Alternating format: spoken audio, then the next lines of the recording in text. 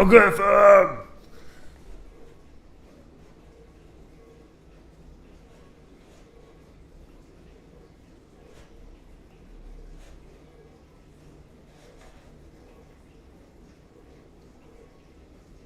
Ha, yes sir. Yes sir.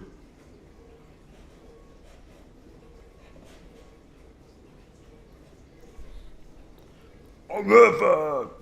Ah! Bugün manga çizeceğim işte.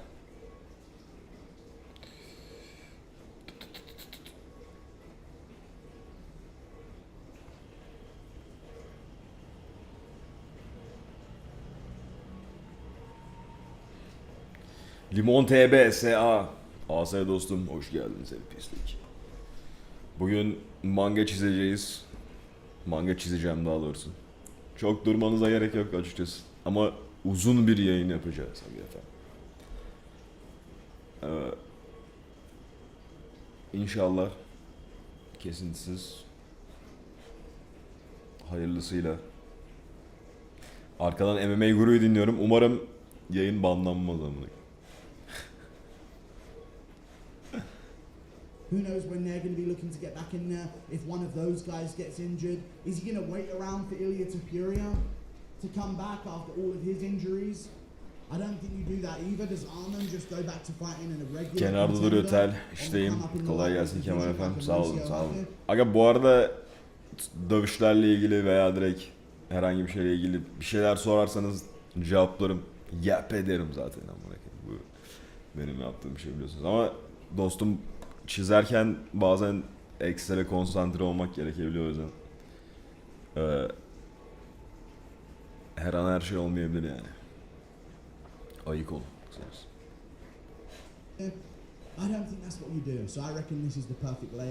Ben de su içip sağlıklı beslenip spor yapmaya gidiyorum tam. Aga iyi sporlarla. Gets it done. Beautiful finish. Amazing win over Amy and Zahavi. And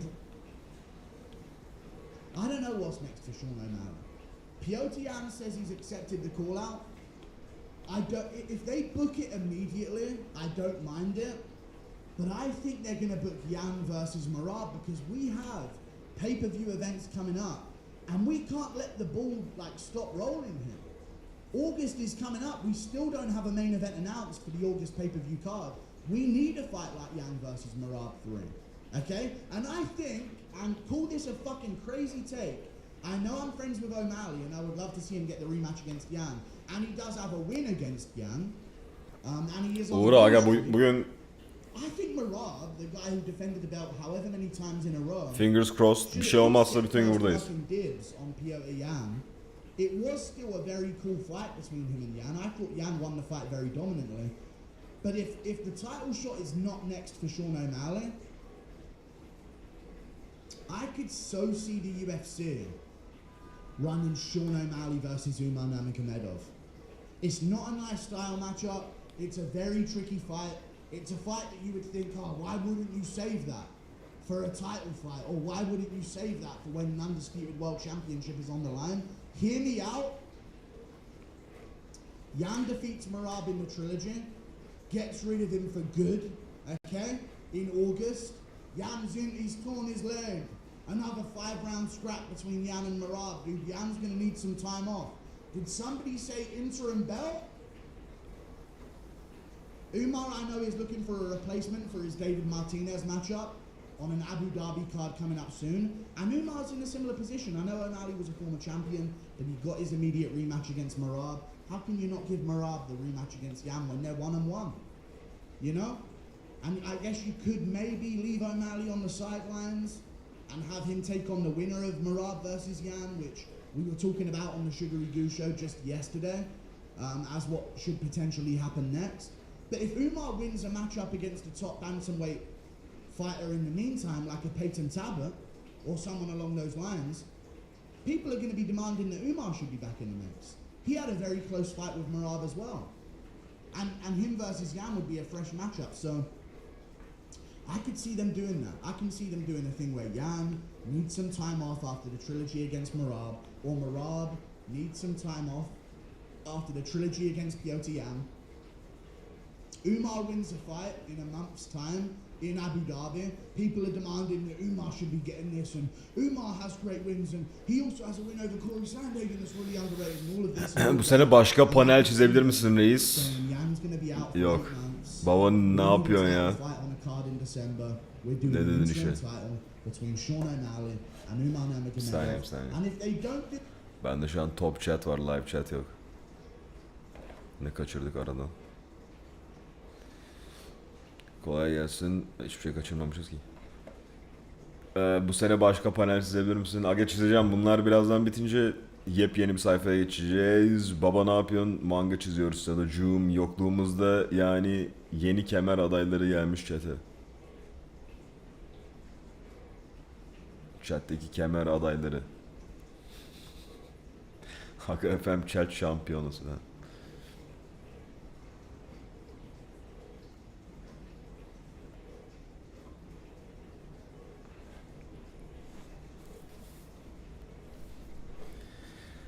Let's go.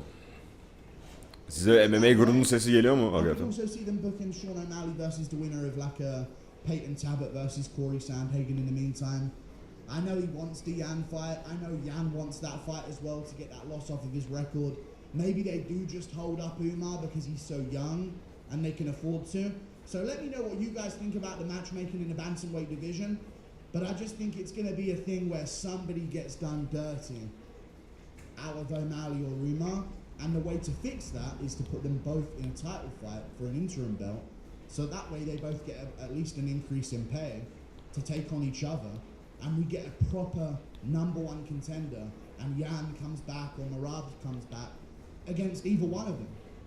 And this would be another super fight on a card at this point. If Umar gets a win coming up soon, calls out O'Malley, calls out for a title. Dayak yemiş iyiliği de çizebilirsin. Aga mesela ben uzun süredir buralardayım, emin ol fındık farı istemez. Aga onu bir noktada yaparız ha bugün. Bir noktada illeyi kesip çizeriz. I think that could be interesting. Okay, and I'm just being fair. I was reveling in the win of O'Malley, but I'm just being fair for the division here. There's a few ways you could go about this, but I think this is the way that works and makes it fair for everyone. Marab, Yan, O'Malley, and Umar, who are the top 4 horsemen of the bantamweight division right now, without a doubt. So that's what I think they should do. Josh Hockett, we move on. Got a big win over Derek Lewis. It is Derek Lewis though. I don't think it earns him. You could make him versus Alex Pereira. I think Hockett should be looking to get back in there soon. Very soon. And I don't think Alex Pereira is going to be in there until the end of the year. And Volkov's a guy that you can delay. Volkov's a guy that doesn't have a tremendous amount of fan. Seni tebrik ediyor ve okşuyorum yanaklarından canım. You know? What are they doing holding Volkov on the sidelines? We need him on these cards. Like Volkov's he's never really been that type of guy. He's kind of a placeholder that symbolizes like a really top level win. So for Josh Hockett, he took no damage against Derek Lewis. I know he's had a crazy schedule recently, so I'm not looking for insane activity out of him, but I'm thinking October, pay-per-view card, maybe even a fight night main event in America. Maybe they could do something like that with Josh Hockett. Where is Josh Hockett from? I'm going to look that up right now, but I'm going to show you the matchup first. I think you do Josh Hockett versus Sergey Pavlovich. Josh Hockett vs Pavlovich dedi oğlum, duydunuz mu? Sick matchup. Because Hockett's dangerous Çok kötü oğlum. on the feet. He's got great wrestling, but Pavlovich has shown that he's back on track. He's still dangerous. Hockett'i Pavlovich'e yem etmeye çalışıyor MMA kuru. I'm going to look at where Josh Hockett is from right now, because I think they could do a UFC fight night in the US and have Josh Hockett main event at this point. Sure, he'd like to be on pay-per-view cards, and I'm sure he would, but I feel like in October and November, they're going to be leaving the US for the pay-per-views, and then maybe come back in December in Vegas or something along those lines. But they're in Philadelphia in August, and I know they're going to be in the US in December as they normally are. So they might end up. Kolay gelsin, eyvallah. Eyvallah Eren Berke, hoş geldin pislik. Makashev has mentioned before. Where is Josh Hockett from? Clovis High School. But I Ne don't yapıyorsun know abi? what's Abi bu into işten ne kadar kazanıyorsun? Bakersfield, California. Fighting out of Clovis, California. UFC Fight Night Los Angeles in October or November.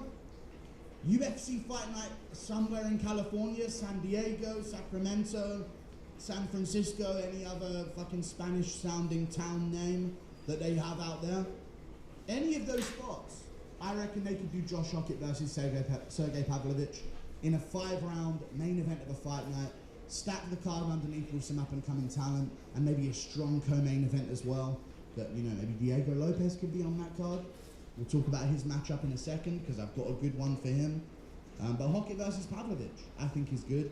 Pereira versus Volkov, you could have the winners ending up fighting each other. But what I don't want to happen at heavyweight right now, I'm trying to think of everyone here. I don't want Volkov and Pavlovich to run it back. Sence gecenin maçı hangisiydi? Sen Şah'ın maçını çok beğendin Namık. Çok estetik. KO etti. Ha, sen mi ben mi? Serseri İlya Topur'a kazandığım beyler uyuyakalmış. Aga gecenin maçı ana maçtı ya. Topura Gaethje. Gaethje aga mitik bir performans sergiledi oğlum. Böyle gerçekten Yunan miti izliyormuşum gibi hissettim. Böyle bir de aga İlya Topuria tam bir Latino'ya amına koyayım. Böyle saçları simsiyah. Böyle bıyığı falan var. Spanish amına koyayım. Geldi villain gibi. Böyle tam bir çizgi film karakteri gibi geldi. Sonra Goofy Goober, Homer Simpson, Justin Gaethje amına koyayım. Yani yüzüne bir tane bile iz almadan, belki sadece bir tane yara alarak Spanish Evil Villain'ı alt etti amına koyayım ve hani İlya mesela fraud check değil amına koyayım. Niye? Çünkü Justin Gaethje'yi dövdü amına koyayım o maçta. Ama o kadar kötü dayak yedi ki. Yani fraud check de olmadı ha böyle. İlya hiçbir zaman sandığımız kadar iyi değilmiş falan. Ama Justin Gaethje'yi amına koydu. Hani şey de diyemezsin aga.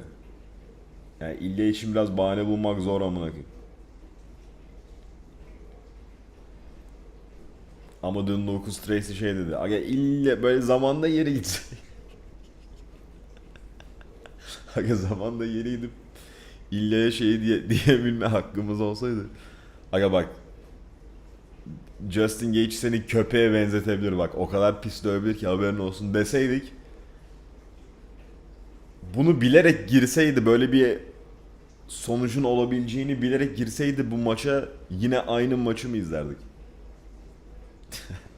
Babaannemin tekerleği olsa bisiklet olur muydu aga efendim gerçekten? Yoksa sadece bir tekerlekli babaannem mi olur? Gecenin maçı main event. İlya kılıçla yaşayıp kılıçla öldü. Justin tır gibi dövdü. Justin'i değerlendirmeye almıyoruz, o klinik performans. Onun dışındayı soruyorsan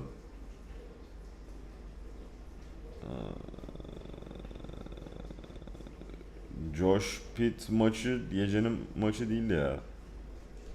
Düşünüyorum, Diego Lopez güzel bir maçtı. İyi finish. Bonicle kesin değil amına koyayım. Aga yine Hufi vs Chandler da güzel maç, iyi finish de. Devam ediyoruz mesela.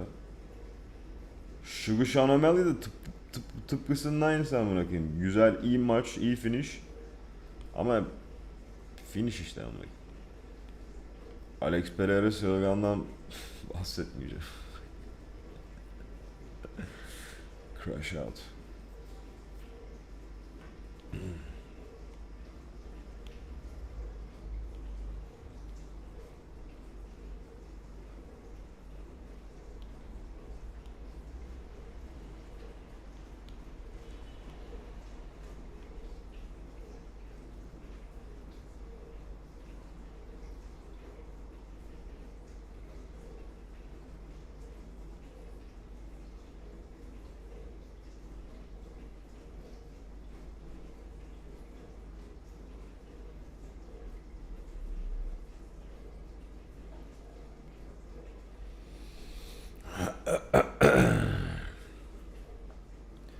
Kaan da iyi dövüşmüş de ayıp aga, o yumruklar, kafa arkası 10 tane vuruş var. Aga bana gan demeyin. Bana gan deme. Cumartesi günü main event'te kimi destekliyorsun? King. Aga Manel Kapı desteklemiyorum da düşmanını da daha çok desteklemiyorum.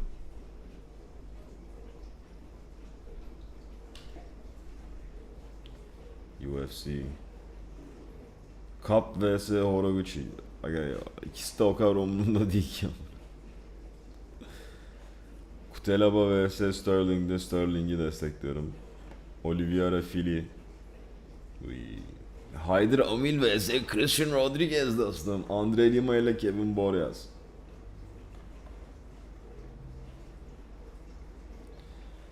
Çok kötü bir kartmış ya. Zor izlenir aga bu.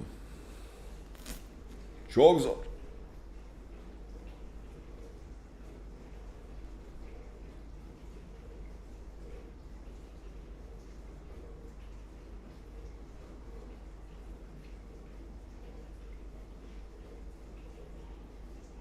Çizgiyi çek.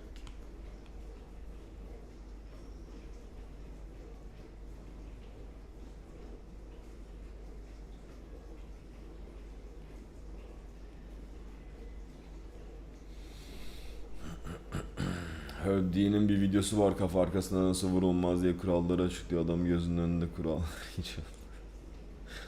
Aga ben de gördüm o videoyu da.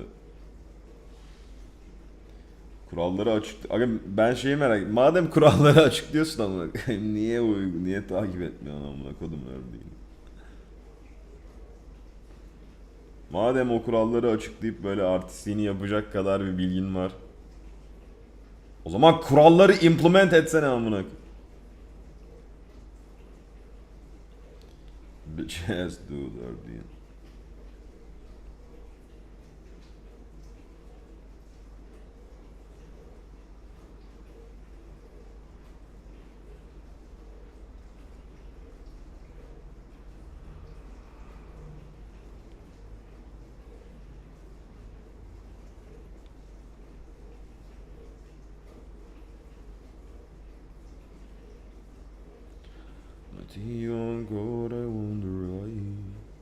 Right? But at least in that way you can build an event around him and entice him to take this matchup, because he'd be doing it in his home state in the main event. I don't know what to do with Hockett though. Maybe you just run him versus Pereira. Mauricio Huffy. I'm burping. Destroys Michael Chandler. Michael Chandler is now no longer ranked. It's been a long time coming. We've been waiting to see when they're finally going to remove his ranking and how many losses is finally going to be fucking enough. But Mauricio Huffy's back on the streak. Fiziev is a solid win, and Fiziev's fighting very soon as well. I think in 2 weekends from now or so, right? Next weekend, I think Fiziev's fighting. But I think they should do Mauricio Huffy versus Charles Oliveira. Damn. It's a weak matchup for Oliveira. If McGregor beats Holloway, they could do Oliveira versus McGregor. Things could change here, okay? A lot of these matchups are very dependent on the way that certain fights go in the division that we don't know yet. We don't know who's going to win in Pimblett versus Benoit Saint-Denis. If Benoit wins, maybe you don't do Benoit Ilya. Maybe you do Ilya versus Arman anyway, and you do Oliveira versus Gaethje, and Holloway gets involved at lightweight because he beat McGregor. Anything could change the way these matchups are going. I'm just thinking about it from my future predictions of the way this division's going to play out. I think you do Oliveira versus Huffy. And you know what? Based on what we know about Huffy when it comes to his Benoit Saint-Denis fight, listen, if Benoit beats Paddy, you could just run Benoit versus Oliveira. If Ilya's still out for a long time and Pimblett wants to be active, you could do Oliveira versus Paddy. And these are still massive matchups. But if things go according to the way I've done them, I think Huffy versus Oliveira is the fight. Huffy's going to be ranked number 6 or 7 in the lightweight division. Charles Oliveira, as much as I'd love to give him a title shot because he's too bronze and Charlie's and all of this, he's still number 3. He's number 3.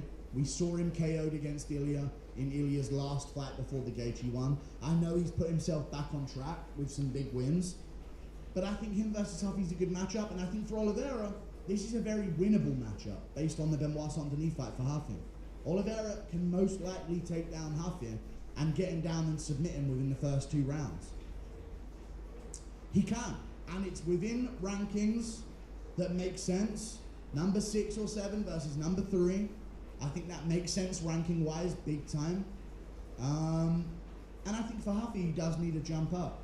And Benoit's kind of got his fight with Pimlet, and if he wins that, he's going to be looking for a fight that gets him a title shot, or maybe just ends up fighting the winner of Arman versus Gaethje. It all depends on timing. Somebody's going to get fucked over. But Huffy versus Oliveira. Let's get these fights fucking made. Huffy took 0 damage. Let's put him against Oliveira in September, in October. I would say in Brazil, but I don't know if Huffy wants to be fighting Oliveira in Brazil. But if you need a Brazilian main event, if they're going to do a Brazil card before the end of the year, who else do you look to but Charles Oliveira in the main event? And him against Mauricio Huffy, it could be like what Aldo versus Moicano represented years ago, where they tried to do that changing of the guard, and Aldo held the gates and ended up beating Moicano in Brazil. I reckon Oliveira would beat Huffy, and I think it's a sick matchup, and they could do it in 3-4 months' time. Bo Nickel, on the other hand. Bo Nickel got a big win. I don't think it's big enough to put him in the top 10 or give him some huge names at middleweight, but I think what's next for Bo Nickel could probably be Roman Dolidze. He's coming off some losses, but he has fought the who's who in the middleweight division. I think, you know, Dolidze coming off the Christian Leroy Duncan loss, it was a very close fight. He still showed that he's a danger. He's got good grappling. He's reasonably powerful on the feet, but he's quite chinny. And I'd love to see if Bo Nickel can do his grappling against someone who we know is pretty fucking decent at grappling in Roman Dolidze. It's a slow step for Bo Nickel, but it's a step. Bo Nickel's ranked number 15 right now in the middleweight division, if I'm not mistaken. I could also see them doing him versus Shara Magomedov. I think that would be a good stylistic clash between a striker in Shara Magomedov and a grappler in Bo Nickel. So if Shara wins his fight this weekend against, or in a couple of weekends from now, I think maybe after the McGregor one, I'm not sure. If he wins his fight against Mikel Pereira, you could do Bo Nickel versus Shara Magomedov. But based on what's free right now in the rankings, I think you do Bo Nickel versus Roman Dolidze. It's a slow build, but if he wins that one, we can start looking at some names in the top 10 of the middleweight division to get Bo back on track with what they want to do with him, which is to give him these big matchups. I would say this should be like a co-main event of an Apex fight. I would say this should be a co-main event of a fight night in California with Hockett versus Pavlovich in the main event, with some sprinklings of other decent fights on the card. Maybe it should be a feature fight with Lopez's next opponent as the co-main event. Who knows what they're going to do? But you know this is going to be live on pay-per-view in a feature fight of some card above Pereira versus Volkov, and you know what they're going to do. Diego Lopez versus Mateusz Gamrot. I could see Lopez wanting to stay at featherweight. He says he's unsure. He did weigh in at lightweight to be a backup opponent for the main event just in case on the White House card. And that's the guy that Lopez is, but he has been talking about being a guy that moves into the lightweight division. He didn't look massive against Steve Garcia, but Steve Garcia is probably the biggest featherweight in UFC history. He's fucking massive, and I do think Lopez is a pretty decent sized featherweight, so could look to fight at lightweight in the future. The way I see things at featherweight right now is we've got Lerone Murphy, we've got Gene Silva, we've got fucking Yair Rodriguez, fuck Yair Rodriguez on everything. We've got Arnold Allen, and we've got Evloev, who's going to be fighting Volkanovski, and Aljamain Sterling in the mix as well. I can just see them doing like Arnold Allen versus Yair Rodriguez, Lerone Murphy versus Aljamain Sterling, I don't think you run back Gene Silva versus Diego Lopez. So I feel like Diego's kind of the man out. We've got Kevin Vallejos.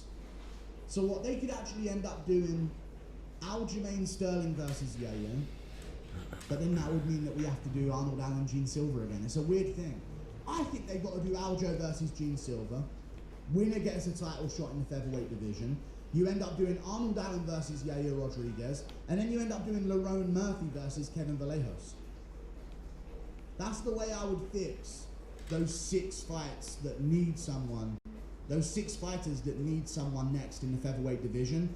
And for Diego Lopez, try his luck out at lightweight against Mateusz Gamrot. I can't think of a matchup for Gamrot right now at lightweight. I can't think of one. You know, there's a lot of names at the top of the division, but he's lost to Oliveira. He's not really a huge name that's like yo, if Pimlet wins, let's do Pimlet Gamrot. Like, you don't waste the chance of doing superior Pimlet. So I reckon Diego Lopez versus Mateusz Gamrot could be a good fix for that. And it's a fight where even if Gamrot doesn't get much stock in the lightweight division, he'll still see Lopez as this big name that he could beat. But Lopez is a really good style matchup against Gamrot as well. Gamrot gets caught. He gets caught on the chin. He fraud checks a lot of people's grappling, but Diego Lopez is a really good counter grappler. This could be like Diego Lopez versus the lightweight Pat Sabatini all over again here, okay? Where he catches Gamrot on the chin and finishes him, or latches up Gamrot in a submission off of his back. Or Gamrot could really show his grappling credentials and just go straight through Diego Lopez on the ground. I think this is a sick fight. I think these are the fights that need to happen next after the UFC White House card. I think Oliveira got the short end of it. But Oliveira should arguably be getting the McGregor fight rather than fucking Holloway, because he beat Holloway. But this is how the sport works. Someone always gets fucked over. Keltoş iyi yayınlar. Bu ne saç amk, ne yapıyorsun orada? Otherwise, what's for Armin? Aga manga çiziyoruz. You know? What's for Armin that can be thought about and booked right now? Not if a certain fight goes a certain way next month. I reckon you could do Gaethje versus Armin in October. Run it. Live on pay-per-view. Main event. Huge fight. That's what we need right now. See you later. Thank you for tuning in. Strudel Pip, and goodbye.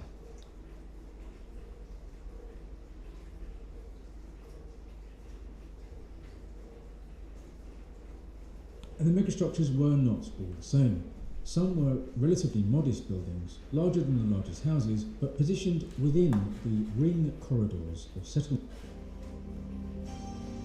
6,000 years ago, prehistoric people in Eastern Europe began building a few enormous structures in their settlements, the largest buildings ever built in prehistoric Europe, and likely the largest structures the world had ever seen before 3600 BC, and no one knows for sure what they were for.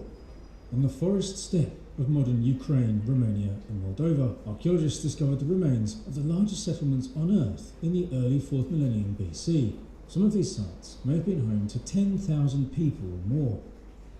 And in these settlements, often in the centre of them or in other key positions, stood one or two enormous but enigmatic buildings far larger than the homes, up to 70 metres or 230 feet long. They dwarfed the domestic houses and they were in unusual positions. So what were these megastructures? Were they temples or palaces? Were they places for communal assembly, ritual, centralised storage, feasting or economic production? And did they belong to powerful households or to institutions or to the whole community? These intriguing megastructures might be the key to understanding how these settlements were organised and governed, the key perhaps to understanding the whole remarkable society. This is the story of the mysterious megastructures of the Kukatani Tropilio culture. This video is sponsored by Odoo. Odoo is an all-in-one business management software that offers more than 45 applications to Musa Erdem hoş geldin. Ne haber Kemal'im, kolay gelsin. İyidir, iyidir. Sağ ol, invoicing, sağ ol. accounting, project management and much more. And Odoo's Sign application allows you to send and sign documents online quickly and easily. Simply upload your document, add one or more signers, then drag and drop fields like name, dates and signatures anywhere in the document. You can even determine the signing order and schedule automatic reminders to avoid delays. Odoo Signature allows you to track your documents in real time, so you can immediately see whether they're pending, signed or declined, and receive notifications about their status. And importantly, it's designed with security and legal compliance in mind, and documents comply with electronic signature standards in more than 100 countries. And best of all, Odoo's first app is free for life, including unlimited hosting and support. So if you're interested in streamlining the way you manage and sign documents online or in any of Odoo's other applications for your business, please use the link in the description below. Thank you to Odoo for sponsoring the video.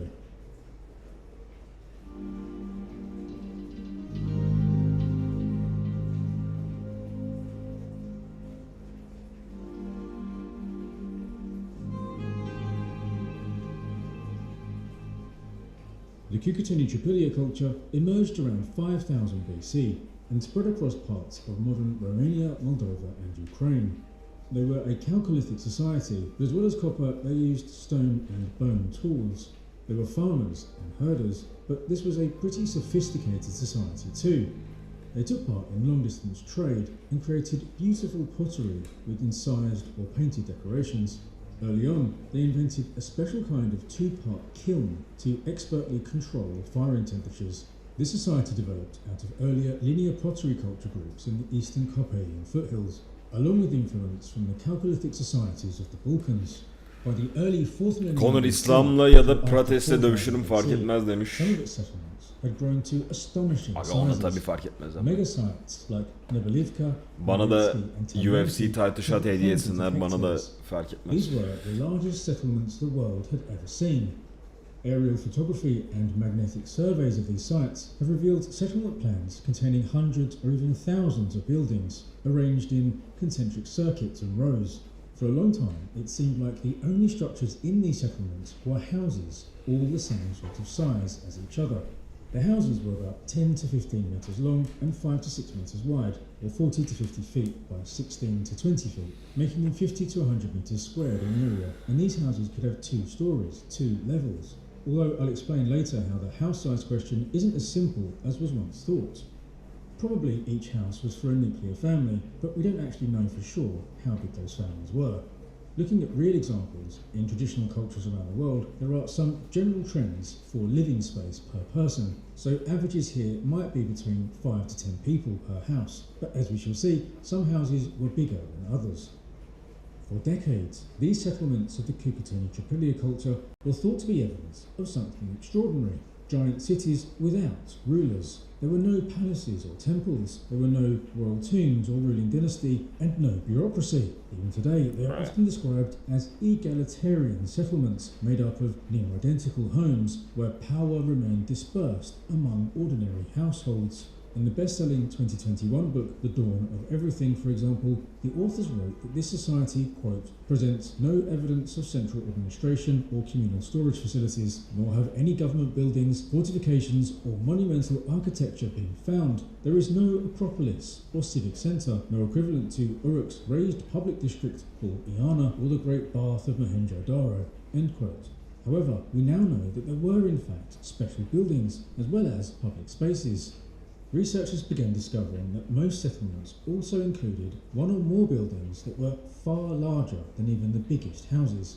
These could be up to 70 metres long by 24 metres wide, or 230 by 80 feet. That's over 1,600 square metres of floor space, although the largest were a rare exception, and there were a range of megastructure sizes and positions, so it's likely there were a range of uses too. But because it's not clear what they are, they were given the neutral term megastructures, which of course just means large buildings. You might think it should be easy to work out what they were for, and I'll describe the different interpretations of these buildings, but to understand why there's a range of ideas, we need to know a bit about the methods used by the archaeologists to investigate these sites. Different settlements had different layouts, but there were underlying design principles. Houses were rectangular timber and daub structures, and most were broadly similar in form. They were divided into 2 main rooms, with fitted installations inside, notably ovens and integrated furniture like platforms or altars. Shelves and chairs formed from wattle and daub. The walls and floors were formed of timbers also coated in daub. These people were absolute masters of clay. Along with the animal dung in the daub, they used different types of clay and different types of straw for different purposes. And it's the daub that shows up in these magnetic imaging surveys of the sites. You see, all these buildings were burned at the end of their lives, and the burned, collapsed ruins were left where they fell. It's the intense burning of the daub, these various mixes of clay, straw and animal dung, that changes its magnetic properties. The early aerial surveys and subsequent excavations showed that despite the size of the sites and the sometimes huge populations, there was seemingly no temples, no obvious palaces, and no richly furnished royal tombs comparable to those of Egypt or Mesopotamia. From this evidence emerged one of the dominant interpretations of Tripilia society, that these were unusually egalitarian settlements. They were large populations living together without strong social stratification or centralised political authority. Archaeologists came to these conclusions based on the evidence they were seeing. If kings had ruled these settlements, where were their tombs? If powerful elites controlled society, where were their palaces? If there was a temple-based elite class, like in early Mesopotamia, where were the temples? There seemed to be no specialised economic buildings. The houses seemed to be all the same size, and they all carried out the same economic activities, like grinding grain and weaving, which suggested to them that there was no social stratification. It could be, in part, that communist ideology played a role in shaping these interpretations. Marxist models of social evolution perhaps led archaeologists to think in terms of pre-class societies and communal social organisation. The Tripilia settlements appeared to fit well into ideas of large-scale agricultural communities that had not yet developed class hierarchies or state power. And beyond the Soviet era, these settlements became important in debates about the origins of cities and historical social inequality. Tripilian sites seem to demonstrate that large urban settlements could exist without kings, bureaucracy, or oppressive hierarchies. In fact, though, there are meaningful differences in house size, house placement, and internal activity areas. Some houses were substantially larger than others. These largest houses tend to form the concentric ring corridors, and they might have been the first houses built when many of these megasites were established. And smaller houses tended to be in less important areas, like clustered around the central plazas, which is where the farming was done. And the different classes of houses appear to emphasise different economic activities. Research on other earlier ancestral European Neolithic cultures suggests that settlements can show significant social differentiation. You might remember in my LBK longhouses video that among the linear band ceramic culture of Central Europe, large timber longhouses could appear alongside smaller houses in a single farmstead settlement, with evidence for different dietary and economic strategies between households. For example, larger houses depended on cattle economies, while smaller households relied more heavily on pigs and hunting. And there's evidence for similar patterns within Tripilia settlements. At Majdanetsky, for example, evidence shows that areas associated with pottery production and kilns may have been occupied by households with different dietary patterns from those living in the larger houses.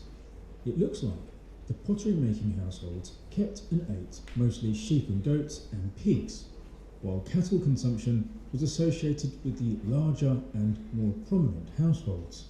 The researchers point out that in many societies, pottery making was considered a low-status occupation, and also that cattle consumption is generally a higher status activity. Obviously, beef is best.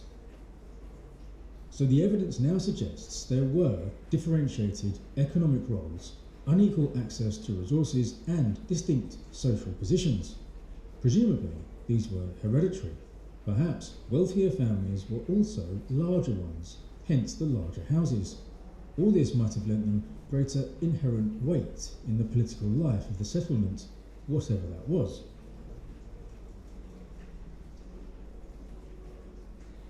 By the way, there are very few human remains from this culture, and we don't know how they disposed of their dead. Burials are one of the key ways to learn about an ancient society, and we have almost nothing to go on from here.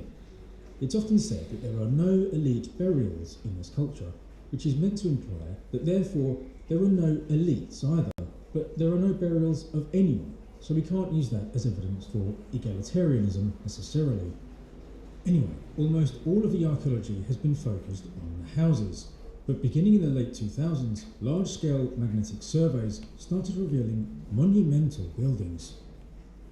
Structures far larger than ordinary dwellings, positioned in highly visible and symbolically important locations. Some occupy central plazas, others are at key intersections between neighbourhoods and radial pathways. So, what actually are they? Well, it's not an easy question to answer. One problem is that only a handful of megastructures have ever been excavated. A recent paper said that only 6 have ever been fully excavated. Sections of others have been explored too, as have pits associated with them. Pits are all over these settlements, many closely associated with specific structures. Probably they were dug to get building material and then used for refuse disposal, and they often contain broken ceramics and animal bones and so on. Some of the pits are enormous.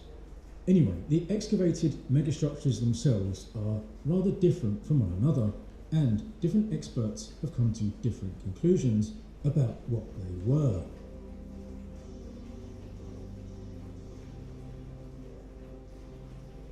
The megastructures could potentially be many different things: temples, sanctuaries or ritual centres, redistributive institutions, men's houses for initiations, lineage houses, feasting halls, storage facilities, council buildings, elite residences, the houses of the rulers, or combinations of several functions.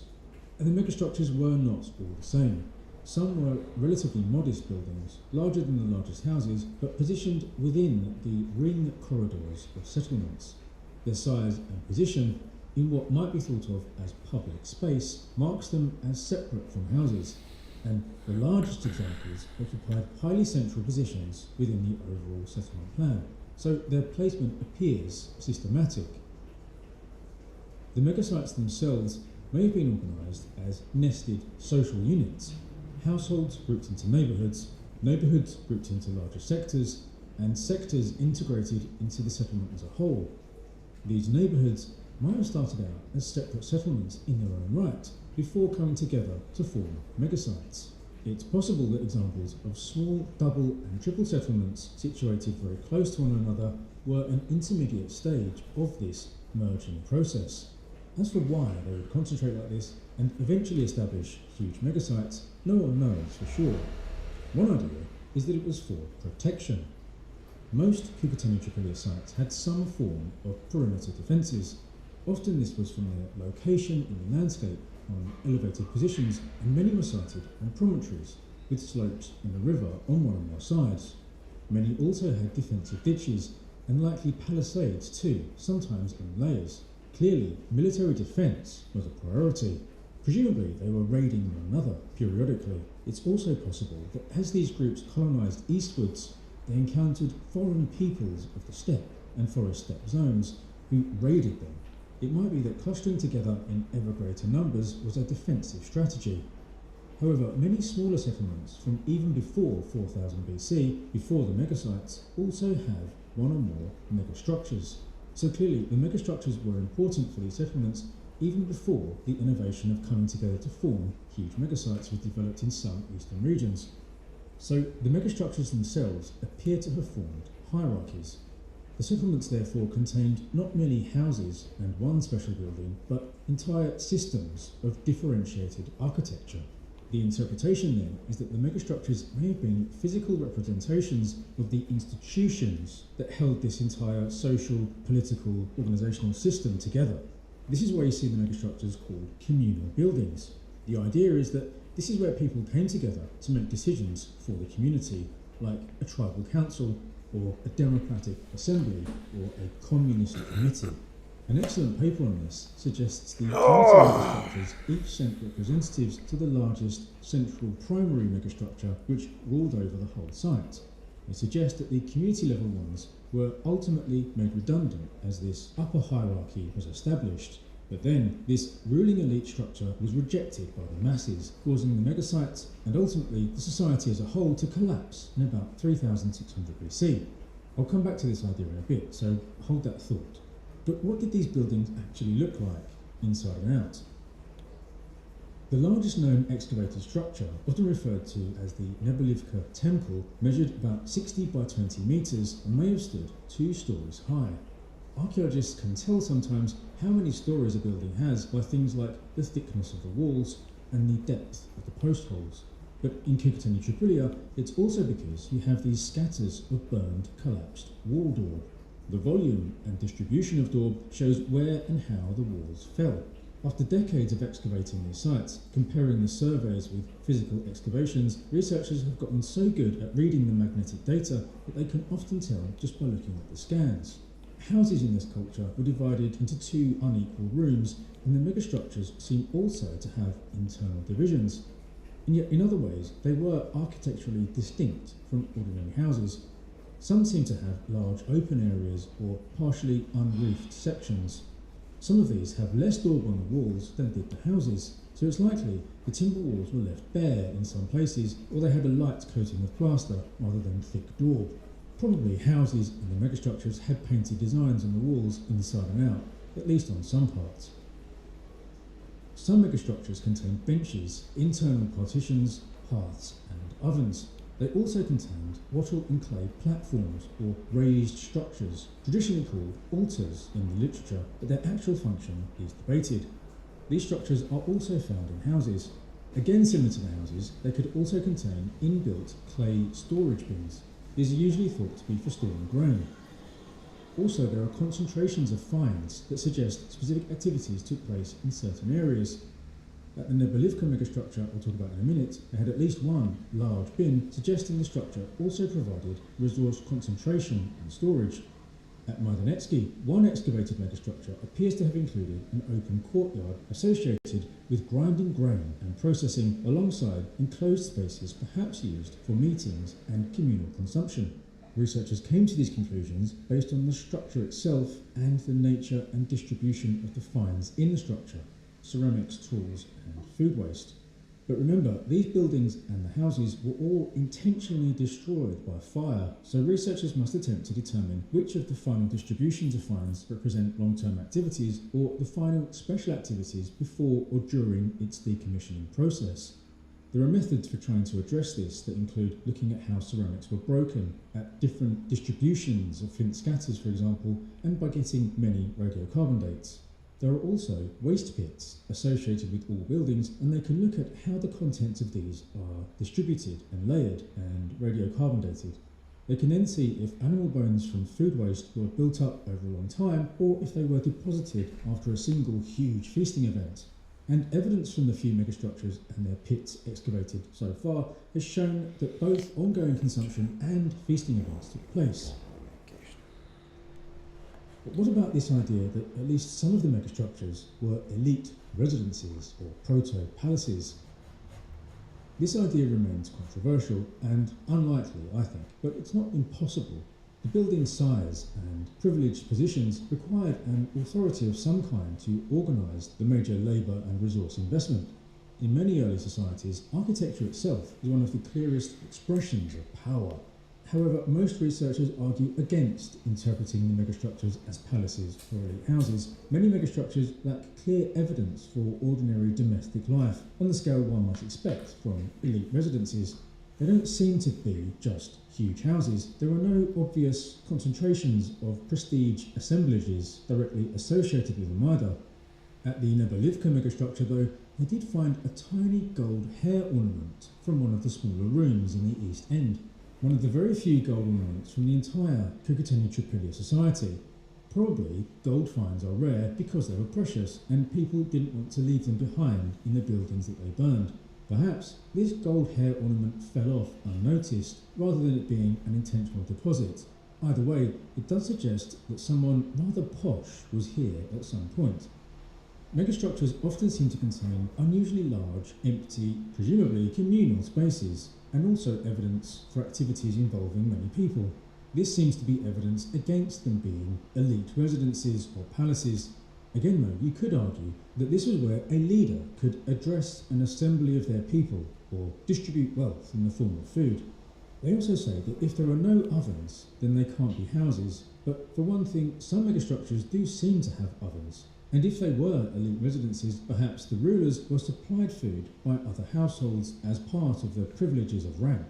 The Nebelivka megastructure had a large central storage bin and at least 5 large pidora storage jars, suggesting some degree of central resource storage. According to the British team that excavated the megastructure at Nebelivka, quote, several principal features, e.g. podium, cruciform raised area of the megastructure, are also similar to the features well known from Tripilia houses.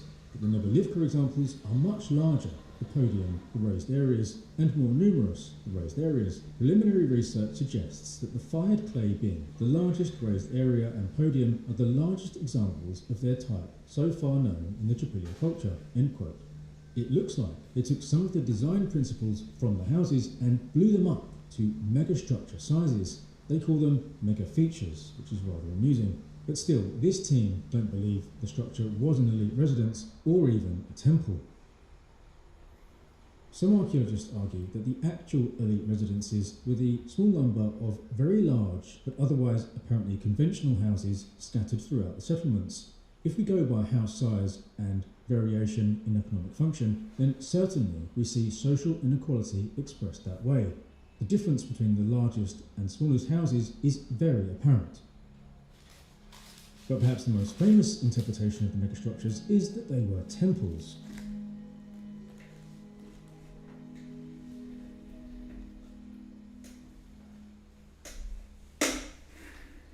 At Nebelivka, the excavation of the giant central structure produced one of the most debated discoveries in Tripolia archaeology.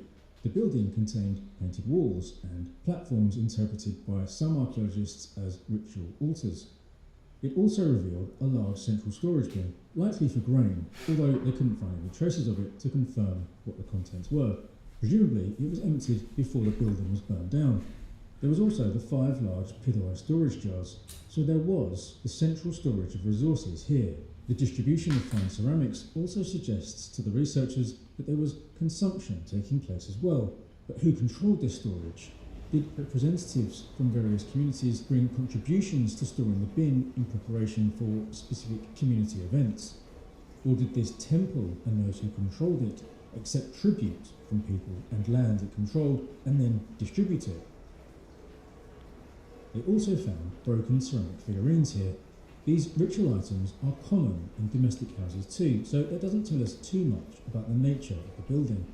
Interestingly, there were also a group of over 20 clay cones. These objects are also found at many sites in many contexts, and no one knows for sure what they are. One idea is that they had an administrative or economic function, maybe for counting or related to trading. Another idea is that they are gaming pieces. Again, there are layers of interpretation, meaning conclusions are very difficult. The Nebelivka megastructure was excavated by a Ukrainian team and a British team, and both came to very different conclusions. The Ukrainian members of the project interpreted the structure as a temple, effectively a monumental ritual building at the centre of the settlement. And this interpretation was not arbitrary or a new idea. Romanian and Ukrainian researchers have long identified ritual structures and proto-temple architecture within the earlier Cucuteni and pre-Cucuteni settlements. In the literature, they tend to call them sanctuaries. A lot of terms like this, sanctuaries and altars, were originally taken from the archaeology of Greece. Modern researchers argue that these terms, when embedded in the study of this society, created a false impression of what these things really are. And ceramic models depicting elaborate special buildings are often interpreted as representations of shrines or temples. Ritual activity clearly formed an important part of Tripolia life. It took place inside the domestic houses, but surely, undeniably, in these megastructures too. Yet the British members of the Nebelivka project were much more cautious about the term temple. Instead, they preferred terms like assembly building or even more neutral megastructure. Partly because the word temple carries too many implications. It suggests organised priesthoods, formal cult institutions, and perhaps centralised religion. Many modern researchers remain reluctant to project these kinds of institutions onto Tripolia society because, in part, they appear too close to the kinds of hierarchical systems associated with early states. There's perhaps a danger of all this being a little tautological, however. They can't be temples because there's no evidence of temples in the society, that kind of thing. But at the same time, archaeologists describe these buildings as places used for ritual activities, feasting, storage, administration, social integration, and communal gatherings. And in this way, they begin to resemble the multifunctional temple economies of early Mesopotamia.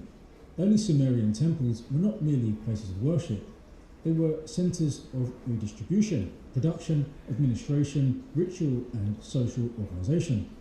In that sense, some Tripolia megastructures already sound remarkably temple-like, even when researchers try to avoid the term itself. Another interpretation comes from a 2023 paper that proposes some megastructures may have functioned as men's houses. Ethnographically, men's houses are known from many societies around the world.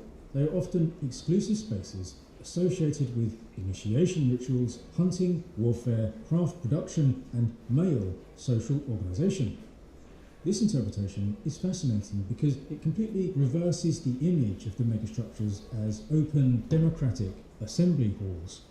Instead of inclusive communal buildings, they become restricted institutions, excluding much of the population. The authors point to evidence that one megastructure, like concentrations of projectile points, hunting equipment, and specialised activity areas. In this interpretation, some megastructures may have been centres where young males underwent initiation, learned hunting skills, manufactured arrows, and participated in ritual activities tied to male social identity. And this paper made me think of the find in the pre-Kikuteni site in Romania, where they uncovered that famous so-called Council of the Goddesses deposition. It's a group of over 20 female figurines and 13 chairs that are often imaginatively placed in a circular layout. They were found in a pottery vessel in a building they called a sanctuary, meaning a temple, or at least a special ritual building. The interpretations that they represent a pantheon of goddesses or a real-life council of voluptuous women aren't really based on much. But it does make you wonder about whether these societies did also have separate special buildings for men and for women. As an aside, the female figurines are the most well-known kind in this society and the wider old Europe, but they made male ones too. This set of figurines from Kikuteni itself in Romania, dating to 4200 to 450 BC, shows 6 men and 6 women. In this set, they're of equal size and quality and equal in number, which suggests equal importance. And I like that you can see that the men are naked but for a belt and chest strap thing, while the women are fully clothed, other than one who's topless. This shows to me at least that the decorations commonly incised on the female figurines don't represent body paint or tattoos, as is often speculated, but patterned clothing. Anyway, the men's houses idea is speculative, but it highlights something important. The megastructures may not all have shared the same function. Using a single neutral term itself may conceal the actual variability. Some may indeed have been communal assembly buildings, others ritual centres, others specialised institutions, others even perhaps elite residences, others multifunctional spaces, shifting roles over time. And this complexity becomes especially visible in the influential 2019 paper titled Governing Tripoliae by Robert Hoffman and colleagues. In this interpretation, the megastructures form part of a nested system of governance. Smaller megastructures served neighbourhood-level integration, while larger central structures coordinated settlement-wide activities. These buildings may have hosted feasting, storage, dispute resolution, collective ritual, decision-making, and economic coordination. Importantly, this paper argues that early megasites may have operated through relatively distributed systems of governance, but over time, smaller neighbourhood megastructures decline, while larger central structures become more dominant. They suggest this may reflect increasing centralisation and emerging social inequality. Eventually, tensions generated by this process may have contributed to the collapse of the megasites themselves. It is a convincing argument in many ways, but it also raises questions. Why should small-scale communal governance function successfully, but larger centralised institutions necessarily produce collapse? What is the underlying social logic connecting the two? The model seems to imply that decentralised collective organisation is inherently stable and desirable, while emerging elite authority is inherently destabilising. But the archaeology itself doesn't necessarily demonstrate this, and in fact other research covering different places and times suggests increasing inequalities in societies correspond to stability rather than collapse. An alternative possibility is that increasing centralisation was not simply social failure, but an adaptive response to the immense logistical pressures of organising settlements containing thousands of people. Large populations require coordination. Coordination creates institutions, and institutions create authority. The question isn't whether authority and inequality existed, but what form they took. Please read some of the many publications about the Society yourself if you're interested in the detailed arguments. As always, I will list some of the key sources in the description. You'll see discussions about interpreting the megastructures, the megasites, and Kikutani Society in different ways. The megastructures are difficult to interpret because we need more evidence, and also because hidden inside these buildings are traces of institutions whose social meaning no longer survives. We can see some of the architecture, although what it all means is difficult to say. We can reconstruct internal installations, doorways, storage areas, and open areas, and beyond the vast structures, we can see the public spaces and plazas, the pathways to them, and how these painted central public monumental buildings looked from a distance. But we must imagine the rituals, negotiations, or conflicts that once took place inside them. I just want to return for a moment to the best-selling 2021 book, The Dawn of Everything by Graeber and Wengrow, and the quote I shared at the start. They said that the society, quote, presents no evidence of central administration or communal storage facilities, nor have any government buildings, fortifications, or monumental architecture been found, end quote. From what I've spoken about today, you can see how the popular conception of the society is incorrect. One thing the researchers talk about often is the language, the terminology used for these structures and how it conveys different ideas. When they call them communal buildings in public space used for community gatherings, it's supposed to sound like neutral terminology, but it also conveys the idea that these were inclusive institutions, like people all coming together to govern collectively. Other researchers see them as more exclusionary structures and institutions. They sealed off activities behind timber walls, and despite their enormous sizes, they could not include the whole of the community, so they were, in fact, exclusive in some way.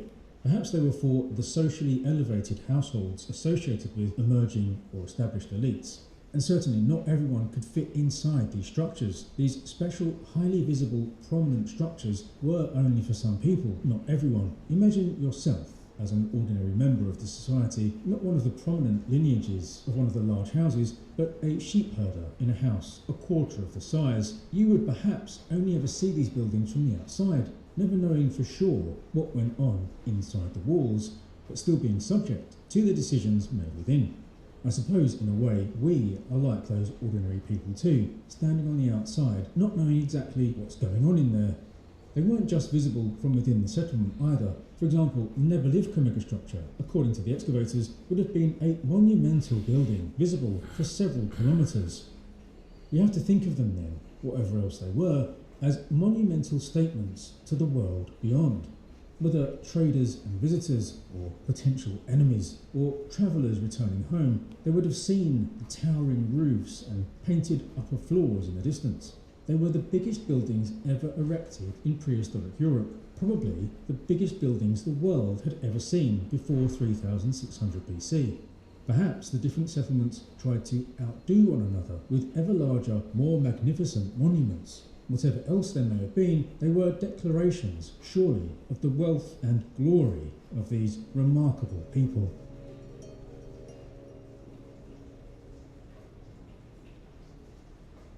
Thank you very much indeed to my patrons and channel members for supporting my work. Now, to find out more about this incredible society, please watch this video on the mega sites of the Kikutani culture. Thank you for watching.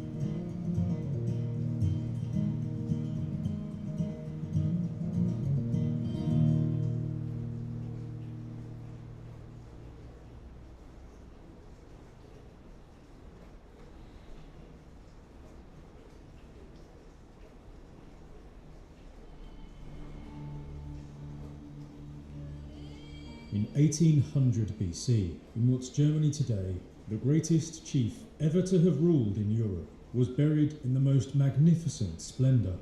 This man was laid to rest inside a burial chamber with bronze and gold jewellery and weapons, and then covered by an enormous artificial mound.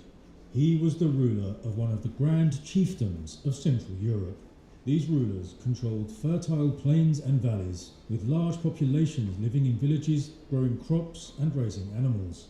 But they also ruled over highlands and mountains, producing enormous quantities of copper and tin that dedicated craftsmen turned into tools, weapons and ingots for trade. This production and their position in the centre of Europe along navigable rivers made these chiefs rich and powerful. They facilitated the trade of amber from the Baltic to their north that eventually reached the civilizations of the eastern Mediterranean. But they were much more than a peripheral tribal society.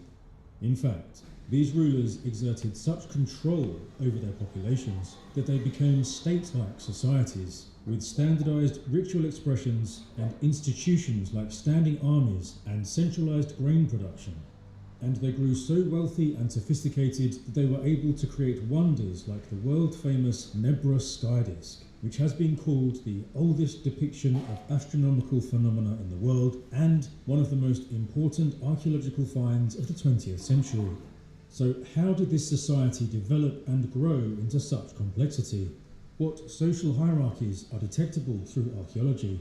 What can the latest techniques in ancient DNA analysis tell us about ordinary people and their family structures?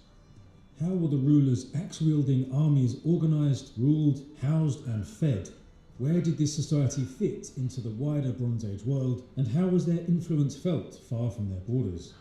After centuries of immense power, wealth and dominance, what may have led to their eventual downfall, and what was their legacy for the later Bronze Age and Iron Age societies of Europe? This is the incredible story of the most influential society at the heart of early Bronze Age Europe, the Unateacher culture. Unateacher culture. O yeni AI ne var ona bakalım. We have a new #1 open source model, and the gap is insane. So my favorite lab, ZAI, just released GLM 5.2, and get this. It's by far the best open model out there, plus it even beats the best GPT and the best Gemini across multiple benchmarks. That's how ridiculously capable this model is. In this video, we're going to go over all the incredible things that it can do, plus we're going to go over its specs, performance, and benchmarks against other competitors, as well as how and where to use it. Let's jump right in. Now, there are various places where you can use this new GLM 5.2. You can try it for free using their online chat interface, which I'll link to in the description below. It's just chat.z.ai, and then at the top here is where you should be able to select the latest GLM 5.2. However, for all these top frontier models, they can already do simple stuff like drafting emails, summarizing things, even helping you write an essay. This is way too easy. In fact, if you use GLM 5.2 in the chat interface, it's not really doing it justice. To really unleash its full potential, you should try to use these frontier models with agentic frameworks or harnesses like OpenClaw or Hermes or Claude Code, or ZAI also has their own agentic framework called Z-Code, which you can download for free. It supports Mac, Windows, and Linux. And after you download that, it should look something like this. It's pretty much a Codex clone, actually, so very similar to Codex. And what I like about it is that you can set up multiple projects, with each project being in a folder, and it can work on multiple files within a project, like this. Alright, for the first task, let's make it super hard already. I'm going to get it to build a fully interactive 3D digital twin of Earth that has the following features. Allow users to zoom seamlessly from outer space down to individual city streets. When I hover over a city, the country's outline should be highlighted and there should be a pop-up displaying stats like area, population, GDP. Show a realistic planet Earth with toggles for atmospheric cloud cover, flight traffic, day and night, and then night mode to show city streets. Make sure it loads efficiently on a regular web browser. I'm going to use GLM 5.2 and then set the thinking mode to max. Let's press run. Alright, so it gave me an initial prototype, but there were some minor things that were not working. For example, the cloud cover and the country borders didn't work, so I just prompted it further, and then it worked for another 3 minutes and 47 seconds. And then also the flight traffic looked pretty ugly, so I prompted it to animate the flights with path streets. It worked for another 3 minutes, and that's pretty much it. So afterwards, here is our planet Earth. First of all, it includes various toggles, so let's go over these. For satellite imagery, it's basically just the image of Earth, so let's turn this back on. For cloud cover, it tries to overlay some cloud cover layer on the Earth like this, but it doesn't really work well, so this is still broken. Let me turn that back off, and then you can see that country borders work, and then if I hover over each country, it does show me the stats like area, population, and GDP. And then next, let's turn on flight traffic, and this looks beautiful, very nice. So let's turn off flight traffic, and then day and night terminator looks like this. So half of the Earth is daytime, and the other half is nighttime, so that works. Next here are night city lights, so that also works. Very nice. Let me turn that off. Next, let's try zooming into individual cities. So let's try New York, and indeed it automatically flies me to New York, and it zooms all the way into city street view. You can even zoom all the way in to see people and cars. And then next, let's try Tokyo. So it's going to zoom out and then zoom into Tokyo, and here's what we get. So, most features just work. Now, it did require some additional prompting, so it took like around 15 minutes for it to complete the entire thing, whereas the best of the best model out there, Claude Fable 5, which you can't even use right now, that was able to get it in pretty much just one prompt. That being said, for an open source model, this is still extremely impressive.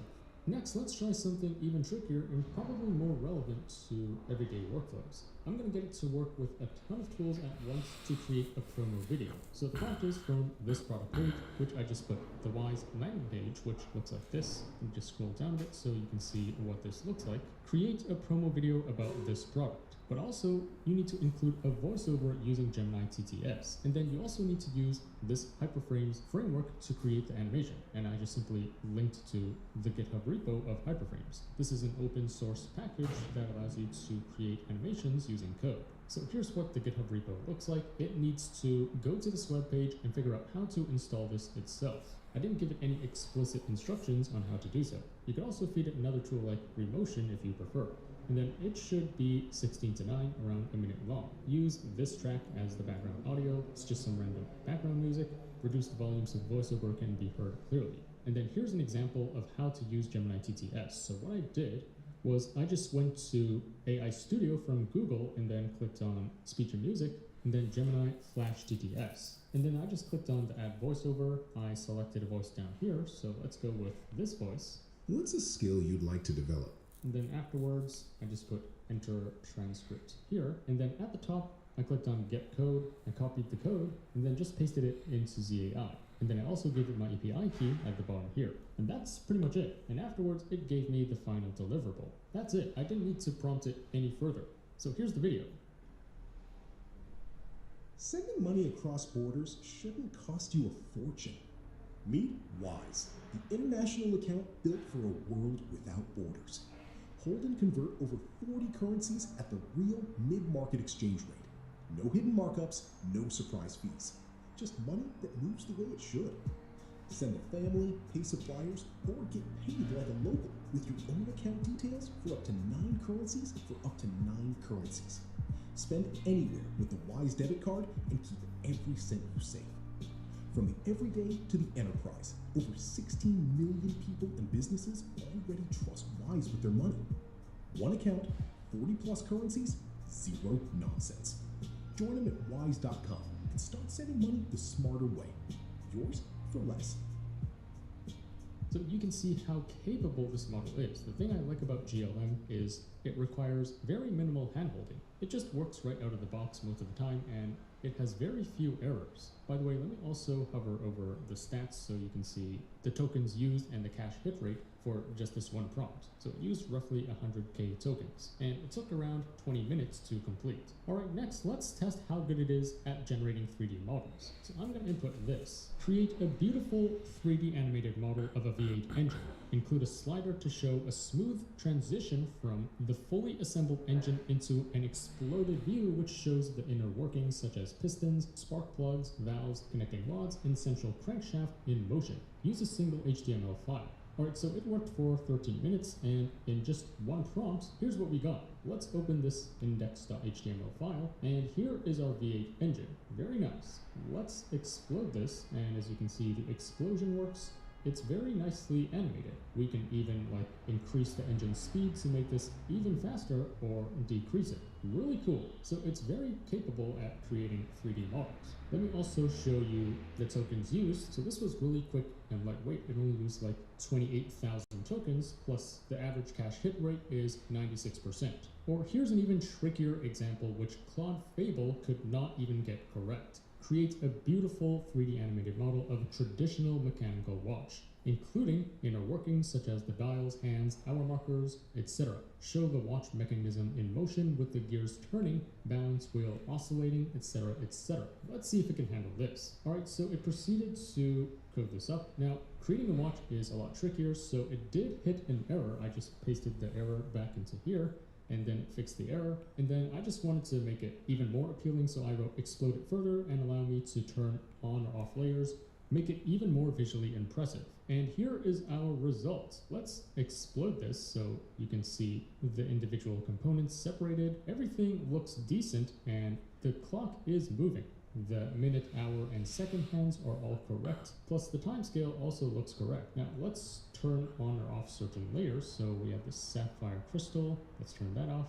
Hands, so that works. Let's try the dials and markers. That works. Let me get rid of this bulky metal case over here so you can see the inner components. Alright, so the components look like this. However, if I zoom into the gears, here's where we start to see some errors. So you can see that I guess some of these dials are moving, the others are not really moving, plus they're not really aligned. So this is an incredibly challenging prompt, and note that even Claude Fable 5 was not able to get this correct. It was not able to get the dials to align completely. Nevertheless, still a very impressive generation. I did not expect it to get it 100% correct. Note that here it used around 80,000 tokens with an average cache hit rate of around 94%. Now, you don't have to use GLM 5.2 within Z code. You can also use another harness like Claude Code or OpenClaw or Hermes. So let me also show you a quick example of that. A lot of people don't know this, but you can actually use Claude Code or even Codex with models other than Claude or GPT. I'll link to this page in the description below in case you want to link this to Claude Code. So what you need to do is, first of all, sign up for a plan and then use the API key and then install this coding helper. So I'm just going to copy this line, and then on my computer, I'm going to open command prompt and then paste this in. And then afterwards, it gives you a ton of options.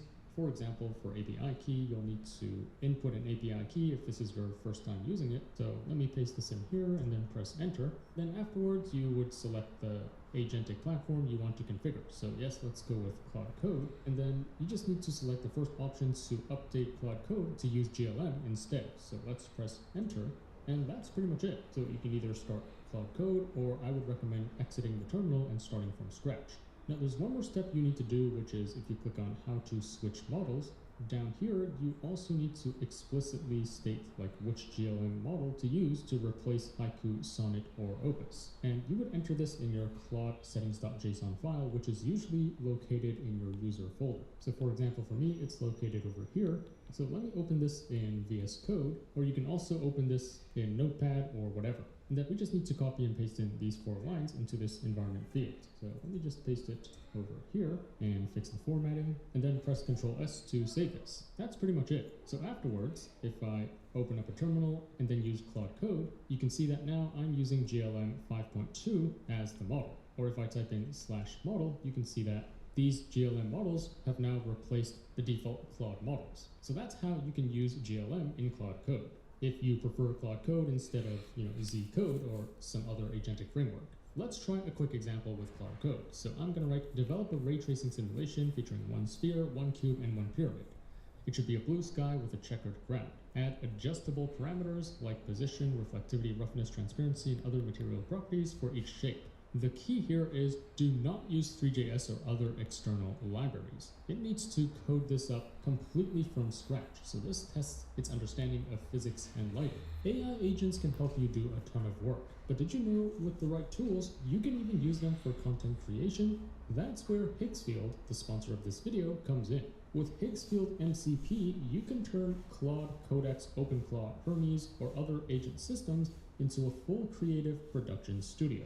You give it one prompt and it can help turn that idea into images, videos, ads, marketing concepts, and full creative workflows. What makes this so powerful is that great AI content usually comes down to great prompting, and Claude or other agents are extremely good at understanding what you mean, refining your idea, and directing the right creative steps. So instead of manually trying to write the perfect prompt, Claude can act like your creative director, while Higgsfield handles the actual generation. For example, with Higgsfield MCP, you can connect Higgsfield directly inside Claude. That means Claude can plan the concept, write the creative brief, and generate videos through Higgsfield, and even place the final assets into your working directory. No switching tabs, no creating prompts back and forth, and no separate creative handoff. You can use it for things like making launch videos, creating UGC-style ads, rebuilding viral formats in your own brand, or even building full marketing campaigns from one thread. And if you want everything in one place, Higgsfield's supercomputer gives you a full AI creative team inside a single chat. You can choose Claude or another agent as the brain and then let it work with Higgsfield's creative models like Seedance 2.0, Cinema Studio, and Marketing Studio to go from idea to finished deliverable. Whether you're making ads, launch videos, or social media content, Higgsfield is a game changer that will supercharge your production work. Aras abi, Yayında mısın? yayındayım aynen. Dikkat. Ya tamam kapatıyorum. Ya istiyorsan konuşabiliriz de haberin olsun yani. Yok şeyde misin? Flam'de misin? Yo Aga FM'deyim. Ha, tamam. Bye. Around 20 minutes. Let's pull this, and indeed we have a very beautiful ray tracing simulation of these three shapes built from scratch without Three.js or any external libraries. Really impressive. In fact, this loads even better than what I got from Claude Fable, which had some very weird latency issues. Next, let's play around with all these settings. So the position of the sphere works, the radius also works, and then let's play with the reflectivity. So decreasing this would make it non-reflective. Increasing this would make it super reflective, as you can see here. Let's also play with the roughness. So the roughness slider works. Let's drag this all the way to 0. And you can clearly see the other shapes reflected in the sphere. Actually, let me set the color to white. And then let's increase the transparency while also decreasing the reflectivity to make this fully transparent. And then I can play with the IOR settings like this. So everything just works. Very cool. Let's also play with emissions. That just turns it brighter like a light source. Interesting. Let's also play with the cube settings. The position sliders work. The size also works. Let's also change the color. Let's make this super reflective and 0 roughness. And then moving on to the pyramid, let's also adjust the settings of this. So the pyramid also works. Let's change the color to red, and then let's make this incredibly opaque. So I'm going to try the reflectivity to 0, roughness all the way to 1, and then transparency to 0.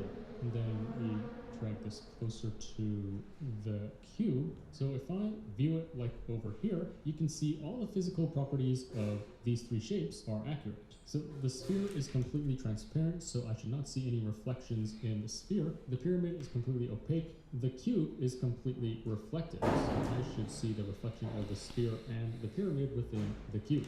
So everything is correct. Really cool. There's also additional settings here, like adjusting the sun's setting, very cool, and the sun's elevation, as well as the intensity and the ambience. I can even adjust the light color, so let's set this to something like red, and indeed it turns the light to red. And then I can even change the sky color, so let's change this to something like green, and that works. I can change the checkered background, so let's set this to something like red. I can adjust the checkered scale, as well as the reflectivity of the ground, and even the camera distance and camera height. So in just one prompt, 0 shot, it was able to code this ray tracing simulation completely from scratch without any external libraries. And I actually like this a lot better than what I got from Claude Fable 5. Again, the thing I like about GLM 5.2 or even the previous GLM models is that everything just tends to work right out of the box. You have to do very minimal hand-holding, it contains very few errors, and if it does, you can often just fix it with 1 or 2 follow-up prompts. Alright, next let's test how good it is at music composition. So first I'm going to get it to make a music interface. I'm going to get it to create a DAW with these instruments: piano, synth pluck, strings, drums, and bass. For each instrument, there should be a piano roll interface where I can drag and draw notes on the timeline. Each track should have pan, volume, and other standard settings. Add play, pause, and other settings, etc. Alright, so it was able to code this up, no problem. I didn't even need to prompt it further.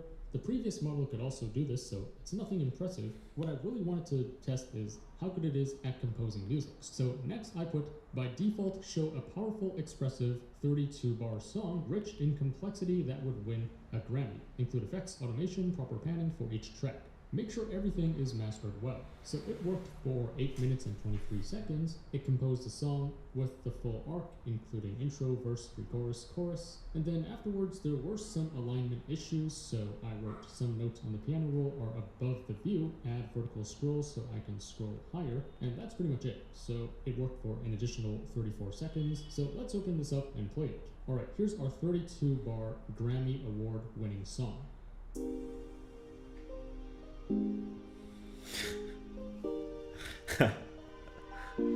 Yes.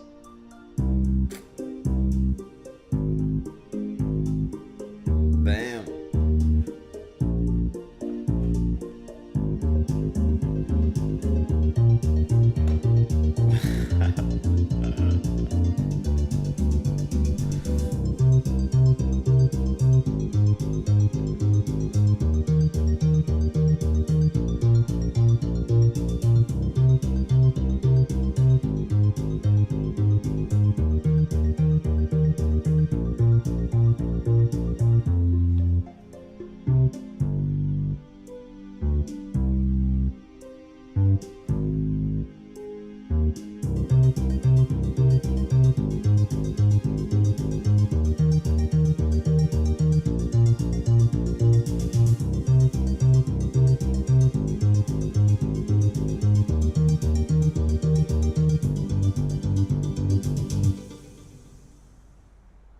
So it's not bad.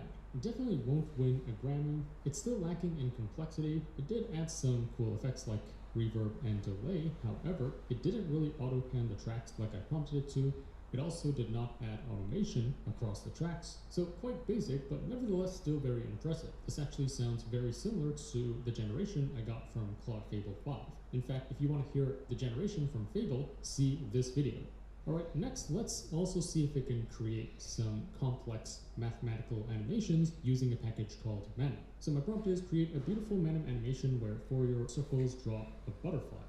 Use rotating circles connected by vector arms with the endpoints tracing the butterfly's wings, body, and antenna, etc, etc. Save output as MP4. The challenge here is I don't even have Manum installed on here, so it needs to also figure out how to install the package Manum first in order to create the animation. Alright, so first it needs to set up the environment and download all the required packages like Manum, NumPy, SciPy, etc. These are all packages that are required to make the video. And then afterwards, it proceeded to create the animation, plus it also used its built-in image analysis tool to verify that the frames actually consist of a butterfly. It also was able to self-verify and catch some bugs along the way. Now, I didn't like the look of the butterfly too much, so I wrote make the butterfly more detailed with sharper top wings. Make sure everything is accurate. Also for animations, make sure the circles and butterfly outline are visible. Make the circle outlines brighter because they were too dull before. So it worked for another 22 minutes. Keep in mind, a portion of this time is spent like just rendering the video. Here is what we got. So indeed, this looks like a butterfly, kind of. And here it's using 12 circles, so it's a very basic butterfly shape. Here it's adding even more circles to make it even more intricate. And then here it's adding even more details. And finally here even more details. And you know, this animation does look correct. So overall, very impressive. Alright, those were some of my tests using Z code. Next, let's also test it on some regular stuff using just the online chat interface. You can try this out for free, and at the top here is where you can select the latest GLM 5.2. Now, GLM does not have vision capabilities unlike their competitor Minimax M3, which is multimodal. So it can still use external tools to analyze images, but it doesn't have like native image understanding. I'm gonna try it on my classic test, so I'm gonna feed it this image, and there's a frog hidden somewhere in this image. I don't expect it to get it correct because it doesn't even have vision capabilities, but let's see how it does. So I'm going to upload this frog image over here and then ask it to find the frog hidden in this photo. I'm going to set it to max and deep think. Alright, now it doesn't have vision capabilities, so it's actually using an external vision language model to analyze this image and then attempt to find the frog. And after like 10 minutes or so, here is the answer I got, which unfortunately is wrong. So the frog is not here. Alright, next let's also test it on its deep research capabilities. So here the prompt is describe the molecular drivers of this type of leukemia, discuss all these different things, include relevant tables and visualizations. I'm going to set it to deep think and max, and also I'm going to enable advanced search for more in-depth research. Let's press generate. Alright, here is what I got. So here's the intro paragraph, here are the different sections, it gives me a nice table, and then we have constitutive, kinase activity and downstream oncogenic signaling. It even gives me a nice flowchart. And then here, number 2, evolution of targeted therapy. It was able to code up this really nice timeline, plus a very thorough table of all these different drugs, including their features, toxicities, etc. The next section is key trial endpoints at long-term follow-up. The thing I like about GLM is it's no BS. It's very short and to the point. And then afterwards, here are some resistance mechanisms. It's even able to code up this really nice web chart. And then here is a table on comparative resistance profile by mechanism class. It's able to go super in depth while being very concise. And then next section, we have survival outcomes. It has no problem coding out very nice tables and charts. And finally, we have clinical implications. So definitely a very performant model for deep research. Alright, so those are some of my personal demos and where and how to use it. Again, there are various places you can try for free on their online chat platform, or you can also use their harness called Z-Code, so you can work on multiple projects and multiple files on your computer. Or you can also connect this to other frameworks like Claude Code or OpenClaw or Hermes. Next, let's go over the specs of this. First of all, I love that this new GLM 5.2 now supports a 1 million token context window. This is like how much stuff you can put into your prompt at once. And 1 million tokens is like over 700,000 words or a small to medium sized code base. So this can jam pack a ton of information. What I also love about this is this has an MIT open source license, which is very permissive. If you look at these benchmarks, here is where its performance is pretty damn insane. So across these long autonomous coding task benchmarks like Frontier SWE or Post-Train Bench, you can see that GLM 5.2 not only beats OpenAI's best model, GPT 5.5, as well as Google's best model, Gemini 3.1 Pro, by a huge margin. And it's edging very close to Claude's best model, Opus 4.8. That's pretty crazy, considering that this is an open model. Here are some other benchmarks for your reference. So SWE Bench Pro, again, this even beats the best version of GPT and Gemini and is edging very close to the best Claude. Same with Terminal Bench. And then here's the new kid in town called DeepSWE. They claim this is a more accurate measure of software engineering capabilities. And as you can see, GLM 5.2 scores incredibly high at 46.2. In fact, if you look at this official leaderboard by DeepSWE, this is by far the highest scoring open model out there. It's not even close. This benchmark called Humanity's Last Exam is also pretty noteworthy, so this tests an AI model's knowledge on some really obscure scientific knowledge, and again, it's even more knowledgeable than the best GPT and the best Gemini. That's how crazy this model is. The awesome thing is they actually revealed how they built this, so they implemented some insane architecture tweaks to make this work. First of all, this includes a design called index share, which basically reuses the same indexer across its sparse attention layers, and this effectively reduces the compute by 2.9 times. This is a bit technical, but they also have this improved NTP layer, which increases its decoding length by up to 20%, which also helps with generation efficiency. Now, at the time of this recording, some of the main independent leaderboards and benchmarks have still not added GLM 5.2 yet, but here are some that have. If you look at this leaderboard called Frontier SWE, you can see that GPT 5.2 is even Opus 4.8 level. Across most of their leaderboards, it even beats GPT 5.5, which is insanely impressive. It's also great at front end and design. Here you can see that GLM 5.2 even beats Opus 4.8 in front end coding. Isn't that crazy? Note that Claude Fable 5, which is number 1, is currently banned, so no one can even use it. Here's another leaderboard from Design Arena, and get this, GLM 5.2 even beats Claude Fable 5, as well as the rest of the other closed models in terms of front end and design. Here's another fun benchmark called RuneScape Bench, which tests how good an AI model is at playing RuneScape. And here you can see it's by far the best open model out there. The rest of the open models are all the way down here. The awesome thing is they've released the models already. They are fully open weights under the MIT license. So if you click on this Hugging Face link, note that it's actually relatively small compared to other frontier models which are over 1 trillion parameters like DeepSeek V4. So this one is only 753 billion parameters. That being Kolay said, gelsin it's Altuğ. pretty damn huge. Geçmiş olsun mu denir? 1.51 terabytes in size.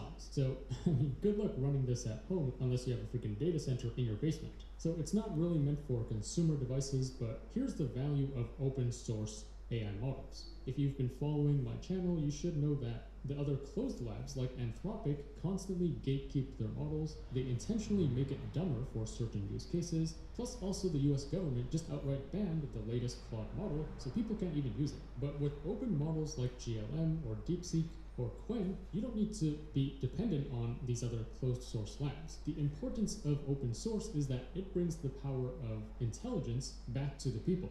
You could potentially host this yourself. This gives you ultimate sovereignty. Another value of open source is privacy. So for closed source models, you're essentially sending data to their servers. If your messages contain some sensitive or confidential information, they potentially have access to it. Güneşin altında barfix. Canım çekti amına koyayım öyle diyeceğim. On-prem, your data can stay where you control it. This is very important for things like legal documents, medical data, or government records, financial records, etc. And of course, because the model is completely open weights, people can fine-tune it or make it better. You know, the community builds on top of this. That's why I'm such a big fan of open source. That's what makes open source so much more attractive and valuable compared to these other closed AI labs, which never share anything. Anyway, that sums up my review of GLM 5.2. ZAI has always been my favorite AI lab, and once again, they released an incredibly performant model that even beats the best GPT and the best Gemini on some benchmarks, and it's completely open. Let me know in the comments what you think of this. As always, I will be on the lookout for the top AI news and tools to share with you. So if you enjoyed this video, remember to like, share, subscribe, and stay tuned for more content. Also, there's just so much happening in the world of AI every week, I can't possibly cover everything on my YouTube channel. So to really stay up to date with all that's going on in AI, be sure to subscribe to my free weekly newsletter. The link to that will be in the description below. Thanks for watching, and I'll see you in the next one.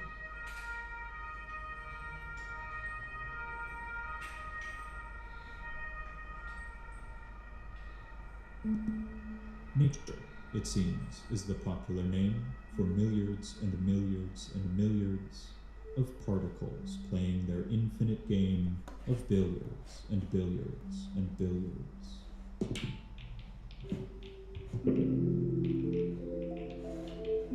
Our universe is very emergent, which is to say it is very simple things that come together to make complex things. It is a Lego universe, one that is greater than the sum of its parts. If you let atoms play their galactic game of billiards for a few billion years, eventually they form stars and snowflakes, planets and people, galaxies and hot dogs. Surprisingly complex stuff emerges from relatively Aga arkadan YouTube dokümenterileri tarzı videolar dinliyoruz Altuğ. It is found absolutely everywhere, and yet it is hard to define in a formal, general way. It is hard to study and predict with the normal tools of science. Some say it requires a new kind of science. But at the same time, it's kind of intuitive. You know it when you see it, if you know what it looks like. I want to talk about what emergence looks like. I'm Emergent Garden, and I'm about to emerge all over the place. This video is a tour of emergent complexity, which I will attempt to define. This will get a little technical and philosophical, I'm so sorry, but I hope mainly to be practical. I want to give some advice on how to recognize and encourage emergent behavior. In the final chapter of this video, I will talk about how to make emergence. I'm not a scientist, I am but a lowly programmer with some experience in trying to make emergent things. Computer programming is an especially potent playground for this kind of thing, so I will be using various algorithms to illustrate the concept, although I will try to keep it grounded in the real world. So what is emergence? Emergence is when simple things come together to form complex things, which have properties or behaviors that the simple things on their own do not have. The collective is greater than the sum of its parts. For example, an individual water molecule looks like this, H2O, while trillions of water molecules look like this, or like this. They can behave as fractal crystals, or have properties like surface tension, neither of which can be found anywhere at all in a single water molecule. They only emerge from the collective interactions of many molecules.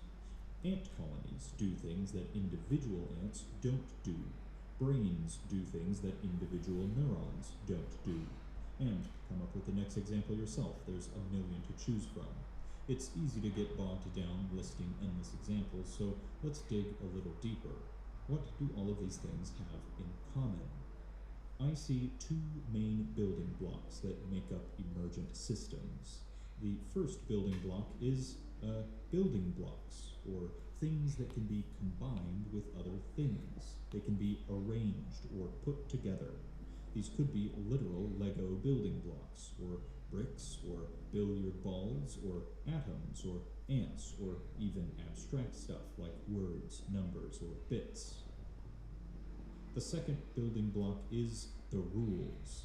The rules define what the building blocks do, especially what they do when combined with other building blocks. Do they repel or attract each other? Do they connect or intersect or overlap? Do they have gravity, momentum, friction? What do they do? The rules breathe life into the building blocks. And so my first piece of advice is to find emergence, look for building blocks that follow rules. If you pay attention, you will find these kinds of systems everywhere. Water molecules are building blocks that follow the rules of chemistry to form snowflakes. Ants follow the rules in their little ant brains to form colonies. Words follow the rules of syntax and semantics to form language, and so on. The emergent behavior is a natural consequence of the fundamental building blocks following their rules.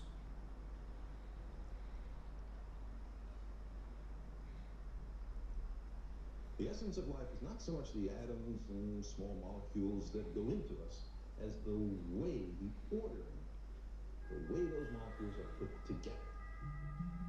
Building blocks can be anything, any object or concept that can be combined into sets of things.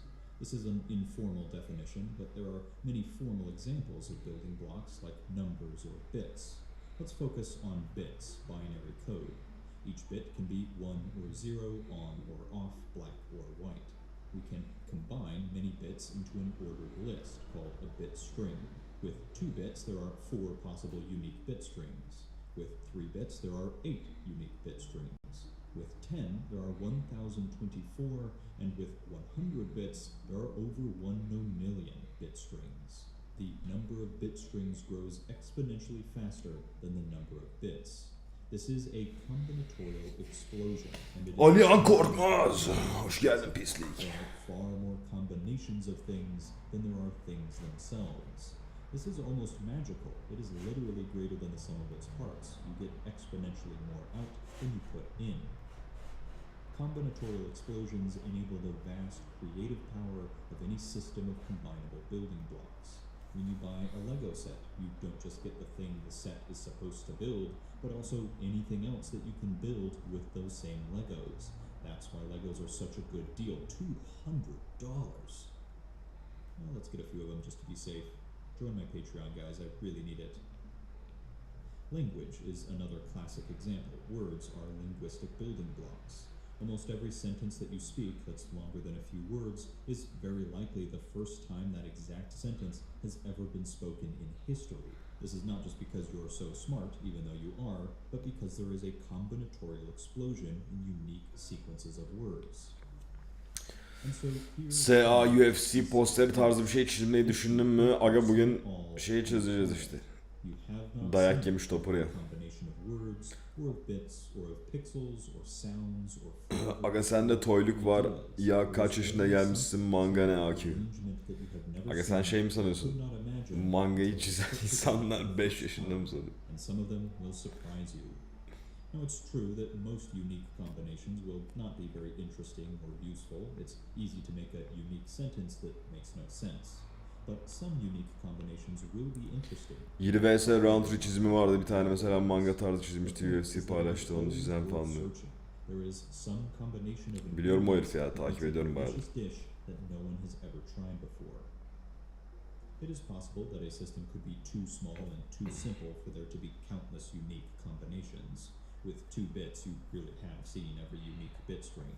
But you can remedy this by just adding more bits, or whatever your building blocks are. Either add new kinds of blocks, or make bigger combinations of blocks. Blocks can even be put together to form bigger, higher level building blocks, which can then be put together to form even higher level building blocks. Building blocks made of building blocks. Atoms form chemicals that form cells that form organs that form organisms. There are layers of emergence, like an onion, or an ogre, or a parfait. Each layer is not some new independent system, but emergent from the layer below it, and so there's not always a clean separation between them. They blend into one another. Combinatorial explosions are often talked about in a negative way because they can make lots of seemingly simple problems very, very hard. Kitlesi 13-16 oluyor. 5 yaşındaki çocuk için çizilen manganın çizeri minimum 20 yaşında falandır. Aga yok 20 yaşında mangaka çok nadir var. Mesela Eiichiro Oda 19 yaşında falan başlıyor. Şu an lavuk 50 yaşında çiziyor hala. AQ Pipe'tan içecek içeyim dedim içemiyorum. Nasıl içiliyordu? Once again, rules define what our building blocks do when interacting with other blocks. These could be the rules of chess, or the laws of physics, or the rules of grammar, or mathematics, or programming languages. They can be strict and formal, or they can be more loose and non-deterministic. Ants and people follow flexible, messy behavioral rules, although they still have some order and regularity. But even with the simplest, clearest, most deterministic rule set, things can get very complicated very fast. Let's revisit our bit string and invent a simple set of rules that changes the bits. We will update the value of each bit depending on the bits next to it. Many of you know where I'm going with this. Each bit will look at the values of its neighboring bits on the left and right, and at the value of itself. This is the bit's neighborhood. When we reach an edge, we simply wrap around to the other side. Depending on what the neighborhood looks like, the center bit value will be changed to either 1 or 0. Let's say if the neighborhood looks like this, then its next value will be 1, and if it looks like anything else, the next value will be 0. This is our rule set. Let's start with this bit string, all zeros except for a single 1 in the middle. We apply the rules to each bit, which gives us a new bit string as the next state. We then apply the same rules to the new state, and again to the next, and the next, and the next, forever. Stacking all of these bit strings on top of each other forms an image, and we can watch a pattern evolve or emerge out of this set of rules. Wow, it's a line. Big deal. Simple rules in, simple pattern out. Who cares? But what if we use this rule set? Can you tell what the final pattern will look like? Well, this is not just a line. It is actually a kind of fractal, a Sierpinski triangle. It is somewhat repetitive and predictable, but more complex, and it's not obvious that this set of rules will produce this pattern. Now, what about this rule set? What does it do?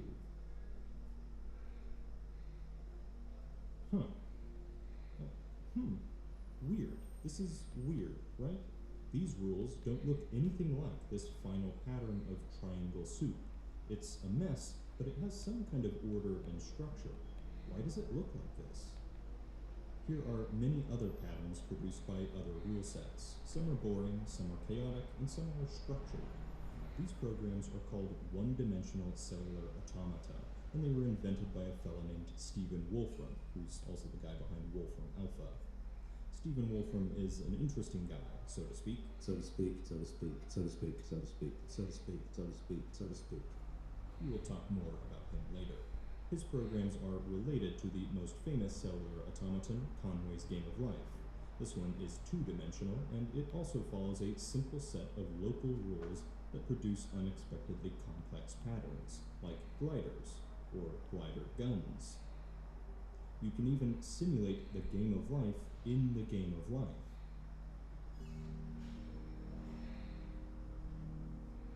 Weird. The game of life and one of Wolfram's rules are Turing complete, which means that they can simulate a computer that can run any computable program, including themselves. There are many different kinds of cellular automata and similar programs with simple local rules that exhibit surprisingly complex behavior. All of these programs are emergent. They produce complex patterns that are not found in the programs themselves. It is basically impossible to know what a rule set will do until you run it. And so here is another piece of advice. Don't assume that you know what's going to happen. Experiment, try it, test it, run it, and occasionally you will be surprised by the outcome. Stephen Wolfram may have invented these rules, but he did not invent the patterns that emerge, and he could not predict them in advance. To see what happened, he just had to run them. Especially interesting emergence is often found when the rules are applied repetitively, iteratively, or recursively. You have some set of building blocks and you apply the rules to them over and over and over. You don't need iteration for emergence, but it helps. You see it in cellular automata, in physics simulations, fractals, differential equations, and in other classically emergent algorithms. Often this stepping process can be thought of as the time component of the system. It evolves over time, step by step. But this is not always the right way to think of it. Time does not have to play a role. I should also clarify that my concepts of building blocks and rules are not strict or formal. They're helpful concepts, but they break down on further inspection. For instance, Conway's Game of Life is ultimately entirely just a program, a set of rules. The cells, the building blocks, are just rules under the hood. But the program's code is written with characters, which are a kind of building block. The rules are building blocks. The building blocks are rules. Is that confusing enough? Good. Let's make it worse. An idiot admires complexity.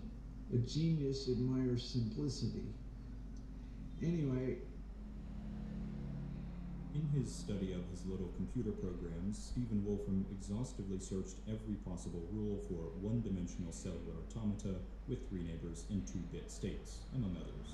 He ordered and numbered each possible rule set. This famous one, for instance, is rule number 30.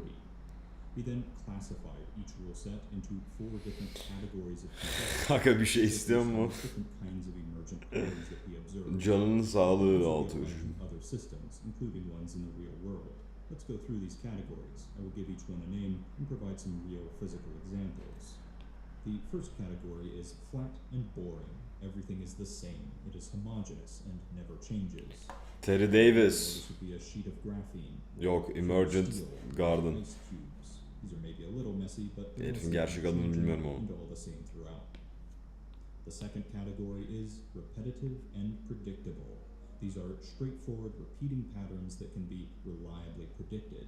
They are found in layered rocks or crystals, in simple sound waves, and in the reliable orbits of planets.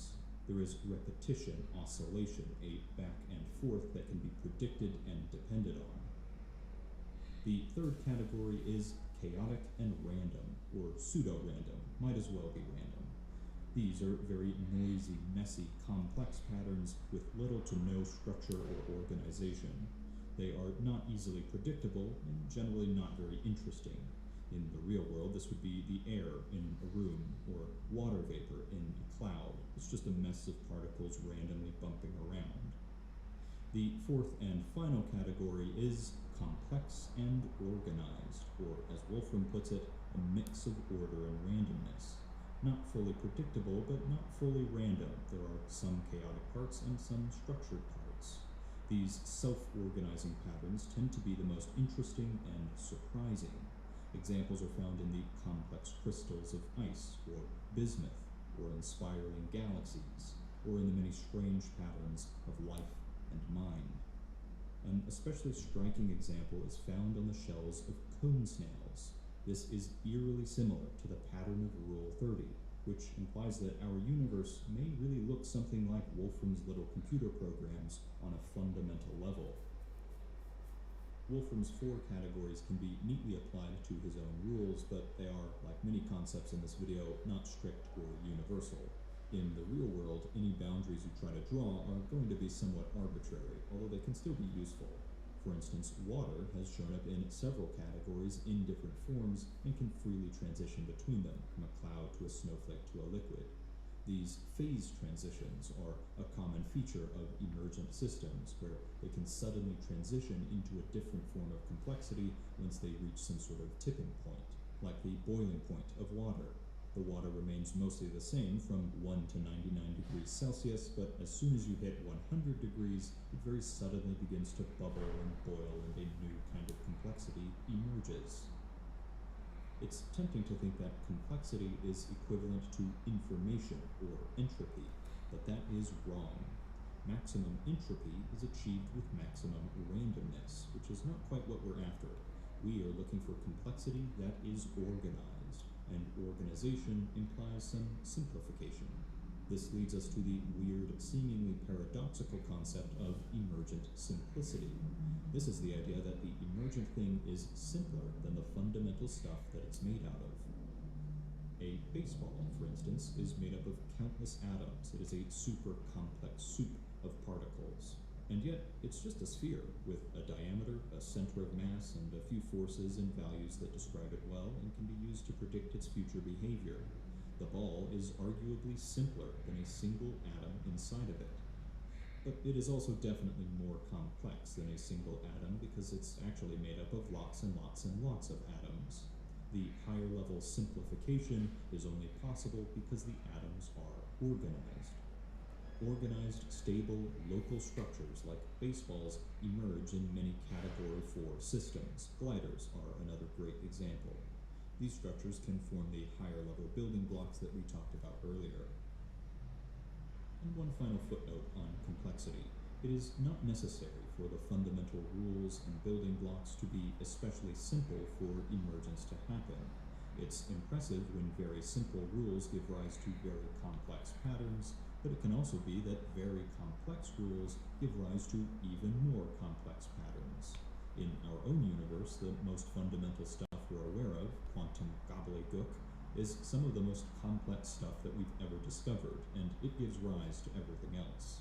The universe is, in fact, not just a bunch of billiard balls.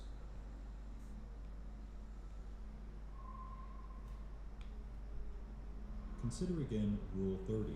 Let me ask, will the center cell be black or white after 100 steps? What about after 1,000 steps? 10,000? Is there a way to predict what that cell will be without having to run every single step for every single cell before that one? Can we shortcut the program and come up with a formula that can predict the value faster than running the full algorithm? If you've got a solution, you just won $30,000. That's what Stephen Wolfram offered in 2008 to solve this problem, and no one has yet solved it. If you figure it out, send me the solution and I will collect the money on your behalf. I need it for Lego sets. Thanks. It's very hard to predict what emergent systems will do, even if they are perfectly deterministic and always do the same thing, like Rule 30. Of course, you can just run it and see what happens, but if the system you're trying to predict is in the real world, you want to know what happens before it happens. You want a shortcut. Wolfram makes the point that some systems simply cannot be shortcut. They cannot be predicted in advance with a formula or a calculation. This property he calls computational irreducibility. Even very simple systems can be too messy, too complex, too chaotic. Enter chaos theory. We are not going to be talking too much about chaos in this video. That's for math nerds. Sorry, Dr. Malcolm. So you think I'm now by myself talking to myself? That's chaos theory. But the idea is that chaotic systems are very hard to predict because they are extremely sensitive to tiny changes, which can have huge, unpredictable consequences later on. For instance, in Conway's Game of Life, if we start with this pattern and compare it to starting with this pattern that is identical except for a single cell right here, they both end up doing this. Eventually, they diverged enormously. That one cell made a difference to all the other cells, even the ones extremely far away. This is the butterfly effect. A butterfly flaps its wings in Chicago, and that tiny change eventually compounds to cause a tornado in Oklahoma. This intensifies the predictability problem. Even if you simulate a system to 99.99% accuracy, a tiny wrong detail will cause a completely wrong prediction, especially the farther out you try to predict.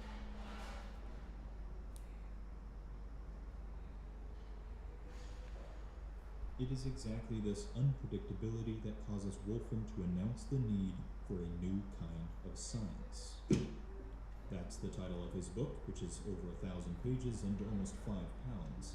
It's also free. He published a full PDF online. No human has actually read the whole thing, but I have listened to every 4-hour podcast he's done with Lex Friedman. He can get a little, how do you say it? Branchial space is associated with phase in quantum mechanics. The two photons that are supposed to be interfering with the structure of interfering are winding up at different ends of branchial space. I don't even know what that means. For a guy so obsessed with simple programs, his ideas can get pretty complicated. In his book, he presents hundreds of simple computer programs that are irreducibly complex. His new kind of science, I would call the science of emergent complexity. He argues that very simple systems can frustrate and undermine the normal tools of science, where you observe a system, come up with some equations to describe it, and then you predict it. Think like classical Newtonian physics. This works great when predicting the trajectory of a cannonball, but it falls apart when you're trying to predict the weather, for all the reasons we discussed earlier. It's too chaotic and computationally irreducible. He claims that much of our universe is computationally irreducible. There are relatively few parts, like the motion of planets, that can be easily predicted with normal science. The predictable parts he calls Pockets of reducibility. Wolfram is originally a physicist, and he takes this to an extreme level. He essentially believes that the universe and the laws of physics are an algorithm. Now, that is not the same thing as believing that it is a simulation running on some computer. Instead, the universe can be made of real physical stuff that is nonetheless following an algorithmic process defined by something like a program. And in an effort to discover that program and the fundamental laws of physics and a theory of everything, he started the Wolfram Physics Project. He invented a very abstract graph system for simulating any arbitrary universe, including potentially our own. These are sort of like hyper-dimensional cellular automata on crack, and I think the goal of the project is to find one of them that models our universe. So far, it hasn't been found, but they can be quite beautiful. They may not be our universe, but they could be a universe. It should be said that Stephen Wolfram can rub some people the wrong way. He is very independent, he tends not to acknowledge the related work of other people, and he makes big, controversial claims without much evidence or peer review. I have my own skepticisms, but regardless, I do find his work and his ideas to be extraordinarily thought-provoking. Maybe we don't need a whole new kind of science, but I think we could all benefit from a new kind of perspective.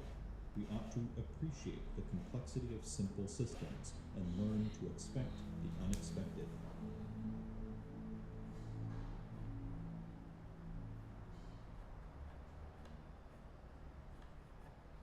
Now finally, we can ask, how does one make emergence? How do you build it into a system?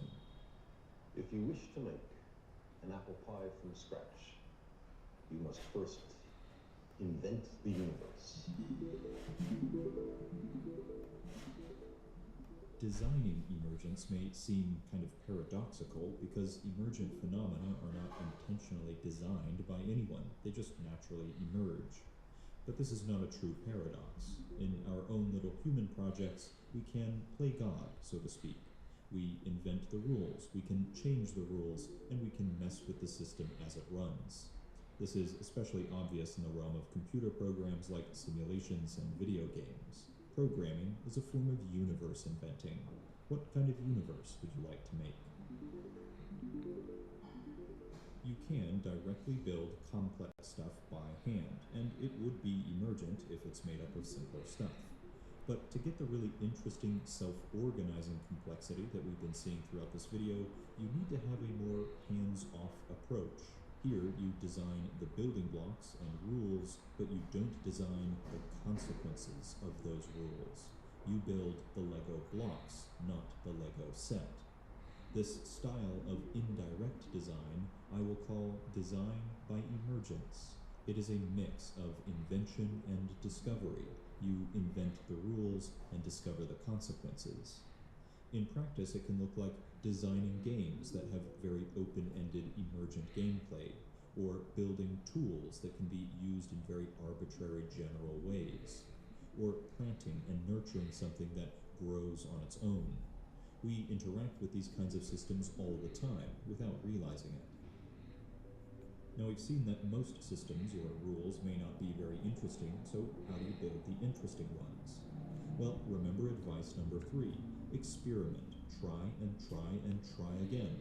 Trial and error is the most surefire way to see what different rules do and to find which ones are best for your purposes. If you are designing a game, the only way to tell if it's fun is by playing it. So play it, and if it's not fun, tinker with the rules. Try something else. Iterate. Make it as easy as possible to experiment quickly, and don't be too attached to your pre-existing ideas. Be willing to throw out prototypes over and over. You will learn better intuitions as you experiment. I am a fan of an evolutionary approach, where you try small variations of a current best version, and then pick the one you like as the next best version, and repeat. With a little patience, you can coax the system into doing something interesting, which feels more like growing a plant than it does like building a house. Now, I should say, I am not some emergence guru. My own projects can be frustratingly limited in their emergent behavior, and so I'm mostly showing other people's work in this video. It is in fact quite hard to intentionally create interesting emergence. More often, it is created unintentionally. So the takeaway here is to just keep making stuff, keep trying, keep experimenting. Eventually something will surprise you. This approach requires that you sacrifice some control, that you relax your grip on the end product. You don't get to decide all of the optimal strategies for your game in advance, and that is the point. That makes it fun. And in a weird way, it saves you work.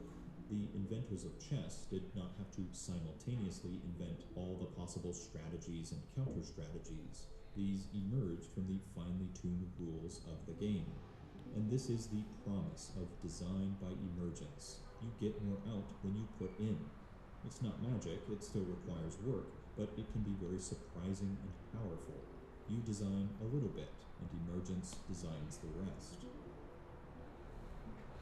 But this does come with a new and difficult problem, the control problem.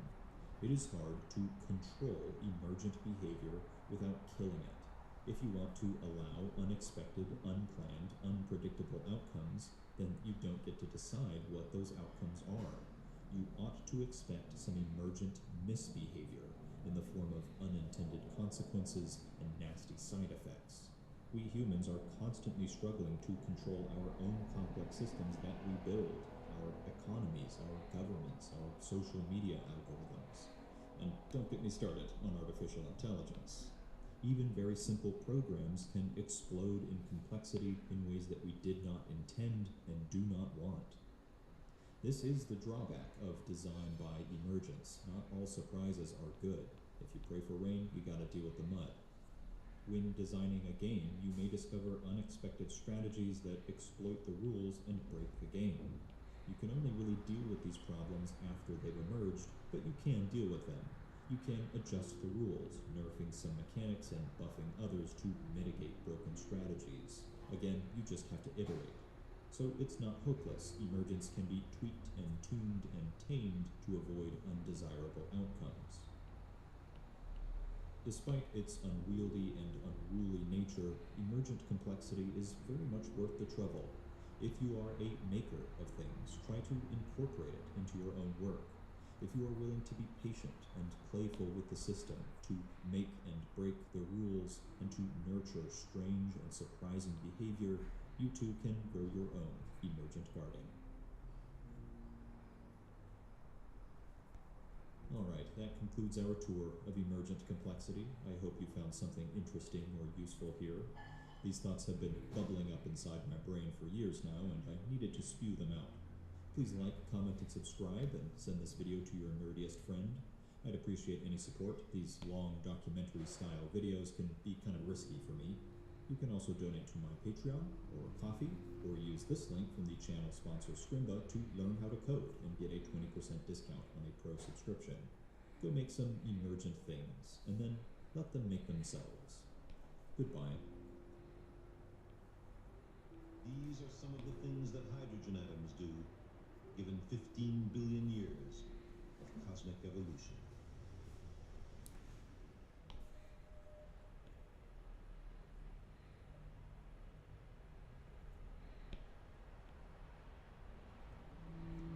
This complex, colorful creature is a math animal, or mammal, if you will.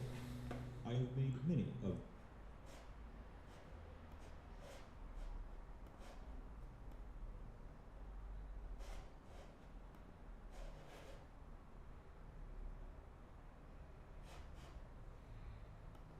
UFC Freedom 250 thoughts on the bike. Oh yeah, I watched that. A wacky event, but brother, some of those fights were unreal. I was distraught at the Topuria fight. I was really, really surprised and upset because Topuria is my favorite fighter. He got brutalized, man. That was probably like the best fight I've seen. That was crazy. I got paid in Trump coin. I heard UFC Freedom 250 thoughts on the bike. Oh yeah, I watched that. A wacky event, but brother, some of those fights were unreal. I was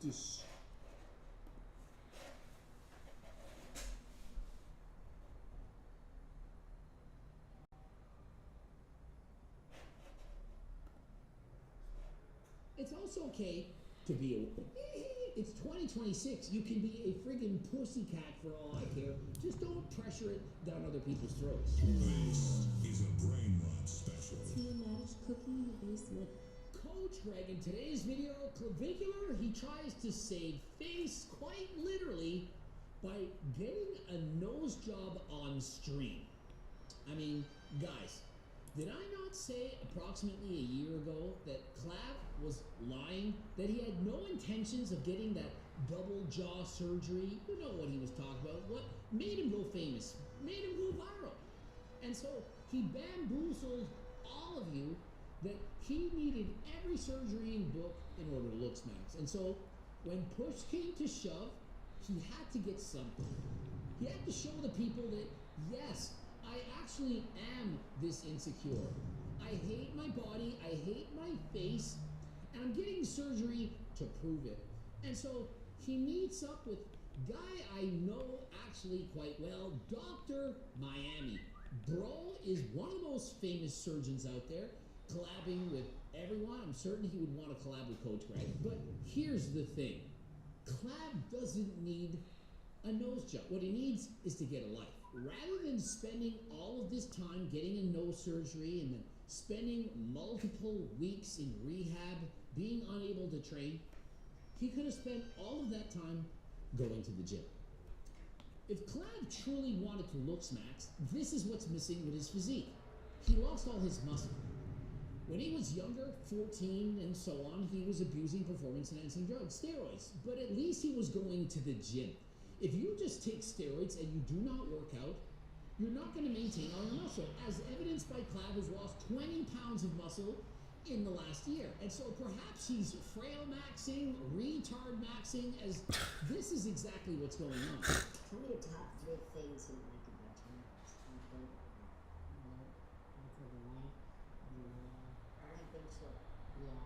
I mean, you would think he's talking about his schlong here, with the length, the width, the height, the slope, the curve. None of that is a problem. Guys, comparison is the teeth. When you constantly look at yourself in the mirror and compare yourself to the Chads of the world, the guys with the best faces, the best nose, the best teeth, the best forehead, brows, everything, you're gonna eventually think, you know what, I'm not perfect. And so when that ruminates in your head, eventually it has to come out somewhere. And so for Clav, this is the first of many. You really think he's going to be satisfied once he gets his nose job? How did it work for, you know, Michael Jackson. It ended very, very poorly. Continued to get job after nose job after job, and it progressively got worse. And so it starts with the nose, it progresses to something else again, and eventually you become Mr. Macros. Thank you, Greg. This is body dysmorphia next level with peace and love. Exactly. Body dysmorphia, peace and love. When you look in the mirror and you have an above average looking nose and you don't like your nose because you don't think it looks good and you get a surgery, it's body dysmorphia. Super good looking Giga And so when the doctor describes him as a super good looking Giga Chad, does he actually need to perform the surgery? One of them is the width of the nose relative to the eye, the distance between the eyes. But if your nose is too wide, you are less attractive. And it is white people who have the narrower noses, right? And so by promoting this, you know, telling people if you don't have a white nose, which is predominantly more smaller, narrow, and so on, that you're ugly. And so you need surgery in order to correct this, because if you don't, well, you'll never get a girlfriend, you'll never get a job, and you'll be out on the streets, probably addicted to math. Oh, wait a minute. Wasn't Clav already doing math? Wasn't he sniffing creatine, or perhaps it was vitamin K, and abusing steroids as well as Retta? And so he's already an addict, and did he not OD on that substance? Well, he claims that he did.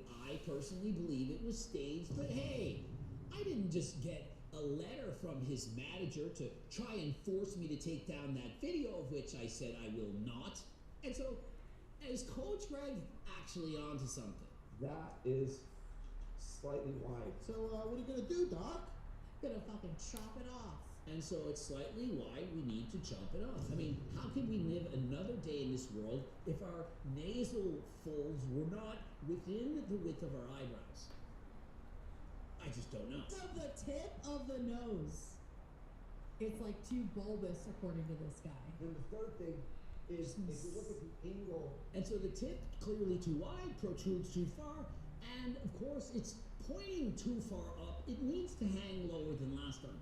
Now, imagine if Clavicular wanted to be a bodybuilder. Went and visited Jay Cutler or Hanny Rambod and said, hey, how do I look? He started posing the biceps and so on and say, oh, your lats aren't big enough here.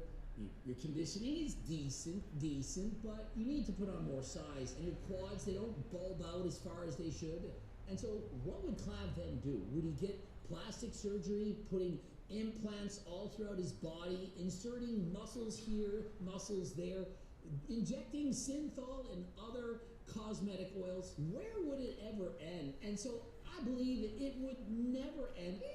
And even if you could, you got the perfect nose, the teeth, everything perfect. What happens when you get older? And so with all good things, they come to an end. No matter how perfect you are, you will not be perfect forever. I mean, the amount of people that make fun of Coach Greg for being 50 and being 5 feet tall, being a manlet, a snake oil salesman, all the different things, despite the enormous success that I've achieved. I mean, how many people have achieved more than Coach Greg? There are not many, few and far between, but yet it isn't enough. People, they want to put you down. You're disgusting. No woman would ever want to date you. Guys, do you not see I have a proper tan? Of course a woman want to date me. As far as my height goes, yeah, I'm only 5'6", but I'm 6'5" when I'm sitting on my wallet. What would the average person do? Not everyone can be as successful as Coach Greg, making muchos dólares, speaking 3 languages fluently. I mean, guys, it's very impressive. I can do almost anything. Elite level bike racer, world champion in the bench press, IFBB pro bodybuilder, highest average in university, best-selling author. And so, hey, I'm only just showing you just the tip of the iceberg. If you saw everything that I'm able to do, you would not believe it. And so, I got skills. What would a normal person do? Imagine you're a normal Clav. Well, Clav at least is 6'2". What's Clav going to look like when he's 50? He looks all right as 20. He's a Chad, but he's already needs surgery for his nose. He needs Retta. He needs all these drugs. What's going to happen to him when he's 50? Will he make it to 50? And so if you let these obsessions control you as it is for Clav, well, all the money in the world, it ain't saving you.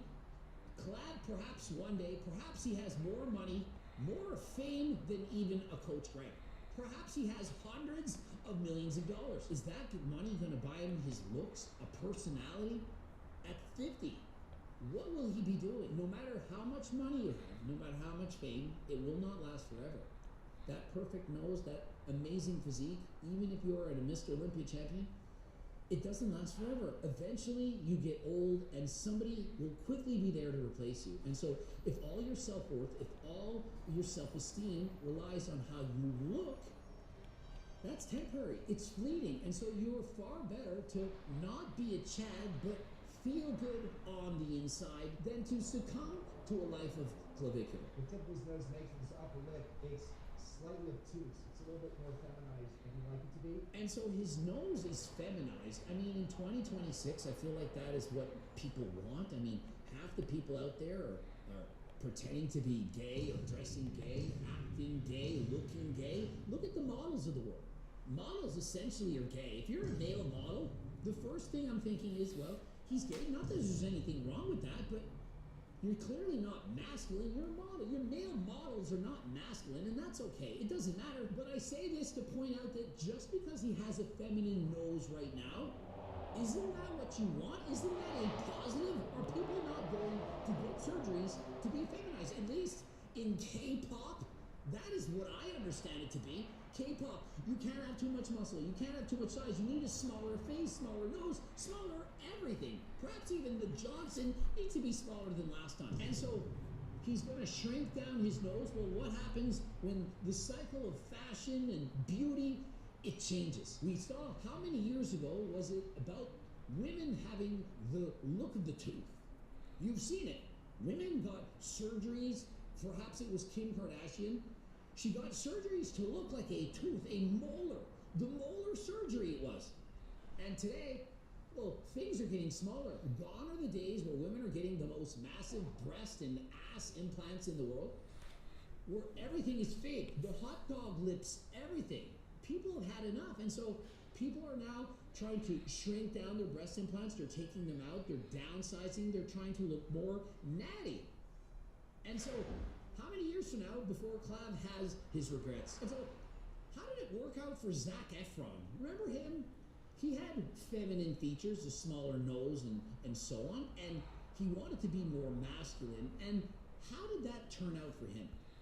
Did he look better in the before or the better in the after? Oh, we're not allowed to comment on people's appearance. Oh, I forgot. You go on Instagram, people show a before and an after, and they think and expect that no one is going to comment. And so they comment, you look better in the before, better in the after. No matter what you say, people are going to hate you. And so, guys, girls, stop posting your bullshit. And when you do, expect to get slammed. In 2026, it's all about putting people down. It's the year of the degenerate as well as the year of the cyberbully. If you post yourself online to get attention in any kind of way, the haters are coming for you. How dare you think that you deserve any positive attention? What are you doing? Social media is not about positive attention, it's about taking it away. You post something so that we can take it away. Nobody wants people to be ahead of them, to be above them, to be better than them, and so we're bringing you down. And so you post something, the hooks goes up, and the ropes are pulling you back down. To earth, that is. So having an upturned nose makes you look like a girl? That's funny. I was thinking that his nose was so cute. And so if a guy has a cute and fun nose, I mean... AC abi Doktor Das kolay gelsin. Sağ olasın kanka, sağ olun. This is a good thing. I could use an upturned nose, smaller navel folds, all the things. It would be more attractive. I was feminine, I'd be pretty. But guess what? I don't care. I don't need that. It's okay to be masculine. It's also okay to be a woman. It's 2026. You can be a friggin' pussycat for all I care. Just don't pressure it down other people's throats. Dude, if you make his nose smaller and his nostrils smaller, which he does, and you'll see, I pulled some clips of that, how are you going to snort as much ketamine, bro? And so is this Clav's way of preventing himself from sniffing the old vitamin K to decrease his likelihood of sniffing it up? Now, frankly, this is what I do believe. when you get nose surgery, it's far less likely that you're going to want to sniff creatine, sniff vitamin K, because that can cause serious damages. People are famous, or more so infamous, for snorting too much things, and that can cause problems with your nose. And so if you have a surgery, you most certainly are going to need to stop sniffing. But you know what could have stopped him from sniffing even without performing a surgery? Turk Builder Max. I mean, it goes without saying, if this can cure cancer, if it can prevent women from Yes sir, Greg Doucette man. preventing you from making the stupid Toz kodunu kullanarak Greg Doucette'in supplementlarından %15 indirim almayı unutmayın arkadaşlar. certainly would have got his ex to write up a prenup, and he wouldn't be in the trouble that he is right now. He perhaps wouldn't be a cuck. He wouldn't like sitting in that couch in the corner of that room, perhaps in that hotel, and he wouldn't want to drink down warm Malibu pies after being inside of other people. If you're interested in the most miraculous supplement in the world that also happens to build more muscle, give you more energy in the gym, do all the things that you want, while being natty and not ruining your natty card, not going to do any of those things, code Greg for 15% off. Click the link in the description, and remember, there's a money-back guarantee and a $50 gift card. We are at 30 people out of the hundreds of thousands of people that are buying this. 30 wanted the money. If you do it as a percentage, it's a lot less than 10%. And so, hey, chances are, if you get this, you're gonna like it, you're gonna keep rebuying it, and everybody wins. The ritual of getting your friend to do it in your ass for you, absolutely. It's something that's pretty more common than you think. And so it is in fact possible that he will just continue and boof harder than this. And so perhaps that's what's going on. He and his best friend, King Azuli, are boof buddies. It's kind of like being butt buddies, but instead of being friends with Mr. Mike, you're friends with Ben Azul. And so they blow the smoke, the vitamin K and so on into each other's derriere, and they get a thrill out of it. You guys know this little bitch, the midget called Greg the douchebag? Hey, you know that guy? He was here. Did I call him a guy? And so this is great, mistaking me for being a guy when his biggest mistake was raping underage women. Oh, too soon. Hey, it's been many years. I mean, that little child, he hasn't been grown since he was like 6. Funny for a 5'6" manlet to call out another 5'6" manlet when they're exactly the same height. You guys are the same height. He lives with his mom and drives her rented car. He loses to you in every way. I don't think he's any taller than you, though. Remember, Greg, this guy was told he's too big and ripped on a bodybuilding stage. And so, imagine Ben calling me out in any way. I mean, it's hilarious, it's comical to think that he's even in the same breath of fresh air as Coach Greg Doucette.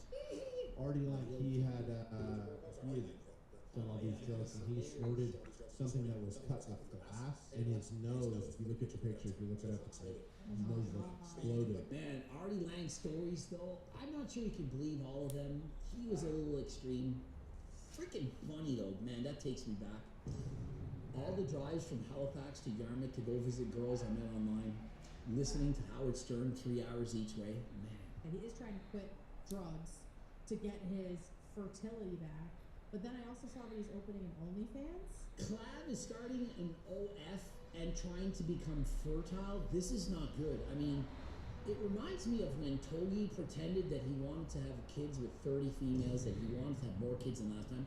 The thing with the young people is they actually are smarter than they look. Clav is actually probably above an IQ of 79 like Togi, of which he also has an IQ above that. But you pretend that you're dumb and you say stupid shit like, I want to impregnate 30 females and have 30 kids around the world. I want to do this, I want to do that, I want to take stuff. And you shock people with what you say. And so the problem with clavicular is he doesn't have the chemicular to get his Private Johnson harder than last time. You most certainly could start with harder than last time from HPLC supplements, but what he really should be doing is going to Algorex, getting his blood work done, seeing what's wrong with him, the damages.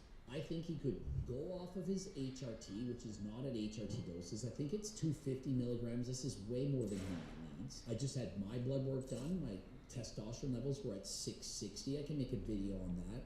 after I had lowered my testosterone. So I do believe I'm going to raise it up yet again. But what clavicular could get is, for example, tadalafil, he could get Viagra. Algorex has an immaculate list of different concoctions of various medications to aid in your performance. And so that is one of their specialties. And so if you're for 10% off, click the link in the description. I'm just going to show you, he is halfway through the surgery at this point. There's nothing gross. I mean, you can already see it. This one's so much smaller. And so at first I thought, maybe this is staged, like half the shit that clavicular does. But then I'm thinking, there's no way that Dr. Miami would fake something like this. At least I hope he would not. I mean, would he not be concerned about losing his board certification? I know he's after online fame, and obviously the more famous that you get, the more people you're going to do surgeries on, and so it's kind of a self-promotion. And so, for example, if he did a video with Coach Greg, more people are going to want to go and see him get surgeries and so on. And so it is what it is. I don't agree with what's happening here, but I mean, bro has to make his money. He's trying to be popular. He's trying to promote men to need surgeries, and so he's doing what he's going to do. See, do you see the difference now between the width of this nostril and how this one's more narrow now?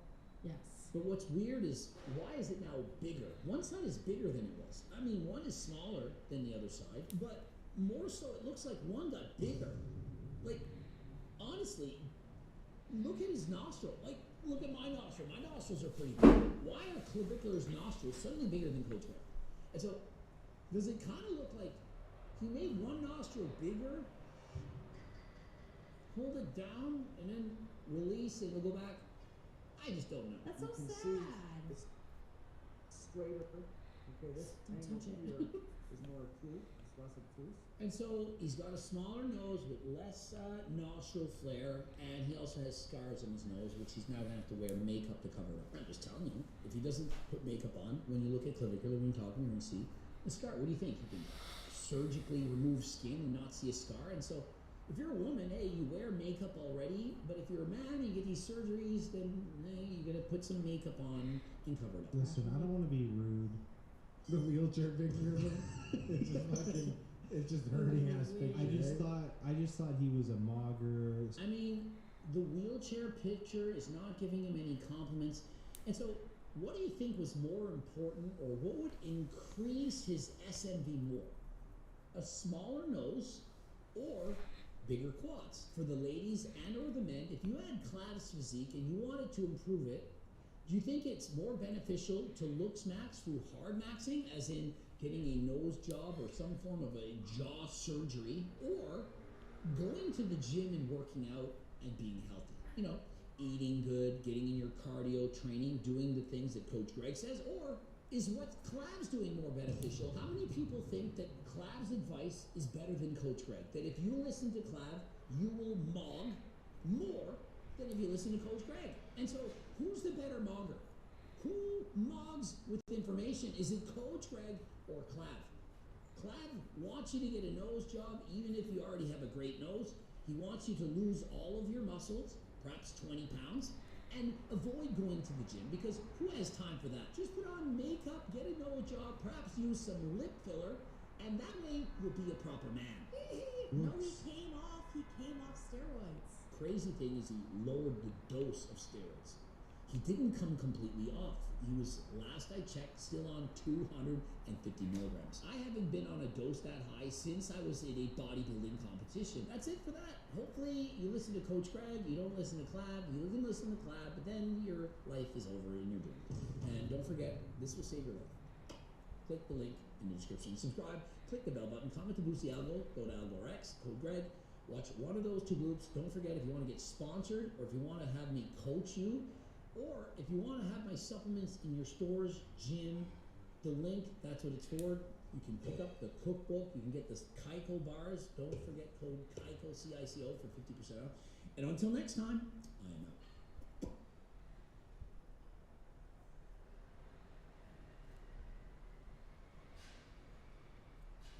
Why don't you rate me, Logan? You know how aging works. It's very difficult to maintain 3.75.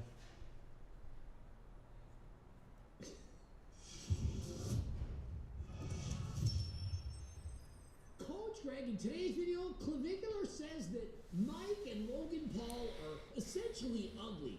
That they're normies. You know Clavicular, he's not going to hold back any punches. And so he goes on to Impulsive, and of course they had to ask him, can you rate me? Why don't you rate me, Logan? Oh, people love the rating thing. In response, Clav immediately laughs. He's thinking, you really want me to rate you? He says, trust me, I'm not going to be biased. I'm going to give it to you straight. And so, does anyone think that Mike is going to get above average rating? You don't have to ask Clav. Look at the guy. Like, look at the aesthetics. He ain't no Coach Greg. And so, clearly, he's below average. I'd probably rate you maybe a 3.75. The thing with most people is if you give them anything below 5 and they're offended. The thing with most people is if you give them anything below 5 and they're offended. Guys, a 3.75 isn't all that bad. It's a little bit below average. Look at the guy. I mean, look at the guy. He looks like Adam Sandler, only worse. But he has something that I don't have. He's tall. And so despite the fact that he's mixing with his facial features, he's maxing with his height. And so he makes up for it. Mostly because his interpupillary distance and also the longer mid-face would be the main. Thanks to him for being able to accept his rating and not being overly sensitive, because some guys, they can't handle it. He's clearly confident. He asked for a rating. He knows he's going to get shit on. Bir esneme vakti ya. Şimdi klima. Does, okay. And so Logan's thinking 3.75 is great because he knows he mauls. It's easy to sit there and laugh when your friend is being, I guess, technically put down. He's saying you're a 3.75. When you Aga Clavicular Logan'ın arkadaşı Mike'ın tiplerini puanlamış, onun hakkında konuşuyor. Coach Greg. people are like that, and so when you're extremely good looking and you have a fat friend, you get mad when people put them down. But if somebody said that your fat friend was better looking than you, hold me back. Where does the rating start and stop? Is the rating strictly face related? Yeah, he's ranking him on his face. He's not saying your athleticism, your physique. He's saying your face. Now, what I like to do is give 50% for the face and 50% for the body. And so if his physique was C-Bum, Chris Bumstead with him on the top. Imagine, C-Bum looks like Mike. He still has a 3.75, but the physique is a 10, and so you add them up. 10 plus 3.75 is a 13.75. You divide it up, he's almost a 7. It's pretty damn good. And some people, they don't care if you have a butterface. You know, everything is hot butterface. And so you can make up for having a 3.75 by having nice abs, derriere, chest, whatever. But you could, add parameters or, make clarifications. Like, if you're rating someone's, total SMV, their sexual market value. SMV, what exactly is that? Well, it's a rating of how valuable you are to the opposite sex. And so think of it like this. You're a baseball player. You're the best fielder in the world. You don't ever make an error. You strike everyone out. Amazing. But you can't hit the ball. Your SMV on the field is very high, but when you go to bat, it's not doing so good. So on average, perhaps you're mid. And so if you have a face, it's a 3.75. Or perhaps you're only a 5'6" manlet like Coach Greg. Well, you can make up for that by being 6'5" when you're sitting on your wallet. If you have a better physique, you're hitting the gym, you got a proper tan, unlike Mr. Mike. You got a six-pack, you dress in a suit, you have a nice house, you drive a nice car, you wear an expensive watch. And of course, in addition to all those things, your personality, it counts more than you know. Do you command attention? Are you a leader? Do other people look up to you? Do you have a following? Are you a celebrity? And so Saat kolay gelsin, eyvallah. Out sever, out çiziyoruz. You could be as ugly as shit, a 1 out of 10, but you're 6'5". You're a billionaire. You're funny as shit, and you're a celebrity. Do you really think that no one's going to date you? In comparison, you're a perfect 10. The best aesthetic face in the world. Well, you're 4 for 10. What do you think? Someone will still date you. They'll overlook you being 4 for 10. Probably somebody who's 4 for 6.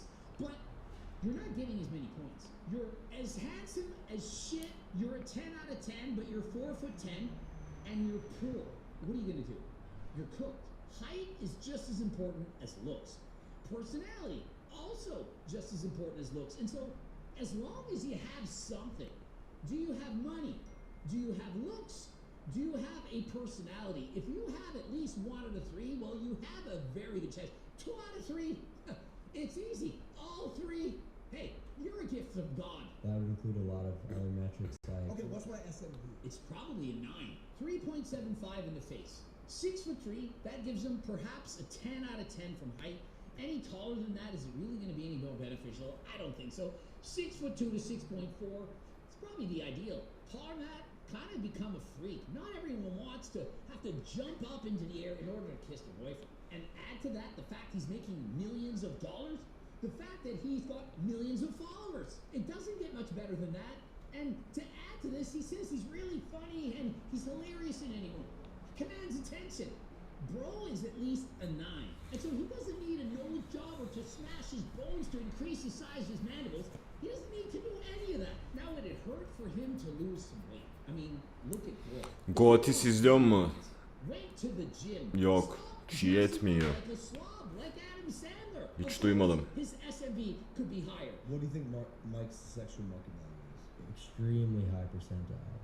Top percentile SMV. Top percentile, and so essentially saying the top 1%. And so what does that mean? It means out of an average room with 100 men, he's probably better than 99 of them just because your face is cooked. And honestly, 3.75, it's not that bad. If he said a 1.75, it's going to be a lot harder. But frankly, he's mogging with his SMV. But I'm happy that you said that because I think it gives other 3.75s like myself the ability to understand their power. Yeah, I'm not going to give other 3.75s a lot of power. If you have millions of dollars and millions of fans and you're 6'3", hey, that's a different story. But most 3.75s are 3.75s everywhere. 3.75 in looks, they're not very tall, they're not rich, and they're not famous. What are you going to do? Well, you lean on your personality. You actually get one, you know, you learn to talk to girls, and here's a little hint. Stop chasing 8, 9s, and 10s. Do you understand how many opportunities girls who are extremely good looking that they have in their DMs every other day, no, every other hour, there's some bro simping towards it. Oh, I'll fly you into Dubai. Please talk to me. I want to go on a date with you. I'll buy you the world.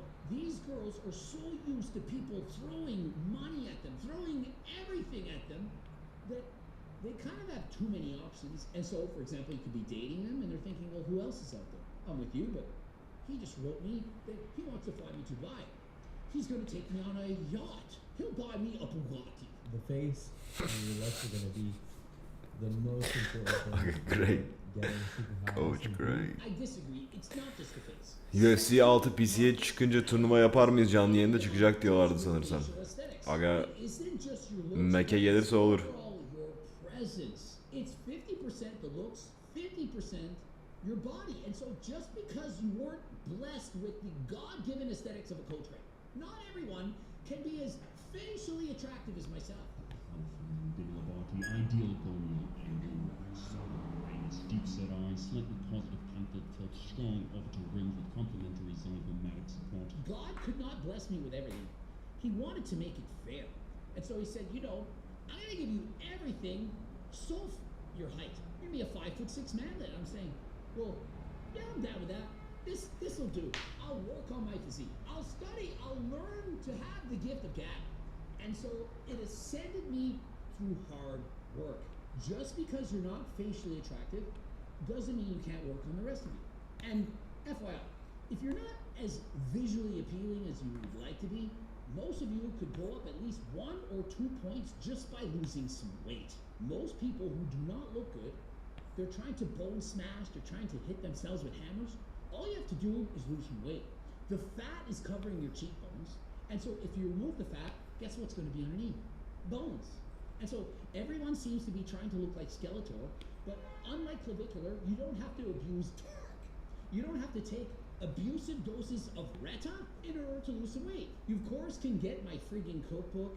You can go to the gym, you can lift weights, and don't get me started on Turk Builder Max. You don't think your face is going to ascend if you take Turk Builder Max? There are no 3.75s who take Turk Builder Max. It improves them higher than ever before. Combined with GO2 Max to improve your cardio, as well as GLP Max to reduce your cravings, your appetite goes down by approximately 28%. And by the way, this is all with a money-back guarantee and a $50 gift card. And so if you're interested, code Greg for 15% off. Click the link in the description. Multi-million follower on social media pages, extreme amounts of wealth. So that's not something that the average 3.75 guy is ever going to be able to accomplish. You can't just say, oh, but hey, if you're a 3.75, that's okay.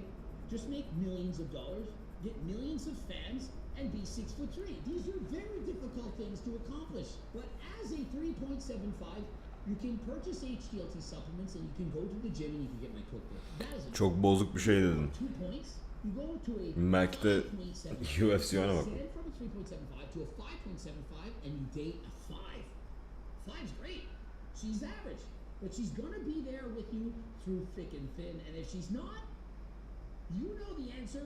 There's the door. Mike's been pulling very beautiful women forever. Since I was a kid, dude. It's almost like the things you just mentioned for him didn't matter. He wasn't always this hideous. He wasn't always a 3.75.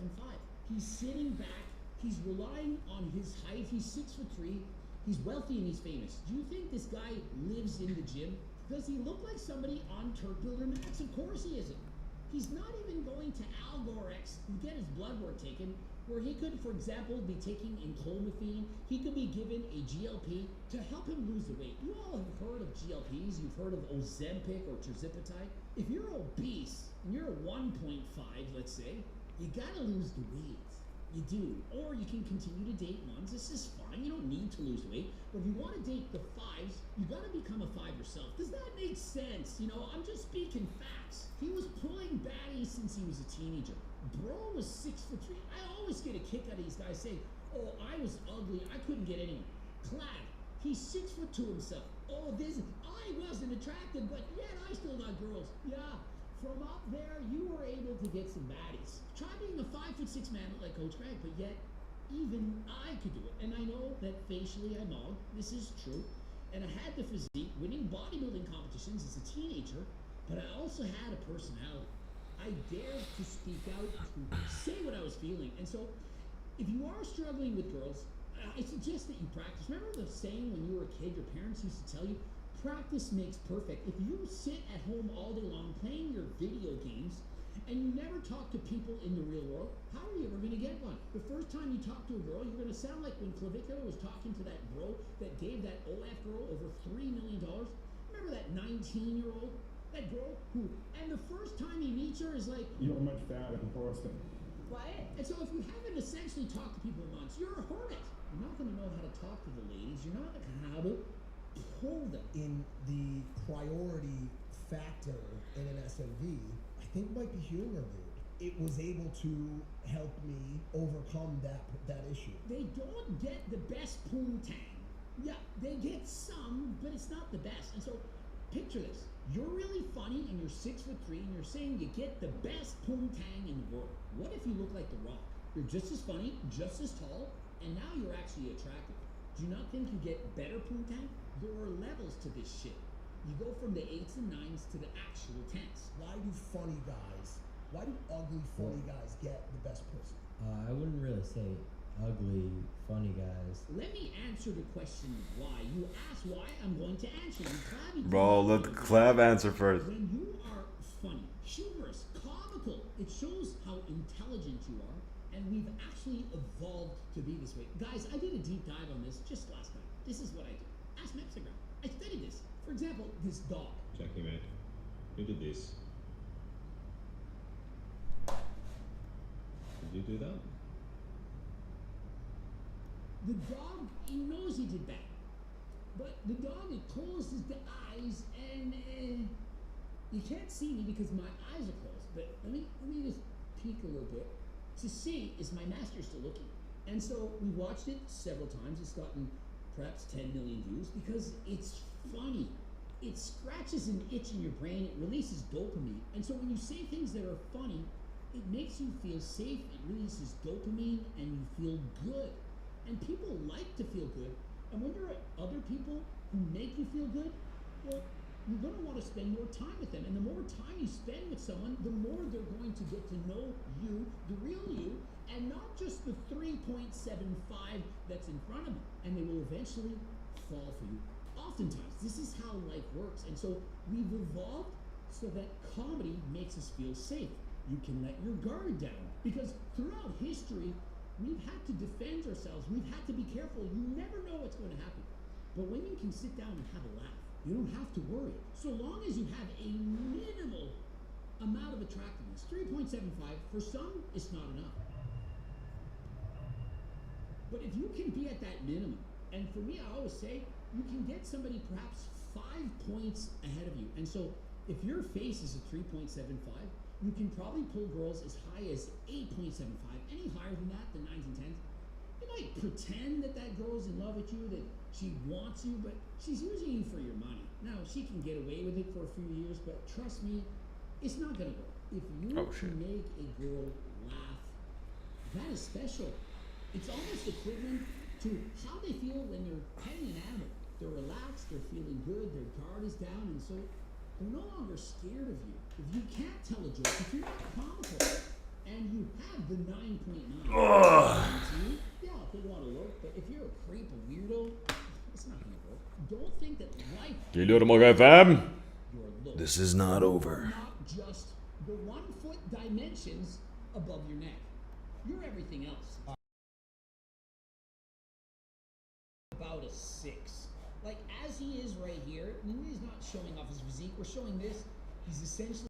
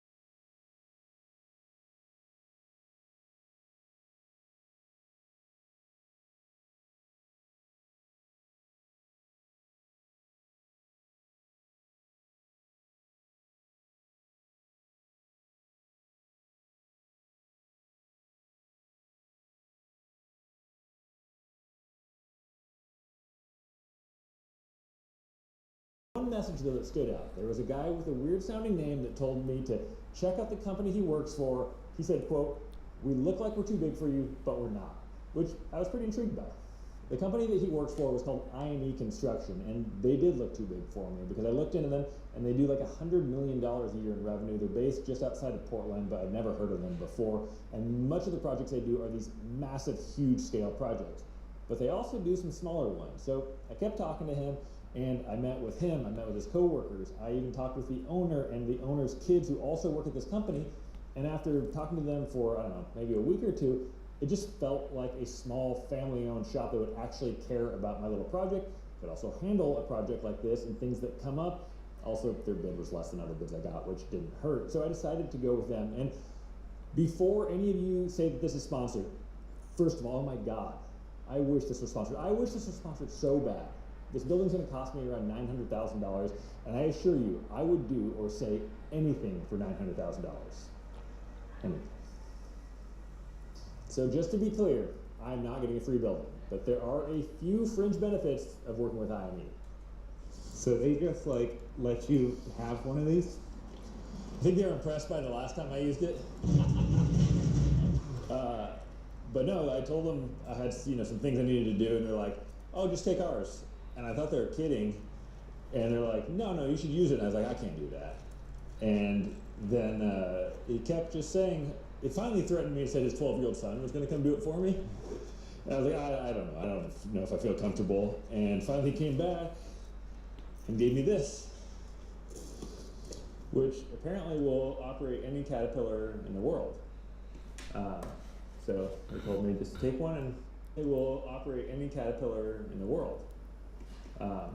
So they told me just to take one and have some fun with it and treat it like it was mine. Hey, can you see if that blade is down on the back? It's down.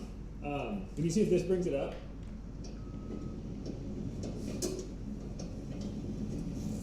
I don't know how to bring the blade up. Oh wait.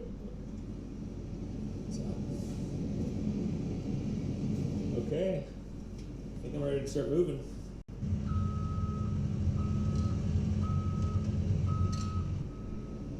I'm all clear behind me. I'm gonna do one of these numbers.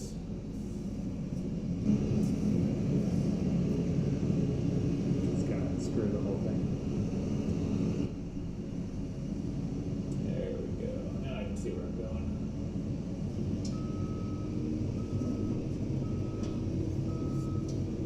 Alright.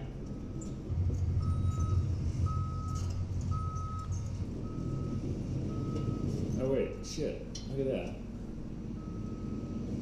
There's foot pedals. I let him push that. Oh shit, careful, Scott.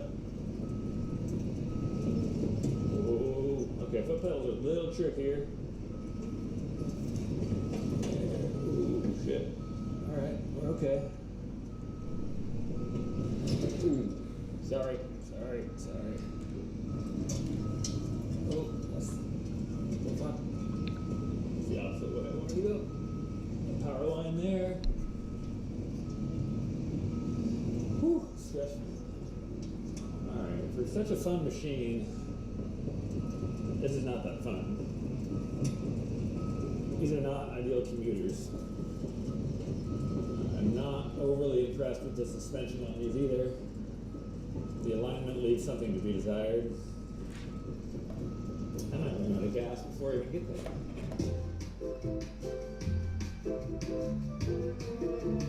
Ne çiziyoruz? Manga. Ne zaman geldi bilmiyorum, hala burada mısın? Well, I've had some time to reflect since I've been in this cab for about an hour to get 100 yards.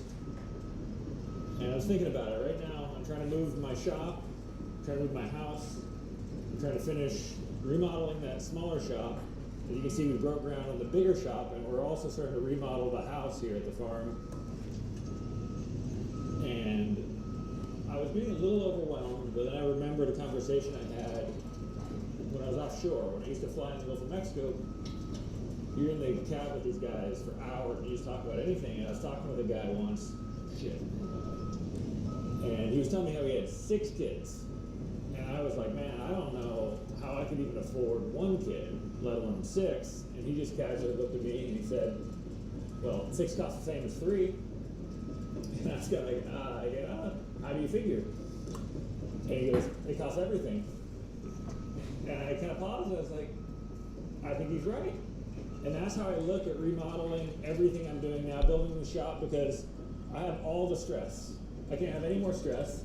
So instead of spreading this medium amount of stress out over for 3 years, I'm just doing it all in 6 months. So I think that guy might have been onto something.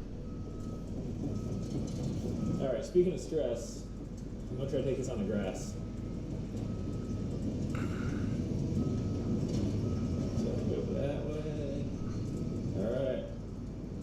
Oh, Samuel Jackson might say, hold on to your butts.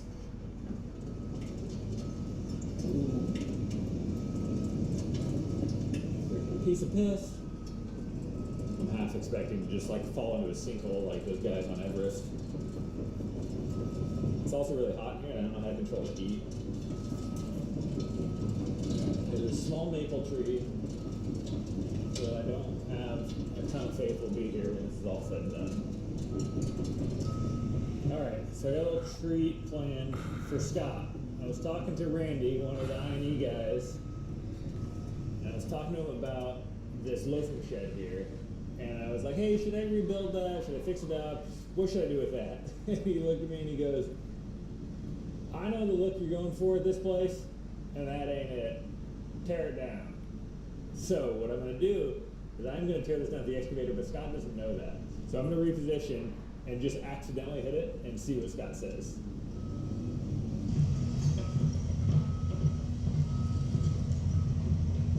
Alright, so I'm just coming around here. Stretching it out. Shit. I'm acting like I'm doing bad here, but I genuinely am doing bad here. And I'm gonna check. I actually messed it there. I hope you didn't see that.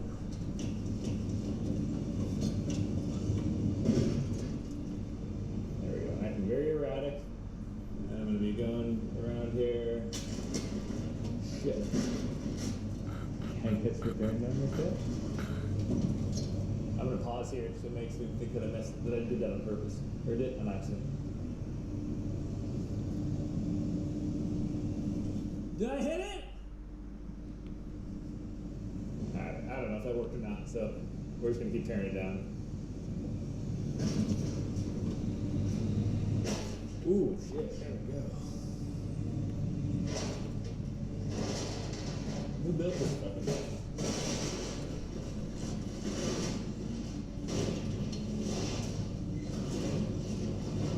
Last time I did this, I had some people that were fairly upset that I didn't save this metal. I looked at the price of it, and all the metal in the shed is worth about $8. So if you want it, you can come have it.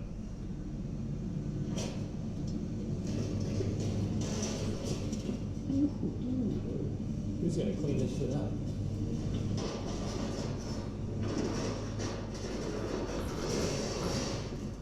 Fuck yes. That's a good time right there. Alright, this is more fun than commuting in these.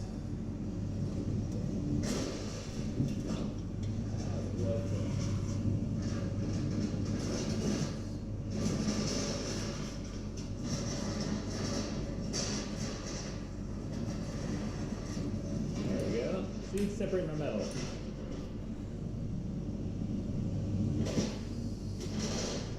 Look at that.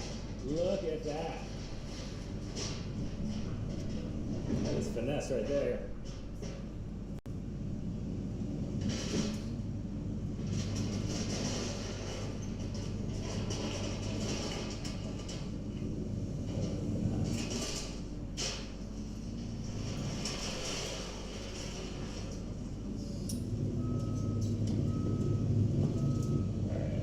Pluck the sheet right off the top. Everything I've learned right here.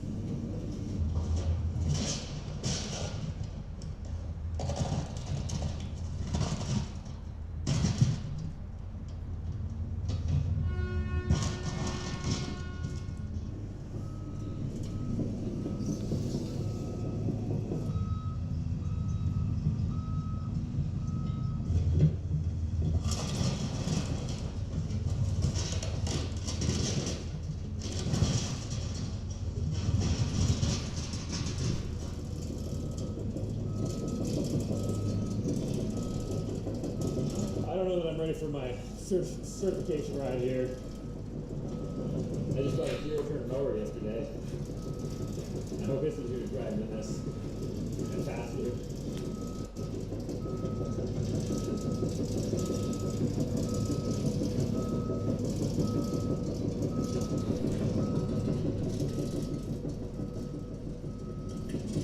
Ooh, hang on, everybody. Don't hit the $250,000 machine. I can't believe they let me take this thing out unsupervised. In the helicopter world, you really get judged if you park crooked, so this is where I'm gonna try to make it look just like the other one. Alright, they got the thumb thing up, they got the blade down, we're gonna go down, there, got the bucket down, I think we go curled, yeah, pretty flat. Okay. Good.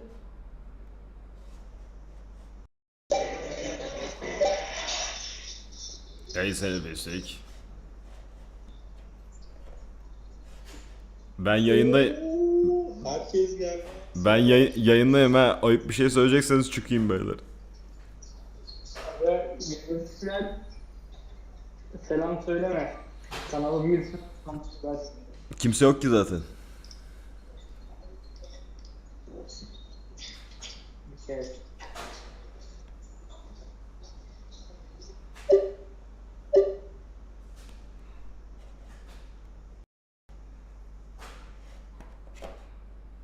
Anything else? Classic. Windows closed.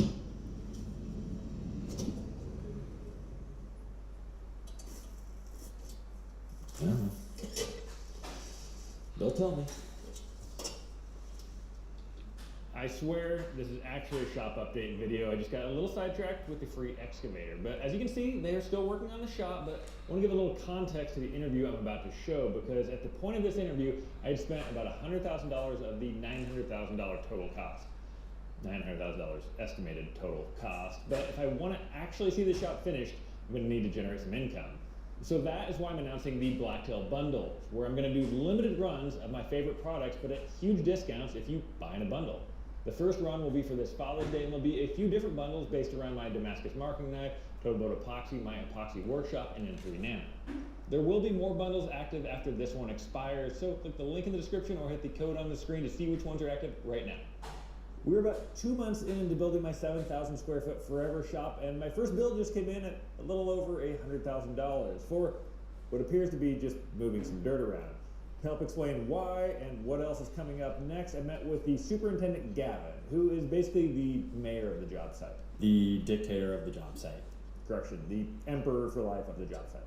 I know it was a lot of dirt. I thought that this was all going to be basically flat, and if I wanted to expand in the future, it'd be super easy. It doesn't look like it. How much dirt did you guys move? So we moved roughly 7,777 yards of earth when we cleared this job site. Can you make that, like, how many blue whales is that? Well, blue whale, I think. We need something for scale here. Yeah, I think How a many blue dump whale is trucks? hundreds of tons. How many dump trucks? Probably around 40 dump trucks. I'm not making this easy. Yeah, no, that's all right. I'm gonna have to look up how much a blue whale weighs after this. 100 tons. Why did you have to bring in all this dirt, and like why so much? Hold on a second. Let me check. Yeah. How come? Why did you have to bring in so much dirt? So the dirt you see on the mound, that's earth that we moved from the site. But the dirt, we brought in the backfill, the subfill. That just makes sure that our pad and everything is totally secure. So basically, you scoop off the soft organic stuff, and then you put in the hard, firm dirt. Yeah, right? Yes, recycled fill we use. How much rock did you bring in? We brought in roughly 46 dump truck, 15-ton dump trucks, 6,000 yards. So blue whale size, a quarter of a blue whale. The dirt isn't particularly expensive. It's moving the dirt. No, I think you can see people will post signs, free dirt. Dirt's not expensive. I was talking to Randy, your dirt guy, and I see signs all over, like you said, that say free fill dirt. Yeah. We needed fill dirt. And I was like, oh, I saw a sign for that. And Randy laughed at me. Yeah. And he goes, yeah, they give you the garbage. Or What's your burn? Yeah, exactly. They give you the trash dirt and tell you it's fill dirt because they want you to take away for free. Exactly. Yeah. That's so true. you guys are smarter than that. Yeah. Which is part of why I pay y'all. Yeah, definitely. Okay, well, how's the progress? We're almost 2 months, probably a month and 3/4. Month and some change. We're just getting ready to start concrete pour. We're hopefully gonna start doing that next week is what I'm trying to push people for. We're finishing your insulated hydronic floor and getting a permit. That sounds fancy. We need a permit for that? Yeah, we had to get a permit and we'll get inspected tomorrow. I know why that's so expensive, but that was one of my big splurges for this. And if anybody's curious, doing a heated floor, which is going to keep the whole shop at a perfect temperature, and it's going to be really cheap to run, right? Yeah. No dust in your space, moving stuff around. That's true. Yeah, people are always concerned about that for woodworking shops. Do you think that was worth it? Most definitely, yeah. Especially when you're working with epoxy, like I know you are. You want to control temperature. Also, adding in the factor of your highly insulated floors and walls, you're going to be able to maintain a pretty consistent temperature throughout the year, whether it be winter or summer. Speaking of the insulation, I always thought the heated floors were just like water tubes going through concrete keeps it warm. The whole floor is styrofoam. Yes. And you think styrofoam is strong enough to hold up 6 inches of concrete? Oh, definitely. Yeah. Its compaction rate isn't going to be so substantial. It's going to withstand up to 12 inches of concrete, and you have 6 inches here. So why don't I have 12 inches of concrete? Twice the cost. Right, type charge for that. Question: I know you're not doing the install. The hydronic system. Am I saying it right? Yeah. Heated floor system. Do you know anything about that? Yeah, definitely. So it's a 2-manifold system. In your shop, we're going to have roughly 12,500 feet of tubing. So just over 2.5 miles, right about. Wow. Of tubing that's going in there. Sometimes they fill it with a glycol mix. Because of our insulation, we don't have to worry about that freeze. Not for me, but for the viewers that aren't as educated as me. Yeah. Glycol and manifold. Yeah. So the manifold is what regulates the whole system, the flow throughout all the tubing. The engine. Transmission. Yeah, engine. Okay. Transmission. Yeah. So the manifold is the transmission. Yeah. 2 miles, over 2 miles. How many kilometers is that for Europeans? Oh man, kilometers. You're gonna look at six. Yemek yiyorum, gelmek isterdim demiş Seymen Kral. We noticed they're going through like one tube goes all the way around in a crazy pattern and then ends up back there. Why don't they just go back and forth with one tube? So you want to have each, or maybe start the next tube when that one ends or something. Yeah. So every tube going and coming back to your manifold has to end in that system, so it's all tied in there at the manifold. So there's no breaks in it. There's no breaks. So one tube goes all the way in and out and comes back. Correct. Okay. Runs are typically 350 feet long each run. So is it to get the math right? So each tube is that correct length? It's not necessarily math. They run all this through a CAD system that somebody smarter than me set up that for your building controls that flow rate. I noticed, or actually Scott noticed, everything comes into the manifold or transmission in one spot, and all the tubes are right next to each other. Yes. Is that going to be a super warm spot? It will be a little warmer in that location. You won't notice a huge difference there. What happens if Scott takes initiative for once and goes to anchor a tool down and drills into one of these tubes? Huge problem. So obviously you're going to have a leak in your system. You can notice damage within your slab, but you could also potentially penetrate the insulation in that, creating water underneath your building. Is it fixable? Yes, very expensive though. You would have to cut out a huge section of your concrete, repair the system at that location, and re-pour concrete, replace rebar. That doesn't sound very good. No. So no drilling into the slab? You can definitely drill in. You just don't want to go. I'd have to get you some numbers, but I wouldn't go 50% over your depth. So I'd say around 3 inches for your anchors. So I have a 6-inch slab? Correct. So if I go less than that, I'm guaranteed to be fine no matter what. Yeah, especially on your edges too. You have a thickened edge, which is approximately 13 inches from the outside of your building, and you go down 9 inches there. So if I really need to, I could just get one of those FLIR guns that could show me all the ropes, right?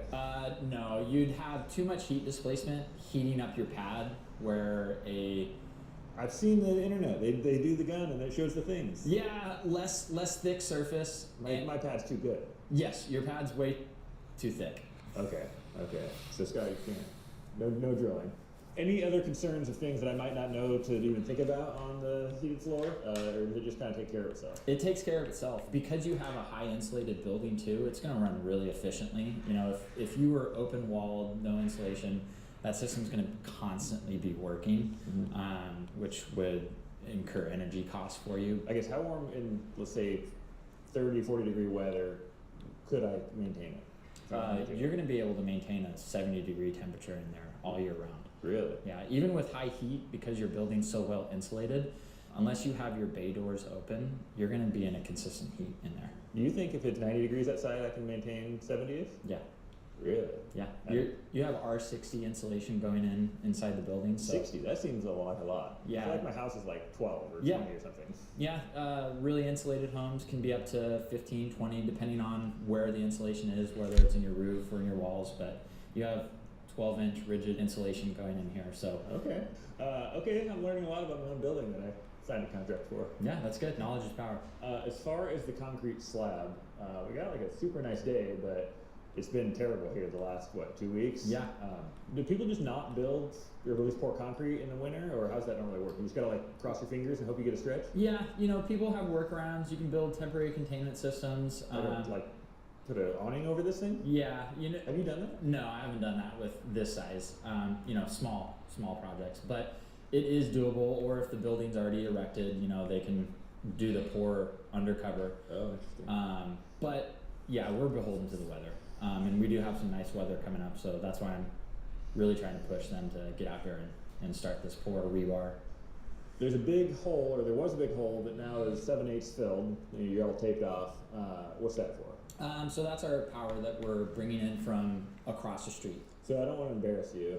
There's power lines on this side of the street. Yeah. Why'd you go across the street? Is that like your buddy that you have like a little backdoor deal with? No, for future power needs for your shop, for your home, potentially going underground for your whole system, there was change to that. What's the difference between the power lines on this side of the road and that side of the road? Age is predominantly transformer capabilities. So who tells you that you need power from the other side versus this side? PGE. The electrical company. Yeah. So you guys can't look at one of these and know which side the power's going to come from? No. Okay. Do you know how much power it was? I got it in my number somewhere. The cost of bringing that over from the other side, off the top of my head, I want to say it was around 8,000 to 10,000. Okay. Trophine said he's pretty bold. He told me this was a 4-month project. Donnie, I don't want to say laughed at him, but was maybe more appalled when he said that. How long until this is done? Minus the septic. Yeah, I like to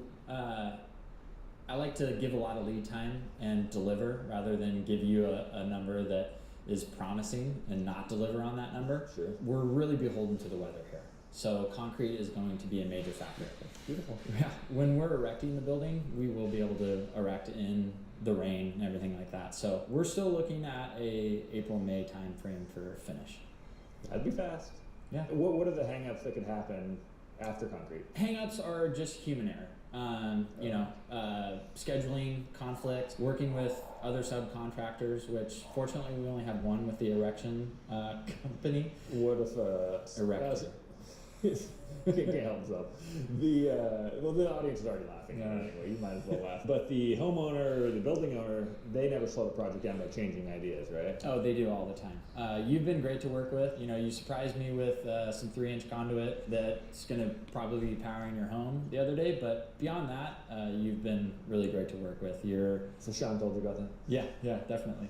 He messaged me the other day. If anybody's wondering, eventually long term I want to get rid of the power poles, and I asked the electrician doing this if we could use this power eventually to run up there, but I can't afford to do it now. So we're basically future proofing that, like your extra boreholes. That said, I might not have coordinated with everybody. Yeah, that's okay. Appropriately. That's a minor slip up, but yeah, you're a get her done type of person, so it's been really easy and great to work with you. All right, Gavin. We'll check in a month or two. Sounds good. Thanks, bud. Thank you, Cam. Quick update. It's now June, but Gavin seemed to have an answer for everything. We're still looking at a April-May time frame for finish. Not always a correct answer, but we are now just 1 to 2 months from the finish line. allegedly, but here's a quick teaser of what's coming next.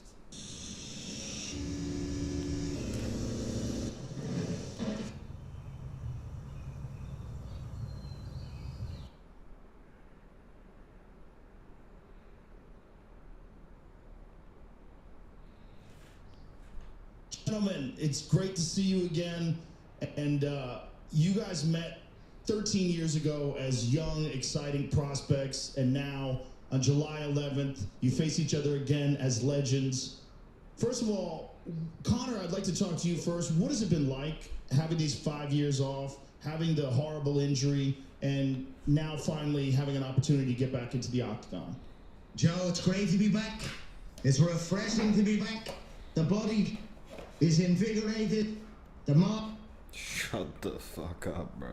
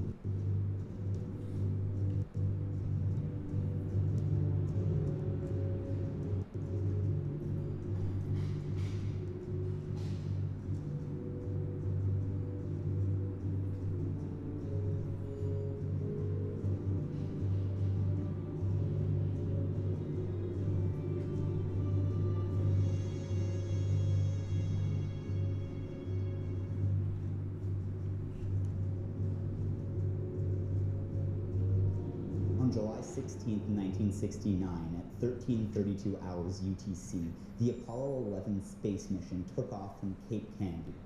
In just 12 minutes, the spacecraft cleared the atmosphere and entered into orbit at an altitude of 185 kilometers. From there, it did 1.5 laps around the Earth and then began its trip to the Moon. 4 days later, the Columbia Command Module was in lunar orbit while Neil Armstrong and Buzz Aldrin landed the Eagle on an area of the Moon called the Sea of Tranquility. Back on Earth, an estimated 650 million people were glued to their TVs and radios as they watched Armstrong take. One small step for man, one giant leap for mankind. One of these people was a German archaeologist named Wolfgang Erich Windt, who heard Armstrong's words through his radio by the mouth of a cave in the southern mountains of Namibia, near the border to South Africa. On July 24th, when the astronauts returned safely, Windt commemorated the event by naming the cave Apollo 11. I'm sure all the locals were just like, oh, okay, I mean, we call that place Ice, but that's cool, it's fine, we weren't attacked to that or anything. Now, like its namesake, the Apollo 11 cave was a genuinely historic discovery, although in a very different way. Inside, Windt and his team found a series of stone slabs with ancient paintings on them that were later carbon dated as 30,000 years old, making them some of the earliest evidence of humans using symbolic thinking. The drawings all depicted various animals, a zebra, a rhinoceros, and then this one, which archaeologists just call animal facing left. Some common interpretations are that these pictures tell a story, or else maybe were used for identification or to celebrate a hunt.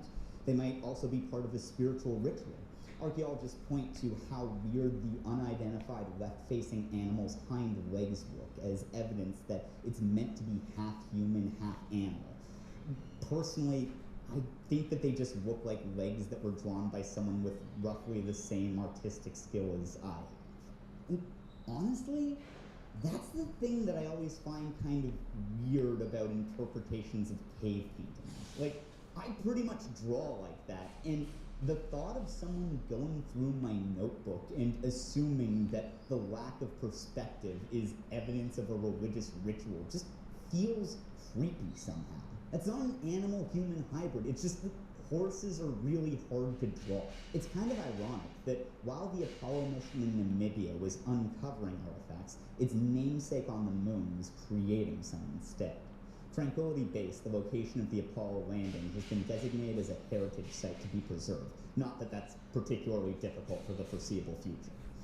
During their moonwalk, Neil Armstrong and Buzz Aldrin left the following things behind: a variety of geological tools and devices, a plaque signed by the Apollo astronauts and Richard Nixon, a patch from Apollo 1 to commemorate the astronauts who died in the launch pad fire, medals commemorating the first Soviet cosmonauts, a silicon disc containing goodwill messages from 73 world leaders, some boot prints, and an American flag that fell over when they were taking off.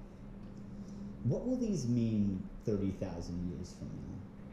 A story? Animal identification? A religious ritual? Spacecrafts have kind of a weird relationship to time. One aspect of this is what Karl Marx called the annihilation of space by time, referring to the tendency for technology to speed up time through things like how the engine or telegraphs allowed trips in communication that would have taken months to be done in days or seconds. Satellite technology has been one of the most dramatic drivers of this, and yet, ironically, by going into outer space, the satellites themselves enter into deep cosmic time, where events take place over billions of years. Once in orbit, time works in all sorts of strange and unintuitive ways. Someone smarter than me would probably go into how this relates to relativity, but honestly, as like a big dummy, my first thought was just to ask how long these things take to come down, and even that gets pretty weird. Also, just to get this out of the way right now, this video won't really be going into any scientific stuff. I have talked to some nerd losers who know all about that to make sure that I don't get anything wrong, but beyond that, we're going strictly off of vibes. Oh, and before I get any comments about it, I know that the plural of spacecraft is spacecraft, but I'm just going to say spacecraft so that I sound like a normal person. The best resource I found that could give me straight up answers about when satellites come down without requiring me to learn orbital math is the RAE table of Earth's satellites. A massive book made up almost entirely of these tables listing every man-made object in orbit beginning in 1957 up until when they stopped publishing new editions in '86. Obviously, this is wildly out of date for getting an idea of what the current outer space landscape looks like, but just flipping through it and looking at how the descent dates relate to the height of the objects, you start to see how strange things get up there. Let's just go over some of the stuff we find on a random page. There's a bunch of entries all named Cosmos followed by a random number, which basically just tells you that they're Soviet. Almost all Russian satellites are just named Cosmos and then given a number ranging from Cosmos 1 in 1962 to, most recently, Cosmos 2578, launched September 17, 2024. They do this because all Russians are massive fans of Carl Sagan. Anyways, let's just start from the bottom of the page and work our way up. Cosmos 1726 was launched on January 17, 1986, to an altitude of 663 kilometers at the furthest point of its orbit, and damn, it's not coming down until 2046. Right below that, we see 1426's rocket, which is just 2 kilometers below it, and is expected to come down at more or less the same time. Now, jumping around a bit here, let's check out Cosmos 1724. It got to a height of 333 kilometers, make a wish, and came down a reasonable 59 days later. Its rocket, on the other hand, was 15 clicks below it and came back in just 6 days. Interesting, right? Okay, maybe not, but get this. In the middle, we have Cosmos 1725, which reached an altitude of 1,003 kilometers, and it's not coming back for 1,200 years. It gets even weirder when you look at its rocket, which is only 10 kilometers below it, less than a 2-hour spacewalk away. It's coming down in 600 years? To make a bit more sense of how this works, let me give you a brief rundown of the different levels of Earth's orbit. First up is low Earth orbit, or the LEO, the size of which seems to vary a bit depending on who you're asking, but basically encompasses everything between 150 kilometers and 2,000 kilometers above sea level, with most objects in it sitting at around 800 kilometers. And this is by far the most populated orbit. Part of that's because it's the easiest to get to and communications are easier and have less latency, but also, since satellites that close can't see as much of the Earth, any communication satellites need to work in massive groups called constellations in order to get decent coverage. The LEO is where you'll find any manned missions and some scientific satellites like the International Space Station and the Hubble Space Telescope. There's also an unknown, but definitely very high number of spy satellites, and then just tens of thousands of satellite internet providers, a number that's been exploding recently as private companies have started building their own constellations, particularly Amazon's Project Kuiper and SpaceX's Starlink. Next up is medium Earth orbit, which goes from 2,000 kilometers to around 35,000. This one gets used for scientific research and space navigation, but the main thing it does for us normies is that the MEO is where most satellite positioning systems are located, like GPS, Galileo if you're in an EU country, and GLONASS if you're Russian. Finally, there's high Earth orbit, which is where things get a bit weirder. The HEO is everything above 35,000 kilometers, which doesn't have a whole lot in it. We can take it as a given that there are science satellites up there studying some nerd shit like how dust moves, but again, we don't care about that right now. Getting satellites up this high is way harder, which translates to more expensive. Plus, at this distance, signals take a lot longer to get to Earth and can have a delay of up to 5 seconds depending on the orbit, which rules out most applications. But then there's one part of high Earth orbit that's different. 35,786 kilometers above the equator is where satellites can enter geostationary orbit, also known as the GEO. In this orbit, satellites are synced up with the rotation of the Earth, so they appear motionless from the ground. This is insanely useful, since it allows the satellite to connect to just one receiver that never has to move or recalibrate. Also, from that height, the satellites can see around 42% of the Earth's surface, meaning that the entire world can be covered using just 3 satellites placed equal distances apart. These factors combine to make the GEO some of the most valuable real estate in outer space. But what I find most interesting is that unlike the satellites in the MEO or LEO, these ones will never come down. Instead, after their lifespan of around 15 years is up, they perform one final maneuver, propelling themselves a few hundred kilometers further out into graveyard orbit. Although, I think that name is somewhat misleading. Part of the point of graveyards down here is that while a grave serves as a memorial, the actual bodies decompose and eventually break down. Ashes to ashes, dust to dust. The furthest part of Earth's orbit is different from any other graveyard, though, because while the spacecrafts resting there suffer damage from collisions, we can expect them to remain there largely unchanged for around 5 billion years, or until the sun becomes a red dwarf. And that's the thing that's so spooky about these telecom satellites. There's a good chance that they'll be the last evidence that humans ever existed. And when you start looking into the history of satellites, especially the ones in the GEO, they don't paint a very flattering picture. And in this video, I'm going to show you. But first, let me quickly tell you about this video's sponsor, Ground News. In this video, we're going to dig into the world of satellites as well as the issues that can come from private companies having control of key telecommunication infrastructure as well as space itself. And one name that tends to come up when you talk about this stuff is, of course, Elon Musk. Now, Elon is a polarizing figure, kind of a maverick who doesn't play by your rules, if I may be so bold. Some people would call him a midwit freak with a breeding fetish and utter contempt for democracy. Others think that he's an aloof genius, sort of like a badass anime character who's not really good or bad, but just doing his own thing, sort of a Dark War Greymon type figure. They also think that that junk he does is really cool. If you're in the latter group, then you might not know the latest details about his ongoing legal troubles in Brazil. After having been found to be spreading hate speech and misinformation to sway the Brazilian election, the country is ordering all telecom providers to ban X. However, Musk's own ISP, Starlink, is now refusing to comply, claiming that they won't do it until Brazil unfreezes their accounts. Things like this are where ground news comes in handy. In these polarizing times, ground news is fighting back against the bullshit and hoo-ha by providing an independent and ad-free platform that gathers related articles from more than 50,000 sources from all across the world and political spectrum in one place so that you can compare how different sources cover the same story.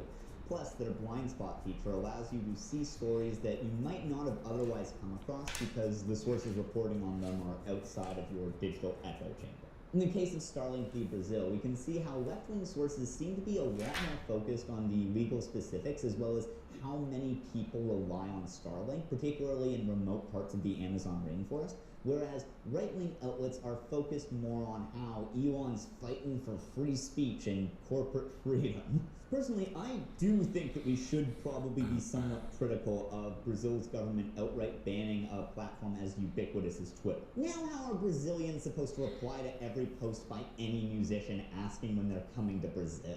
However, it also seems very bad that by owning both a massive social media site and the satellites that provide access to it, Elon is now potentially above the law. Like, I just don't really think that that should be a thing, you know? Anyways, go to ground.news/weareinhell, use the link in the description, or just scan this QR code to get 50% off of their Vantage plan. This is their best deal of the year, and it will only be available for a limited time. And if you're already a subscriber, you can send Ground News as a gift for 50% off too. The holidays are coming up after all, and we all know that the best gift is knowledge of the Reklam izliyorum resmen. unfolding daily.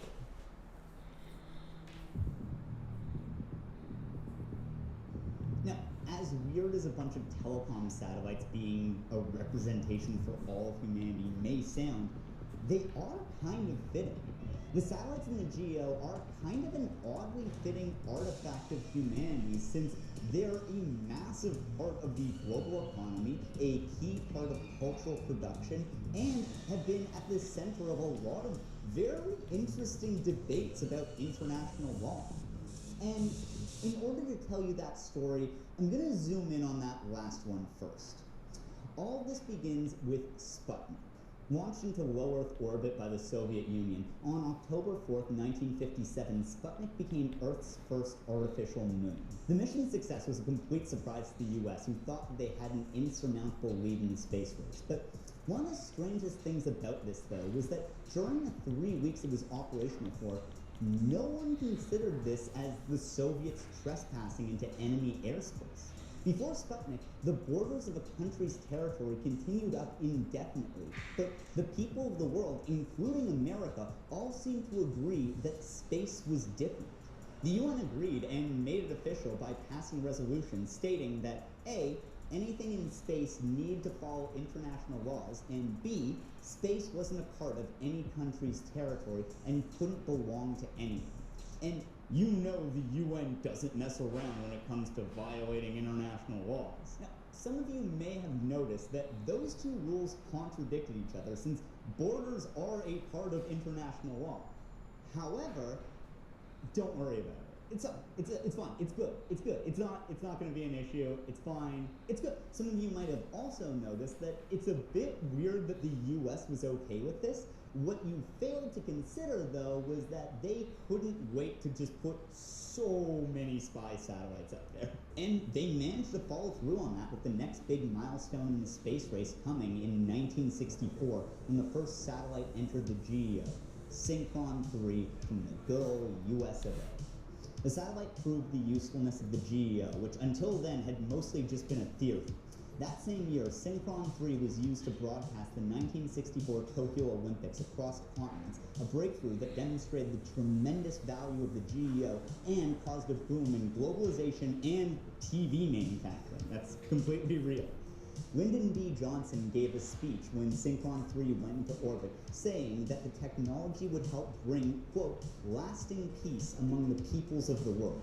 He was definitely right about it bringing something to the peoples of the world, as in a few short years, this technology would be used to televise atrocities in Vietnam. The following year, Synchron 3 was joined by the Comsat Corporation's Earlybird, the first ever commercial satellite. The GEO was open for business, baby!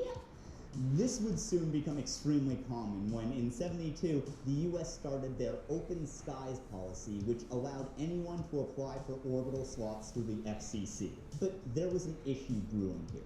Back in '61, the UN's resolution for the peaceful use of space had made it clear that space, and therefore the GEO, was for everyone. But now that people were actually starting to use it, it was becoming clear that there was a limited amount of room and a limited number of radio frequencies that could be used to broadcast from up there. And so, by '63, the UN's International Telecommunications Union, or ITU, was put in charge of allocating spots and frequencies. The system they wound up using was basically just first come, first serve, and the first to come were a bunch of rich countries and corporations who were snatching up as many spots as they could, making the distribution of resources in space decidedly similar to that on Earth. But as the GEO was being colonized throughout the '60s, at that same time, a bunch of countries were being decolonized. And these newly freed states, particularly those on or near the equator, had some thoughts about how things had been going. In 1967, Malta motioned for the UN to establish certain areas like the high seas and Antarctica as the common heritage of mankind, meaning that they couldn't be owned by any country and instead should be jointly managed by all states for exclusively peaceful purposes. That same year, Argentina argued that this should be applied to space as well, leading to the UN adopting the Treaty on Principles Governing the Actions of States in the Exploration and Use of Outer Space, including the Moon and other celestial bodies, better known as the Outer Space Treaty for short, or the OST for even shorter. The OST laid out the following rules for space. 1. The exploration and use of outer space shall be carried out for the benefit and in the interests of all countries, and shall be the province of all mankind. 2. Outer space shall be free for exploration and use by all states. 3. Outer space is not subject to national appropriation by claim of sovereignty, by means of use or occupation, or by any other means. 4. States shall not place nuclear weapons or other weapons of mass destruction in orbit or on celestial bodies, or station them in outer space in any other manner. 5. The moon and other celestial bodies shall be used exclusively for peaceful purposes. 6. Astronauts shall be regarded as the envoys of mankind. 7. States shall be responsible for national space activities, whether carried out by governmental or non-governmental entities. 8. States shall be liable for damage caused by their space objects. And 9. States shall avoid harmful contamination of space and celestial bodies. So keep these in mind because we're going to come back to them throughout the video, but probably the most radical part at the time the treaty entered into effect was Article 3. The thing is that while all this seemed very good and idealistic, that article in particular wound up backfiring on all these poorer countries demanding more equitable practices for the GEO. Since it once again been decided that space would be open territory, the richer countries were all like, sounds good, we're just gonna keep filling it on up with crap then, okay? This resulted in situations like in the early 70s when India and Indonesia were both trying to put satellites into the GEO, but couldn't because there were already satellites there that refused to move. Tensions continued to rise until a group of equatorial countries decided to do something. In '75, Colombia claimed this section of the GEO above their borders as their territory. The next year, Panama did the same, and then were joined by Brazil, the Congo, Zaire, now known as the Democratic Republic of the Congo, Ecuador, Indonesia, Kenya, and Uganda, who all signed the Bogota Declaration, in which they each claimed the section of the GEO above them as theirs, and started refusing to approve any new satellites in their supposed territory, while demanding that the ones currently there be removed. This, did not work. Every country with a space program flat out rejected the declaration, arguing that it would effectively put an end to any country being able to explore space, not to mention putting an end to most intercontinental telecommunications. The UK fought it in international court, pointing out that it was in strict violation of the OST, while Belgium called bullshit by arguing that none of the equatorial states that had signed the Bogota Declaration even had space programs, and so, setting the OST aside, they argued that since they couldn't make use of the GEO, they couldn't legally claim it. By the way, Belgium may seem like a random country to be getting involved here, but remember that Belgians never miss a chance to fuck up the Congo.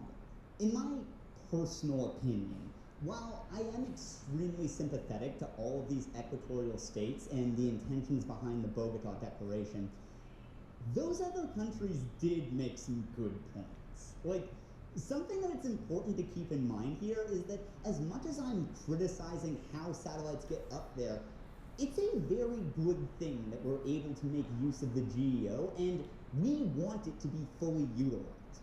And so, like, while I do absolutely think that access to the GEO should be more equitable, I feel like there has to be a better way of doing that than just throwing national borders up into outer space, a thing that would cause just so many extremely obvious problems.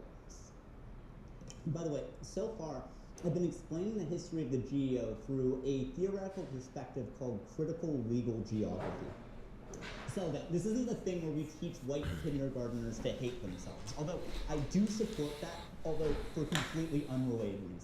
Basically, a major school of thought in geography is based off of Michel Foucault's theory that spaces don't just exist as neutral things in the world, but instead Popilik AI ile 5 dakikada yaparım. in order to serve a certain purpose. Rage bait denemesi You can demiş then şerefsiz. do all sorts of interesting analysis by asking how or why certain spaces were created.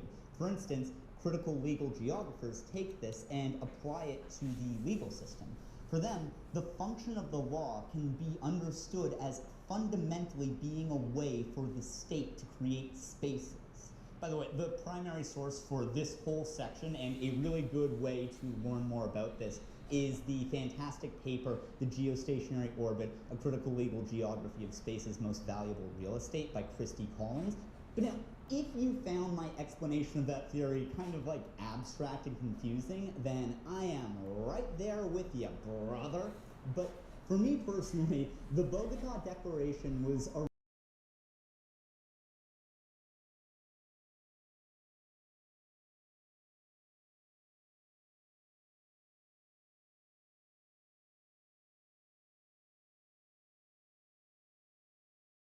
implications for the scientific question of where Earth ends and space begins in some pretty concrete ways.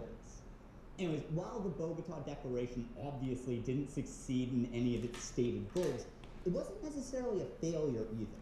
Before 1975, the concerns of poor countries weren't taken remotely seriously when it came to space exploration, or really anything else, if we're being real here. But after Bogota, while things still weren't all fixed or anything, it became generally accepted that any plan for how the GEO should be run needed to at least include lip service for how to ensure equitable access for poor countries. But shockingly, none of this lip service actually solved any of the issues with the ITU's first-come, first-served policy, which was allowing richer countries to snatch up all the good real estate and preventing poorer countries, many of whom were their former colonies, from building out satellite programs of their own.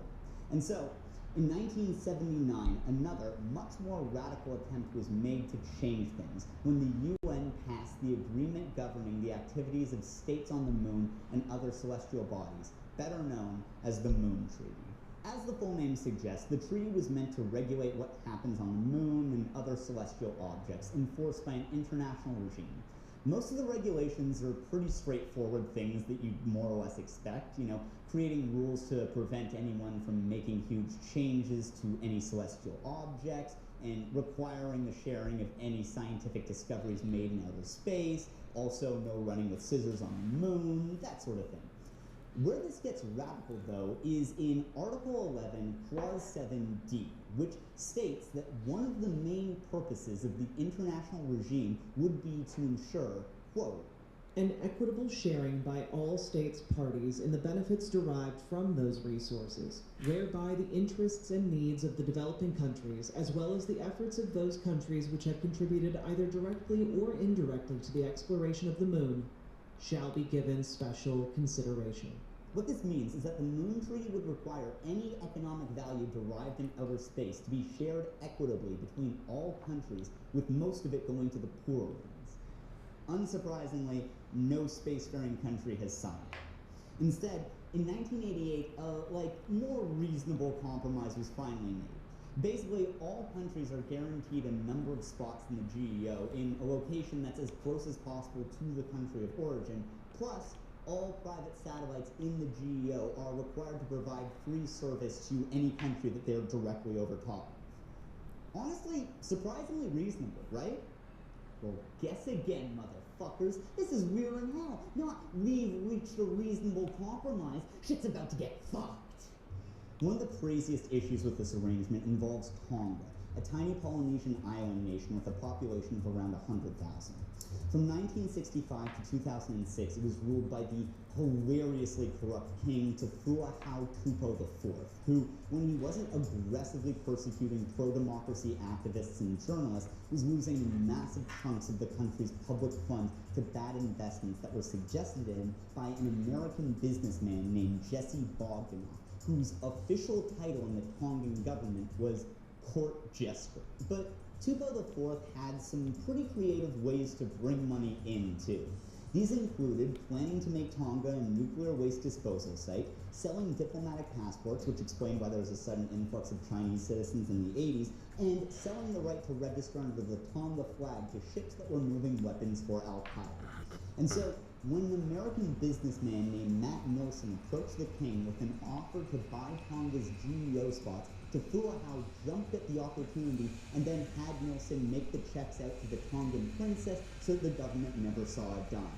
And so, the Tongsat Corporation was born. This caused an international controversy when Intelsat freaked out, arguing that Tonga was setting a dangerous precedent of financial speculation on the GEO. Oh, sorry, for those of you who don't know Intelsat, you may have assumed that they're some government or UN committee. In reality, they are actually a private company that pays countries to let them put satellites in their unused GEO spots. You might now be thinking that that sounds an awful lot like what Tonga is doing, but no, it's completely different. You see, unlike the poor, struggling small business of Tongasat, Intelsat had a monopoly. God, it's so fucking cold. We're gloving up. It's like, oh, this would be such a good idea. I'll film outside on a roof. It looks so cool. It'd be like a Piney video. No, this sucks. This sucks so fucking hard. But there are lots of more mundane issues with the current satellite situation as well. First of all, when the new rules came in, everything that was already up there got grandfathered in. Although satellites only have an average lifespan of 15 years, so this isn't that big of a deal. The bigger issue is that it's extremely common for new satellites to be put in spots that were reserved for someone else, because fuck you, who's gonna stop them? There are a few causes for this. One is that there's really no downside to claiming as many satellite spots as possible, and so countries and private companies will just grab a ton of them, sometimes with the intention of maybe using some of them, other times just because, why not?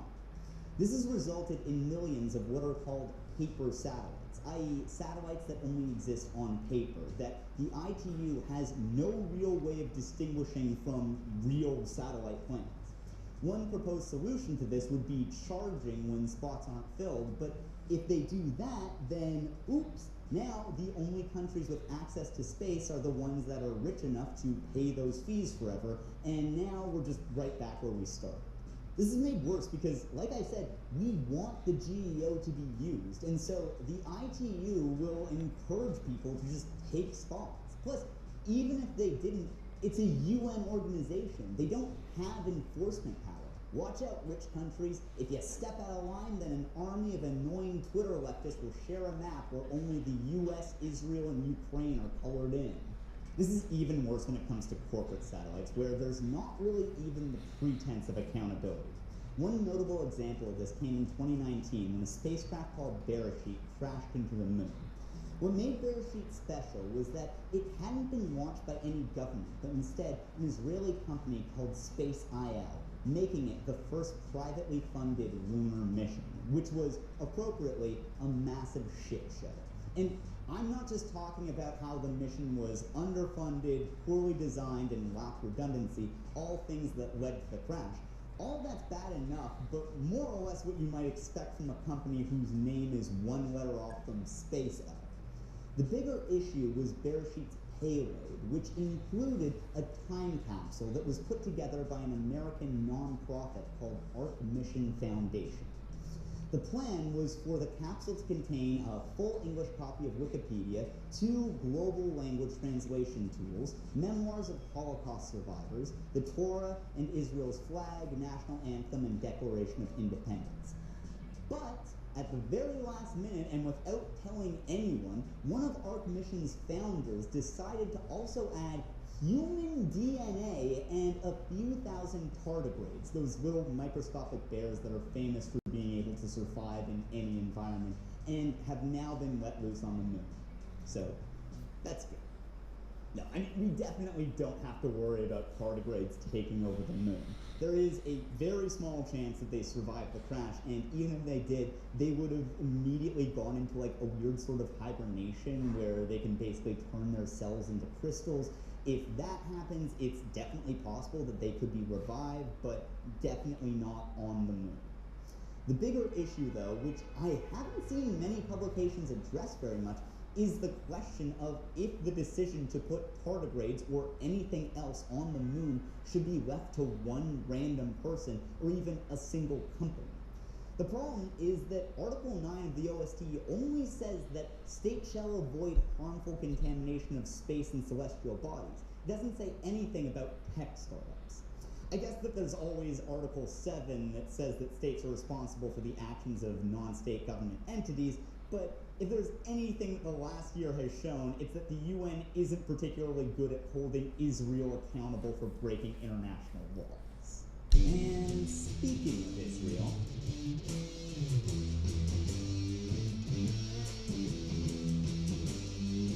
colonialism is a fundamental part of space exploration, going back to the very beginnings of astronomy in the West. The field originally developed out of star navigation for colonial expansion and plunder, and even today, there's very few parts of the discipline that aren't touched by this legacy in some way. Even going back to the beginning of our story, Namibia isn't only the home of the oldest cave paintings in Africa, but also the first genocide of the 20th century. There's a grim irony to the fact that as Earth's lower orbit is increasingly being filled up with satellites, astronomers are beginning to worry about them obscuring the views of their telescopes, many of which are themselves built on stolen indigenous land. If this continues, the colonization of space could wind up choking out the scientific discipline that gave birth to it. This only gets darker when we look into the more contemporary origins of space exploration, all of which is based off of the study of rocketry, one rocket in particular, the V2 missile. The V2, or in its original German, the Vergeltungswaffe, meaning vengeance weapon, was the invention of the Nazi scientist Werner von Braun and was assembled using the slave labor of concentration camp inmates. The V2 was the first man-made object to travel through space, as the Germans used it to bomb London, Antwerp, and Liège. After the war ended, the first priority of the Allies was to grab up as many V2 rockets as well as Nazi scientists as they could get their hands on. Braun himself was brought over to America as part of Operation Paperclip. The reason for this sudden scramble for rocket science was based out of the universal human desire to develop a way to drop nuclear bombs from low Earth orbit. Honestly, who among us hasn't looked up at the stars and asked deep questions like, where did we come from? Why are we here? And how can I melt the skin off of half the people in a major city? And so, with their collection of bombs and fascists in hand, the Allies got to work developing their rocketry programs. But another interesting aspect of this, though, was where they chose to do their testing. Each country selected an area that was relatively empty and uninhabited, but it's never really that simple. As I talked about in my video about Area 51, when an imperial power describes a place as a wasteland, there's a very good chance that the indigenous inhabitants of that place would strongly disagree. And sure enough, that's what happened, with France building their rocketry center in French Algeria, Britain setting up shop at the Woomera Range Complex in southern Australia, America repurposing the White Sands Proving Ground in New Mexico, the site where they detonated the first ever atomic bomb, and the Soviets established Kapustin Yar at the border of Kazakhstan. The Australian writer Ivan Southall described Woomera as, quote, one of the greatest stretches of uninhabited wasteland on Earth, created by God specifically for rockets. Later in the same book, he notes the massive archaeological significance of the area, saying, lying on the ground here, there, and everywhere were tens of thousands of artifacts, discarded knives and spear points of flaked and chipped stone, dropped by unencumbered generations of black men, and one had to accept the artifacts at their face value. Where one found artifacts, one found water. Likewise, the French scientists stationed in Algeria would spend their off time collecting flaked stone points that dated back to the Stone Age. Finally, one of the things I found most surprising while researching this was how the narrative of the space race between America and the Soviets being this sort of peaceful alternative to the Cold War was actually all bullshit. Like, sure, it being a morale boost and a sort of ideological victory was a thing, of course, but what it was really all about was that a country that can send a man into space was a country whose rocketry program had advanced to the point where they could also send a nuclear bomb to the other side of the world. All that rhetoric of discovery in the name of mankind was really just a smokescreen for better weapon development. Now, at this point, I feel like this might all be coming off as me, like, trying to cancel space exploration because of its problematic past. I want to take a quick minute to clarify that I don't subscribe to the idea that something is bad just because it has a messed up history. Like, I think it's good and important to learn and reckon with the dark parts of our past, but I'm sorry, I always tend to roll my eyes a little whenever I see someone saying how X innocuous thing is bad actually because 300 years ago someone used it to be racist. It's funny too because no one ever really does the opposite and like argues that some bad thing is good actually because of its unproblematic past, right? Like, you never see people arguing that we shouldn't be so harsh on Agent Orange since it was originally designed to be a pesticide and was just repurposed for committing war crimes in Vietnam. Or that gunpowder was invented to make pretty fireworks before being used to kill Batman's parents. But I'd argue that in the case of space exploration, all of this is a bit more relevant since it's still being used in fucked up ways to this very day and in ways that are very much tied to its past. One example of this is the weaponization of space. While the OST does ban the use of nuclear bombs or other weapons of mass destruction in space, in 2000, the UN decided to make extra sure by adopting a resolution on the prevention of an arms race in outer space. The resolution passed with a vote of 163 to 0, with 3 abstaining, America, as well as Israel and the Federated States of Micronesia. If you're wondering about those last two, they make more sense when you realize that their militaries are provided mainly, if not entirely, by the US. See, while America had generally supported the weapons ban during the Cold War, by this point they were singing a very different tune. 2 months after the resolution was passed, the U.S. Secretary of Defense Donald Rumsfeld made an announcement warning that America might put weapons in space anyways, but that it didn't violate the resolution since he argued that because America is so reliant on satellite technology, a space Pearl Harbor was, in his view, inevitable, and therefore justified them arming their satellites for protection, definitely no other reasons. It's totally fine, guys. To be fair here, Space Pearl Harbor does sound inevitable, but only as a Michael Bay movie sequel that's only slightly less historically accurate than the original. But the main way that countries get around these rules against weapons in space is through dual-use applications, i.e. using satellites whose applications could be peaceful and or violent. It's very common for these operations to then also be classified as peacekeeping missions, which kind of works as a sort of no-homo, but for war crimes. The most common examples of these are satellite imaging and positioning systems. These involve using images from satellites to select and locate targets, as in the case of the peacekeeping mission that took place on April 23rd, 1999, when the US used satellite imaging to bomb a Serbian TV studio, or just by strapping a GPS to a bomb. These could either be smart bombs with built-in positioning equipment, or just attaching a JDAM kit to a dumb bomb, as has been done with the 2,000-pound bombs that Israel has been using to commit a genocide in Gaza. While in these cases satellite technology is being used for the purpose of warfare, this doesn't violate the OST, since rather than putting weapons in space, this just involves using satellites to enhance the capabilities of weapons down here on Earth. Now, a big part of how this is justified is by arguing that using these technologies to improve the accuracy of bombs and airstrikes allows militaries to reduce civilian deaths.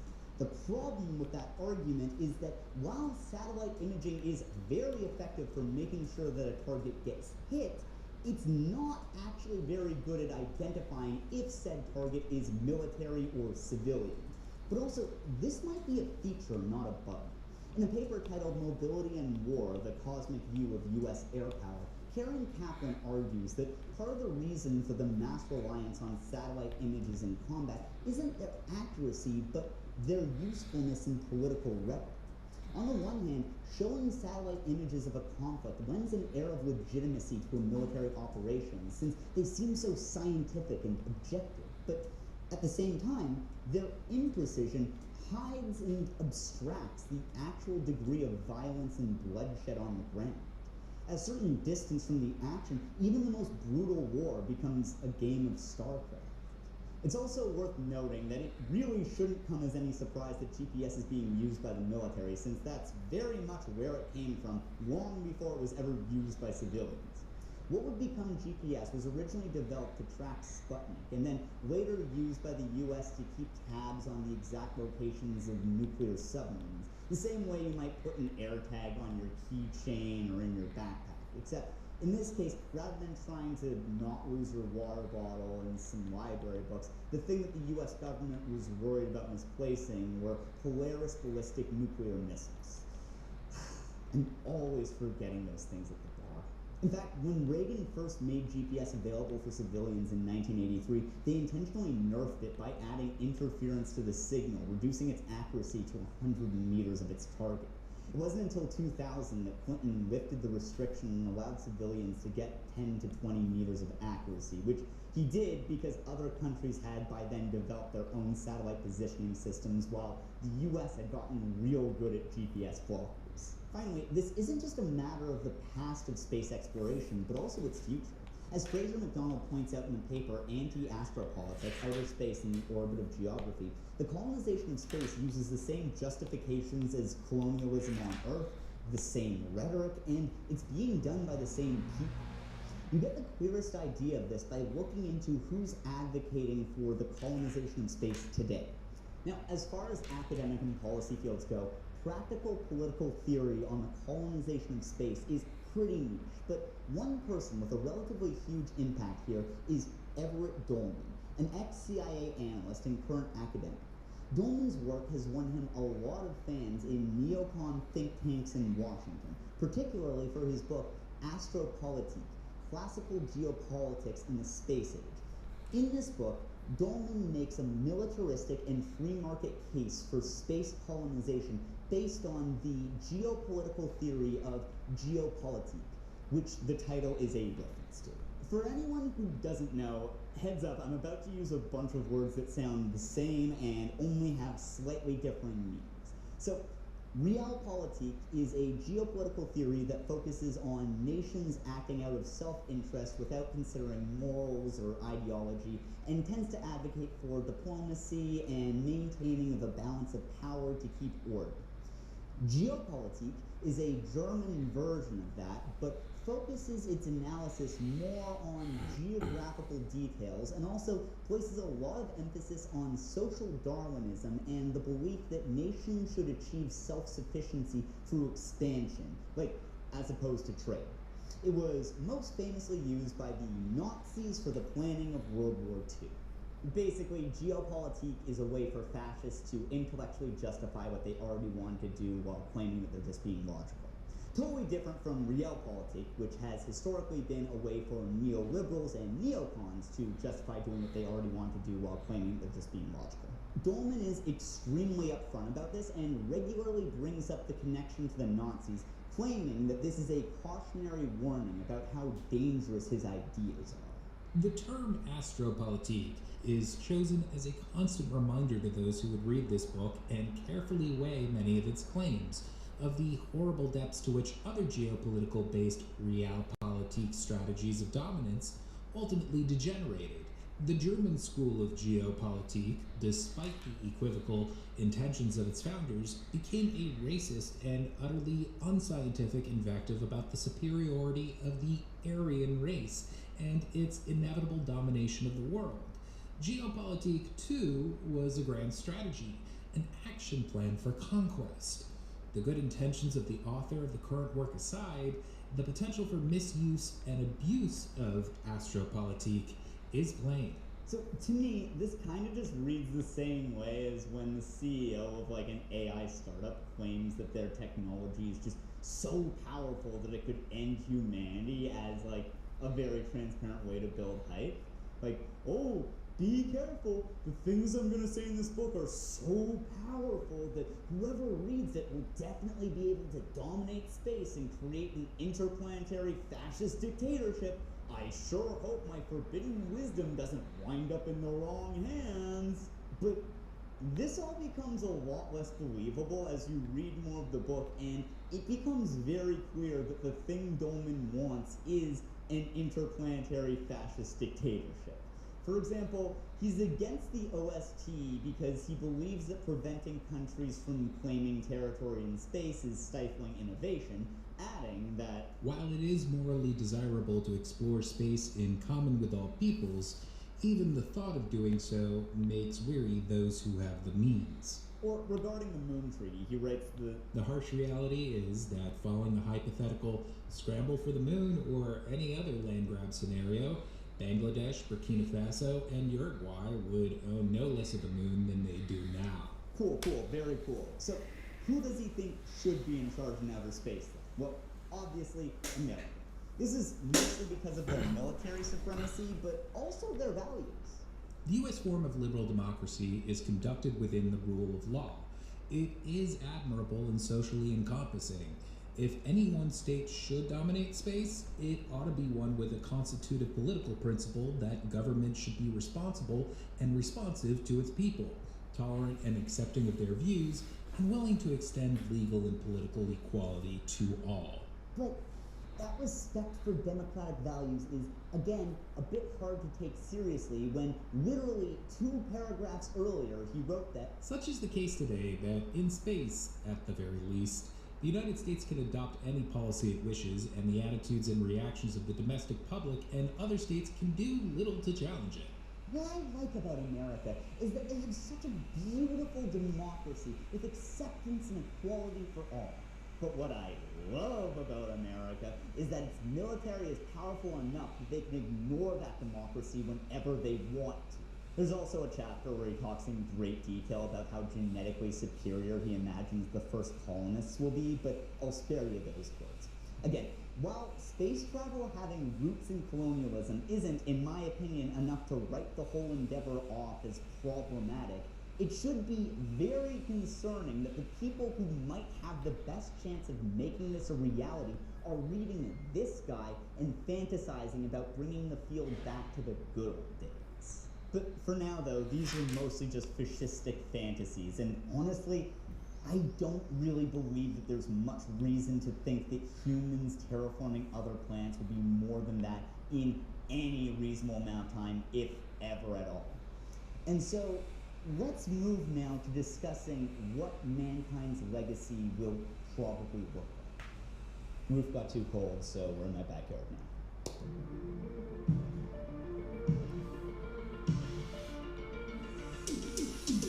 So one of the most interesting things I've learned about for this video is the surprisingly deep field of space archaeology.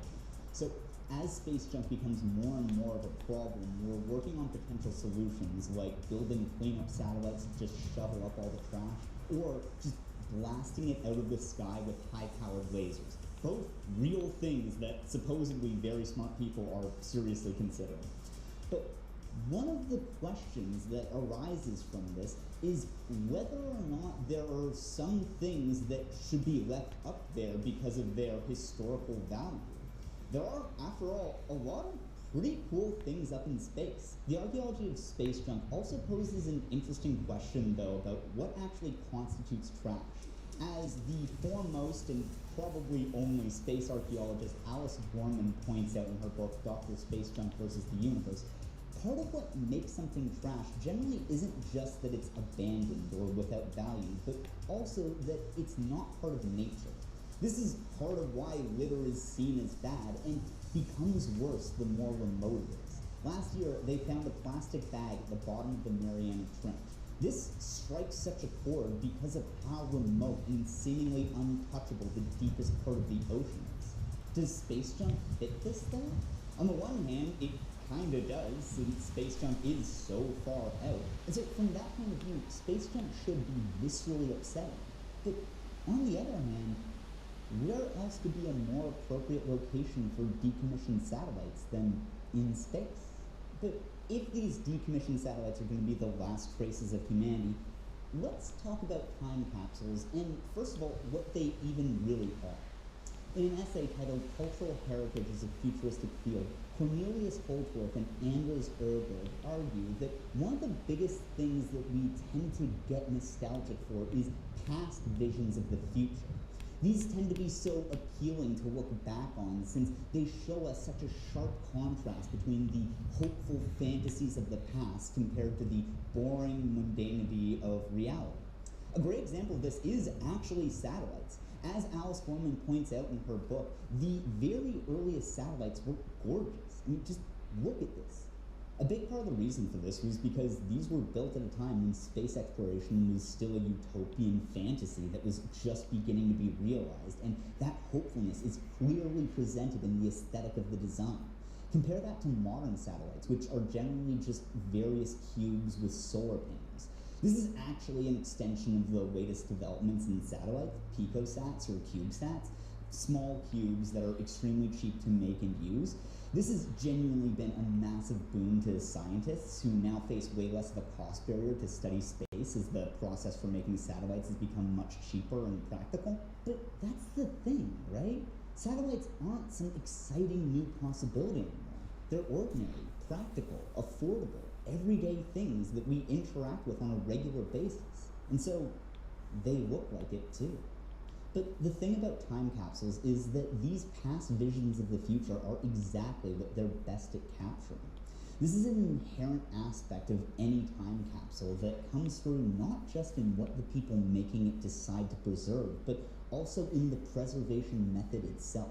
Holtorf and Erberg demonstrate this in another paper called Perceptions of the Future in Preservation Strategies, or Why Eisel von Eiselberg's Body is No Longer Taken Across the Lake, where they look at different preservation methods all done in the Austrian village of Hallstatt, and what each one says about the kind of future being imagined by the people making them. The first example is Hallstatt's Chapel of St. Michael's, which dates back to the 12th century. Underneath it is an ossuary containing 1,200 skulls, around half of which have names and dates of death written on them. This was done as part of a religious tradition that began 300 years ago. The skulls are taken care of by the church and local community, and so the article argues that this time capsule represents a faith that the chapel and the village will continue to preserve this practice indefinitely. For them, this is a form of preservation that assumes a future that has continuity with the present. But we can also see a different kind of preservation being done in the same church in the case of the coffin of Christoph Eisel von Eiselberg, a wealthy administrator at the local salt mine who died in 1668. Eiselberg's will calls for his coffin to be removed from the crypt and taken across the nearby lake as a religious ritual every 50 years on the anniversary of his death. Imagine having so much money that you could just buy yourself a religious ritual. I know I'll be dead, but if I know these bones, every 50 years they'll want a little vacation. While this seems fairly similar to the preservation of the skulls, the big difference here is that Eiselberg seemed to have anticipated that the culture of the town would change, and so took measures to preserve his legacy despite that. By doing this ritual every 50 years, he basically ensured that every generation would have a connection to his memory. Unlike the previous method, this assumes that some small or manageable changes will happen and then takes measures to maintain continuity despite. Finally, there are preservation methods that assume a full-on break in continuity. An absolutely wild example of this is happening right now in the Hallstatt salt mines, where a ceramicist named Martin Kunz is building the Memory of Mankind, meant to be a full recording of humanity inscribed in a series of ceramic tablets, which will eventually be sealed off. The archive's location will then be disseminated using these 6.5 centimeter ceramic discs, which Kunz plans to scatter all over the world. This seems weird. And so while all three of these examples are effectively trying to do the same thing, preserve the past, the radically different expectations that they have for the future inform every aspect of not just what is preserved, but how it's being done. Now, regardless of how deranged Kunz's plan is, his form of preservation is the closest to the kind that we're interested in. So now, let's turn our attention to the most famous time capsules in space. In 1972 and 73, NASA launched Pioneers 10 and 11, the first man-made objects to leave the solar system. In 77, they were joined by Voyagers 1 and 2. All 4 space probes included golden plaques designed by a team led by Carl Sagan, meant to serve as potential postcards for aliens. The Pioneer plaques show a naked man and woman drawn by Carl Sagan's wife Linda and an intergalactic map to Earth developed by the astrophysicist Frank Drake, which is apparently now like the #1 basic tattoo for astronomers. Sagan and his team went even further with the Voyager probes, creating golden records. One side of the records play greetings from Earth in the UN in 55 languages, a collection of sounds from Earth, which you're listening to right now, and 26 pieces of music from different countries selected to give as broad a range of musical styles as possible, while the other side has a collection of photographs encoded as a video. The images show snapshots of Earth, with everything from scientific diagrams of DNA and the structure of the Earth, to human anatomy, to world monuments, to this incredibly cursed photo titled Demonstration of Licking, Eating, and Drinking, which, I suppose it is that. I love this one so much, since, like, it's not all clear to me if the title is meant to describe what's shown here, or what the 3 people in this picture desperately need to receive. But while the stated purpose of these is to provide interstellar aliens with some kind of record of humanity, Alice Gorman argues that, in reality, the main beneficiaries of these are back here on Earth. She points out how these records and plaques are the perfect time capsules, precisely because we will never open them. Instead, as they drift further and further away, they serve as a vessel for all of our utopian dreams of space, while ignoring the much more mundane and sinister realities of space exploration floating in Earth's orbit. It's kind of perfect, then, that in 1981, 9 years after the launch of Voyager 10, members of the team that developed the plaques and records were brought onto a much darker project. As nuclear research had developed since the end of World War II, a growing problem needed addressing. What do you do with nuclear waste that will remain radioactive for the next 10,000 years? What kind of warning signs would keep people away at a time so far into the future that there's no guarantee that current symbols or even languages will still be around? And so, the U.S. Department of Energy, in partnership with the Bechdel Corporation, gathered a team of experts in nuclear physics, linguistics, and semiotics, including Frank Drake as well as John Longberg, one of the people who worked on the pictures of the Voyager records. Carl Sagan was asked but refused on moral grounds. Sagan's just like, dump that shit straight in the ocean, baby. Fuck the whales. You know, it makes so much sense though, right? Like, who else could you possibly ask for help with something like that? One of the most famous solutions they came up with was a message, which was meant to be translated into every major language and then carved into stone tablets. The message reads, "This place is a message, and part of a system of messages. Pay attention to it. Sending this message was important to us. We considered ourselves to be a powerful culture. This place is not a place of honor. No highly esteemed deed is commemorated here. Nothing valued is here. What is here was dangerous and repulsive to us. This message is a warning about danger. The danger is in a particular location. It increases towards the center. The center of danger is here, of a particular size and shape and below us. The danger is still present, in your time as it was in ours. The danger is to the body and it can kill. The form of the danger is an emanation of energy. The danger is unleashed only if you substantially disturb this place physically. This place is best shunned and left uninhabited." From there, things get significantly stranger. The most iconic suggestion was to build a field of concrete spikes. There were also proposals for new symbols for buried radioactive waste. This one's my favorite since I don't think that I could come up with a less intuitive way of communicating that information if I tried. And those were just the reasonable ideas. One person suggested that since we had no guarantee written language would still exist 10,000 years from now, we should instead create what he called a nuclear priesthood.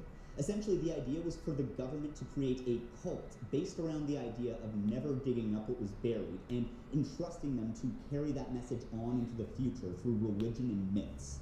Another idea was instead to breed a new race of cats that change color when exposed to nuclear radiation, and then spreading a nursery rhyme that warns people to beware when the cats change colors. And I feel like that had to have been the point when someone should have stepped in and just been like, okay guys, I know I said that there's no bad ideas in brainstorming, but what are we even doing here? No, but seriously, I love everything about this. Come on, this is so fucking cool. It's like they set out specifically to create the subject of a Jacob Geller video. Now, I hate to burst everyone's bubble here, but none of this stuff is actually happening. Obviously. Did you actually think that the government was going to spend billions of dollars breeding radiation cats or building what is essentially a piece of installation art to protect the health of people 10,000 years into the future? They don't spend that kind of money to help people who are alive today. With that said, I think that these ideas for long-term nuclear waste warnings can best be understood as another kind of time capsule. This one born out of the terror of the Cold War and serving as an apology to the future. Despite how grim that seems, I actually think that, like the Voyager records, the motivation behind this was ultimately optimism. Optimism for a future that still had humans in it. Humans who will be enlightened enough to see the creation of nuclear bombs as an unforgivable sin that our society has committed. On that cheery note, let's finish this video off with something much lighter.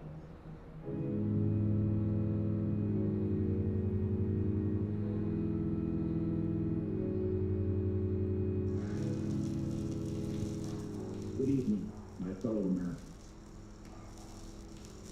Fate has ordained that the men who went to the moon to explore in peace will stay on the moon to rest in peace. Others will follow and surely find their way home. Man's search will not be denied.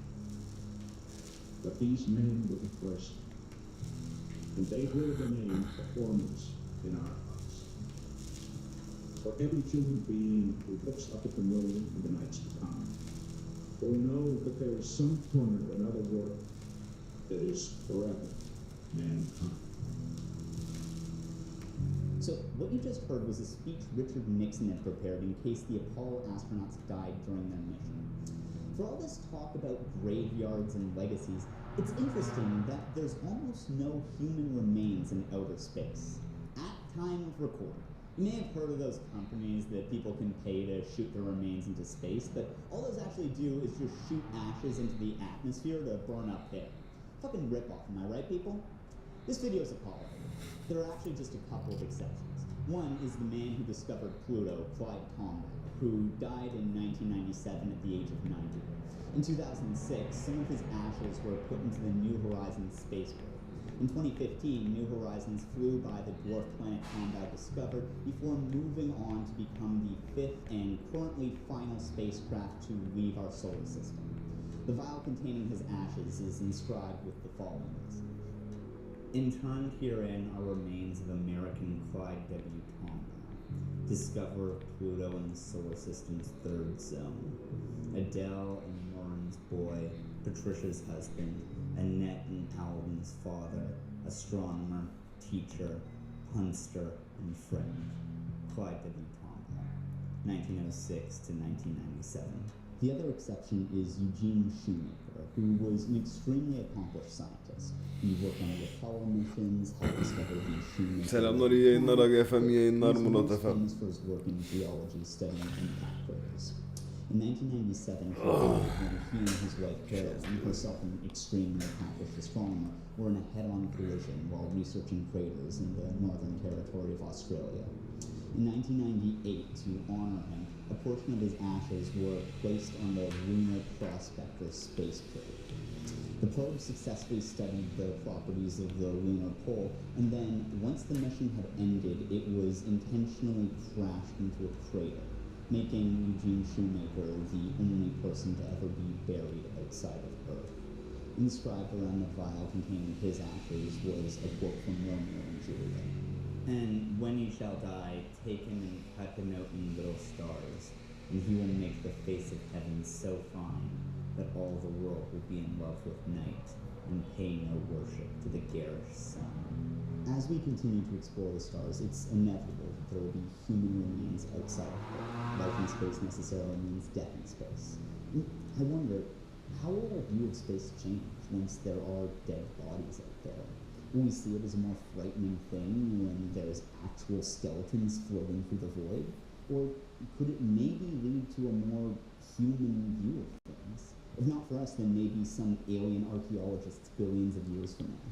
It's a little bit idealistic, but still, I'd much rather humanity's gravestone look more like Tombaugh's or Shoemaker's than the graveyard order. Thanks for watching.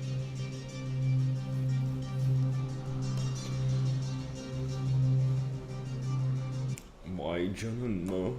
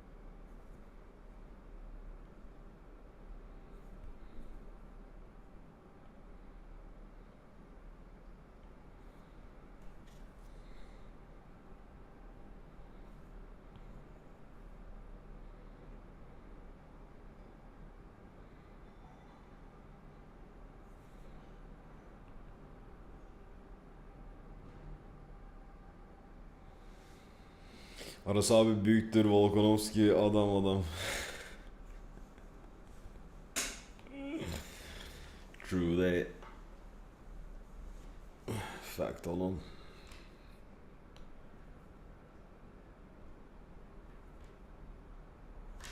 Oh shit.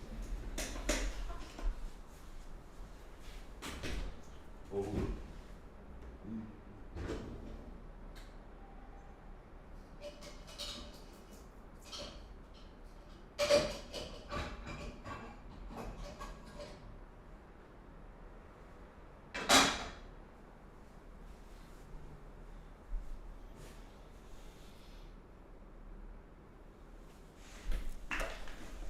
Allahu Ekber. Ah.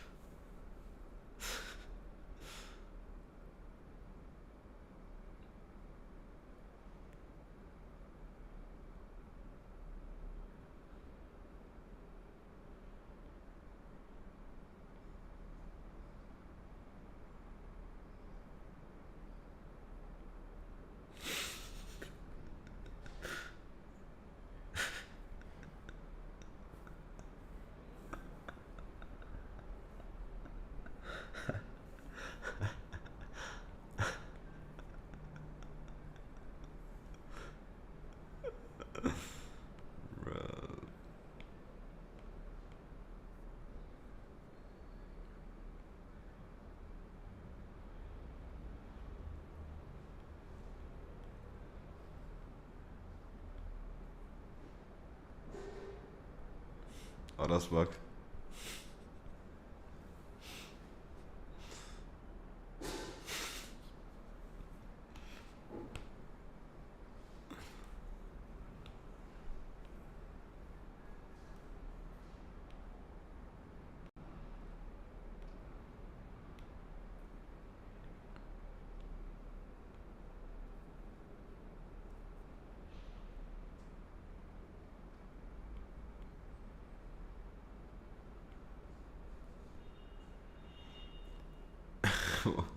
What's up, man? Hey, man.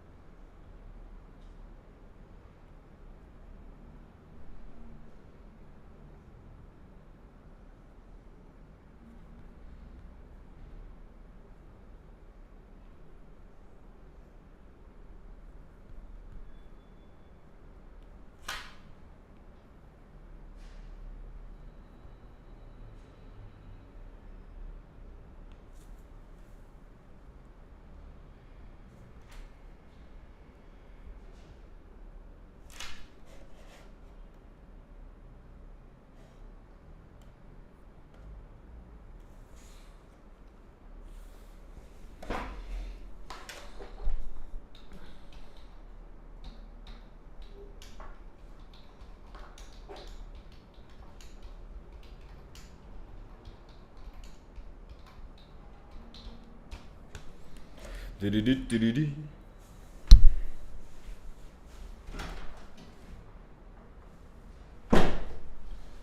Dididit dididi. Dididit dididi.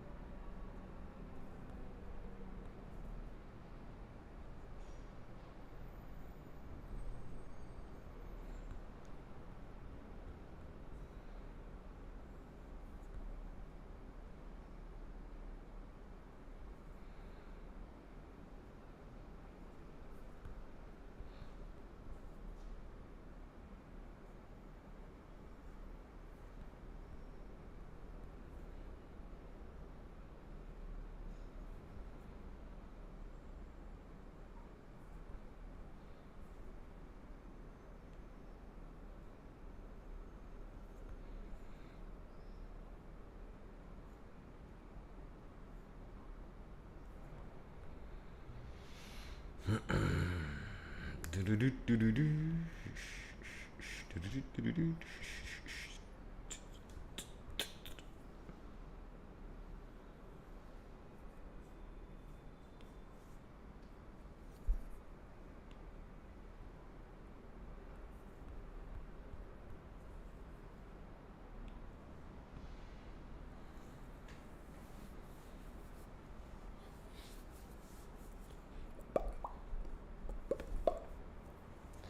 Aga efendim. Manga çizim yayını devam edecek. Ama yemek molası. Birazdan.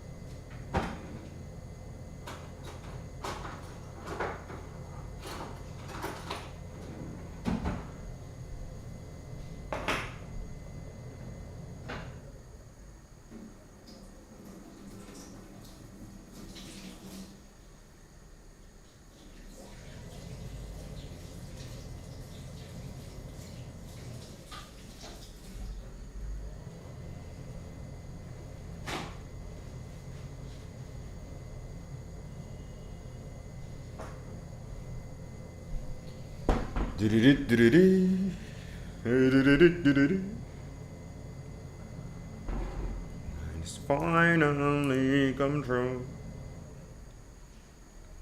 They don't kill me. It only makes it stronger. And I need you to get out, man. Cause I can't take much longer.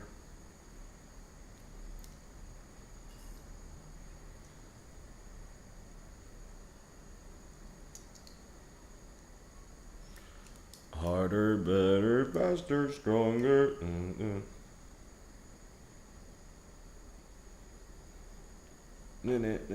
Don't kill me.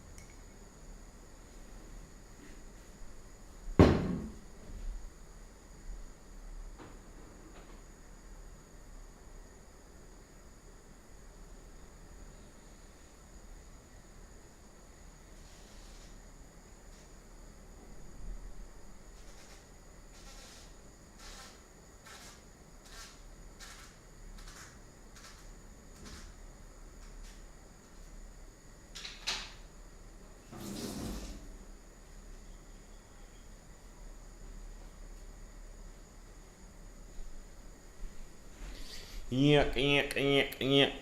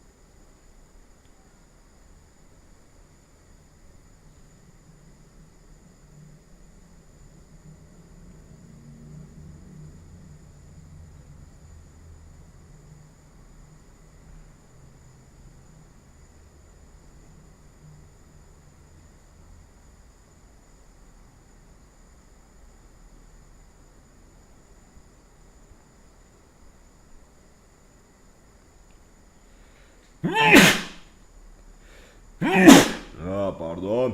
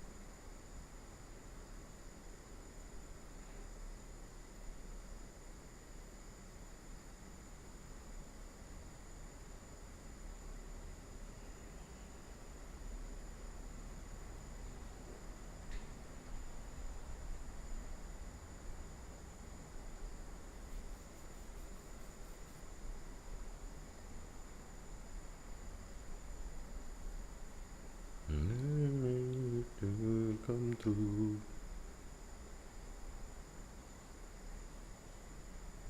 That don't kill me. That only makes it stronger. And I need you to hurry up, bud. Cause I can't wait much longer. I know I got to be right now. Can only makes it stronger. And I need you to hurry up, man. Cause I can't wait much longer. Do it better, faster, stronger. Do it better, faster, stronger. Do it better, faster, stronger.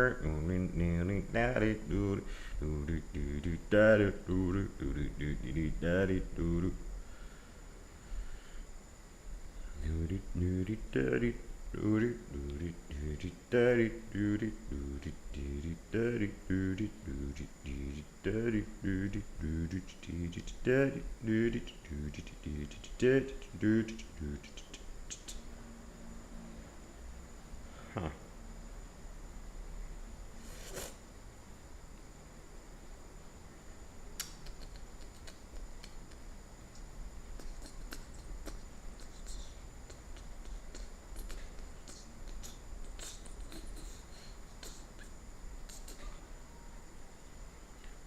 So I know I got to leave right now.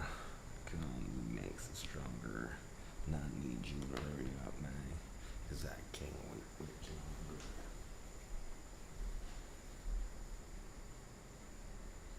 And I know I got to leave right now. Can only makes it stronger.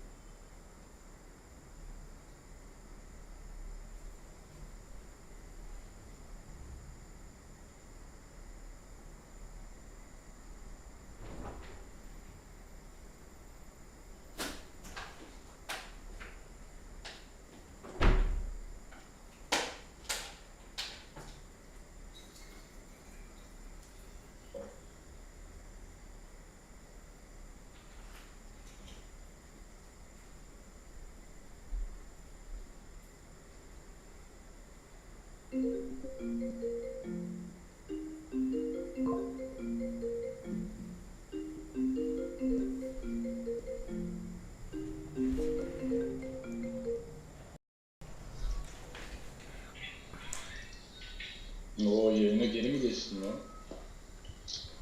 Aga yayını kapamamıştın daha da. Yemek hazır olmak üzere zaten. Şey Ha, yapacağım. okey. Tamam. Dur kapama. Yok. Ne yok?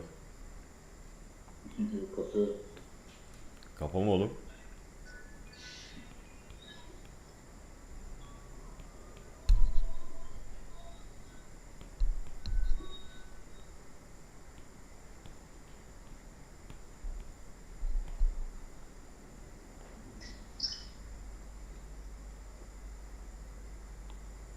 Ha. İzliyorum YouTube'dan.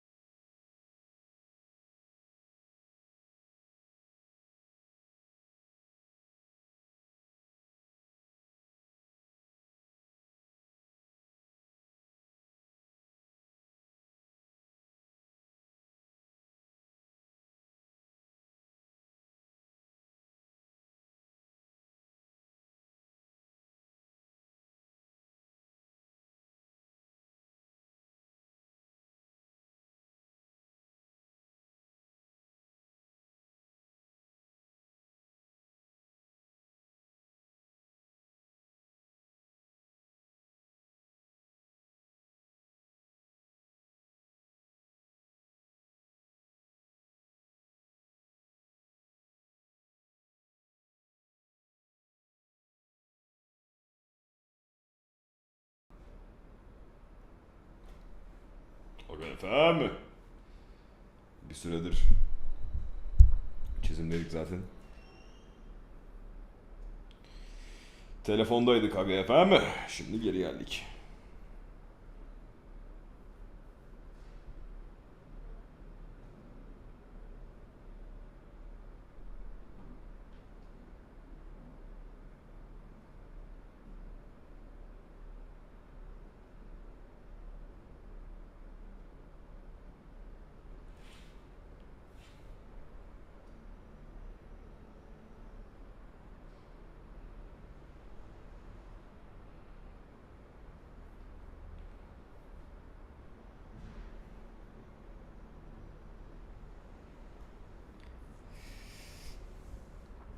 Ne kadar daha çizeceğim, ben de ders çalışıyorum. Aga üretkenliği, let's go man.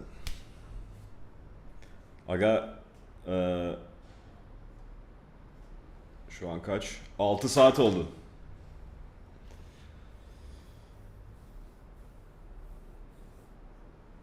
Kurban oldum ya Resulallah'ımın izniyle. Bir 6 saat daha gideceğiz.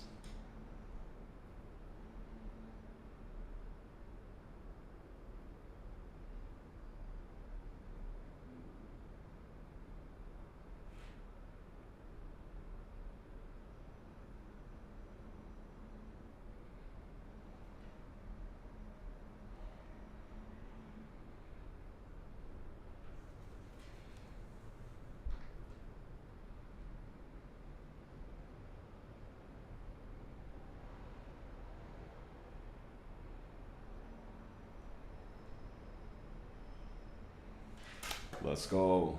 Let's go man.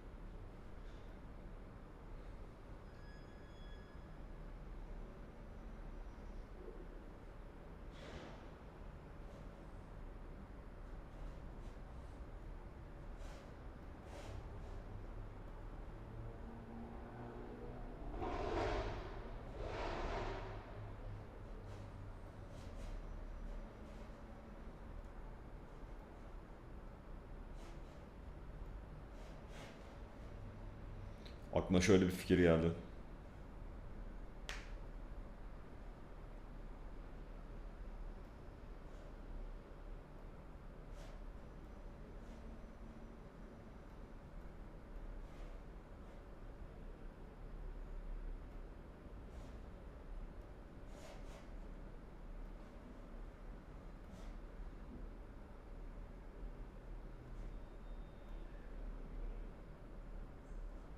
Şu köşeye bizim videoların maratonunu koyacağım. Let's go.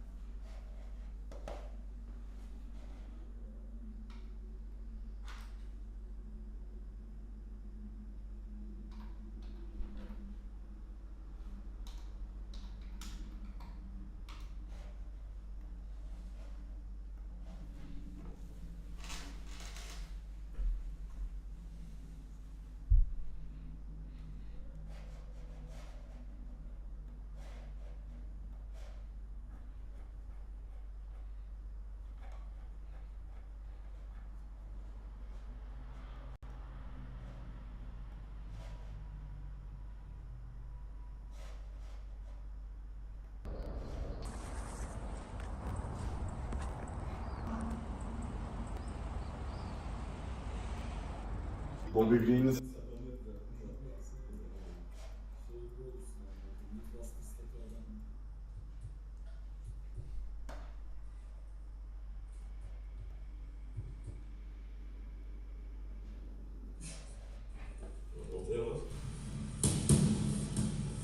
Baştan knuckle attım.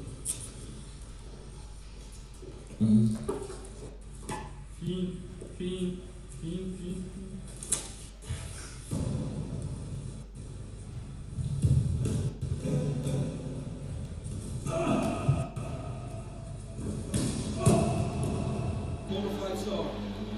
Can't you fans being heard from now about a minute gone by? yine geçi yenmiş ama.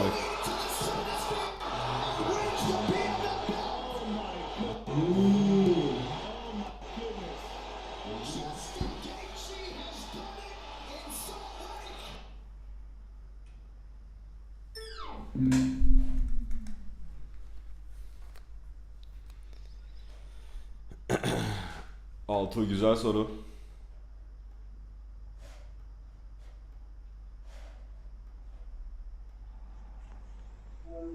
Ayo. Aga bir şey diyeceğim.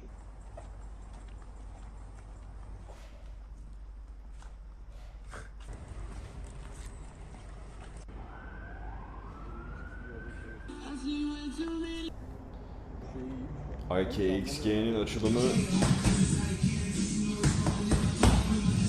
Hunter gibi.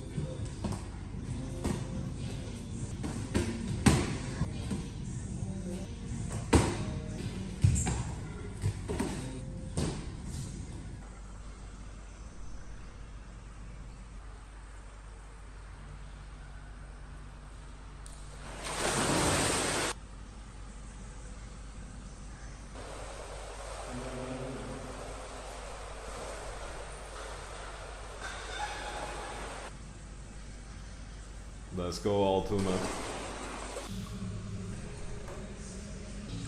Aga şu an benim kullandığım browser'ı biliyor musun? Zen browser. Bunda 5 tane falan ekran sekmeyi browser'ın içinde açabiliyorsun böyle yeni pencere açmadan. Manyak bir browser. Tavsiye ederim. Checking in, as is the machine, may rob Dwalishvili. Derek Lewis opens, switch knee! That's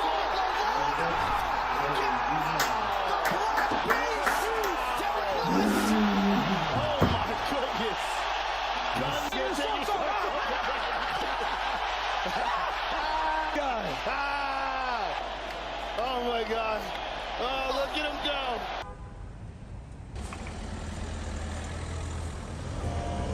İyi tabii lan.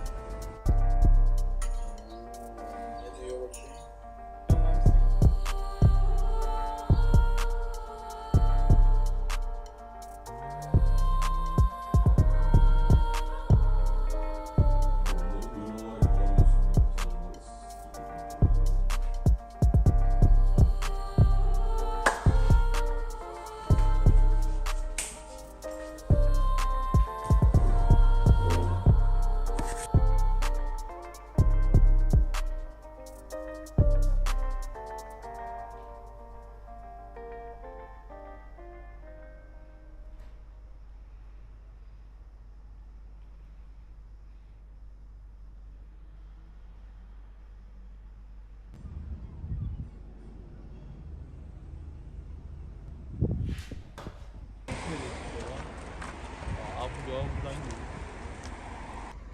Kanka sal orayı.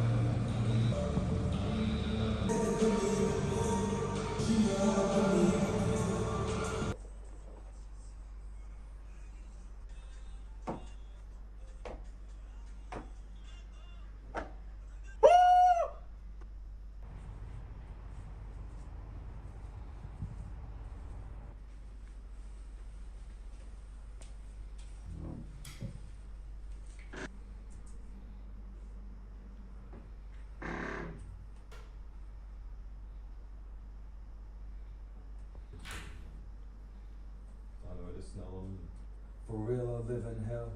Platinum cover, shedded veil. Lord the Savior, make it fair. Allah made the way it is. You know the city fit no breaks. Rather 25 to life. I know that I don't know the blessing. Like I'm sitting with my groupie pinning, rowdy when I'm tinted. And the crippet set the boys, left the bitches, now they shook. Royal hooker, rep the book. By my mixes, piss the soil. By the time my blood is boiling, cold up all my bitches loyal.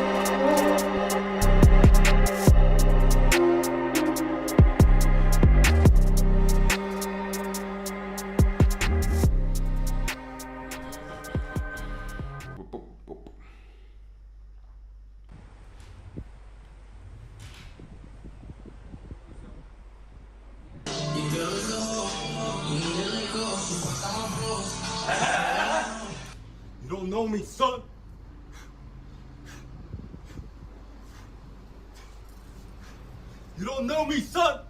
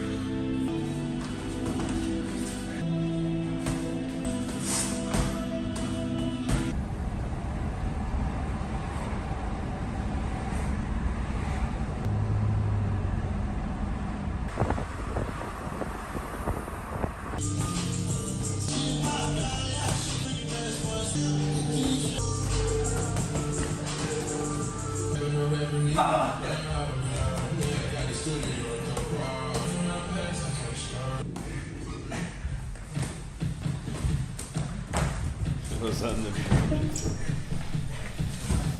En az 30 tane koyman lazım altı bahşişlerin üstüne.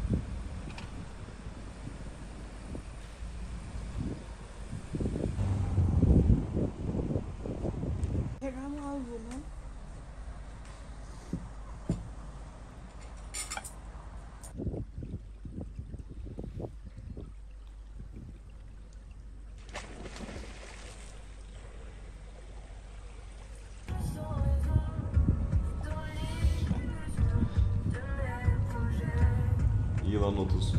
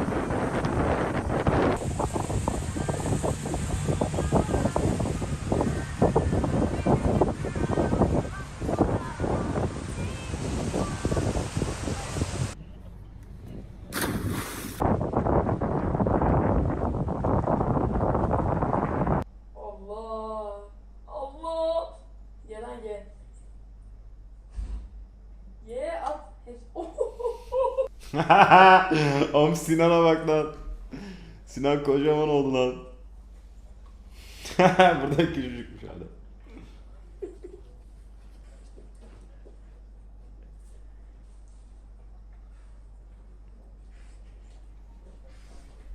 Acı mı?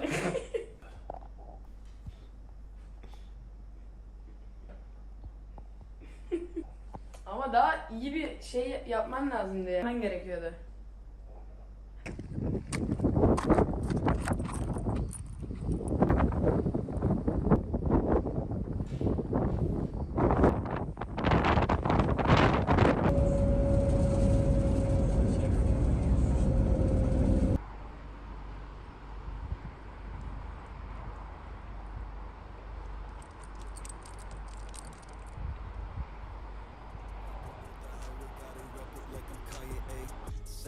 it. Gotta split the lettuce, keep the cheddar, baby. I'ma make it better. Don't you leave me just to settle. Mayday, mayday. Third bitch gotta group up. This time we're smoking Cuba. Invest in mark, I'm Cuban. Straw weight the flyway cruising. Gotta break big bad, it's my way. Totem pole, I speak with pride. Speak on fate, I speak to God. Got it shook, yeah, she done gave a look. I rep the book, I caught a prayer on my knees just to leave it at the border. What it took. Yeah, my past is sucked to the nook. My shirt is hanging from a noose. I'm on the news. Signed a treaty, called a truce. I like the moves. Call him, tell him up the rules. I make the rules. Call her, meet me in her room. She wake me nude. Yeah, it's mastiff with few of the bad bitches. Base is glass fix, mustache, my tactics. Boom, it's blasted. The taint, the grass. Aga şey yedim ya. Dünyanın acı biberlerinden bir tanesi. En acı bilmiyorum ama acıydı baya. Dürüst olmak gerekirse hepsini yemedim bile. O atom karınca da.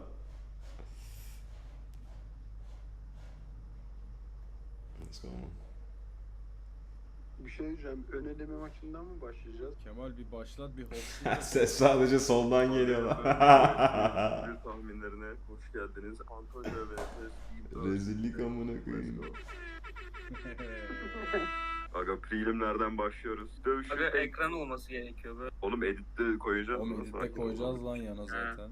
Normal prelimlerin ilk maçı Gene Silva vs. William Gomez. Biz atlıyoruz direkt. Tamam, Elvis Brenner Oral Bay maçı. Lightweight. Oral by round 2 submission. Rear naked choke. Evet. Oral Bey çekiyor. Salih sen ne diyorsun? Kanka bak ben söylüyorum.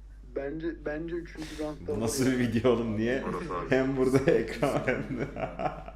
Jack Shore vs. Joe Anderson Brito. Aga ben bu herifi hatırladım. Brito şey lan. Üst siklet Figueredo. Şeyin aynen. Bence Joe Anderson Brito round 2 finish alır. Jack Shore, Şişko Jack Shore'un artık son tüketim tarihi geçti. Ve ben de Brito'ya güveniyorum ve izliyorum. Ben de Decision Brito diyorum ama ya. Aga 2 yıl önce oğlum. Ne sandın? Otur bak. Evet, UFC 301 main card'ını Paul Craig ve Caio Borralho ile açıyoruz. Caio Borralho round 3 başlarında ground and pound TKO. Ben de aynı şekilde düşünüyorum. Ha, Muratcan ne zamandır beri var diyecektim de 4 ay önce atmışım bu yorum. Kanka kim alır? Kanka kim alır? Onu soruyorum. Kanka bence Borralho alır. Çünkü herifin strike var. Pereira maçına geçelim. 301'in main card'ının 3. maçı Michel Pereira vs. Ihor Potieria. İlk 3 maç özel karşılaştırmaları. İkisi de iyi all-round fighter'lar. O yüzden bence de decision bitebilir. Ama hangi yönde bilmiyorum ben bu maçı. Aga ben Pereira decision. Direkt Ben Pereira de decision Pereira diyorum. Çok kötü bir maç geldi. Ama çok güzel. Aa Petrin iyi lan. Abi ben bu maçın 30 saniye içinde biteceğini düşünüyorum. Bu herifin vücudu Abi manyak. bilmiyorum, ben cidden 1 dakikanın altında bir finish bekliyorum. Direkt Petrin adam TKO. 50. saniyede. Aga bence de bu maç o maç. Şey diye düşünüyordum. Acaba bu fraud check olan maç olabilir mi ama yok. Devastating hızlı finish olan maç. Evet. Bu maç. Bu kardı kurtarması için retirement'tan geri çağrılan Aldo'nun co-main event maçı. Jonathan Martinez vs. Featherweight Gold Jose Aldo. Featherweight'te Aldo mu GOAT'tur yoksa Alex Volkanovski? Abi ikisi arasında da Aldo şu an hala GOAT. Conor Goldfellow. Round 3'ün sonuna doğru Jose Aldo'nun üstünlük kurup decision'la yani aynen. Aga ben Jonathan Martinez round 3 finish diyorum. Bedo. Jose Aldo 1. round direkt götürecek. Ben decision'a gideceğini düşünüyorum. Jonathan. Ben Aldo'yu tutuyorum. Abi Aga ben de Aldo istiyorum da zor şimdi. Aga UFC 301 Rio kardı. Bütün bu akşamın düzenlenmesinin sebebi olan bu iki adam Decorated UFC Flyweight Championship için bu kemer maçına çıkacak. Clinch strike'ları tehlikeli. Pantoja'nın ondan kaçması lazım bence. Takedown denemesi sırasında bir tane clean strike'la zarar görüp sonrasında TKO yiyebilir. Pantoja Doğru 34 aga. yaşında, Örsek 28 yaşında. Hani Pantoja tam flyweight prime'ında şu an. Daha çıkmadı. Örsek de daha girmedi. Aldo sıçtı ya. Pantoja'nın aktiviteyi kendine göre ayarlayıp round 3'te submit etmesini bekliyorum. Bu adam UFC'de sadece 3 maça çıkarak title shot yapmış. Diğer flyweight'lere göre striking'i güç bakımından falan çok iyi yani. Teknik olarak da skill seti de iyi. Yani şampiyon olmaya uygun mu? Değil. Pantoja gibi değil yani. Matt Schneal'ı nakavt etti. Alejandro Pantoja'nın Çin'i inanılmaz iyi ve hani bir noktada kırılacak belki ama bence o Evet, noktaya daha gelmedik. Pantoja decision'dır aga. Aga bu maçı Pantoja alır. Ama biraz uğraştırır. Aga bir şey diyeceğim, bu kardı ve yayını sonlandırmadan önce asıl People's Main Event olan Early Prelim'lerdeki İsmail Bonfim'le Vinç Pichel maçını da yorumlayalım. Abi kesinlikle UFC'nin, Dana'nın, Hunter'ın yaptığı bir ayıp. Acayip bir mismatch, gereksiz bir maç. İnşallah Bu ne lan? Pichel bundan sonra retire eder bu maçtan sonra ve bir daha yenilgisini görmeyiz. Beyler ben kapıyorum. Kemal hadi bir kapama konuşması yap. Aga 301 prediction'ı bunlardı. İzlediyseniz malsınız amına koyayım. Haftaya Kendinize tekrar iyi. Fight Night tahminleriyle geri dönüyoruz.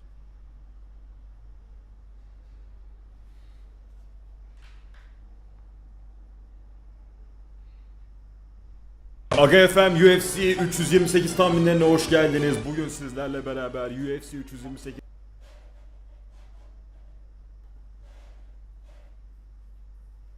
Bir şey diyeceğim. Ön eleme maçından mı başlayacağız? Kemal. Ömer seferinde hepsini izleyemiyor muyuz ya arda arda? Öyle bir fonksiyon vardı eskiden sanki. Tamam şu an recordluyor. Davranışımızı dikkat edilsin. Bu pazar günü Türkiye saatiyle sabah 5'te dostum. Bir şey var dostlar. UFC 302 tam. Aga kanalı açma hikayesi hep istiyorduk bir kanalımız olsun diye. Aga FM Records yayın müzik label'ı ismiydi zaten. Bizim müzik label. Onun adıyla kanal açtık, sonra MMA tahminleri yapmaya başladık. Efes videoları planımız vardı, macera videoları ve bütün videolar öyle olacaktı ama onlardan sürekli çekemeyeceğimizi fark edince MMA kanalına döndük tamamen. Tahminlerine hoş geldin. Hadi başlayalım. UFC 302 prelimlerinin ilk maçı. Nico Price vs Alex Morono. Alex Morono sevdiğimiz bir arkadaşımız. Nico Price geçen Robbie Lawler'a knockout oldu. Abi benim düşün bu maçın yine decision'la biteceği, fakat yine yani Nico Price'a şans vermiyorum. Kanka ben bu herifler hakkında hiçbir sik bilmiyorum. Ama Alex Morono'nun soyadı çok güzel. Moron hesabı. Ben Moron'u seçiyorum. Ben Alex Morono round 2 knockout diyorum. TKO yani. Aras abiye tıpatıp katılıyor. Bu maç ayrı karar Alex Moron alacak. Prelimlerin ikinci maçı olan Phil Rowe vs Jake Matthews maçına hoş geldiniz. Ben açıkçası Phil Rowe'un kulaç uzunluğunun bu maçta Jake Matthews'a sorun çıkaracağını düşünüyorum. O da iyi bir fighter. Bakalım bilmiyorum. Tabii Jake Matthews'un tabii bu stage'de daha çok başarısı var. Aga aynen mantıken Jake Matthews'un alması lazım. Bu ne ama. Neil Magny'yi kaybeden bir herifi döver Jake. Eğer Phil Rowe gününde çıkarsa bu maç ikinci roundda biter. Ben son kararı Hangi olarak gününde? Matthews'a veriyorum decision. Ben Phil Rowe diyorum. Kanka ben ikisine de vermiyorum. Beraber bitecek. UFC 302 prelimlerinin 3. maçı olan Grant Dawson vs Joe Solik. Kanka Grant alacak işte. Round 2 submission diyor. Ama Grant Dawson alır. Birin sonu ya da ikinin başında alır. TKO. Round 1 Grant Dawson. Rigged işte maç. Şimdi halkın adamına geldik. Favela'dan gelen Brezilyalı, Sao Paulo'lu Cesar Almeida. UFC 302 preliminary main event olan Cesar Almeida vs Roman Capillo. Yaşlı kurt vs genç adam ha. Tartışmasız Chase Hooper'ın abisi knockout, vicious head kick. Ben Cesar Almeida'ya vereceğim. Sürpriz bir win. Round 1 knockout diyorum. Bu kadar yaşına rağmen herif 5 maç yapmış. Aga aynen bu herif teneke amına. Cesar Almeida alır ama bu sefer 3. round. Kanka ben de Roma'nın 3. roundda işi bitireceğini düşünüyorum. Ben Cesar round 1 TKO diyorum. Roman Capillo round 2 rear naked choke. Burada toplanma sebebimiz olan UFC 302 main card'ının açılış maçı Randy Brown vs Elizeu Zaleski Dos Santos. Dos Santos'u biliriz. Randy Brown'u da bilirsiniz ha. Randy Brown'u da biliriz. Yine de bu ben decision'a gidecek düşünmüyorum abi. Randy Brown 3 round uzar bu maç. 2 round döver ya da Santos alır. 2-1 ile evine giderler. Ben de aynı prediction'ın zıttını söylüyorum. Split decision Dos Santos. Kanka bir Favela'yı asla küçümsememen lazım. Ben Dos Santos'tan yana oyumu kullanıyorum. Herhangi bir round alacağını düşünüyorum. Round 1 Dos Santos'tan sürpriz bir finish geleceğini düşünüyorum. Rezil bir maç. Ayı gibi ayı Jailton Almeida. UFC 302 main card'ının ikinci maçı olan Jailton Almeida vs Alexander Romanov. O adam UFC'deki en az sevilen adam. Her zaman sevilmeyen insanın yanındayız. Bu adam rakiplerini değil fanlarını uyutuyor abi. Almeida alır ya. Ha ben de Jailton'a veriyorum. Jailton Almeida klasiği round 2 rear naked choke. Aga Jailton Almeida round 2 TKO. Ben de öyle diyorum abi. Kanka ben Almeida'yı yenecek ama nasıl yenecek bilmiyorum. Mahallenizin süper kahramanı Kevin Holland mı? Michael Olex çocuk mu? Kanka sen soyadını yanlış okudun. Ben bir de düzelteyim seni istersen. Düzelt değil. Konur sever sağ ol. Bu herifin soyadı Michael Olex çocuk diyor ya. Oley sucuk. Ya da fark etmez. Ama öyle duruyor Olex çocuk. Kemal'le rastlan alalım. Aga Oleg Seychek. Wow, bayağı galiba doğrusu bu. Kevin Holland maça çıkıp yine maymunluk yapacak. Öyle gitmez de Kevin Holland çok ilginç. Böyle aslında süperstar değil ama UFC'de kendine öyle bir konu koyuyor. Sevdiriyor aynen. Hiçbir dostundan stoku düşmüyor. Eğlenceli bir maç olacak bence. Ben artık bu iki adamın maçlarını izleyince eğlenmiyorum bu arada ya. Çünkü kıldık artık gördük. Kevin Holland round 2 TKO. Aynen. 2-1. Kanka Michael Olex çocuk sonra hakem kararıyla alacak. Net. Aga decision 2-1 Kevin Holland. Ali Dr. Stoppage mı dedi? Oleg Sucuk decision dedi. Aynen. UFC 302 People's Main Event'i Sean Strickland vs. Paula Costa. Aga ben bu maçı Sean Strickland'ın kemeri kazandıktan sonra tekrar DDP maçında kendini kanıtlamıştı ama geri dönebilmek adına önemli bir maç olarak arz ettiğini düşünüyorum. Hatasız bu maçı kazanmak zorunda. Hatasız kul olmaz ama. Eğlenceli bir maç olacak. Strickland'ın defansı da güzel. Sean'ın içindeki köpek hala yaşıyorsa bu maçı kazanır. Şöyle ufak bir parantez açmak istiyorum. Costa'da gittiği için şu an ilginç bir steroid crazy dönüyor UFC'de. O yüzden belki Costa biraz daha avantajlı. Costa basmıştır değil mi? Ya kanka ben ikisini de seviyorum. İki dövüşü de gerçekten hoşuma gidiyor. Bu yüzden kim kazansa benim için okey. Ben Şahan Baba'nın bizi yanıltmayacağını düşünüyorum. 2-1 alır. Abi ben de Costa'nın decision'da bu sefer alacağını düşünüyorum. Sen ne diyorsun? Kefal. Costa round 2 finish. Burada toplanma amacımız mı? Aynen. Yes, İslam Makachev. Dağlardan gelen Khabib'in akranı, soyunu devam ettiren herif. Bayrağı taşıyıp koşan, dipte tek başına Khabib'e el sallayan herif. Ve karşısında Dustin fucking Diamond Poirier var. UFC 302 main eventi İslam Makhachev vs Dustin Poirier bugünün düzenlenmesi ve burada buluşma amacımız. Hoş geldiniz. Şöyle bir şey var. Eğer İslam Dustin'in oyununu oynamak isterse çok büyük bir hata yapabilir ve knockout olabilir kolay bir şekilde. Ama biraz aklı varsa direkt maç başlar başlamaz takedown yapıp bütün maç orada domine edip bir noktada gelirse submission'la bitirebilir yani. Ben şunu söylemek istiyorum. Gönüller ne diyor? Ama aynen işte çok realistik bir tahmin yapmamızın yeri değil bence. Çünkü bu son 2 yıldır özellikle UFC'de inanılmaz upsetler oluyor. Underdoglar kazanıyor. Aga açıkçası aklım İslam dese de Dustin Poirier, Diamond gonna knock him out. Ben hem aklım ve hem de gönlümle İslam diyorum. Şerefsiz olup. İslam ikinci roundun başlarında Dustin'in kafasını ezecek. Yani Dustin yenemezse İslam'ı şu an uzun süre kimse yenemez. Yani bu lightweight'te İslam'ı başka yenebilecek kimse yok. Çünkü muhtemelen Dustin de lightweight değil artık. Olacak olanı söylüyorum. İslam Dustin'i yenecek. Leon Edwards da Belal'i yenecek. İkisi beraber buluşacak. Dustin şaşırtmayı seviyor. McGregor'ı 2 kere yendi. McGregor basit bir adam dostum. İslam bunların hiçbiriyle aynı kefede değil. Kanka bence İslam sürekli giyotin deneyecek çünkü Instagram sosyal medya postlarında bunu denerken bir sürü videosu var. Yani bu İslam şerefsizi insanları rencide etmeyi çok seviyor dövüşürken. Şimdi de Dustin'e bu maçtan sonra bence elveda diyeceğiz. Yense de yenilse de yani son maçı. Dustin yenerse bu maçın ikincisi olur mu? Olmaz. Dustin dak eder, cover'ı bekler. Dustin alırsa ve Conor alırsa direkt verirler. Hani başka maç beklemezler. Direkt maçtan sonra açıklar. Dana White böyle oturuyor değil mi? Neyse bizim maça geri dönecek olursak İslam vs Dustin. Biraz fazla açıldık. Maçın önemi bitti o. Biraz altın İslam'ın ne yapacağı. Evet, sonuç olarak İslam alacak ama gönüller Dustin diyor. İslam decision ya da Dustin round 3 İslam decision'dır. Kesinlikle İslam alacak. Kanka 4'te bence bayatacak. Bu tahmini yaparken kötülük yapmak istemediğim için diyorum ki Dustin round 3. İslam alır. 3. roundda da İslam uyutur amına. Evet kapanış yapmak. İyi arkadaşlar izlediyseniz malsınız amına koyayım. Abone olun, aga olun. Bir de yakında Efes videoları geliyor. Ayık olun. Herkes dört gözle bekleyip izlesin onları yoksa fena yaparız orada. 302 yayınında canlı izlerken görüş. Bu maçların sonuçları hepsi şeye de bağlı. Commentator team'e bakmadık abi. Ona da bir daha bakalım. Çok önemli. Ya lanetli herifler varsa ya. Mesela DC, Joe Rogan. Oğlum Joe Rogan kesin biliyordur bu event. Aga aynen bu bak kesin direkt DC, Joe Rogan, John Anik direkt.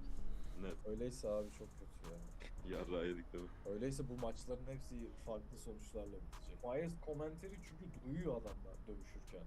Yani heriflerin moralini bozuyorlar. Joe Rogan sonsuza kadar sizinle ekranı paylaşacağımı mı düşündünüz ya? Kaç dakika rekor? Çok fazla oldu. Kanka ben buna insanların main eventi derim. Kemal bunu kesene kadar zaten 302 bitmiş olur.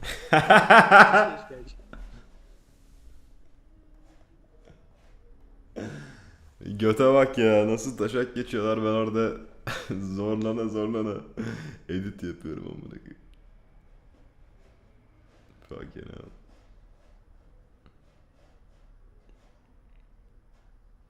Kamera açın müthişmiş bu videoda. Neydi ki? Tamam Şu anın içindeki köpek hala Bu mu yaşıyorsa amına koyayım? kazanır. Şöyle 2 kere yendi. McGregor basit bir adam dostum. Moralini bozuyorlar. Joe Rogan Lol. Fight Night. You or Andrea Lee Rising Prospect kesin alacak bu maçı. Aga ben Montana Delaro Tam başladı şimdi. Salih uyuyor. UFC Fight Night Champion vs Nasruddin İmamoğlu. Hoş geldin. Eyo eyo. Yeah. What's up guys? Hey. Brad Katona vs Jesse Butler. Brad Katona'yı bir zamandır tanıyoruz.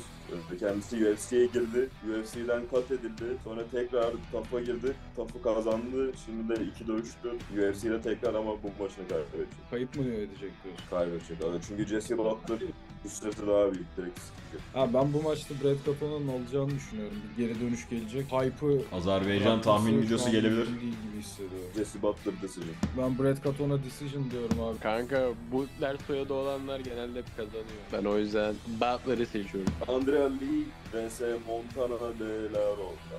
Bu ne amına koyayım? You or Andrea Lee Rising Prospect kesin alacak bu maçı. Aga ben Montana de la Rosa'yı hiç hatırlamıyorum. Andrea Lee aldı herhalde tabii. Hadi 3. maça geçiyoruz. Charles Radke vs Carlos Pirate. Sergey Rakis. Ben buna Charles round 1 finish diyorum abi. UFC Fight Night Cannonier vs Imamov prelimlerinin main eventi Thiago Moises vs Ludovic Klein. Thiago Moises'ın grappling'ini absorbe edecek bir silaha sahip mi Ludovic Klein? Kendisi de iyi bir güreşçi olmasına rağmen Thiago Moises'ın fiziksel gücünün fazlalığı falan derken bu maçın ben submission'la biteceğini düşünüyorum abi. Round 2. Aga bilmiyorum ben galiba Ludovic Klein'a lean ediyorum. Ludovic hala o level'da mı bilmiyorum. Ludovic Klein round 2. Bugün Puna'yla başla ya. O kim oğlum? UFC Fight Night, Cannonier vs. Imamov main card'ının açılış maçı Miguel Baeza vs. Punaele Soriano. Puna'nın bu maçta welterweight debut yapacak. Kesinlikle ben kazanacağını düşünüyorum. Miguel Baez'a ona geçmiş olsun abi. Bu maçın da ben ikinci roundda biteceğini düşünüyorum. TKO. Miguel Baeza, Boalez'in welterweight versiyonu gibi duruyor. Chaos Williams'a, Fialo'ya ve Borzini Bö'ye yenilmiş. Pek şansı varmış gibi gözükmüyor bu abimiz. Agmael'e siker bunu ama. Geçmiş olsun. Baeza.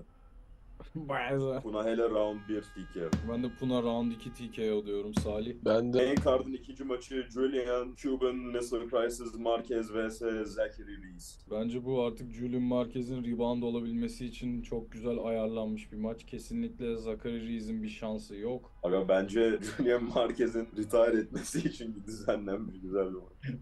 Salih lan bu.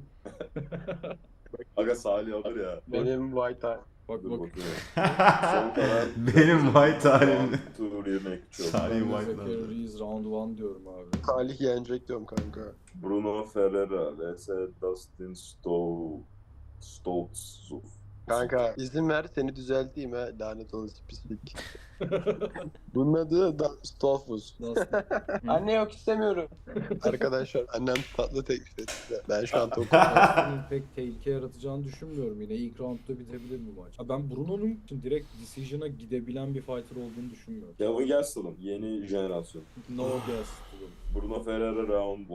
Ha ben de Bruno Ferreira round 1 diyorum. Salih. Kanka ben de. Yo çok önemli bir maça geldi. UFC Fight Night, Cannonier vs. Imamov card'ının featured fight'ı Raul Rosas Jr. vs. Ricky Turcios. Aga bilmiyorum. Türkiye'ye göre, size'ına göre de çok da büyük bir köpek kendisi. Köpek. Raul Rosas'ın yükselen grafiği bilmiyorum ama ben de Raul Rosas'a veriyorum. Striking'ini geliştirdi. Zaten çok iyi grappler. Ben de Raul Rosas'a veririm. Resmi tahminlere geçelim. Aga Raul Rosas ya round 2 ya da decision. Ben decision diyorum. UFC Fight Night, Cannonier vs. Imamov co-main event'i Dominic Reyes vs. Dustin Jacoby. Kesinlikle Dustin Jacoby'nin Dominic Reyes'e bu maç kötü davranacağını düşünüyorum. Bu Dominic Reyes için bir rebound maçı, geri dönüş maçı değil. Dominic Reyes'in mezara girme maçı. Artık emekli olması gerekiyor bu maçtan sonra. Dustin Jacoby 40 yaşında olsa bile hala nasıl bir ayı olduğunu bütün izleyicilere gösteriyor her maçında. Ama yani Biraz- decision'ı da sever. Aga ben de sana tıpatıp katılıyorum Aras abi. Birinci roundun sonuna doğru Jacoby arayı açmaya başladıktan sonra 2 ve 3. roundda klinik bile görebiliriz ben. Aga Dustin Jacoby decision. Ben de Dustin Jacoby decision diyorum. Ben de kanka ben de. Evet, UFC Fight Night, Jared Cannonier vs.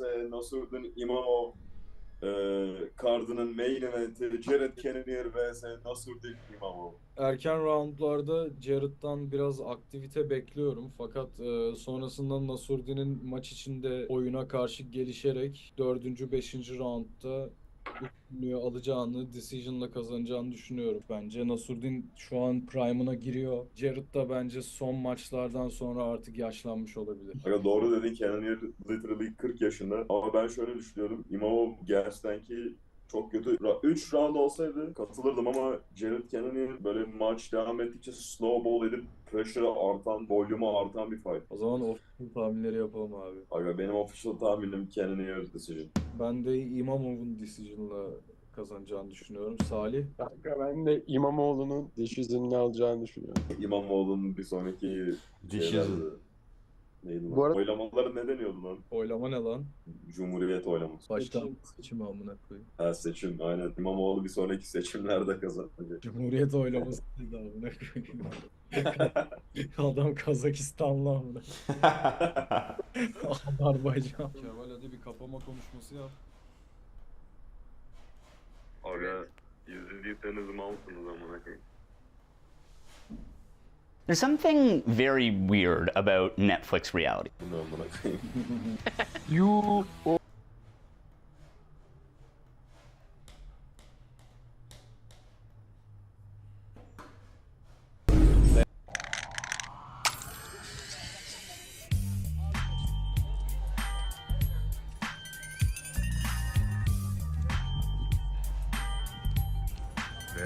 5 malzemeli tatlı yapmaya çok zor diyor. 2 malzemeymiş.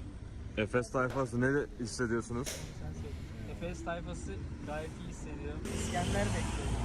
İskender mi? Kutudan İskender çıkıyor. Alexander. Yeah. Şu an Osman Gazi Köprüsü'nden çıkış yapacağız İzmir'e doğru. Oraya daha çok var. Tarih görüp geleceğiz. Biz vlog izleyen bir şey de var. Biz Üsküdar'da lavukta. Ateş abi ne düşünüyorsun?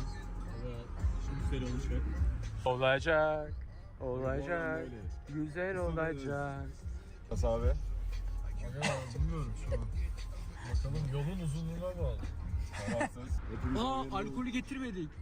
Ananı sikeyim harbi ya. Aga. Hayır. Alkol tüm kötü. Oğlum her şey ama benim akıl hakkım. Hayır.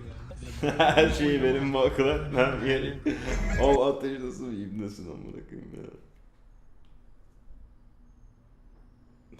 Şerefsiz ya.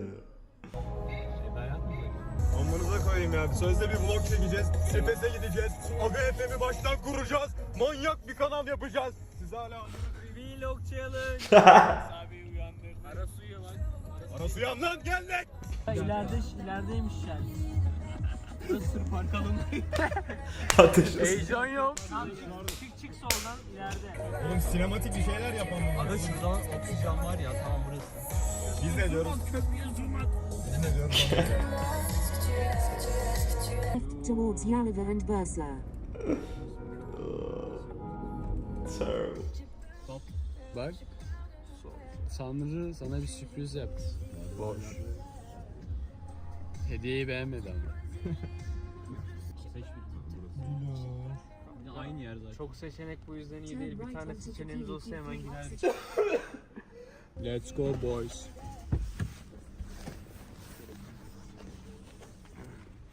Non-stop yalandı. İlk durakta geldik. Şeye sıkıştık ama. Lastikler galiba halen sağlam. Lastikleri çek edin.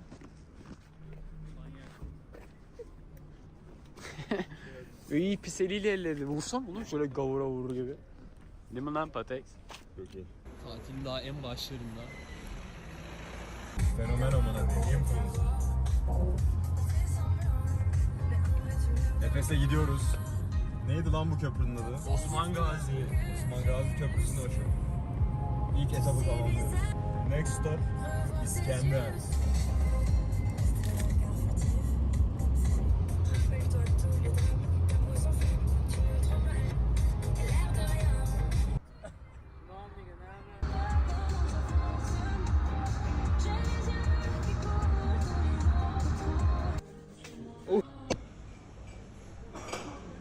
Ne haber aga? İyidir. Bir şey geçelim mi? Geçelim. Heyecanlı mısınız? Çok. İskender yiyeceğiz. Senin burası favori yani. Aga burası, bu Yavuz İskender'in yanılmıyorsam 2 tane oğlu var. Oğlu bunu devam ettiriyor. Kebapçı İskender diye geçiyor. Bir de bir tane daha İskender var. Onun da kardeşi devam ettiriyor. İkisi de çok iyi. Biz arkadaşları bekliyoruz. 2 tane de arkadaşımız var. Onları bekliyoruz. Bitch ass dude. Bitch ass dude.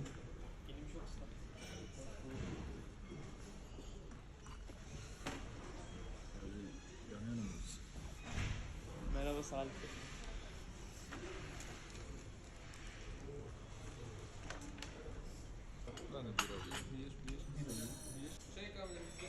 Su. Sosyal adamlar telefona bakarlar.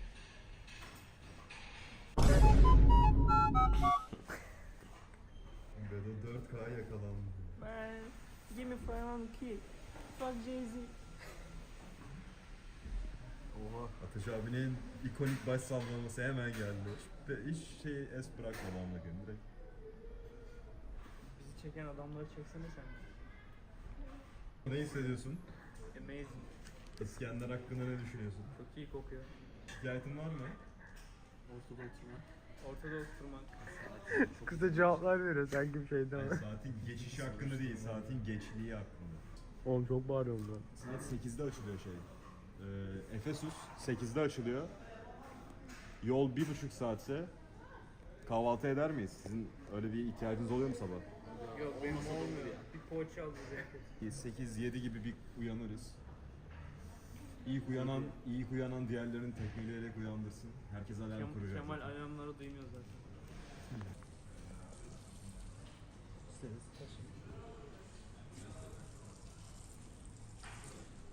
Şova hazır mısın? Üç peşindeysen düş peşime. Çocuğun şaşırmaya ihtiyacı var. İşte bu. Eyvallah. Ellerinize sağlık. Evet.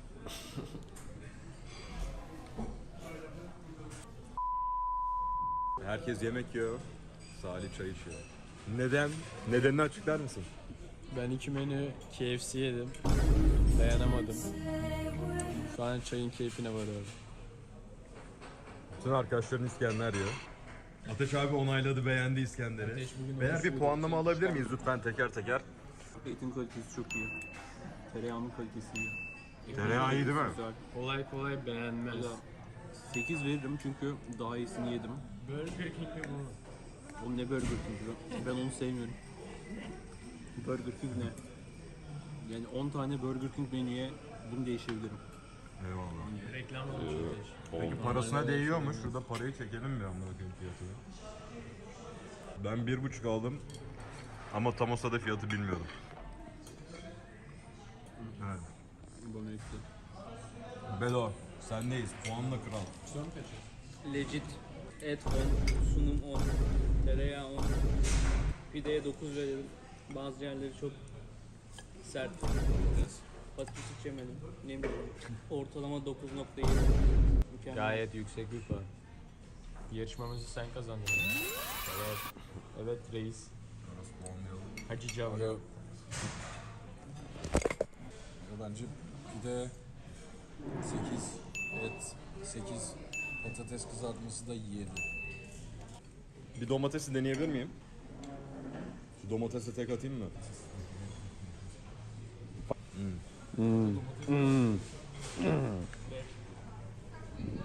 Domates çok güzel lan. Ne beşiyorum bunu? Yalancı. Et çok iyi. Yoğurt kusursuz. Maalesef puan kıramıyorum ve bu hasret duyduğum lezzete tam olarak 10 üzerinden 10 veriyorum dostum. That's it motherfucker. Yemekten sonra görüşürüz. O Bedo'nun tam böyle saçı şey iyi mi ama? Mike Perry. Mike Perry, Banzuca. Eti çok güzel olmuş. Adam bak Marcus Aurelius'e benziyor. Kızlar size İskender özendi ya. Efesus'taki antik karılara buradan çağırın. Eğer yüzyıllar önce yaşamışsanız Bu akşam dirilmek için son şansınız.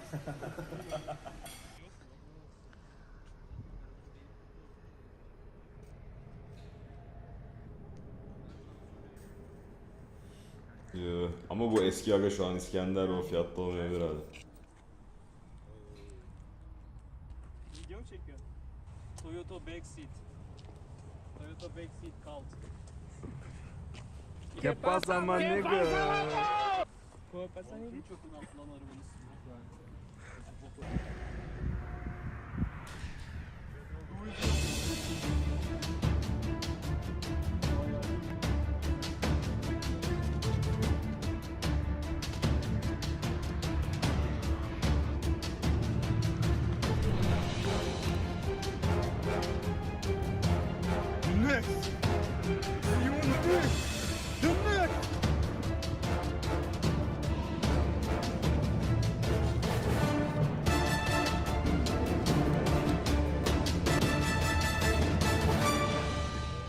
Biz evrenin küçük parçalarından oluşan canlılarız ve hepimizin içinde evrenin yapı taşları var, atomlar ve elementler. Marcus Aurelius diyor ki bilincimiz de tıpkı bu şekilde daha büyük bir bilincin küçük bir parçası.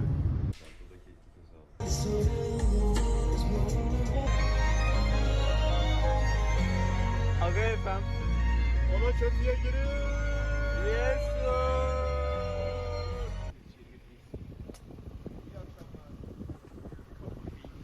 Baba Fingo, Fingozo. Baba Fingo, Baba Fingo. Kemal is in serious trouble. Kemal is in serious trouble. İslam. Lan. Şuraya bak. Başla.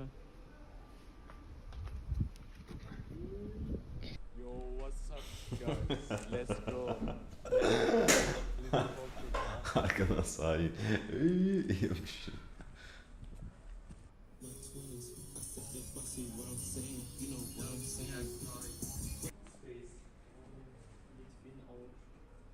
Falan filan. Aga ateşte gay pozisyonuna getirdim. Yataklar birbirinden olabildiğince uzak. Yatış pozisyonlarını alıyor. Aga Efe. Aga pansiyon.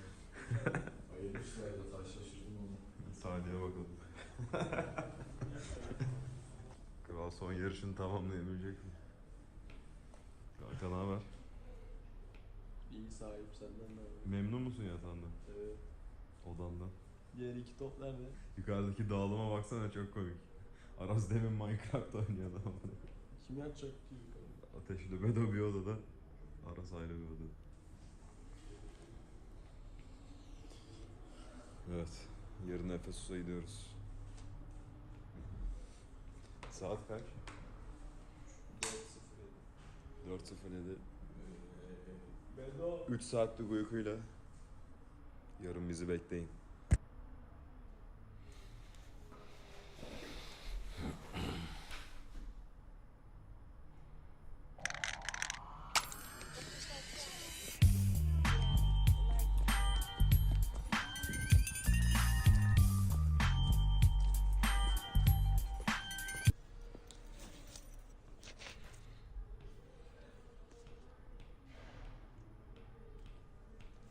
Good morning man. Good morning man. Oğlum keşke şu an... Loserlar odası. Geç kalma sebeplerimiz. Ne loser'ı lan? Herife bak. Aşağıda uyudu bize loser diye. Kanka şu an olduğun konuma bak sadece. Hayır. Hayır. Burada ayakta olan 2 tane adam var. Bir de kendini birkaç gün sonra kelebek olarak doğacak sanan 3 tane adam var. Oğlum Aras. Meğer Aras çok rahat duruyor. Üşüdünüz mü? Üşüdün mü? Rus muaşım ne açtım? Böyle uyanamıyor. Günlük rutini bu arkadaşlar. Sabahları bu yüklemeden uyanamıyorum. Oğlum sizin bu cama çıkmış amına koyayım. Kanka hadi ya.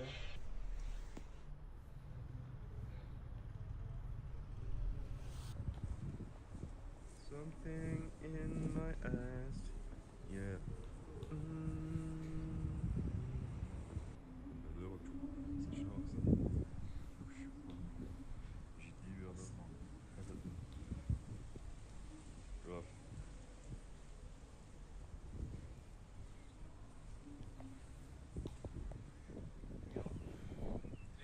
Cezası oluyor yani. Bir baktım. Babamdan mail gelmiş. Dur burada deme, et bana sırtını dön.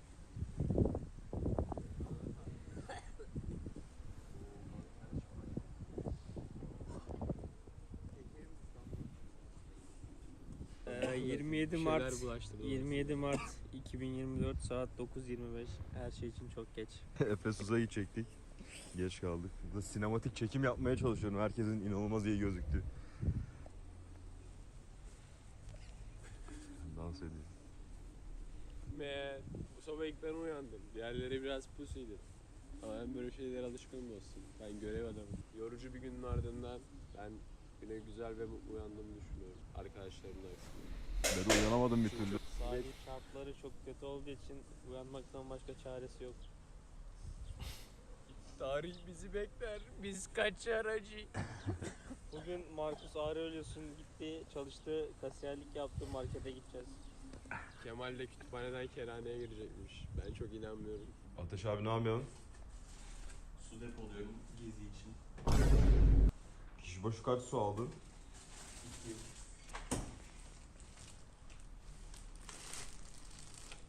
Aynı bunları tamamlıyorum. Önce çıkardın, şimdi paketliyor musun? Biraz sayamıyordum ki dışarıdan kaç tane olduğunu. Sabah gazetesine bakıyorum. Paper. Her şey için çok geç. Umarım bugün make it yaparız.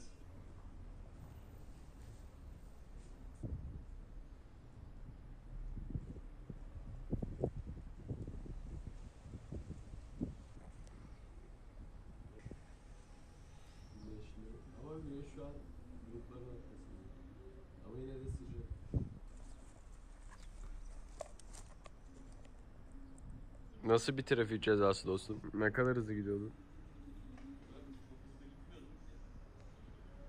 Kaç para? Yolda göremedik ki o şey diyor ki iyiydi o yaz büyükte.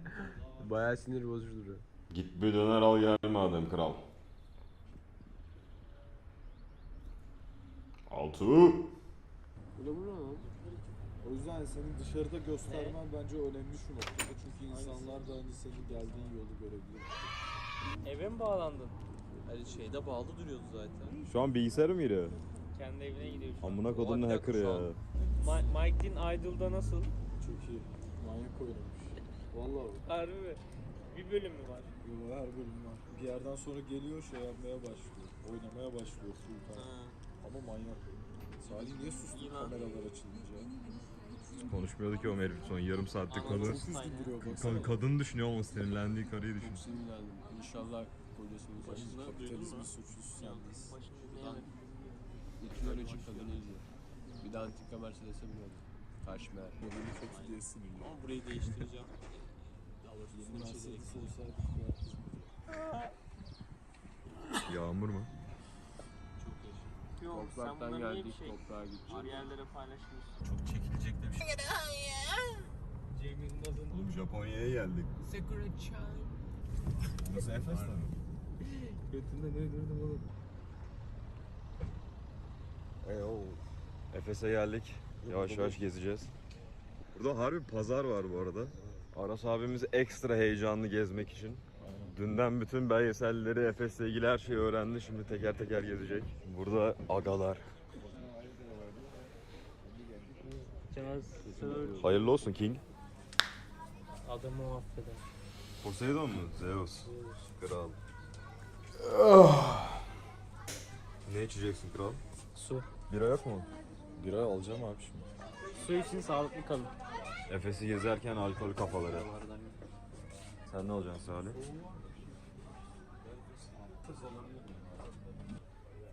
Ne olacaksın? Sangria gözyaşı demek değil mi? Bilmiyorum. Sana bir. Su tercihimiz. Kemal the Vlogger. Let's go Kev. Let's go. Today I'm gonna show you some template of Artemis. Today I'm gonna show the cameraman's outfit. Look like a Fortnite karakter ha. Tam macera arayan herif. Goofy ass. Goofy yes.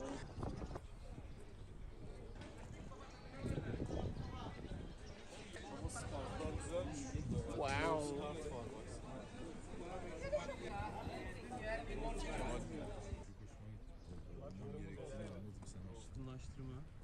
Tamam beyler şu mezarla başlayalım mı ilk videoya? Ne diyorsunuz? Yes sir. Nothing will be wrong. Kim sunmak ister bunu? Evet, bugün Efes Antik Kenti'ne geldik. Efes Antik Kenti'nde ilk durağımız mezarlar ve lahitler. Mezarlar. Bir daha şurada orada dur. Acun gibi. Geldik de ve şurayı göster elinle. Evet, bugün Efes Antik Kenti'nde mezarların olduğu kısma geldik, lahitlerin. Buraya eskiden Nekropolis deniyor. Nekro'dan geliyor. Ölüler kent. Burası değil mi? Hastayım amınık. Burası Ölüler Kenti Nekropolis. Öyle. Onu yapamadım. Bir daha yapayım. Evet, buraya eskiden Nekropolis deniliyormuş. Anlamı da Nekro'dan geliyor. Polis şehir demek. Nekro. Ölüler şehri. Yani mezarlık ve lahitler. Evet oğlum adamı rahat bırakın devam olsun. Veda sen de iki Aga kelime gezmeye devam edin amına koyayım. Siz ben mi dedim buraya kapalı tutun diye. Burada Bedo ile video çekiyoruz. Sanki otorite benim, herkesi buraya zorla kapattım.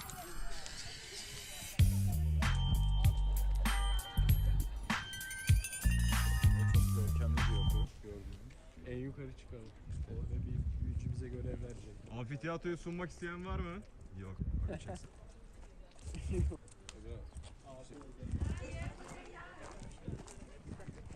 Efes'teyiz. Dur bir daha. Haydi. Efesus'tayız. Antik tiyatroya. Hoş geldiniz. Amına koyayım herifin adını unuttum. Salih'in şifresini çekiyor mu?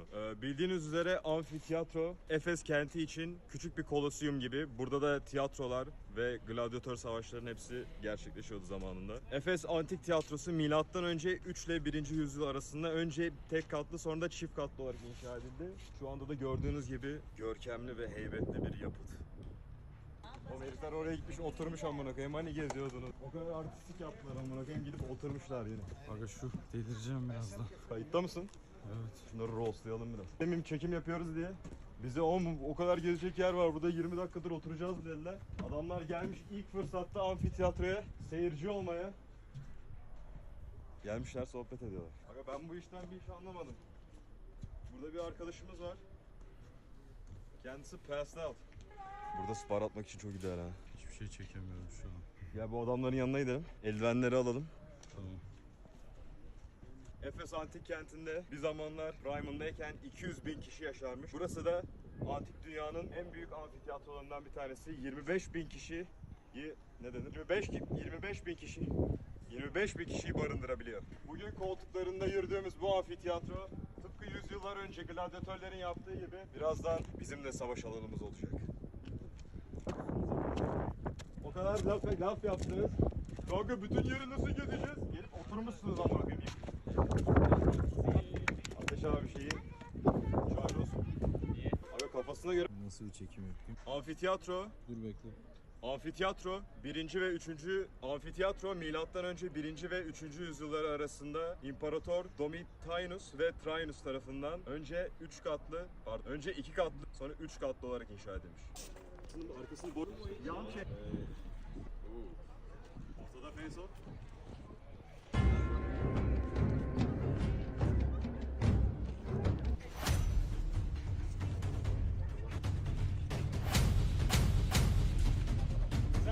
İnanılmaz bir yerdeyiz. Eskiden insanlar buraya geliyor. Oğlum bunların hiçbiri gerçek değil lan, anlayın artık. Burada olduğunu düşünüyor ama o daha önce burada hiç bulunmadı. Rezil bir kalabalık.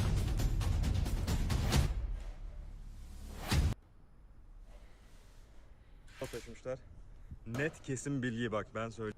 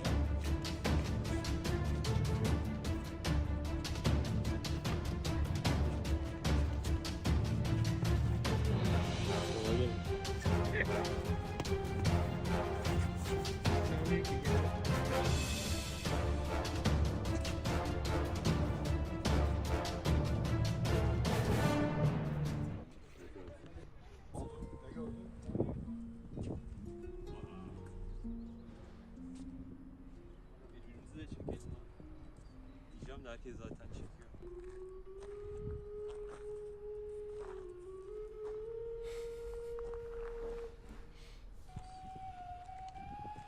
Adaların hiçbir şey silinmiyor bende. Aga harika bir yerdeyiz şu anda. Ne düşünüyorsun?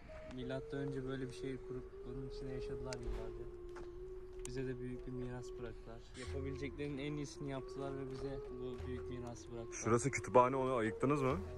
Bence böyle küçük komünitelerde yaşam daha çekişmeli günümüze göre. Çünkü insan sayısı az ve cehalet var. Doğru, cehaletin önüne geçilemiyor. Birbiriyle çarpışmasına yol açıyor.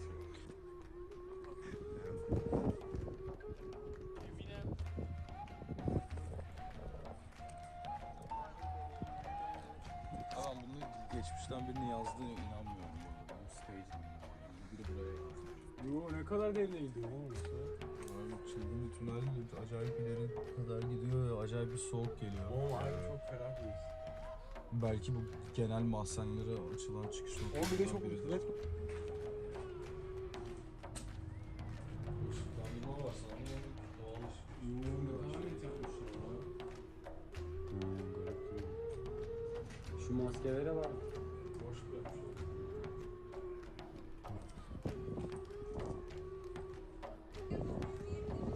Celsus Kütüphanesi şüphesiz Efes'in en meşhur yapıtı. Burası milattan sonra %110 yılları arasında inşa edilmiş. 270 yılında bir deprem tarafından yıkılmış ve sonra tekrar inşa edilmemiştir. Karşısında genel evler olan bu kütüphane, karşısında genel ev olan Bu kütüphaneye eskiden adamlar karılarını aldatmak için kütüphaneye gidiyorum bahanesiyle gelip altta gizli geçitlerden genel eve geçip orada maalesef karılarını aldatıyorlardı. Fark ettiyseniz kütüphanenin girişinde 4 tane kadın heykeli var. Bunların her biri ayrı önemli bir şeyi sembolize ediyor. Gelin bakın. Bilgelik, erdem, kader ve bilginin kendisi. Ne yazık ki bugün burada gördüğümüz 4 heykelin hepsi de replikadır. Zamanında Abdülhamit bunlara bir Avrupa İmparatorluğu'na hediye olarak göndermiş ve maalesef bir daha geri alamamıştır. Evet, gördüğünüz üzere burası Selçuk Kütüphanesi. Eskiden buraya insanlar aydınlanmak, eğitimini geliştirmek, beyinlerini açmak için geliyorlardı. Burada kendilerini daha aydın, daha entelektüel, daha eğitimli insanlar haline getiriyorlardı. Ancak daha önce de bahsettiğimiz gibi buradaki alt gizli geçitlerden adamlar karılarını, eşlerini aldatmak için burayı bir yol olarak kullanıp sık sık bu nedenlerden de burayı ziyaret ediyorlar. İyi misin Kemal? Hey, Yes.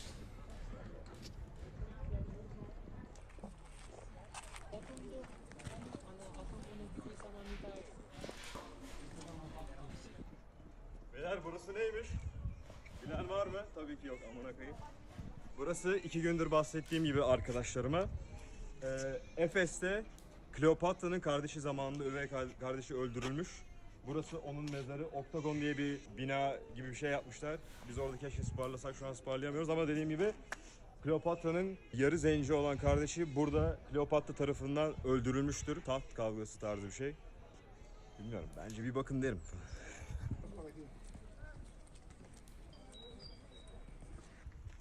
İnanılmaz bir yerdeyiz. İnanılmaz bir kediyle birlikteyiz. Tuvaletler eskiden Antik Yunan'da aynı zamanda sosyalleşme alanı olarak kullanılırdı. Burada ortak bir public tuvalet var. Herkesin kullandığı. Burada yan yana dizilmiş tuvaletleri görebilirsiniz. Eskiden insanlar buraya gelip Salih gibi oturup sosyalleşiyorlardı arkadaşlarıyla. Ve bacakları birbirlerine değiyordu. İşte how you connect your aga in milattan önce. Sıçan adamlar. Bu arada delik bayağı büyümüş. Çok rahat oturuyoruz.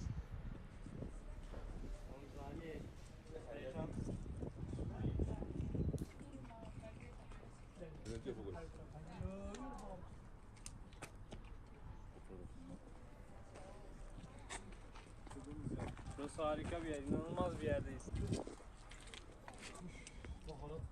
Aha. Abi Kemal bunu bu pis sütunu 50. gün Marcus Aurelius diye bir adamdan bahsediyor ve onun daha önce burada olduğunu düşünüyor ama o daha önce burada hiç bulunmadı. Sikerim Dominators'ı. Dominate. Bak ateşi çeksene nasıl ciddi sanıyor amına koyayım. Şey sanıyor bir anda buraya gezimiz gerginleşti falan. Oğlum bunların hiçbiri gerçek değil lan, anlayın artık. Müze gezimiz ciddileşti. Başkaları Uzak doğulu vatandaşları korkutuyorsun amına koyayım. korkutması değil yani. Korkutuyor da oğlum bu kel adam. Gerildiniz mi? Şunun kafasına bak oğlum, tabii ki de korkutuyor. Gerildiniz mi? Aga gözlük, saç, tam amına koyayım turistleri korkutmak için. Andrei Tat. Ben koşuyorum. Sokaklarında koşulan su sarayı lan burası. Yerebatan sarnıcını ilk buraya yapıp İstanbul'a taşımışlar. Net kesin bilgi bak ben söylüyorum. İnanılmaz bir yerdeyiz. Fatih biliyor musun?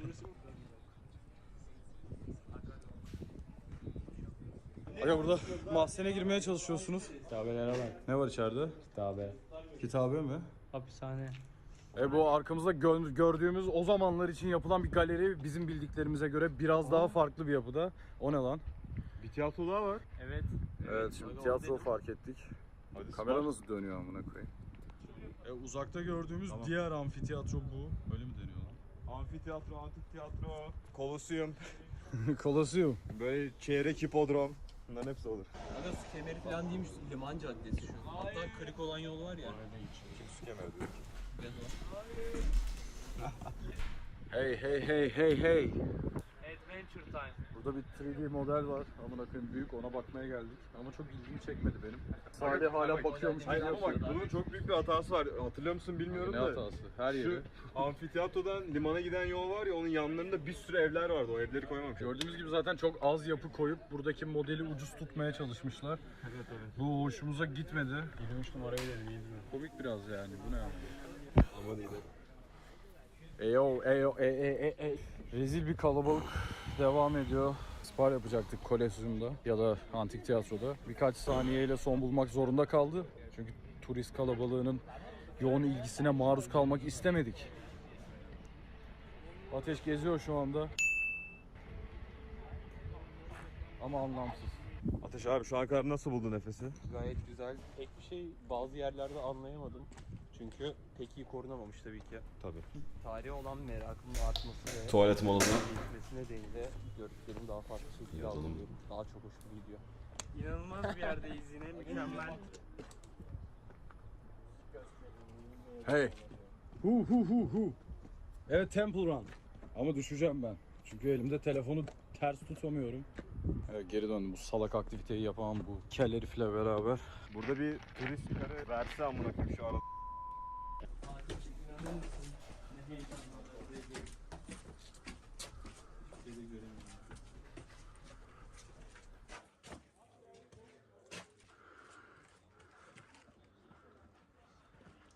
Burada tek kişilik monolog atıyorlar böyle. Hey Hulk. Bugün düşünmeyecekseniz ne zaman düşüneceksiniz? Gidişatı hepiniz biliyorsunuz. Sokrates buraya takılıyor ama 3-5 adam toplayıp buraya preach ediyor, böyle diziyor. Bakın çocuklar, yani biliyorsunuz hükümet. Edeyim mi preach? Preach et, ben de seni çekeyim. Hey Efes halkı, ya da turistleri. Hepinize birer sorum var. Hayatınızı harcar mıydınız? Kimse hayatını harcamak istemez değil mi? Sen, elinde telefonu tutan kameraman Fero. Hayatını harcar mıydın? Hayır. Sen. Hayır. Kimse hayatını harcamaz. Niye? Çünkü dünyaya bir kere geliyoruz. Bir. Ama tıpkı bunun gibi her günümüzün ve her saniyemizin de çok büyük bir değeri var. Her günümüzden bir tane olduğu gibi, hayatımızdan bir tane olduğu gibi, her saniyemizden de sadece bir tane var. Bu yüzden acılarımız için ve zorluklarımız için de şükretmemiz lazım. Teşekkürler. Yes sir.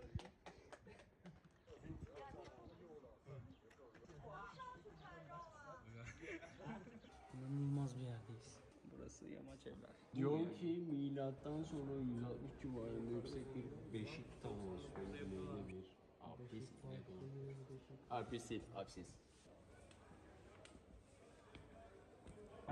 Saat var. Var. En geç dekorasyon evresini mi yansıtmakta? Çünkü diğerleri daha erken oldu galiba. Evet. İnanılmaz bir yer. Burası bir, o da bir salon. Burası bir, orası 2, 3, 4, 5, 6, 7. Aga burada mesela 2+1'i kaça kiralayabiliriz? 10 dinar. İyiymiş lan 10 ya. Dinar yaptı adamlar. Abi fotoğrafta niye gerçek etkisini veremiyor hiçbir şey? Erken dönem insanlarını bitirdik. Şimdi erken dönen insanlardayız. Burada çok durulmaz amına koyayım. O yüzden biz de geri dönüyoruz.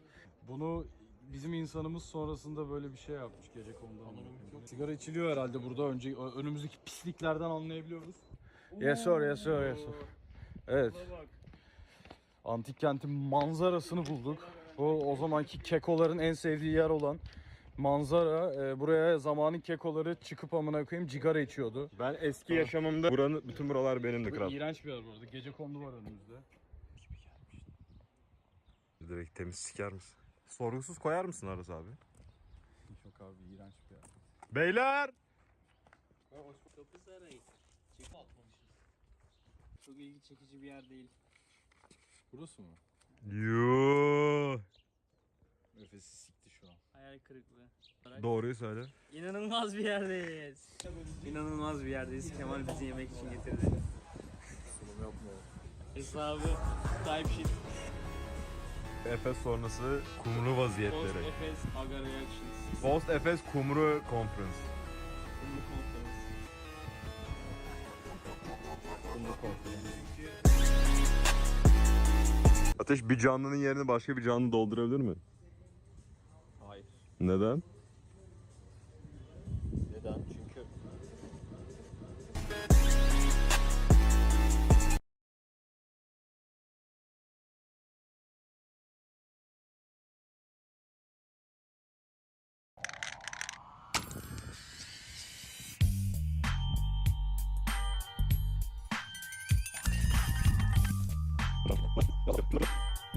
İnanılmaz bir yerdeyiz. Kemal bizi yemek için getirdi. İnanılmaz kelimesi Bedo'dan yasaklanınca Bedo. Hesabı type shit. Efes sonrası kumru Post vaziyetleri. Efes Aga Reactions. Post Efes kumru conference. Kumru Conference.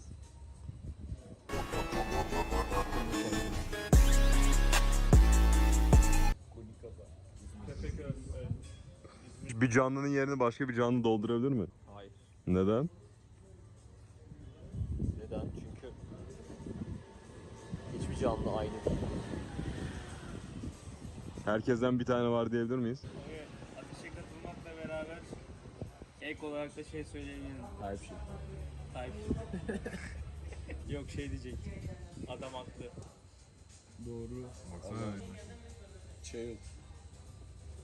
Arkadaşlarım Aras da böyle şeye benziyor böyle LA'de böyle DJ gibi bir şey amına koyayım ama böyle homeless. Arkadaşlarım bana Aga bu evliliğe gidince kahve mi ne yapıyorlar ya, acılı kahve. Ben geçen bir dizide şey gördüm, çiğ tavuk veriyorlar damata yesin diye. İğrenç. Oğlum böyle çiğ hayvanlar beni çok rahatsız ediyor ya. Herhangi bir şey. Sushi'ye bayılıyorum amına koyayım.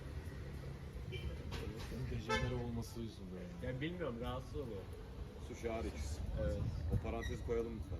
Ama o da bana benzemiyor ki, yuvarlak. Olur musun basketbolda? Yenge. 4 yenge. 5. 5 mi oldu? Aynen. İçecek bir şey istemiyorsunuz. Yok. Gelince söyleriz hesabı. Jalapeno. Type shit. Zaten ağzına yumruğunu soktu kral. Type shit. Önce seçiyor hangi pipeti alsam diye. Zengine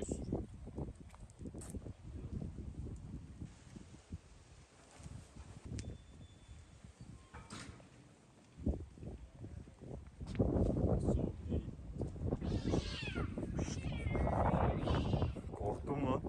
Eşimizin yan yana durması lazım.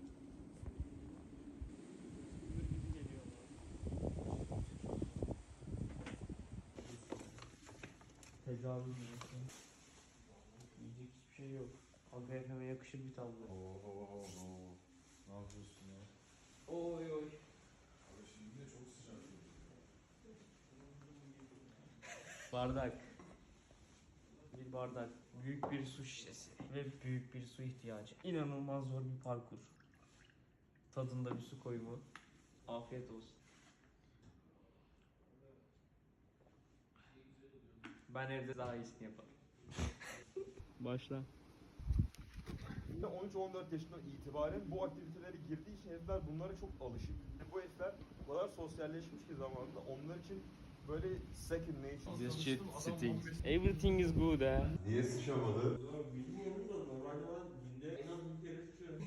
En az sabah Sen bokun gelmeden tuvalete mi gittin? Böyle olunca rüyanda altına sıçıyor, dikkat et. Come with me ya. Good morning. Guten Tag.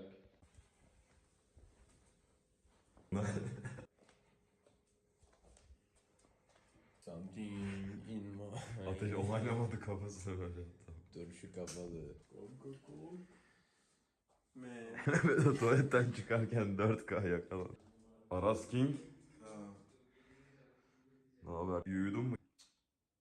Niye? Ne bileyim abi. Majestik bir aslan gibi. Baksana deniz aslanı. Benziyor.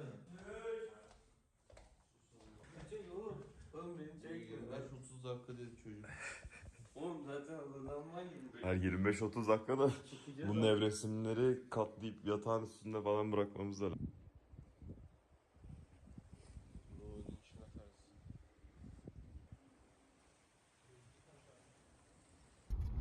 Dönüş yolu. Ateş Kemal'i fena bifledi. Pişcan. Alfa beta çatışması yaşandı bu ikili arasında. Sivri değil. Sivri değil. Üfledi. Çok bitsin. Aras. Yo, it kavgası. İşte UFC'de bunu görmek istiyoruz. Ananı sikeyim bizi de ortasında Ya, iki kişi daha yani, sokak Ananı kavgası. sikeyim. Başıboş sopak. Sokak köpeği sorunu. Sopak. İmamoğlu. Koklaştılar ama. Bu çok tatlıymış. In 1.8 kilometers, turn right onto a lack of... Efes'i gezdik. Doyduk ama. Diğer tüm gezmeye geldik. Günlük maceramızın artık dönüş yolu. Atik ailesi. Bursa'da önemli bir Kuntberk durağı. Kuntberk'ten Üsküdar'a. Kuntberk'ten Üsküdar'a. ya en önemli. Kötü bir isimdir reis. Beğenmedim onu. Bizim yaptığımız hiçbir şey anlamsız kaldı. Merhaba. Kemal taciz ederken 4K'ya yakalandı. Ateş peçete verir misin? Aga ben böyle kısa gezileri Ali çok Beyköy'de severim. Hep her şey tadında kalır. O yüzden hoşuma gitti. Haftaya bir daha gelmek isterim. Ben bir gün daha fazla durup sizi çalım manyağı yapmak istiyorum futboldayım ama maalesef başka güne sarktı. Hesabı yok bu sefer. Yo, what's up? Dönüş yolunda ilk durak Bedo ve Bursa Kebap Evi. Lifestyle. Herkes ne alacak? Hiçbir fikrim yok. Hiçbir şey almayacağız. Kahve amına koyayım. Çünkü geç herif- kalırsak... Bu herif burgerdan yemek yiyecek. Lap lop Sabah lap lop 9.47 twist.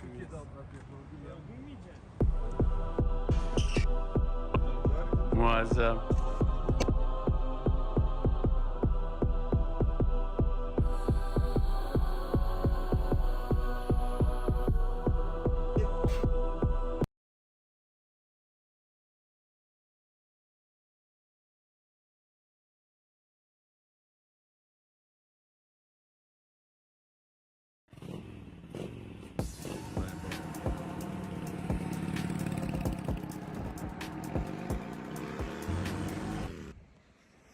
Odamda priz yok. Telefon akşam şarjı bitmiş.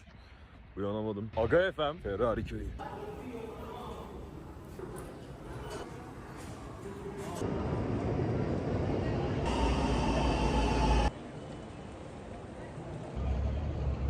Six'te geldik. Gördüğünüz gibi sıra inanılmaz fazla var. Ama birazdan T-Cross'umuzu veya ona benzer bir şey alıyoruz o yüzden.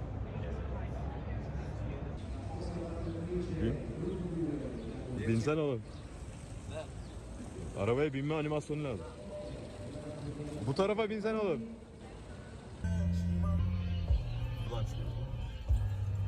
Evet. Arabayı aldık.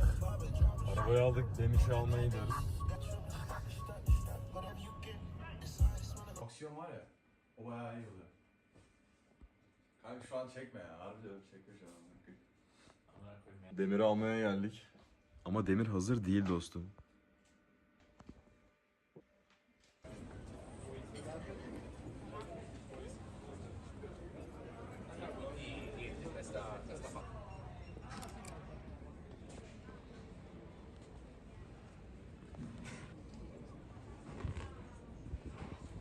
Demir çantasını almadı.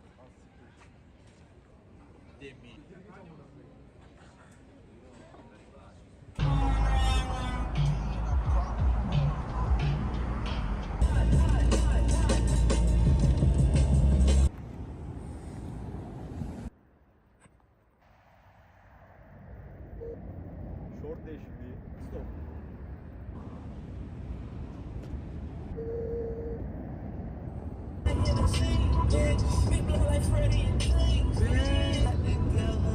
Manello'ya giriş. Ferrari köyüne son 10 dakika. Demir ne hissediyorsun? İyi. Bayağı iyi burası. Göktürk'e benziyor bayağı bence. Eski yer, bir önceki yer benziyordu. Burası daha böyle inanılmaz chill bir yer yani, çok sevdim. Ha burası yazlık, burası böyle Aynen. şey gibi Dacia amına. Aynen. Ben de sevdim buraları. Günlük güneşlik. Yollar falan biraz dar ama olsun. Maranello Palace'a ulaşmak üzereyiz. Orası da bizim otelimiz. Sizinle orada görüşürüz. Ferrari'ler bizim dostum. Bütün Ferrari'ler bizim. Ondan sonra Lamborghini'ler de bizim. Maserati'ler de bizim. Onların hepsi bizim. Maranello Palace. Ferrari. NABA sanat öğrencileri bugün derste olmaları gerekirken bu arabayı kiralayıp dersten kaçtı. Ve Ferrari köyündeyiz. Meyve suyu döküldü. Plastik kesildi amına. Yuh, ne kadar döküldü? Atma çöpe at. Göster. Ha? Cama bak. Baksana oğlum, sıçradı abi. Elimde şu an tutuyorum. Baksana oğlum şuna. Şuradan tutuyorum ki deliklemesin, arkası şey oldu. Rezervasyonlar, pasaportlar ve tartışmalar. Maranello Palace Burası buranın ikinci en meşhur oteli. Birincisi Ferrari'nin kendi oteli. Orada kalmıyoruz çünkü paramız yetmedi. Agalar efendim, Ferrari müzesine gidiyor. Demir çok heyecanlı. Ferrari. 90 dakikalık turla. Kaç saat? 90. Kaç para? Bilmiyorum. 480. Ne haber? İyi sen? Ben de iyiyim. Sabah rutinini efektif bir şekilde tamamlayabildin mi? Hayır. Oğlum önden çekmen gerekiyor. 90 dakikalık bir şey alayalım mı? Böyle 90 dakikalık Ferrari sence tahminen aşağı yukarı kaç paradır? 300 kağıt olsa okey misin? 300 kağıt. Evet. 150 type sheet. Hayır 300 oğlum. fazlaymış ya. Kullanan adama 300. Sekti ama. Sekti mi? Sekti ama. 90 dakika çok olur mu? Bana 15 dakikada yeter. Doğru.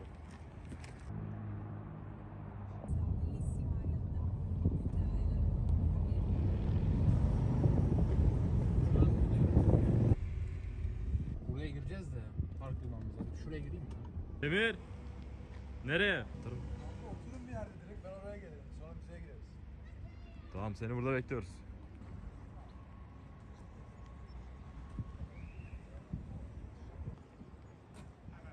Lambo, Ferrari, Ferrari, Ferrari, Ferrari.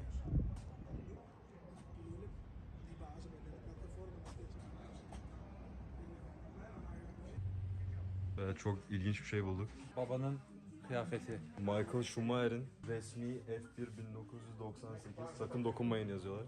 Prime kıyafetlerinden. Kendisi burada yok şu an, komada da. Özellikle yasak olan yerlerden. Şu an Ferrari yasının üstünden yürüyorum.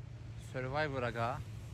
Fakat bunların hiçbiri bizim için beklenmedik ve olmayan şeyler değil. Agalar bu yüzden var.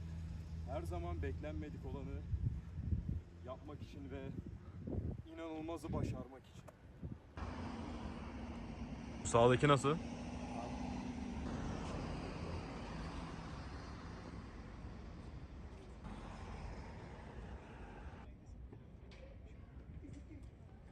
Hadi gidelim. Aleti görüyor musun?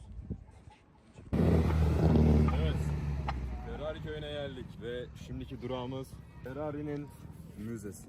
Burası Moranello. Ferrari bilmem kaç yılında burada kuruldu ve bilmem kaç yıldır Ferrari'nin kalbi burası olarak devam ediyor. Etrafta her yerde gördüğümüz üzere Ferrari gift shopları, Ferrari tabakkocular, Ferrari pizza restoranları, Ferrari genel evleri, Ferrari okulları, Ferrari hastaneleri. Bunların hepsini bulabilirsiniz. Bizim bugün buradaki amacımız ise Ferrari kültürünü yeterince tüketip En derinimizde hissetmek. en derinlerimizde hissedip kalbimizde benimsemek. Gelin gezelim. Gerçek. Gerçek bir F1 arabasının benim boyuma kıyasla boyutu. Yaklaşık 3,5 metre. Tekerlekleriniz kokladım. Güzel.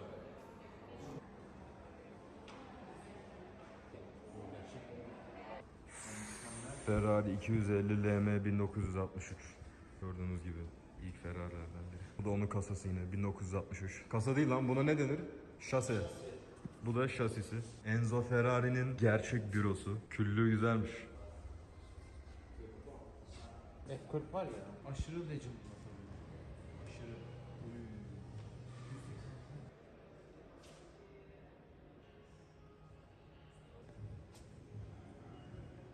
Dünyada 500 tane var bundan. Ne? LaFerrari bundan dünyada 500 tane var. Görüp görebileceğin en hyper ve en nadir arabalardan biridir. Şu ortada gördüğümüz makine, böyle bir araba yok. Böyle bir şey yok. Böyle bir şey de yok ama böyle bir şey de yok. Şu an neredeyiz abi tam olarak? Şu an abi Ferrari'nin cennetindeyiz. Niye izin vermiyor değiştirmeye? Koltuğu. Oğlum baksana, yapışık bu. Bu oynuyor. Direksiyon ve gaz pedalları kendine geliyor. Ona göre ayarlıyorsun. Orada pedal var içinde. Çok hızlı ya. O Lemans arabaları.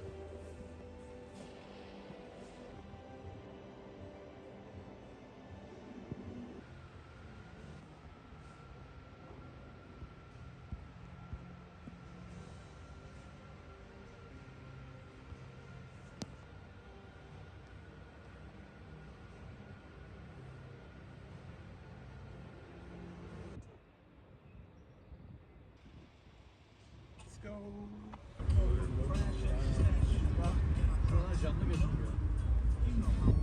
Here's some gang shit, man, for real. This motherfucker be out like shouting at us type shit.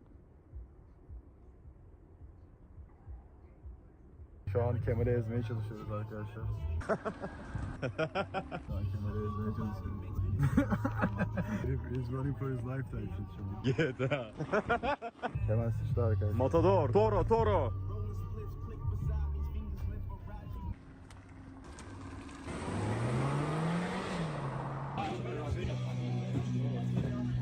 Manga FM. Yemeği yapsam. Oğlum senin saçına ne oldu lan? Mutfak açık. Aga efendim son yager şatını içiyor. Demin şişeyi bitirdik. Literally son damlasını döktü bize.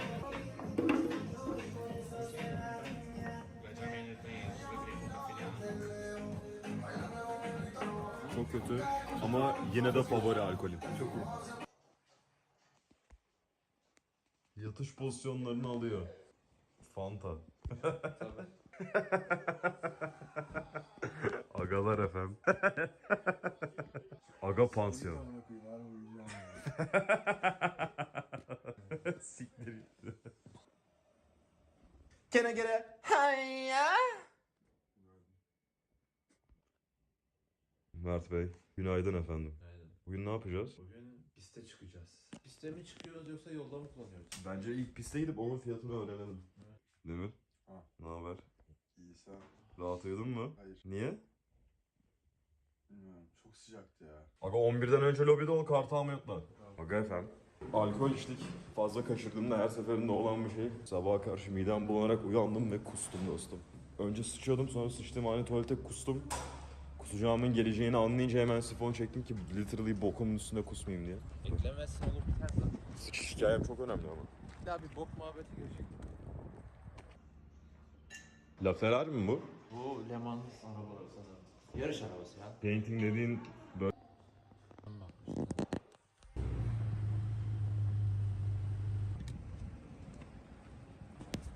Menü bu. Size menüyü tanıtayım. Portofino V8 dediğimiz alet budur. Şu 3 tanesi aynı araba. Şu V8'dir, 600 cc'dir. Bu araba 296 GTS V6 motoru vardır bunda. Ama size V12'leri tanıtalım. Gelin buraya. Bunlar sinekler. Croissant Ferrari'nin yeni jipi. Lamborghini'ye rakip olsun diye çıkardılar. Lamborghini Urus'un düşmanı. Bunun, Rival'ı. Evet. Bu da V12'dir ama bu araba ben bunun lastiklerini yalarım. Ne bu? Hangisi? 812 GTS Superfast. Oyunlarda bile bulamazsınız. Öyle bir araba. Oyunlarda bile bulunmaz. Ve şu an karşımızda. Ve şu an karşımızda ve binebiliriz. Kaşar. Ve burada bir Lamborghini var ama buraya bir ihanet etmeyeceğim ve bu arabayı bilmeyeceğim. Arabaya laf yok ama Lamborghini sonuçta. şu an Ferrari köyündeyiz. Ama yani ben bu arabanın ölürüm. Alalım hemen. Okay. Yeah, I will drive too fast. Okay, and your registration here and your driver license.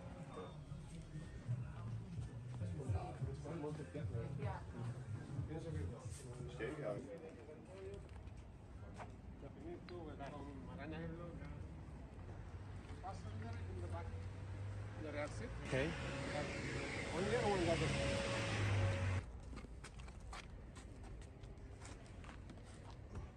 Aga efendim. Okay, the first step is perfect. Now, this way is.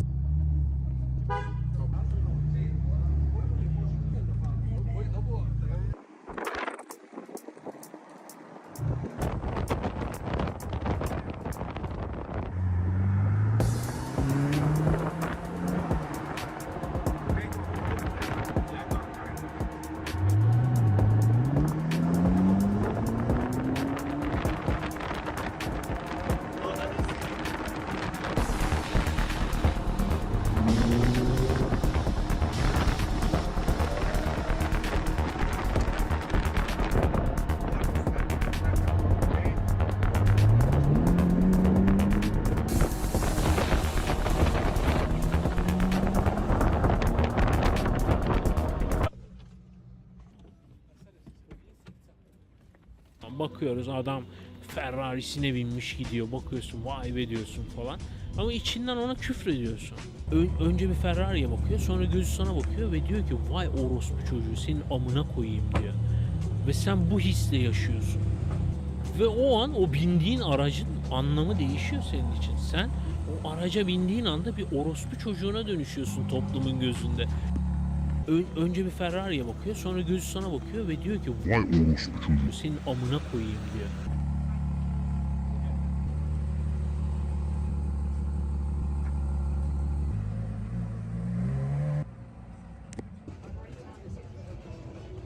Aga efendim. Test sürüşlerimizi yaptık. Ben Portofino V6 kullandım. Ben 812 Superfast V12 kullandım. Grazie. Arabanın içinde bayılma tehlikesi geçirdim. Bayılma tehlikesi mi? Normal bir arabada 150 ile falan giderken Demir arabadan geliyor buraya da arabayı kapaması lazım. Kapayamayacak. Kapasana arabayı. O kadar da kapayabilir herhalde ya. Zombi gibi dolaşıyor. Aga frene basıp düğmeye falan basmadı.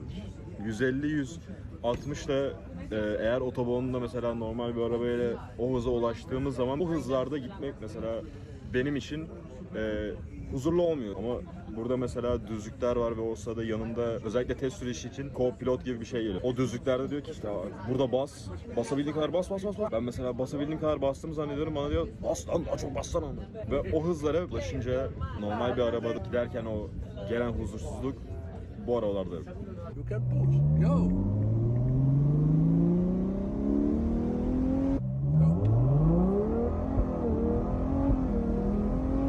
Lamborghini köyüne de galiba yarın gideceğiz bu arada.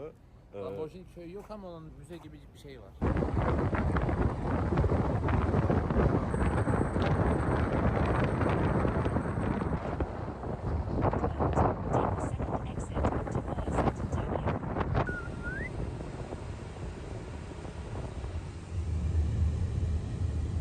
Logosu daha havalı bir şey, öküz. Bu öküz ne oğlum? Şişko duruyor bak gel. Arkadaşlar bugün Kadıköy'deyiz. Peki. Fenerliymiş. Lamborghini bir duyuma göre Fenerbahçe'den. Kesin net bilgi mi? Kesin net yani. Kadıköy'de görmüş Lamborghini'nin sahibi. Demir gezmeyi bitirdi. Ödev için fotoğraf çekiyorum. Bitirdin mi gezmeyi? Uy. Kamera nasıl gıdık koyuyorsun biliyor musun? Sen grid istiyorum ben. Onu nasıl yapacağız? Ayarlardan sanırım.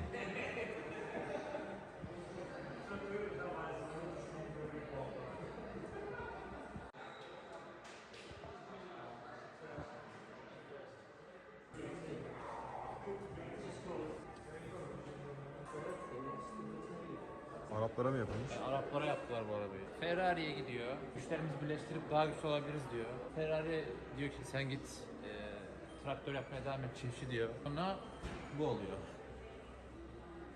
Bu olaydaki ders ne dediğinize dikkat edin. Milleti köylü diye ezmeyin amına koyayım, sonra götünüze girer bu. Evet. Böyle çıkıyoruz. Yola saldım. Bunlar ne oğlum? Bu ne lan? Tarık Berber'in çizimi var. Bak. Çok güzel çizmiş lan bu arada.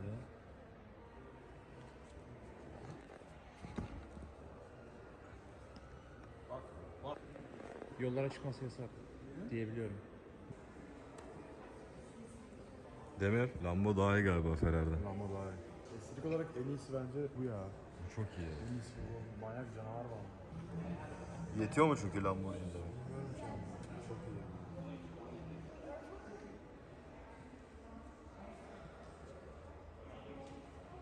Mert. Lambo mu Ferrari mi? Ferrari. Şu an burada bunun kararını vermek zorundasın. Her türlü Ferrari. Ama bunların tasarımları daha seksi. Kültür olarak değil, sadece tip olarak. Bu abi. Ama bunu satmıyorlar ki. Şunu? Onları satmıyorlar abi. Bunlar... Dünyada 3 tane olan hangisiydi?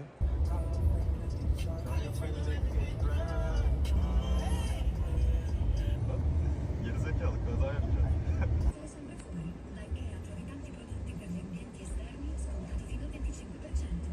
Mert'i eve bıraktık. Ne hissediyorsun? Ha? Mutlu hissediyorum. Aga FM Ferrari köyü macerası buydu. Mert, İspanya, İtalya 1-0. Video bu kadar. Aras'ın şarkılarını dinleyin. Benim şarkılarımı dinleyin. Benim mangamı okuyun. Kendinize iyi bakın. Şimdi siktirin.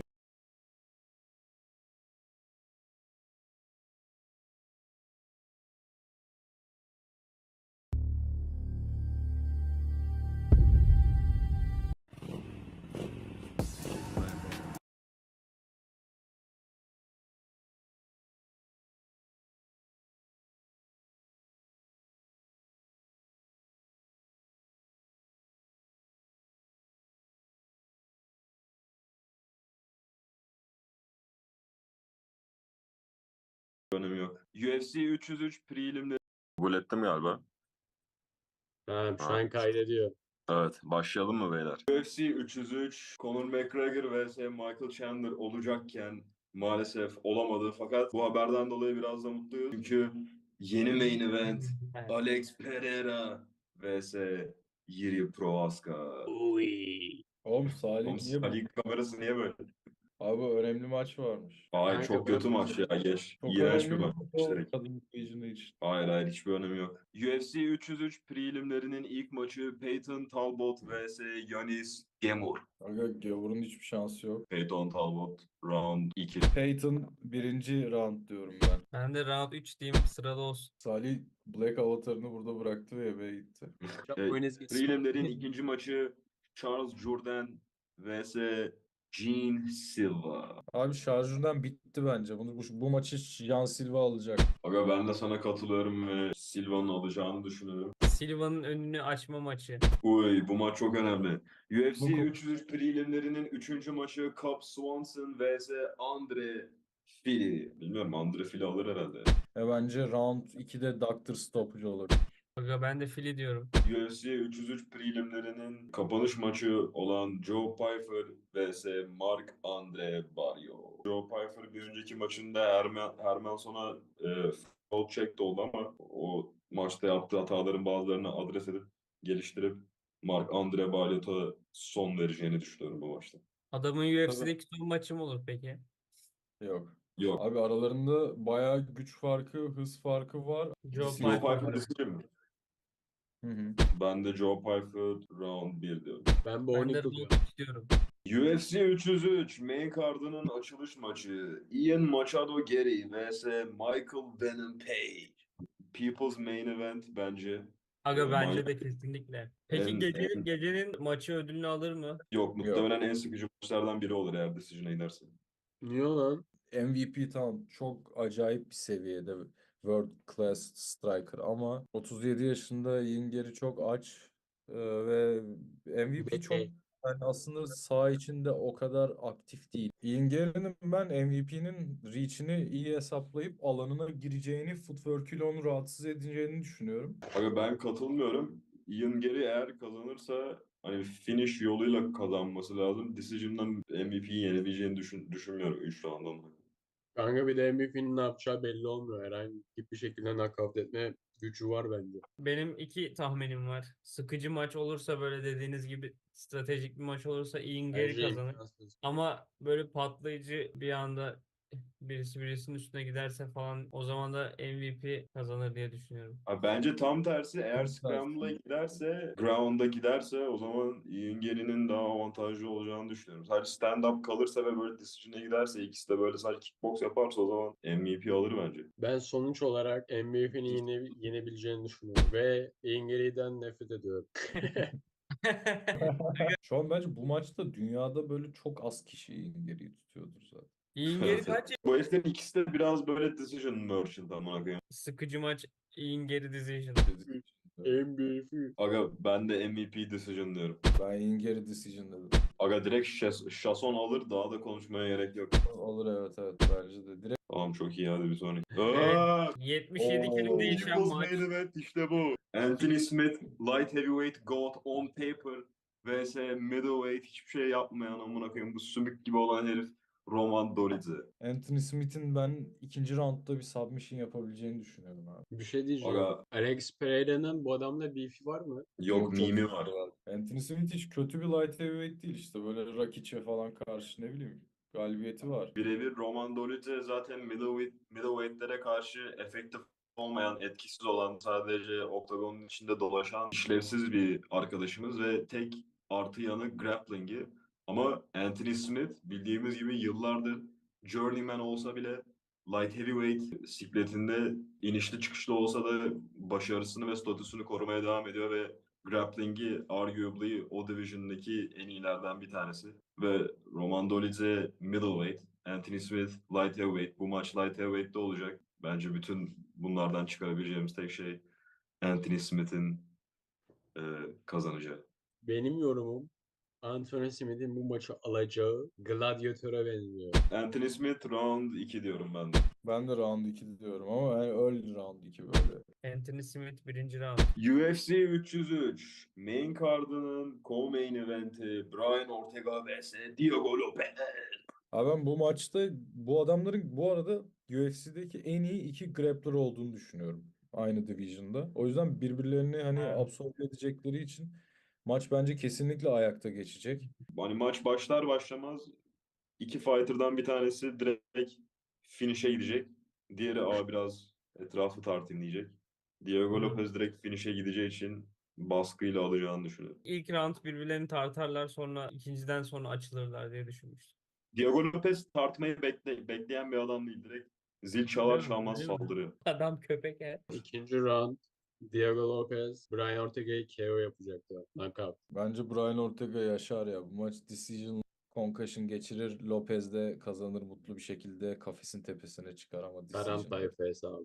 Bence Diego Lopez round 2 TKO. Ben decision Lopez diyorum. Abi ben de Lopez diyorum. Round Ben üç round diyorum. 2 KO. Bugün burada toplanma amacımız bütün bu organizasyonun, eventin etrafında kurulduğu iki adam. UFC 303 kardının main eventi. Boom, boom, boom. Şam. Alex Pereira vs. Giri Prohaska. Alex Pereira ofisin en sevilen adamı mı? Evet. Taş adam hesabı. Sabah ilk selam verdiğin adam. Aga direkt Kanka. uzatmaya gerek yok. Alex Pereira şu an onun dünyasında yaşıyoruz. Alex Pereira round 2 knockout. Pereira alır bence de. Kanka ben Jiri'yi tutuyorum. Çünkü Alex Pereira'nın knockout olmasını görmek gerçekten hoşuma gidiyor. Çünkü çok zor bir ihtimal. Ben her zaman zor ihtimalleri beğenmiş insanım. Abi Yiri şey kombosuyla bitirecek gibi hissediyorum. Takedown fake, sağ uppercut, sol hook. Yiri kazandığı maçlarda da acayip heyecanlı, kaybettiği maçlarda da acayip heyecanlı. Herifin ne yaptığı belli değil. O yüzden zaten bir Dövüş sıkıntı. Pereira şeyde çok iyi, tamam, hani karşında dünyadaki en iyi fighter ama asıl onun kollarının içine girdiğin zaman adam her zaman donuyor. Straight punch'ı yok.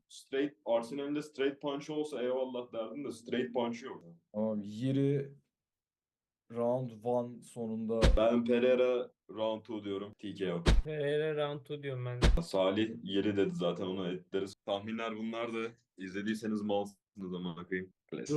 Durun. Söylüyorum. Jiri birinci round. Alex'i knockout et. Yeah man. Bunu izleyen salaktır. Aga FM'e abone olun. Aga kalın. Aga olun. Salih bize şeyden katılıyor. Karayipler'de bir adaya Bahamalar. gitmiş. Bahamalardan. Evinde kurye geldi. Reis uçağı suya düşürmüş amına koyayım. Oy.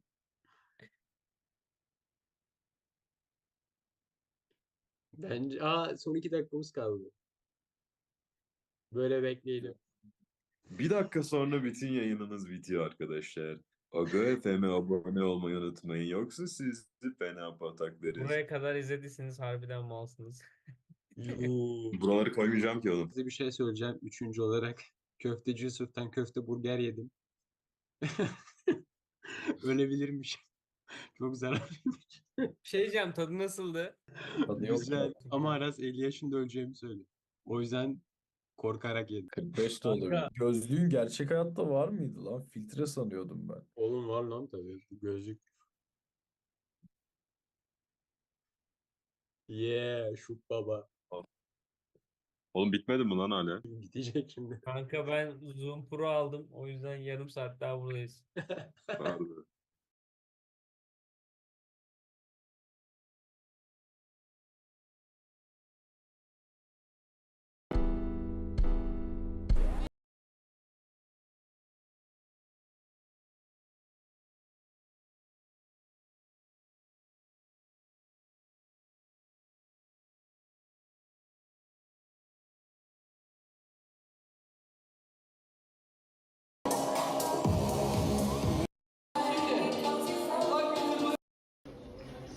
hissediyorsun?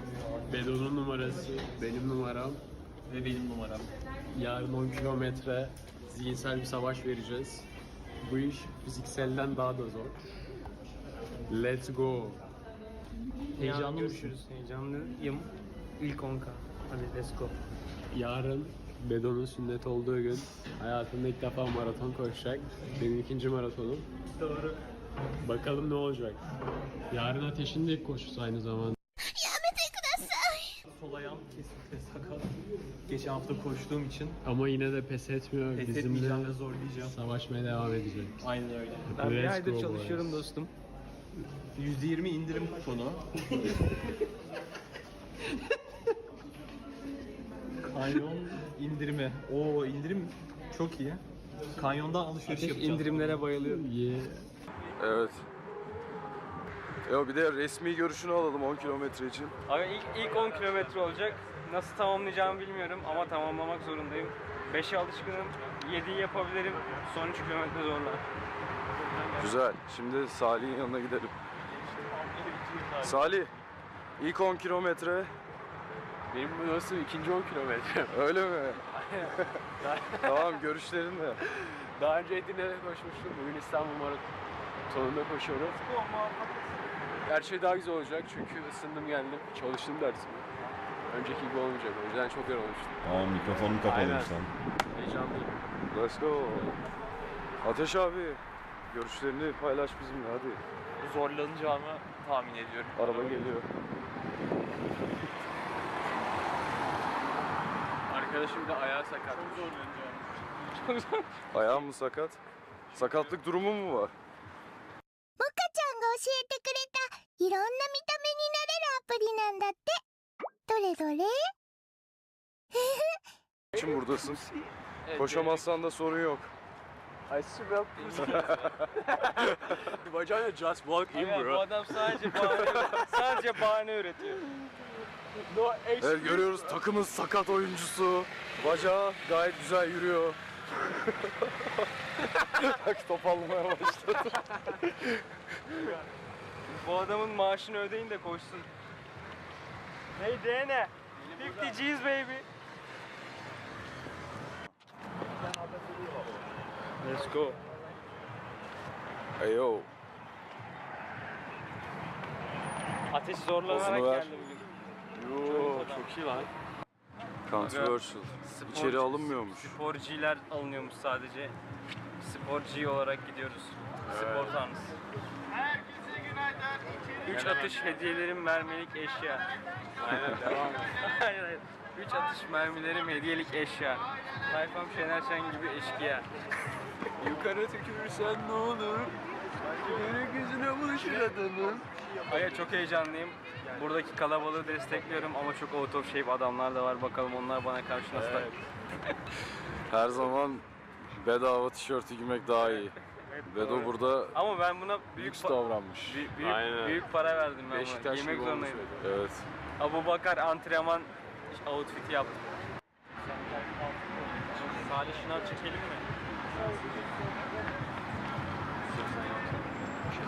Birisinin bana ortak olması gerekiyor. No more, no more. Birliken Bir gelsene. Şunu şey yapayım. Netleyemedim de.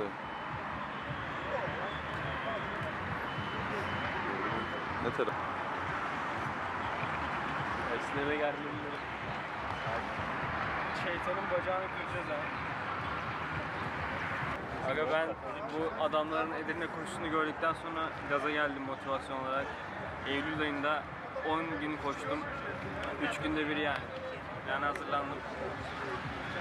Ateş abi, bu maratona hiç antrenman yaptın mı? Sadece geçen hafta onda da 3 atış. sol ayağım Ömdüm. Geçmiş olsun diliyoruz Ateş abi sana. Arkadaşlar, rezil bir yerde yaşadığımız için durumlar kötü.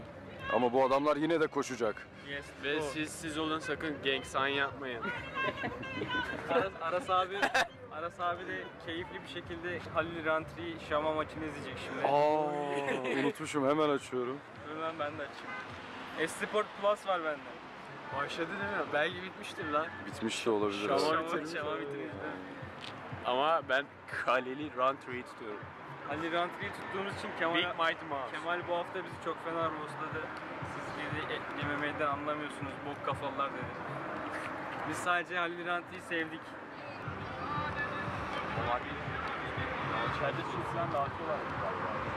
Hadi ufaktan gidin. Ufaktan gidin hadi.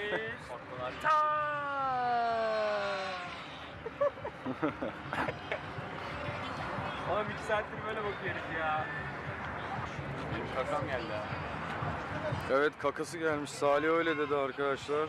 Aynen. İnşallah tutarım. Yoksa altıma Kaka tutamazsan yola düşer. Güzel olur. At gidiyormuş gibi böyle. Ama asıl onu büyük adaya sakla. Hadi gidelim. It's time. Hadi görüşürüz. Şeyi bırakacak mısınız?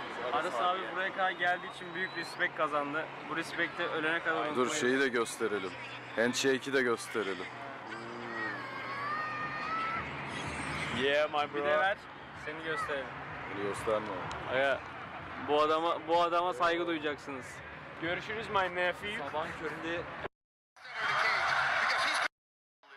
which is interesting because he's a big kicker. But this is just boxing so far. Boxing and football. Sorry, I am not familiar with you.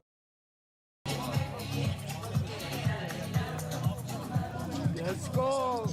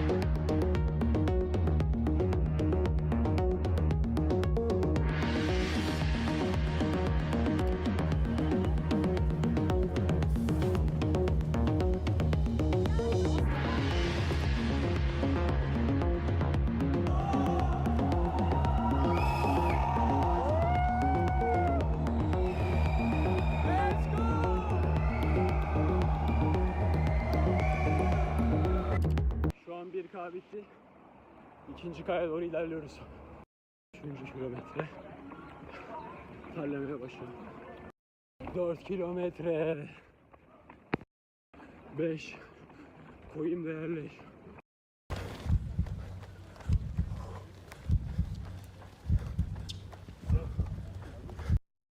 Altı kilometre. 7 kilometre.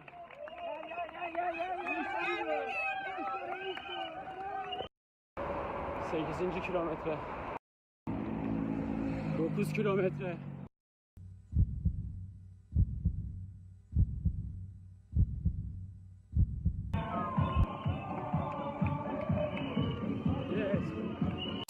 Kürt Bedo öldü. Evet Bedo, yarış bitti. Düşüncelerin nedir? Abi ilk 10K, 7K'da falan bayağı zorlandım. Nefesim tıkandı. Nefes alamadım hiç. Sonra bazı insanlarla konuştuk koşarken, beni motive ettiler. Onlara teşekkür ediyorum. 7'den sonra 8'e geldikten sonra burada son düzlükle toparladım ve birinci bitirdim Aga FM içerisinde. Şimdi Ateş. Ayağım sakat olmasına rağmen 2. kilometrede ayağım açıldı ve 10 kilometreyi tamamladım. Helal olsun. 1 saat 2 dakikada. Belki de Evet Salih. 10 kilometreden sonra düşüncelerin. Ben 3. geldim. 1 saat 10 dakika ortalama. 7. kilometrede su içtim ve su beni çok tıkadı. Abi kusasım geldi. su beni İğrenç. O beni çok yavaşlattı. koşarken su içince direkt midem bulanıyor. Aynen. Sonra biraz sindirdikten sonra yoluma devam ettim.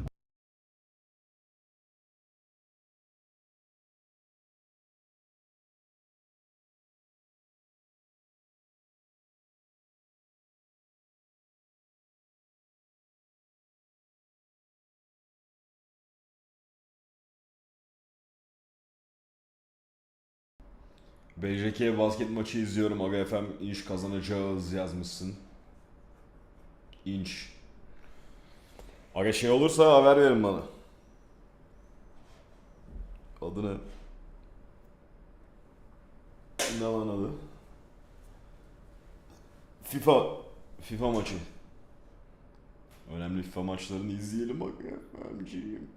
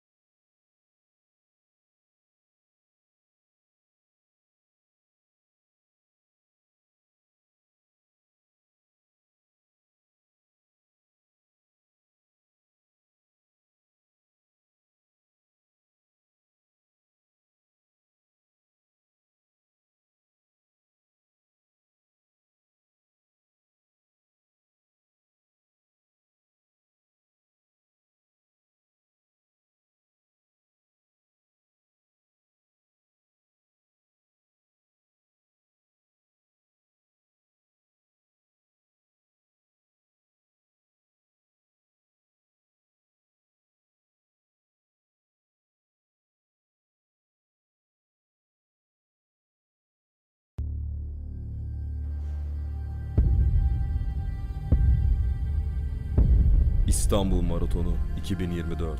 Bu sene 46.sı düzenlenecek olan İstanbul Maratonu'nda Aga FM 3 Kasım'da yerlerini alıyor. Hazır mısın? Dünyanın kıtalar arası koşulan tek maraton. katıldığı maraton bu yıl katılımcı rekoru 15 Temmuz Şehitler Köprüsü pazar günü araçlara değil yayalara açık. İki kıta arasında koşulan tek maraton olan İstanbul Maratonu 45. kez start alıyor.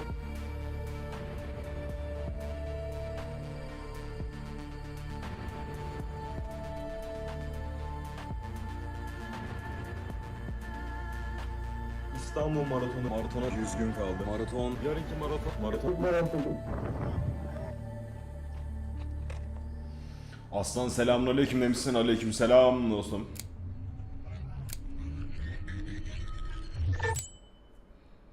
...17 Kasım 2023. Koşu maceramın başladığı gün. İlk koşuma 17 Kasım'da çıktım. 5 kilometre 45 dakika arada dinlenmeli, öyle güzel bir koşuydu. Kullandığım ilk ayakkabılar bunlar. Bundan sonra ikinci koşumda bu 7 kilometrelik rotaya geçtim ve 2023'ün sonuna kadar 9 kere daha koştum. Bu sürede amacım bütün rotayı hiç durmadan bitirip neredeyse her gün koşabilmekti. Bu Aralık ayının sonundaki koşamadığım kısımda tatil sebebiyle İstanbul'a döndüğüm için koşamadım. Ama tam o sırada Aga FM'e karşı Spar'da kardiyomu test etme şansım oldu. Ve sırf bu kadar koşarak kardiyo bakımından bayağı bir gelişme kaydetmiştim. Yani kardiyovasküler performansınızın gelişmesini istiyorsanız gördüğünüz gibi çok da inanılmaz sıkı bir rutinde olmanız gerekmiyor. Gerçekten efor koyduğunuz sürece az antrenmanla fazlasıyla geri dönüş alabiliyorsunuz. Koşmaya başlayın ve görün. Şimdiye kadar olan her şey bir ısınma turuydu. Yılın dönümüyle beraber zorluğu arttırmanın vakti gelmişti. Bu noktada barefoot ayakkabılarla koşuyordum. Pek araştırma yapmadan giriştim o işe ama iyi ki de girişmişim. Herkese tavsiye ederim yalnız. Çok ani bir geçiş sakatlığa da yol açabilir. Dikkat edin. Neyse merak eden olursa bu da başka bir videonun konusu. 2024 ile beraber 7 kilometre rotamı son bir kere daha koşup tam o sıralarda birkaç David Goggins podcast'ı da izleyip Merry Christmas. Have fun with that shit. rotamı bu 10 kilometre rotaya uzattım. Ve 2024'ün kalanında bütün bu işaretlediğim günlerin hepsinde koştum. Bu yeni rotada hedefim aynıydı. Zamanla olabildiğince daha hızlı ve daha sık koşmak. Şu an hala bu rotayı koşuyorum ama hedefim bir tık değişti. Ama buna zaten birazdan değineceğiz. Ocaktan Haziran'a kadar olan bu zamanda hızım gitgide arttı. Ocak'ta 1 saat 42 dakikada koştuğum mesafenin tıpatıp aynısını... Abi yayının olayı ne? Ben resim çiziyorum, arkada bizim videolarımız dönüyor. Öyle takılmaca. Koşarsanız siz de göreceksiniz. Yok işte yeterince hızlı mıyım? Koşu formum doğru mu? Ayakkabılarım doğru mu? Bir önceki koşum daha iyiydi, acaba gitgide daha mı kötüye gidiyorum? Gibi. Ama bunların yanı sıra zaman geçtikçe kendinizi koşucu olarak görmek, öyle hissetmek, öyle anılmak gerçekten güzel bir his. Ve tam bu sıralarda Aga FM'den Yılmaz koşmaya başladı.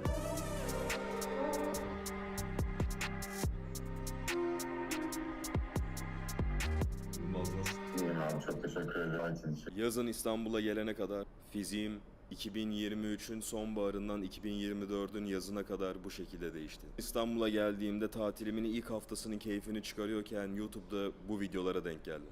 Bu zamana kadar maraton koşmak arada bir aklıma geliyordu. Bu koştuğum rotanın 4 katını bir gün koşmam gerekecek diye düşünüyordum. Fakat asıl şimdi bunu gerçek bir hedef olarak görmeye başlamıştım. Ama bu noktada bir maraton bitirebileceğimi zaten biliyordum. Çünkü bir maraton bitirmiş olmak için maraton mesafesini yani 42 kilometreyi yaklaşık 6,5 saatin altında bitirmek gerekiyor. Bu benim için zaten bir çerezdi.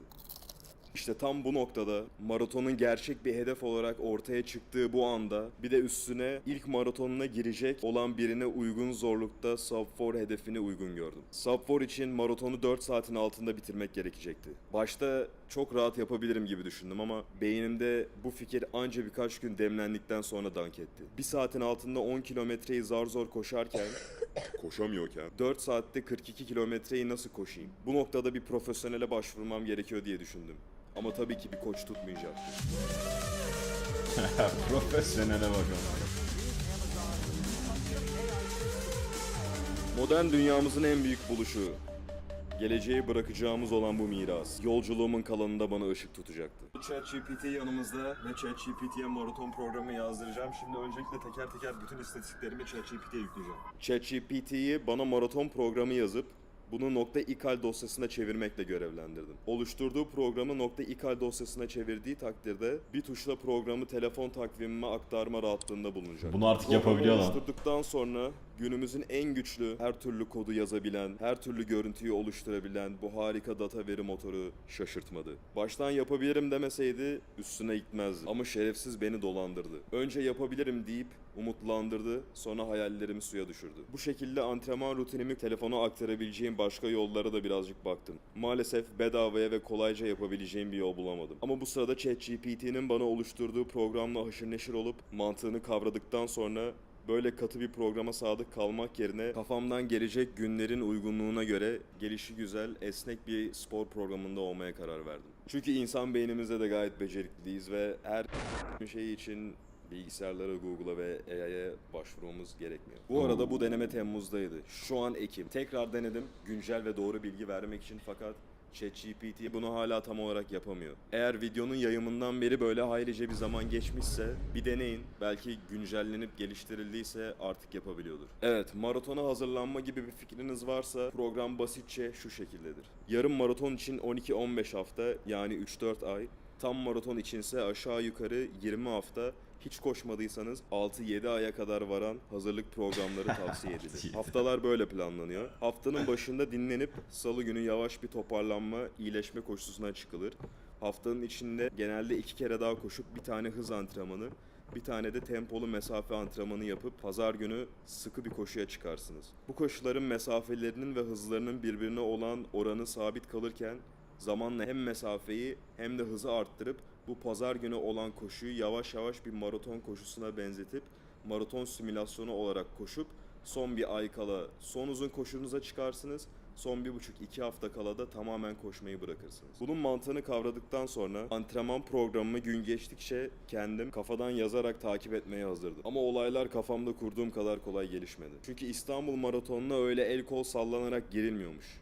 Önce bir kalifiye, kriter turuna girmemiz gerekiyormuş. Eğer İstanbul Maratonu'na ilk defa katılmak istiyorsanız sitesinde de yazdığı gibi önceden bir başka koşu etkinliğine katılmış olmak gerekiyor ya da Türkiye Atletizm Federasyonu tarafından onaylı bir mesafeyi bu gösterilen zamanın altında bitirmiş olmak gerekiyor. Bu olay başta kafamı karıştırdı. Türkiye Atletizm Federasyonu benim koştuğum mesafeyi nasıl onaylayacak? Bilgi almak için birçok defa aradım. Ama maraton için kalifiye etmek gerekiyor önce girmeden. O yüzden bilgi almak için şu an Türkiye Atletizm Federasyonu'na var. Alo, iyi günler. Maratona girişle ilgili İstanbul Maratonu'na. Ama yanlış yeri aradınız. Ne yapayım? Tekrar arayın diyorum. Yanlış düşmüş. Ha tamam, bir daha. Öyle.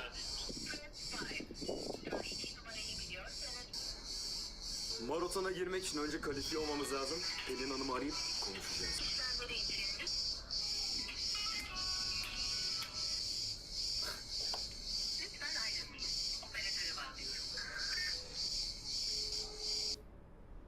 Gördüğünüz gibi Türkiye Atletizm Federasyonu'na ulaşmak, iletişim kurmak imkansıza yakın. Alo.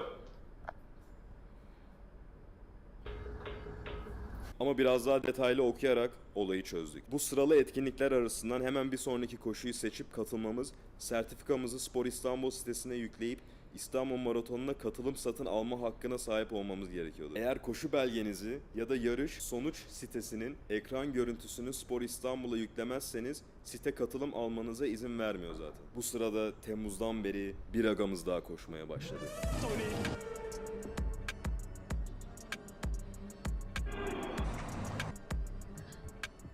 Salih'le beraber 1 Eylül Edirne Maratonu'na kayıt yaptırdık ve agalarla beraber buluşup Edirne turunu rezerve ettik.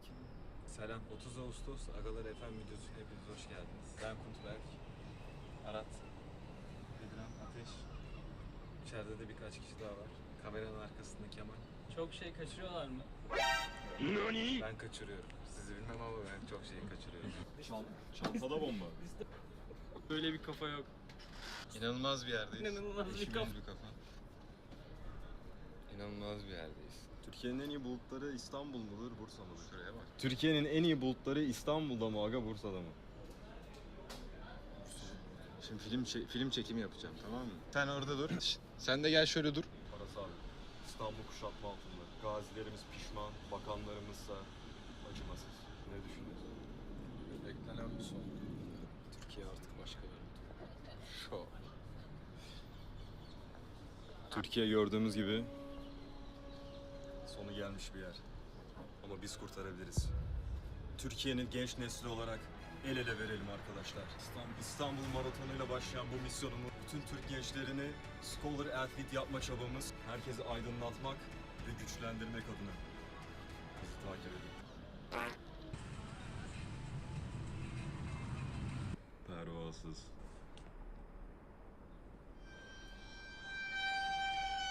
Diğer lavuklar. Hadi şu lanet olası Edirne'ye gidip şu lanet olası kitlerimizi alalım dostum.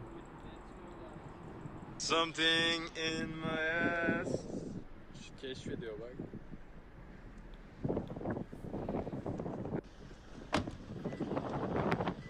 Serdar Ortaç kumar reklamı yapmış yine, çok kötü. Edirne yolunda son durak. Metal adama katılacağım. Edirne'ye geldik. Başardık. Aga FM Selimiye'ye ayak bastı. Numaralarını aldılar. Aga FM kitlerini aldı. Yarınki maratona hazır. Şimdi otele check-in'e gidiyoruz. Ve sen bir şarlatansın. Oo, atışmalar başladı. Mal çünkü. Edirne'de otelimize geldik. Aliba Otel'de 2 odalı bir suite'de kalıyoruz. Agalar otele gelir gelmez hemen yatak kavgasına başladı. Agalarla Edirne'ye vardık. Yarım maratona son gün kala yarış kitlerimizi edindik ve 1 Eylül Pazar günü maraton. Ateş uyanmış, kafasına yastık koydu uyandırmayalım diye. Ben şaşı hoyasa. Ben şaşı hoyasa. Maratona hazır. Maraton öncesi fiziğim. Ben daha önceden 14 Ağustos'ta Bodrum'da bir 20 kilometrelik koşuya çıkmıştım. Fena yokuşlu bir rota olduğu için rezalet bir zamanda bitirdim. Ama en azından ölmeden bu rotayı kat edebileceğimi görmüştüm. Ama bu yarım maraton bu ana kadar, hatta hala şu ana kadar koştuğum en zor koşu olacaktı. Maraton alanına geldik. 9. Uluslararası Edirne Maratonu. Start çizgisi. Şu an bütün yarışmacılar start çizgisinin arkasında yerlerini alıyor. Burada sadece kimi geçiyor biliyor musun? Şu arkamdaki adam. Kelebek. Bu yarış kolay olmayacak. Çok kolay olacak dostum. Kimse kolay demedi. Çok kolay olacak. İlk 6 kilometre hiç fena değildi. Hız hesaplaması yapmadığım için diğer yarışçılarla beraber yardırıp NPC'leri haklıyordum. Ama maratona katılan birinden alabileceğiniz ilk tavsiye de zaten tam olarak bunu yapmamaktır. Evet, kimse yardırmasın. Gayet iyi bir hızla başlamama rağmen gitgide yavaşlıyordum. İlk yarının son düzlüğüne geldiğimde yolun karşısından çoktan dönmeye başlamış olan yarış birincilerini görünce birazdan dönüş yoluna geçeceğimi anlayıp rahatladım. Ama git. bitmedi. Her geçen an o gördüğüm yarış birincilerinin sandığımdan ne kadar daha ileride olduğu gerçeğiyle başa çıkmaya çalışırken bir yandan da gitgide bayağı yorulmuştum. Bütün yarışçılarla beraber yarışın ilk yarısını tamamladığımız bu noktada Yunanistan'a bir 30 metre falan girip sınır kapılarının içinden geçerek döndük. Son 2-3 kilometre bayağı zordu. Ama bir yandan böyle biraz da rüya gibiydi. Tam hatırlamıyorum. Let's go! Bitik durumdaydım. Son 2 kilometrede toplam 100-150 metre yürüdüğüm olmuştu. Dizim, ayaklarım, bacak kaslarım hepsi iflas etmenin eşiğindeydi. Yes sir, az kaldı. Ama her şeye rağmen 21 kilometreyi 2 saatin altında tamamlayabilmiştim. Bu noktada Salih kendi yarışını çoktan bitirmişti ve bitiş çizgisinde beni bekliyordu. İlk maraton koşularımızda kendi yaş grubumuzda Salih 10 kilometrede 57. Ben de 21'de 23. oldum. Çok istedik ama maalesef bu standart dandik madalyalar dışında bir derece yapamadık. İşin doğrusu hem zorlu hem de kayda değer bir şey başarmış gibi hissediyorduk ama bir ayağı mezarda olan bu dayı beni 15-16. kilometrelerde çiğ çiğ yedi. Dayıya respect. Helal olsun. Sadece bir gün senin gibi olabilmeyi diliyoruz. Edirne maratonunu tamamlayıp sertifikalarımızı alarak artık İstanbul Maratonu'na katılmaya hak kazanmıştık. Sıradaki hedef İstanbul Maratonu'nda derece yapmak. Bir saniye. Ben sonraki 5 gün direkt yürüyemedim. 21 kilometreyi 2 saatin altında bitirdim ama hani ucu ucuna. 1 saat 58 dakikada. 10 metre daha koşacak halim yoktu. 42 kilometreyi 4 saatin altında bitirmeyi hayal bile edemiyordum. Bu olayın devamındaki hafta full yattım ve pis şeyler yedim. Sonrasındaki haftada babaannemlere gittim. Orada da yağlı yemekler üzerine full abur cubur tıkındım. Maratonun öncesindeki hafta da maratona yakıt olsun diye bayağı yemiştim. Yani toplam 3 hafta bayağı bir yiyerek bu hale geldim. Sonuç olarak Edirne Maratonu büyük bir zafer ama aynı zamanda büyük bir yüzleşmeydi. Onca koşuya rağmen hala bu kadar zorluk çekip sonrasındaki günlerde perişan oluyordum. 42 kilometre gözümde bir an çok büyüdü ve kalan 2 ayda bu mesafeyi 4 saatin altında bitirebilme seviyesine gelmek imkansız gibi gözüküyordu. Gerçek şu ki bu geldiğim yere yan gelip yatarak gelmemiştim. Koyduğum bütün bu eforlar bir hiç uğruna değildi. Evet, geliştikçe vücutlarımız ve zihnimiz kendimize koyduğumuz zorluklara alışıp adapte oluyor. Ve ne kadar uğraşsak da asla hedeflerimize ulaşamayacakmışız gibi hissediyoruz. Ama bazı durumlarda bunun sebebi baştan hedeflediğimiz noktaları çoktan geçmiş olmamızdır. Hedeflerim gelişimime göre tekrar uyarlanmıştı ama üzülecek bir şeyim yoktu. Bir sonraki hedefler ne kadar korkutucu gözükse de bu işe yaptığım bütün yatırımın kanıtını zaten üstümde taşıyordum. Edirne sonrası şişmiştim ama bacak ağrılarımın azalmasıyla beraber içimdeki koşu dürtüleri geri gelmeye başladı. Salih çoktan tekrar koşmaya başlamıştı ve tam bu sırada Bedo'da koşmaya başladı.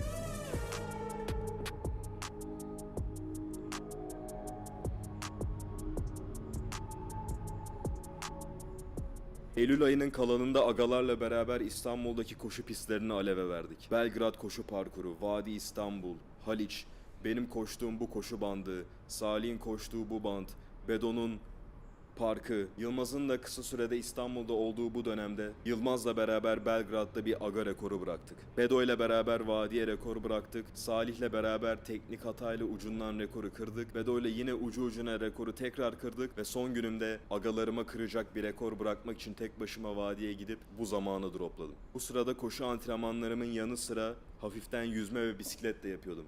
Yani sinsi hazırlıklarına başlamıştım ve Ekim'e geçerken Milano'ya döndüm. Başta bu kutuların neden farklı olduğunu düşündüyseniz maviler yüzdüğüm günler, sarılarsa antrenmanı yaptığım günler. Evet, artık Ekim ayı. Bedo da İstanbul Maratonu'na katılmak istediği için kriter koşusuna yani kalifiye turuna girmesi gerekiyordu. Salih'in zaten birkaç aydır bahsettiği İstanbul Halk Koşusu'na Ateş'i de ikna ederek kayıt yaptırdılar. Salih'in ikinci, Bedo'nun ve Ateş'in ilk 10 kilometre koşusu olacaktı. Hazırlanmak için bu Haliç koşusuna çıktılar. Agalarım bu hazırlıkları yaparken ben de İstanbul Maratonu'na bir ay kaldığını fark ederek işin ciddiyetine uygun bir şekilde çalışmaya başladım. Aras GOAT olduğu için koşmamasına rağmen 6 Ekim Pazar günü sabah bu aga üçlemesinin ilk etkinlik koşusunu görüntülemek için üşenmeden kalkıp halk koşusuna geldi. Respect. Zumba'nın bitimiyle beraber agalar start çizgisinde yerlerini alıp Şu an yarış başladı. Arkamda Ateş, önümde Bedo. Let's go. 3. kilometre. Parlamaya başladım. 8. kilometre. Agalar arasından Bedo birinci, Ateş çok şaşırtıcı bir şekilde ikinci, Salih de çok komik bir şekilde üçüncü geldi. Başarılı bir şekilde 10 kilometreyi sabah kahvaltısında yiyen agalar da kendi girecekleri 15 kilometrelik maraton koşusuna hazırlanmaya devam etmek adına gözlerini bir sonraki 10 kilometrelik ada koşusuna dikti. Ve bugüne geldik. Baştan gördüğünüz şu Ekim ayının boş olduğu takvimi yaptığımdan beri bu koşulara çıktım. Önceden de gösterdiğim haftalık programa uygun bir şekilde çalışmaya başladım ama artık bir aydan daha az var. Son 2 hafta kala koşuya çıkmayacak olmamla beraber son uzun koşuma da dün çıktım. Bu gördüğünüz 35 kilometre olması gereken koşuyu maalesef 25. kilometrede bırakmak zorunda kaldım. Çünkü pilim bitti. Nefes nefese kalmadım. Bacaklarım da iflas etmedi. Çoktan ağrıyorlardı ama daha gidebilirdim. Ne nefes nefese kaldım ne de bacak ağrısından durdum. Sebebi uykumun gelmesiydi. Koşunun ortasında 25. kilometrede uykum geldi ve bırakmak zorunda kaldım. Ama ne olursa olsun hazırlık tamam. Artık tek kalan şey soğumamak için birkaç yavaş, kolay koşuya çıkıp maratona kadar iyice dinlenmek. Şüphelerin bir anlamı yok. Fazla özgüvenin de bir anlamı yok. 20 haftalık maraton hazırlık programının sadece 2-3 haftasını takip etmiş olsam da bahane değil. Çünkü öncesinde de yan gelip yatmadım. Elimi kolumu sallayarak aklım 5 karış havada koşmadım. Parkur belli, mesafe belli, zaman belli. Geri kalan tek şey 3 Kasım'da yerlerimizi alıp tabancanın sesini duyunca bize düşen işi yapmak. Maratonda görüşürüz.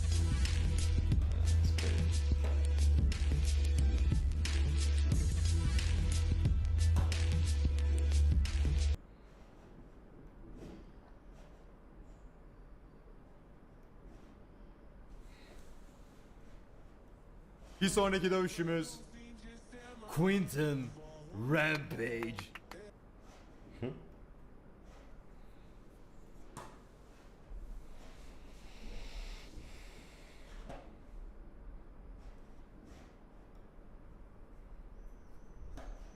15K'da sürekli koşan birisi. Bunu zaten çok Bazılarımızın aylardır, bazılarımızın yıllardır hazırlandığı büyük an geldi. Köprü, Beşiktaş, Yenikapı, Bedo, Kemal, Salih, Aga FM.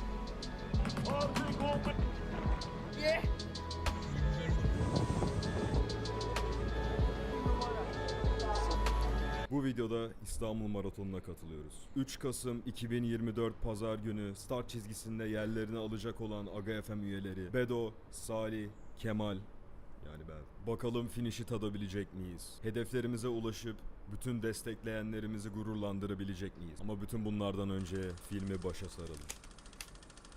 Geçen videoyu izleyenler bilir. Ekim ayının son 1,5-2 haftası hiç koşmadım. Bu sırada agalarla beraber Aga FM İstanbul Maratonu tişörtümüzü tasarladık. Kendisi bu.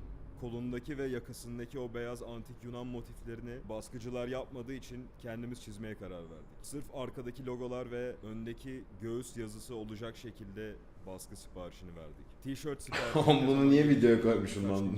No one gives a fuck. Önce de maratona yetişemeyeceğini gördük. Bu sırada ben İstanbul'a geldim ve I don't give a fuck. önceki günü baskıcıların hiçbiri son gün kala böyle bir baskı yapmayacaklarını söylemelerine rağmen yapabilecek bir baskıcı bulduk. Alttaki logoları çıkartmak şartıyla basabileceklerini söylediler. Kabul edip bu tişörtleri baskıya verdik. Daha sonra agalarla numara ve kit almak üzere Yenikapı'da Kadir Topbaş Gösteri ve Sanat Merkezi'nde buluştuk. Evet. Amsterdam patatesi. Buradan. Yenikapı'dayız. Ateş bizi çekeceğine Oğlum nasıl çektiğine bakar mısın ya? Aga sen harbi bir hayal kırıklığısın Ateş. Wait, what did he say fuck me for? Sonradan değil, kapat bir daha bak. Evet Kemal, ne yiyorsun? Aga patates aldık. Ateş abimiz neyse ki bizimle geldi. Burada şimdi bizi çekime alıyor ve hiç hata yapmadan başlar başlamaz yan çekmeye başladı. Böyle de kusursuz bir kameraman kendisi. Evet. Aga FM tişörtleri hazır. Yarın ninja olarak maratonda hazırız dostum. Fuara geldik. Fuar değil lan. Kit alma merkezine geldik. Security'den geçiyoruz.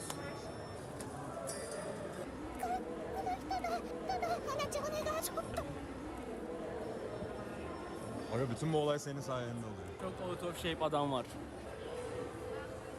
Let's go guys. Şarkı çok iyi. Sabırsızlanıyorum. Ama burada Decathlon'un şeyi var lan. Decathlon'dan indirim kazanır mıyız Salih? En çok da indirim kazanırız dostum.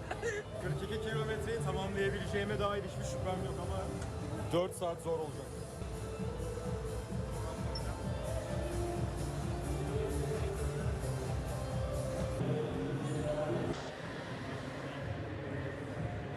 Uzun süredir sabırsızlıkla beklediğimiz İstanbul Maratonu kitlerimizi Sabahları ne yiyoruz biliyor musunuz? Sabahları 10K yiyoruz dostum. Hem de çiğ çiğ.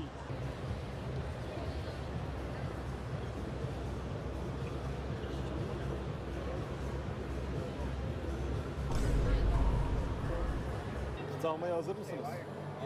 En çok da kit almaya hazırım. Günden razıyız. Böyle şeyler kaydık olacak. Bedo numarasını aldı. Sıra bende. Herhangi bir numara ama yarın çok daha fazla anlamı olacak. Karnesini aldı. I graduated bro. Rakamları unuttum. 1653. Bu sayı yarın ikonik bir seviyeye gelecek. Let's go. Look at the top of his head. Let's go. Bu benim numaram mı da Bedo'nun numarası? Bedo nerede? Benim numarası. Yukarı tükürürsen ne olur kanka? Tükürü gözüne bulaşır adamı. Evet, şimdi numaralarımızı aldık. Yarış çantalarımızı ve tişörtlerimizi de alıyoruz. Tişört aldın mı? Evet, bu tişörtü hiç giymeyeceğim. Gerekli tişört var aga, başka ekstra bir şey yok. Belki biraz hediye vermişlerdir yine, kupon. Arkadaşlarım burada çantalarını aldı. Benimki burada değilmiş ama benimki 42K aldığı için diğer tarafta. Baba be. O zaman hadi bakalım.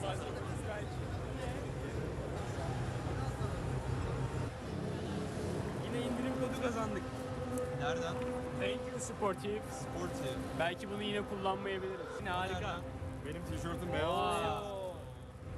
Gelmiş lan. Aga, Kemal different breed olduğu için beyaz giyiyor. Ama giymeyecek. Yarın hepimiz ninja gibi siyah olacağız. Hayır ama yarın giymeyeceğim için şimdi giyeceğim. Kameraman tutuyorsun tamam.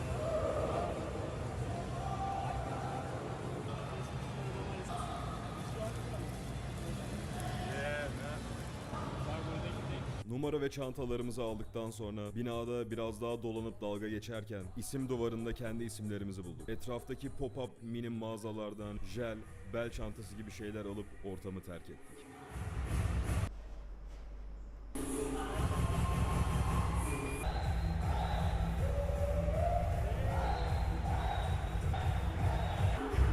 Let him cook. Let him cook.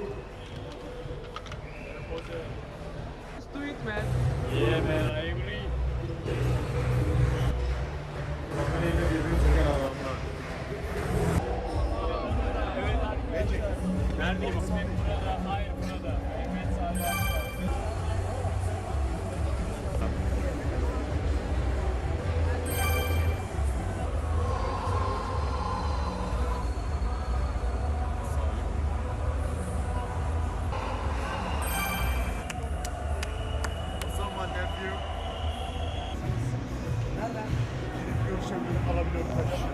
Numaraları aynen orada. Teşekkürler. Bir şey diyeceğim. Burada da isimlerimiz var. Şeyimizi aldık. Numaralarımızı, çanta aldım ben. Bedo şort almadı. Ama maraton kit yerindeki olayımız bitti. Kalan tek şey yarın sabah silah sesini duyunca bize düşen işi yapmak. Yes. Bu an için çok bekledik. Ha, bu adam bir yıldır koşuyor dostum. Bu çocuklar ne kadar anlaşamasa birbirlerini çok seviyorlar. Teşekkür ederim. Çünkü tişörtümüz oldu adamım. Teşekkür ederiz ha. Free as fuck bro. Şu an pideciye gidiyor Aga FM. Ama günde nasıl batıyor Kemal bir görsen. Ne güzel batıyor. En çok da biz batıracağız ha.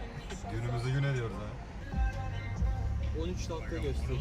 Akşama tişörtlerimiz baskıdan çıktı ama saat bu noktada çok geç olmuştu. O yüzden koldaki ve yakadaki motifleri çizemedim. Bu noktada uyumak için geç kalmıştım zaten. Hemen yattım ve... Let's go. Yarış günü. Maraton sabahı 3 Kasım.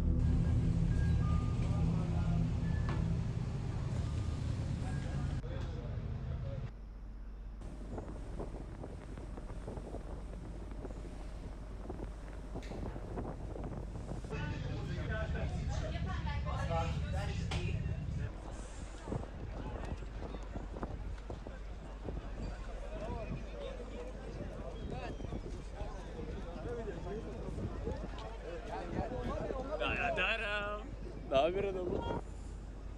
Aga efendim. Abone olmayı unutmayın arkadaş. İçliğin üstüne gelince sıcak tutuyor mu? Black Mom. Evet. Arkadaşlar Bedo gelemedi. Pussy. Geç kaldı, gelebilecek mi bilmiyoruz. Maraton sabahı böyle heyecanlı bir momentımız da var Biz işte. onsuz Bedo başlıyoruz. yetişecek mi, yetişemeyecek mi diye göreceğiz. Yarış günü, yarış sabahı. İşte İstanbul Köprüsü'nü, Boğaz Köprüsü'nün ilerisine Altunizade'ye gittik. Oradan başladık. Pussy titriyor, titriyor. Bedo hoş geldin kral. Hoş bulduk. Nasılsın? Bu satıcılar beni beklemediği için buraya geç kaldım. Biz beklemediğimiz için değil lan. Pardon, metro kaçırdım Taksim'de. Bu iş daha bitmedi. Birazdan başlayalım. Bu iş daha başlamadı. 42 kilometre startına son 25 dakika. Bundan ikine de 45 dakika.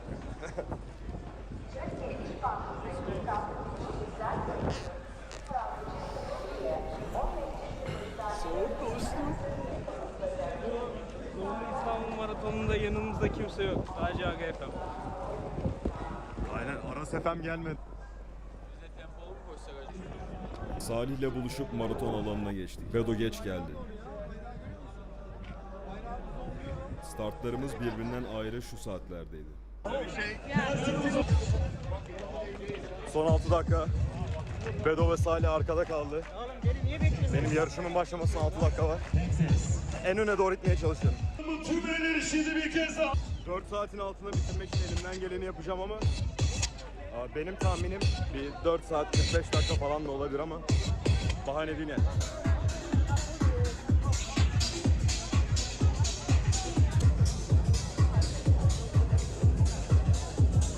Herkes kendi start kapısına gitti ve maratonlarımıza başladık. Yarışta en çok zorlandığım noktalardan birisi Boğaz Köprüsü'ydü. Boğaz Köprüsü'ndeki soğuk felaketti. Sağ burnum bir ara hiç nefes almıyordu. Felç olacak gibiydi böyle. Oradaki soğuk çok etkileyici ama onun dışında koştuğum en iyi 5K ve 10K performanslarını gösterdim. 5K'yı 27 dakikada koştum. 10K'yı da 57 dakikada koştum. Ki bu bence benim açımdan gerçekten iyi bir ilerleme olduğunu gösteriyor. En büyük hedeflerimden birisi 5K'yı 30 altında koşabilmekti artık ve son 2 maratondur bunu yapabildim. 15K'yı tamamlama zamanım 1 saat 38 dakika. Aslında son 5 kilometreye geldikten sonra biraz zorlanmaya başladım. 12'ye kadar normaldi aslında. 8. kilometredeki pace'im şu ana kadar yaptığım en iyi pace. Son 3 kilometre Yenikapı'ya gelirken tanıdık demiştim. Yenikapı tanıdık bir yer ama aslında en çok zorlandığım kısım Yenikapı'yı bitirmekti yine. Yenikapı zorladı o açıdan. Artık orada yorulduğumu hissediyordum. Bacaklarımın ağrıdığını hissediyordum. Son 5 kilometreyi 35 dakikada, 36 dakikada falan koşmuş oldum. 13 kilometre. 13 kilometre.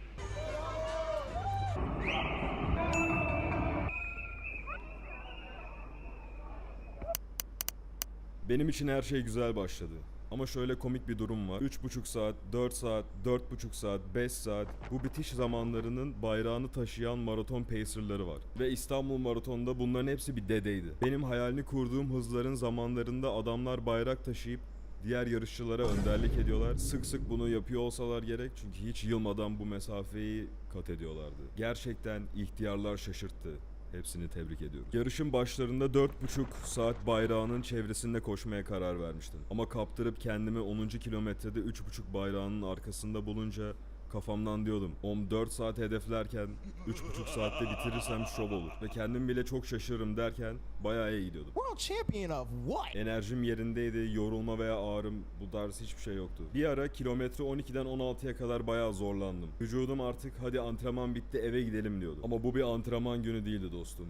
Bu yarış günüydü. 16. kilometreden sonra tekrar açılıp yarım maraton mesafesine kadar hızımı tam yapmam gerektiği gibi koruyabildim. Bu sırada bayağı yorulmaya başlamıştım. Ama moralim bayağı yüksekti çünkü hedeflediğim bayrakların önündeydim. Ve biraz yürüyüp dinlendikten sonra tekrar koşabileceğimi düşünüyordum ama hiç de öyle olmadı. Bu noktadan sonra gitgide daha fazla yürüyerek bir daha hiç yarış hızıma geri dönemeyecek şekilde yavaşladım. 20. kilometreden sonra 30'a kadar zorlana koşmaya devam ettim. Gördüğünüz gibi bunlar hala koşu hızları. Ama 30'dan itibaren olan kilometrelerde pace'i 10 dakika veya daha fazla olan kilometreler zaten direkt yürüme hızı. BFM'in bir diğer üyesi Kemal'i bekliyoruz.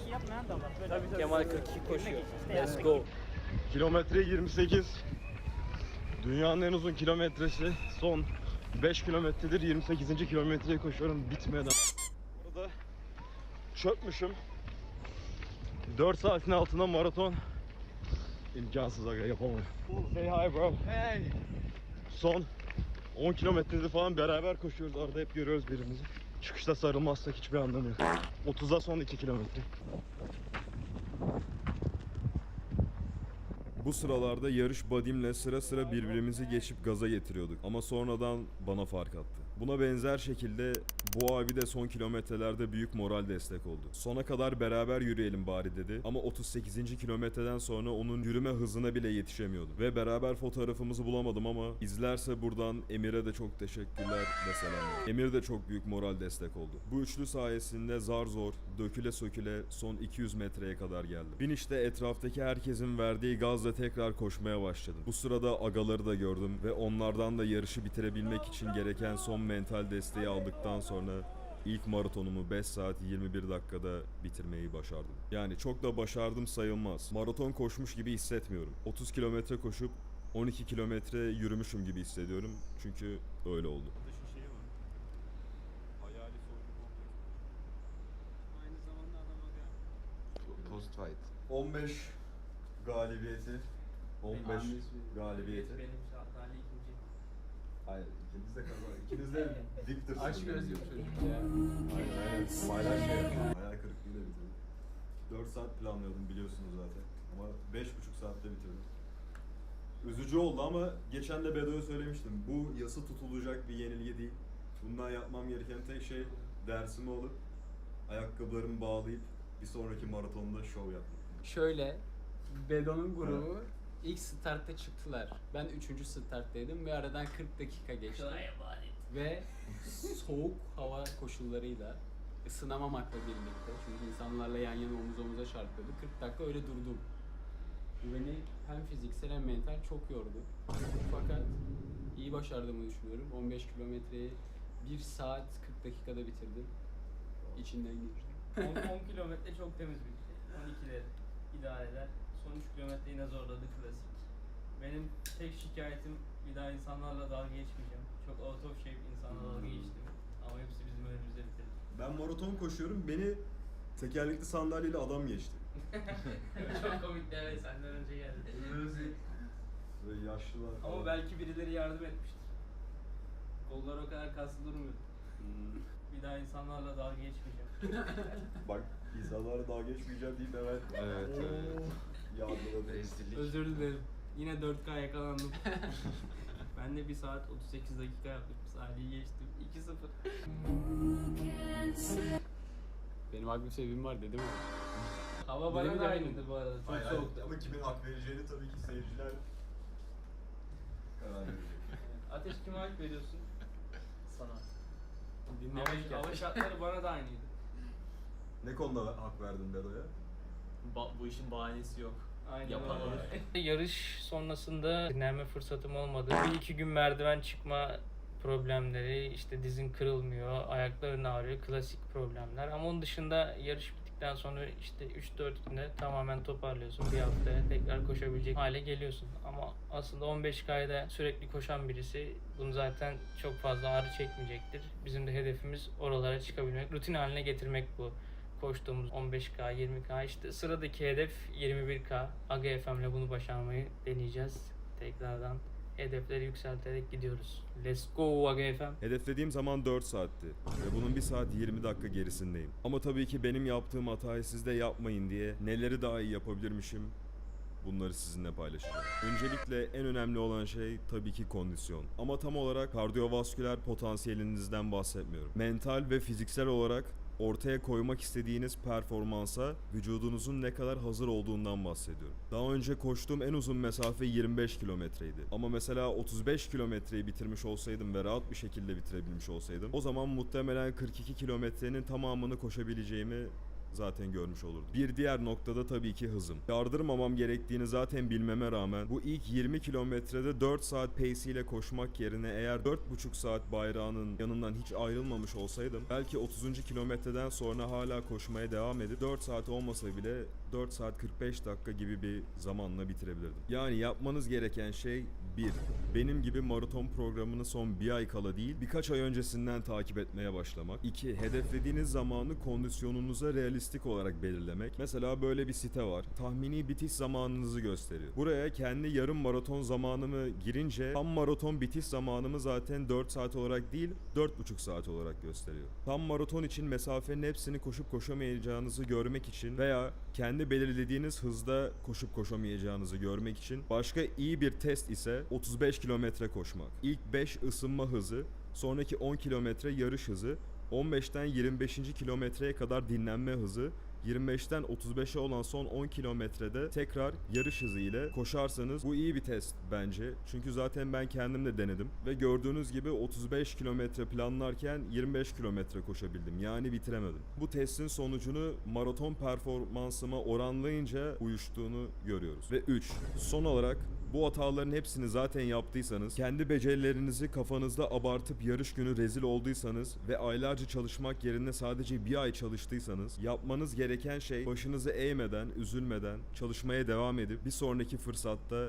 kendinizi kanıtlamak. Evet, bu yası tutulacak bir yenilgi değil. İlk defa 17 Kasım 2023'te koşuya çıktım. 3 Kasım 2024. Daha tam tamına bir yıl olmadan artık maraton koşucusuyum. Geçen sene bu noktada bırak 42 kilometreyi, 21 kilometreyi, 10 kilometre bile koşabilmenin hayallerini kuruyordum. Ve bir sene içerisinde 5 saatte maraton koşulabilecek bir seviyeye gelinebileceğini, böyle bir olay olduğunu, bunların hiçbirini bilmiyordum. Ama artık biliyorum.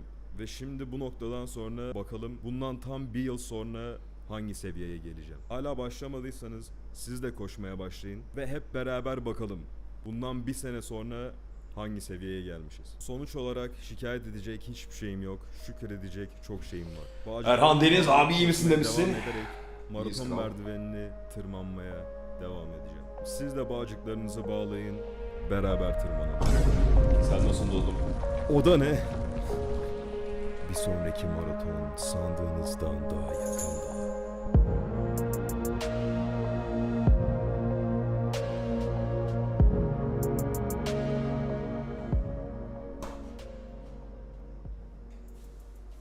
Yürüyemedi. Sonra tekrar koşmaya Prime Kemal başladım. FM Alex'le beraber öldü mü İstanbul yoksa? Maratonda da yine aynı şekilde bir 2-3 gün hiç yürüyemedim. Ondan sonra tekrar Ne koşmaya alakası bu? başlayabilmem yine bir 2 Çocuğum, hafta. bütçe hesabı Bu sefer man. bir sakıncası var. Çünkü 3 Kasım İstanbul Maratonu sonrası 24 Kasım Milano yarım maratonuna girmeye niyetliyim. Normalde böyle büyük bir koşu öncesi performansınızı maksimize etmek için 1-1,5 hafta dinlenirsiniz, koşmazsınız. Benim böyle bir taper'ı uygulayacak vaktim yoktu. Ama 3'ünden 24'üne kadar hiç koşmazsam bu sefer fazla soğuyacaktı. Bu yüzden bir kere 10 kilometre olan rotamı kendi pace'imde, kendi hızımda koştum. Bir kere de özellikle zone 2 training yaptım. Yarım maratonu 3 gün kala bacak ağrılarımın devam ediyor olmasından dolayı endişelenmeye başladım. Ama bunu bir bahane olarak kullanamazdım. Bu yüzden bir çare bulmam gerekiyordu ve son koşumun zone 2 olmasının sebebi de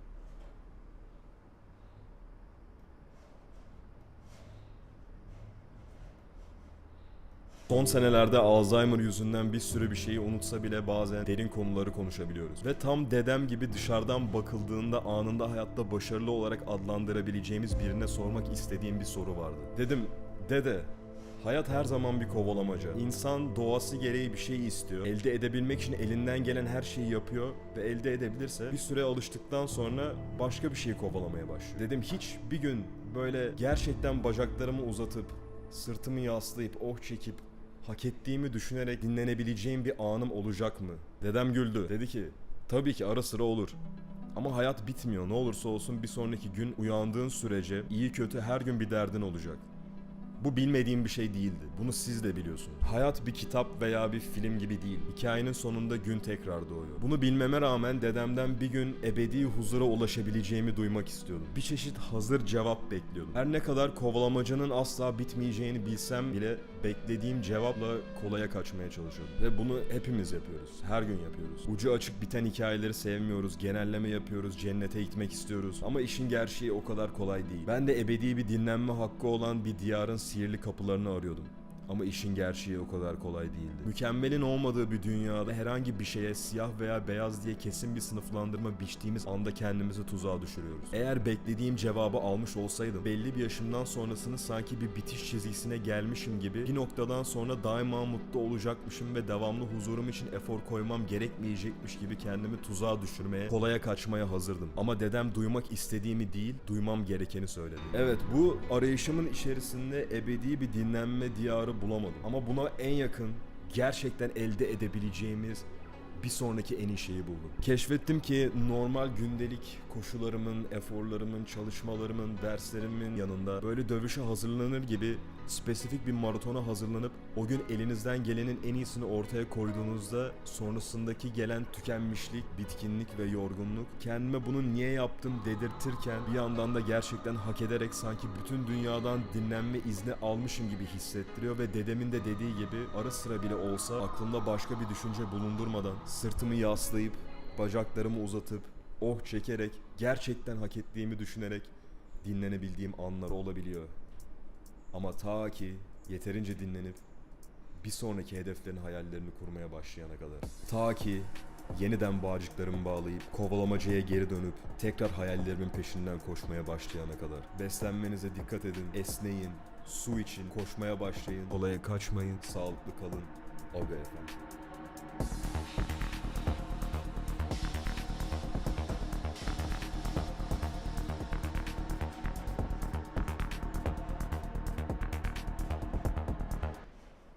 Da 15K'da sürekli koşan birisi.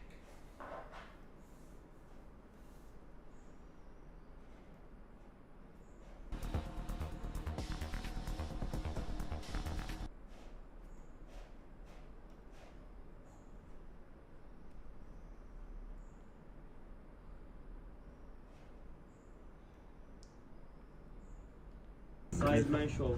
Ziyafet. Ne babasının evi mi? Hayır öyle değil kanka. Kesinlikle öyle. Bugün tavuk çok lezzetli oldu. Ateşlerde geçen.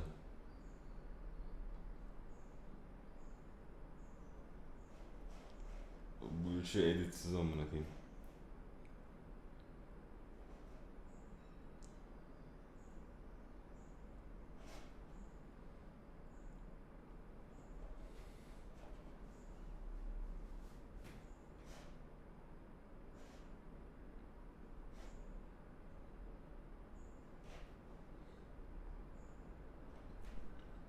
Sonra da geçen sene ineriz.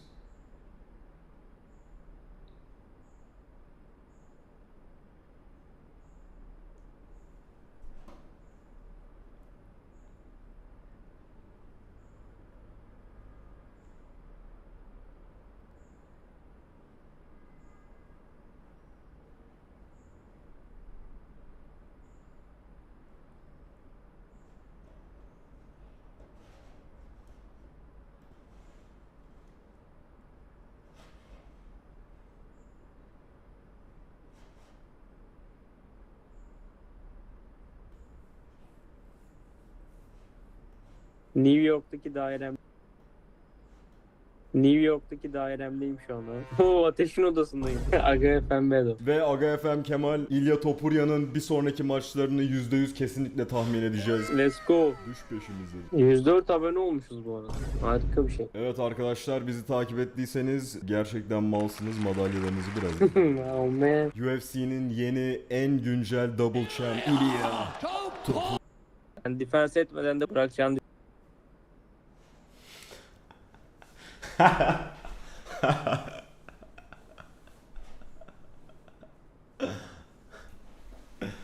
Oğlum geçen sene İlya'nın bir sonraki maçlarını nasıl tahmin etmişiz oğlum?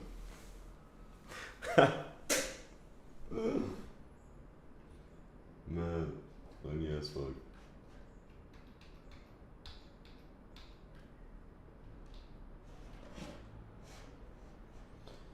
O Ali Turan, trafikteyim, selam vereyim. Herkes gider biz kalır demişsin, hoş geldin Aga efendim.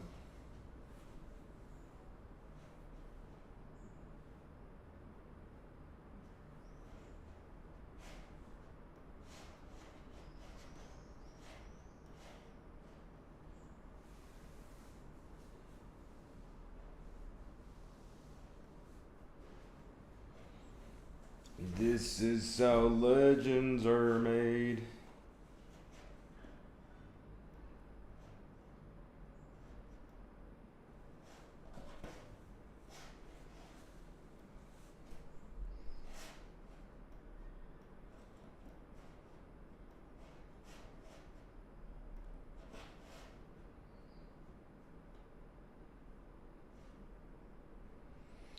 Bunları izleyemeyiz ya, no cap.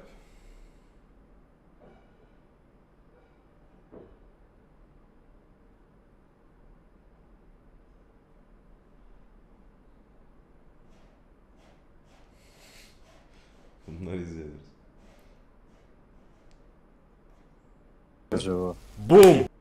Dana White ve diğer hisse sahipleri Paramount anlaşmasıyla 7 milyon cebe atıp bize, yani UFC komünitesine bok gibi bir ürün sunmayı başardı. Yeni bonusların yanı sıra yine bir şekilde dövüşçülerin payından tırnaklamayı da başardı. Onların hakkından çaldı seni pislik. Ama bu yeni bir şey değil Aga Efe. Bu monopoli UFC'nin ezelden beri takip ettiği bir strateji ama bakalım bugün OG Aga Efe üyeleri Dana'nın denizlerde kurduğu monopoliyi devirebilecek mi? Yoksa onlar da mı sistem?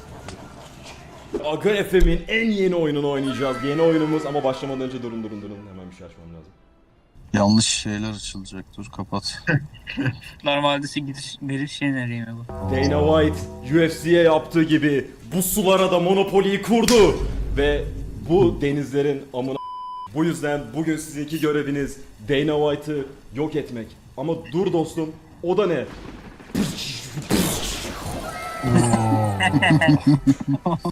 UFC Korsan Adası'na hoş geldiniz. Ne duruyor lan? Aga Efe'nin orijinal UFC oyunu, bize lütfen dava açma UFC, bütün telif haklarını aldık, merak etmeyin. Ve önceki slide'da da gördüğünüz gibi görsellerde yapay zeka kullanılmıştır. Aras, Bedos, Salih ve Yılmaz aynı tayfa içerisinde Dana White'ı öldürmek için kapışacak dostum. Hepiniz birer karakter seçeceksiniz. Toplam 10 tane seçebileceğiniz karakterler var. One Piece'in gelmiş geçmiş en iyi kılıç ustalarından bir tanesi Roronoa Zoro. UFC'nin gelmiş geçmiş en güzel götlerinden bir tanesi Norman Dumont.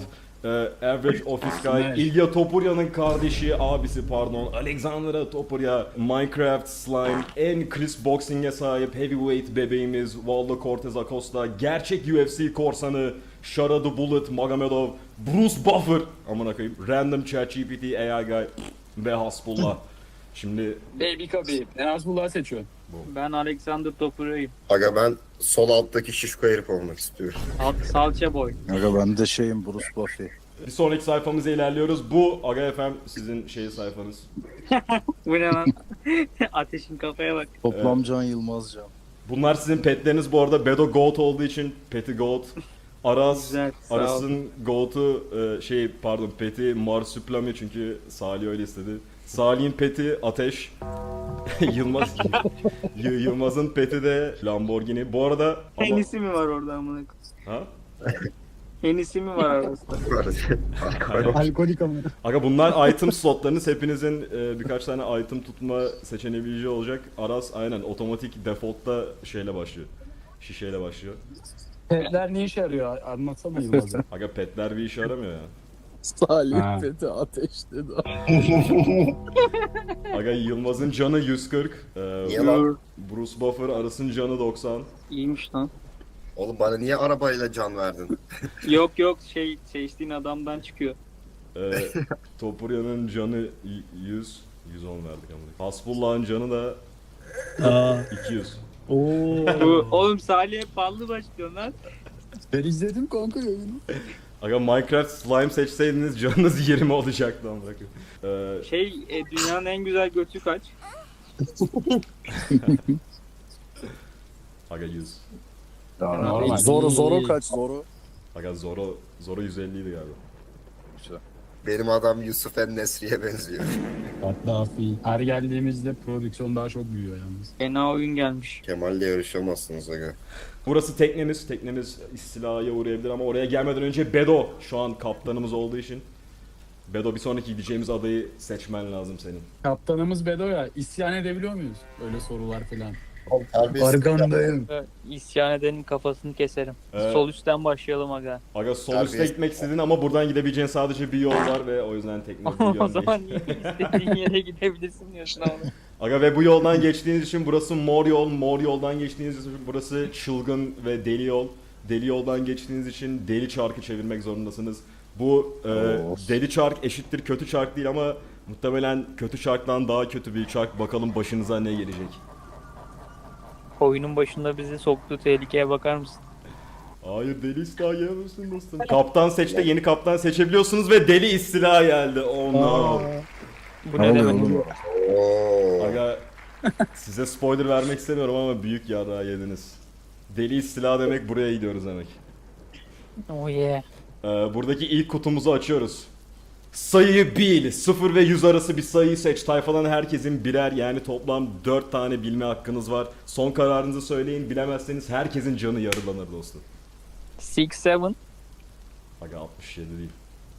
37. 37 değil. 50. 50 değil. Aga 0 ile 100 dediğine göre bence hem 0 var hem 100 var. Ben 0 diyorum. Aga 68'di. Bilemediniz. Herkesin canı yarılanır dostum sizi pis. Ya bu nasıl bir şey ya kardeşim? Böyle bir mantık yok kardeşim. Nereden bilelim oğlum? Ya oyun oynamaya geldik. yola çıkma mantığı yok. %1 amına koyayım olasılığımız.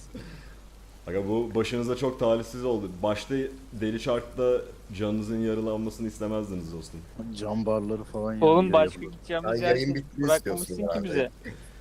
Neyse ama ilk adaya geldiniz her şekilde. Bu deli istilaya Adada ne uğradıktan çıkacak sonra. acaba? Boom!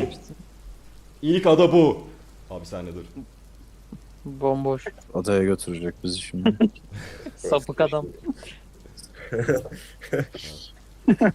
Aga adaya hoş geldiniz. Şimdi herkesin sıra sıra puan turu var. Bedo ilk tur sende yap bir şey istediğin herhangi bir şey yapabilirsin. Bu adada bu dayıyla karşılaşıyorsunuz. Dayı Gaimon. Gaimon yıllardır bu adada ve bu iki kutuyu açmaya çalışıyor fakat bir nedenden veya başka bir nedenden bu kutuları açmayı beceremedi. Şimdi yıllardır bunu olmasına rağmen ilk defa siz geldiniz bu adaya. Yerde para var, kutular var, bir de Gaimon var. Şimdi istediğinizi yapabilirsiniz dostum. Aga Sıralama neye göre oluyor? bir kaptan benim lan sus. Tamam, bir sensin. 2 kim?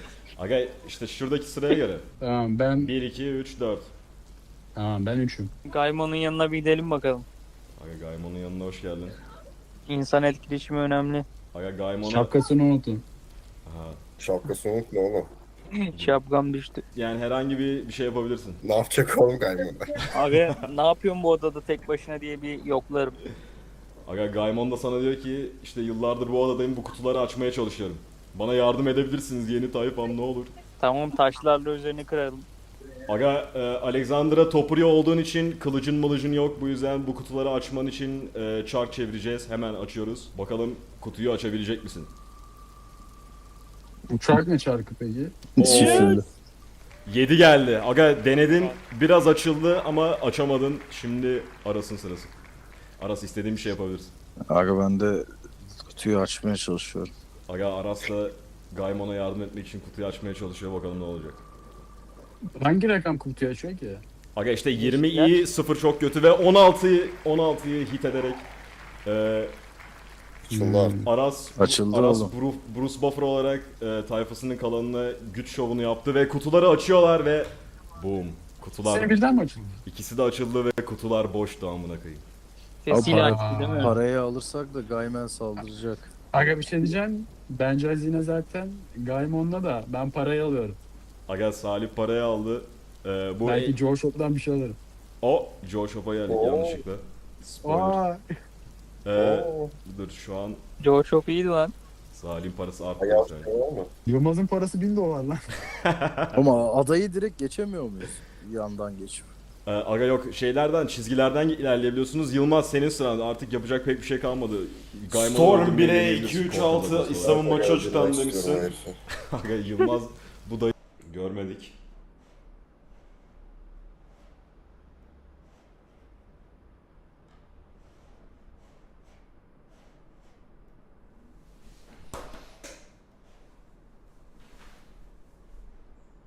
The medical reports for Ilya Taporia have been released, and this is what we've been waiting for. It looks pretty bad. His face, like the cosmetic damage, is not good, but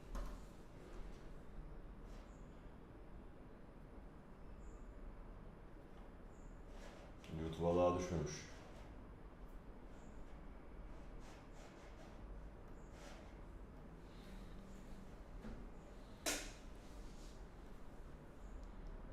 not good, but it seems to not be as bad as it looks. So according to the reports, he has suffered a non-displaced fracture on both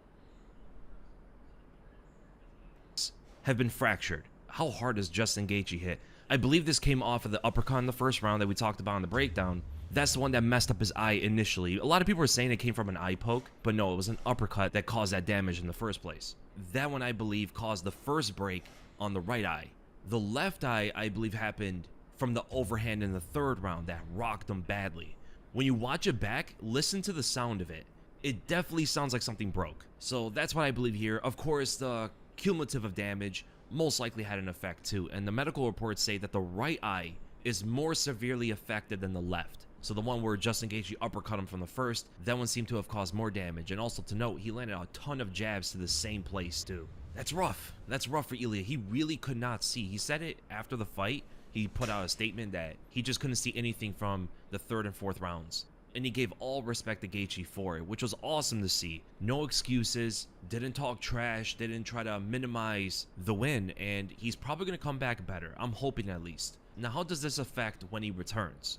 He doesn't need surgery. That's the one that surprised me. He has orbital bone fractures, but neither requires surgery. So he just needs to rehab and he's going to be fine. And it usually takes anywhere from 4 to 8 weeks for these type of like non-surgery required orbital fractures to heal. 4 to 8 weeks. So within like 2 months, I think he's going to be fine. I believe we're going to see Ilya, at least I hope, return by the end of the year. That would be great. Or at the beginning of next year if he needs more time off. 2 months for the eye to heal. He's going to probably take some more time off, of course. A December return would be amazing. I know he's itching to get back in there. He's a very competitive guy. He doesn't want this loss to just be lingering over him as the most recent thing to happen in his career. It's almost like what happened with Charles Oliveira. When Oliveira got knocked out by Ilya, he didn't want to wait around. He was very depressed about the loss, and he said he needed to get back in there, and he did 4 months after defeating Mateusz Gamrot. That's a sort of fight that Ilya needs. He needs a step down in competition. Aga ihtiyacımız olan buydu. Şimdi hayır ihtiyacımız olan bu değildi. Ian geri İslam'ı dövecek oğlum.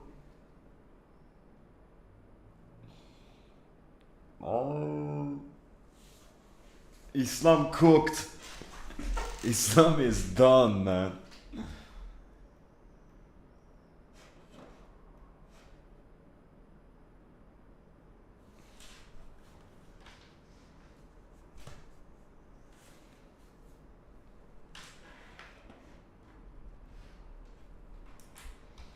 Agaları yazalım.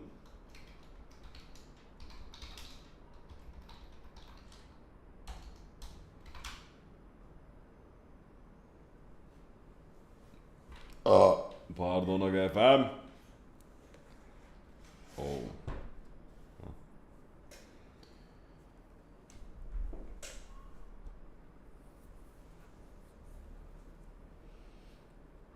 Gerçek Aga FM MMA lobisi tarafından 2024'te şehit edildi.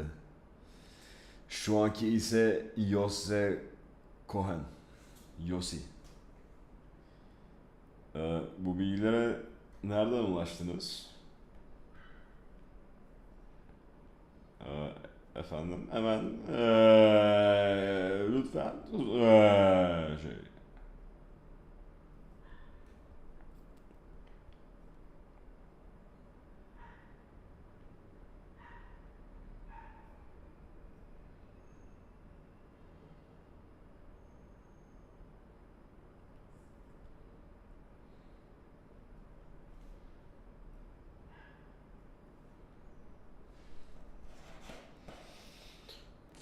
İçeriden geldi ciddiyle.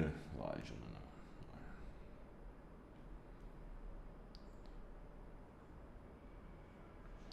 Chill guy diye bir bak.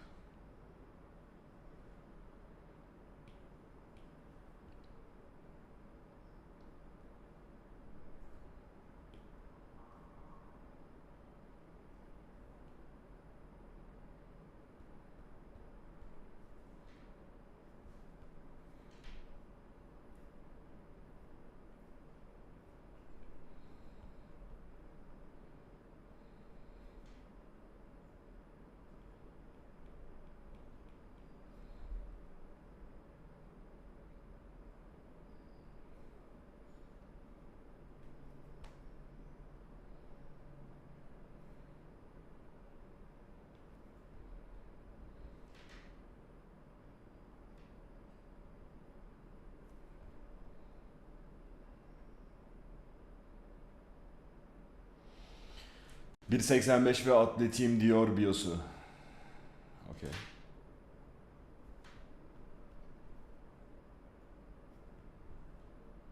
Bize biraz daha anlat.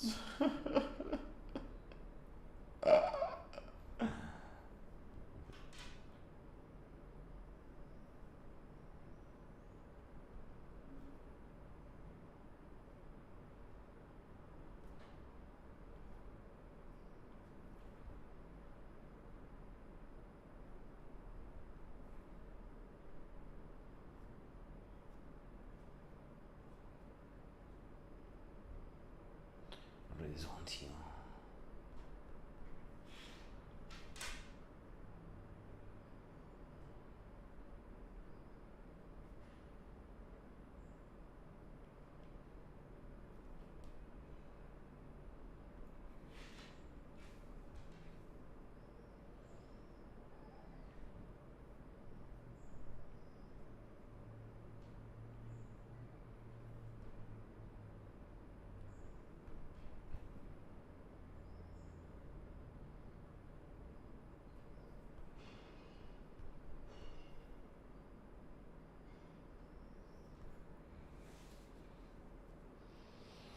Konusu ne bunun? Neyin?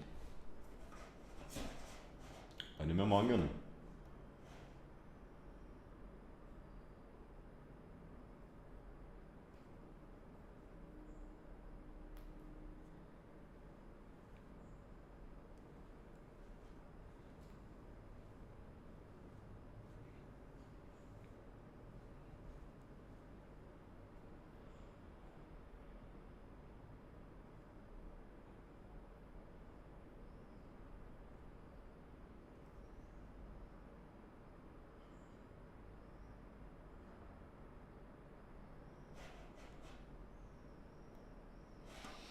Konusu ne bunun? Manganın, evet. Aga...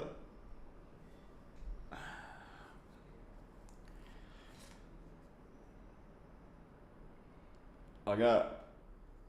Konusu ne biliyor musun?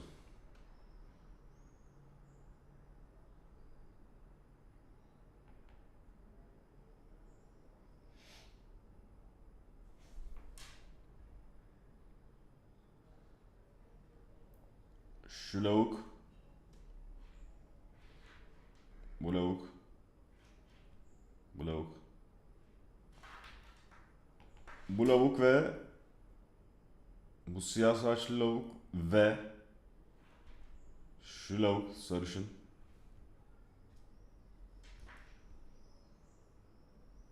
Başka fotoğrafı var mı? Başka çizim yok herhalde. Şurada var bir tane. Neyse bunların ikisi ana karakter. Bunların maceralarını izliyoruz. Bu kadar. Daha detaylı bir açıklama bekliyorsan da okumanı tavsiye ederim. Dostum bu sadece 5. bölüm.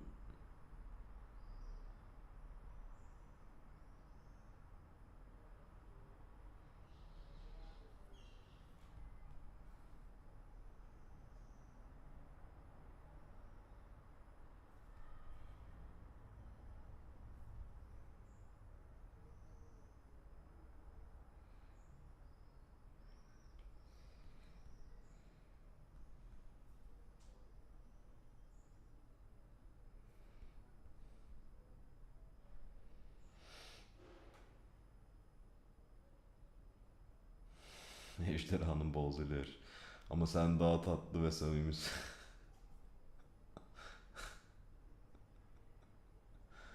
Lol.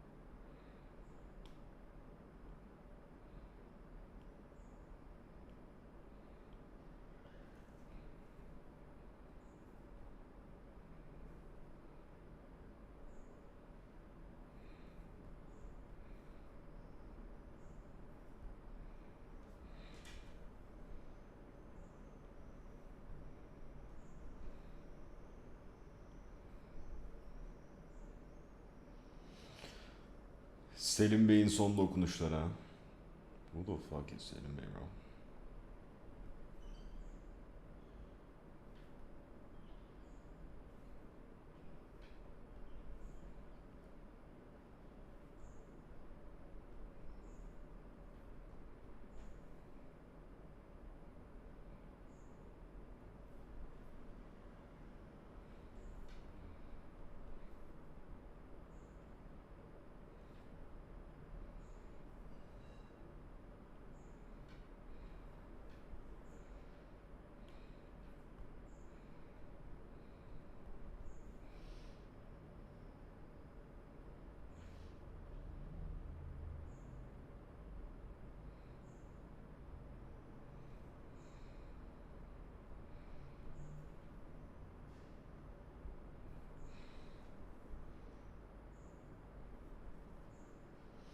Mimar Selim Bey Brotato sade olsun eleman.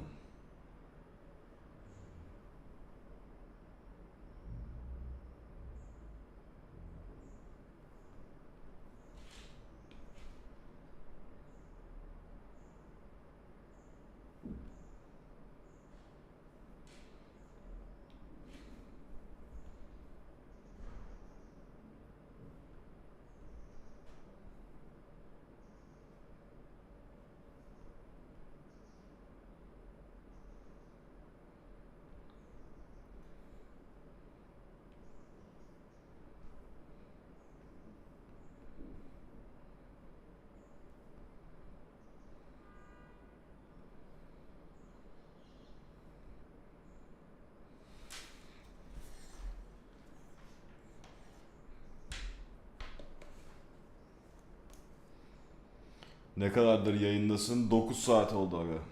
Aga efendim. Yorulmuşum bayağı. Başladığımızdan beri bu enerjideyim de arkada video izliyordum. Çizime kaptırınca video durdu dur. To get his confidence back, I'm gonna be honest, man. I think he's gonna be okay mentally. This is like the biggest part of it. The physical damage is there. He's gonna heal quicker than I think a lot of people expect, but it's the mental damage. How does he come back mentally from this loss? It's not only the first loss of his professional career, but this guy was so insanely confident that nobody was gonna beat him. He said he was gonna knock Gaethje out in 2 minutes. He's the same guy who said he was gonna take down Islam and submit him with any submission that he wanted, or that Islam wanted. He said he would ask Islam what's his favorite submission and then submit him with it. That's how overconfident he was. Going from that high to losing on the grand stage of the White House card, getting utterly beat down, and then the fight stopping in the corner because you just couldn't continue anymore, could damage the psyche. But Ilya's had interviews about this before. He's been asked about what happens if he loses.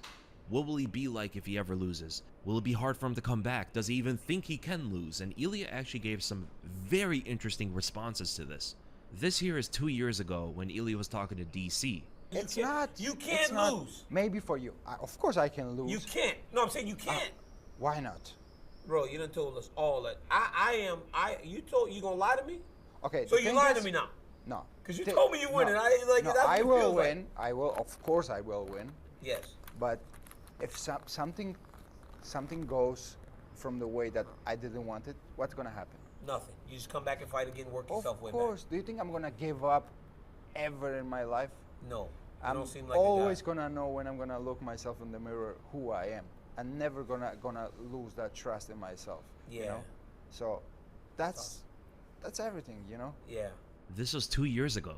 He was telling Daniel Cormier, why can't I lose? I can lose. He's essentially saying I'm human. I can lose. And even if I do, I'm still going to trust myself. Pretty much saying he's still going to have that confidence. The thing is, he's saying this, but we don't know if it's actually what he's thinking right now, because he finally lost. He actually has to face his loss for the first time. He could do one of two things here. Either he believes that he's just not as good as he thought originally, because he just doesn't hold Gaethje to that high regard, or he's going to admit that he underestimated Gaethje. Gaethje's actually much better than he thought, and now he has to hit a new level. That right there is the healthy mindset.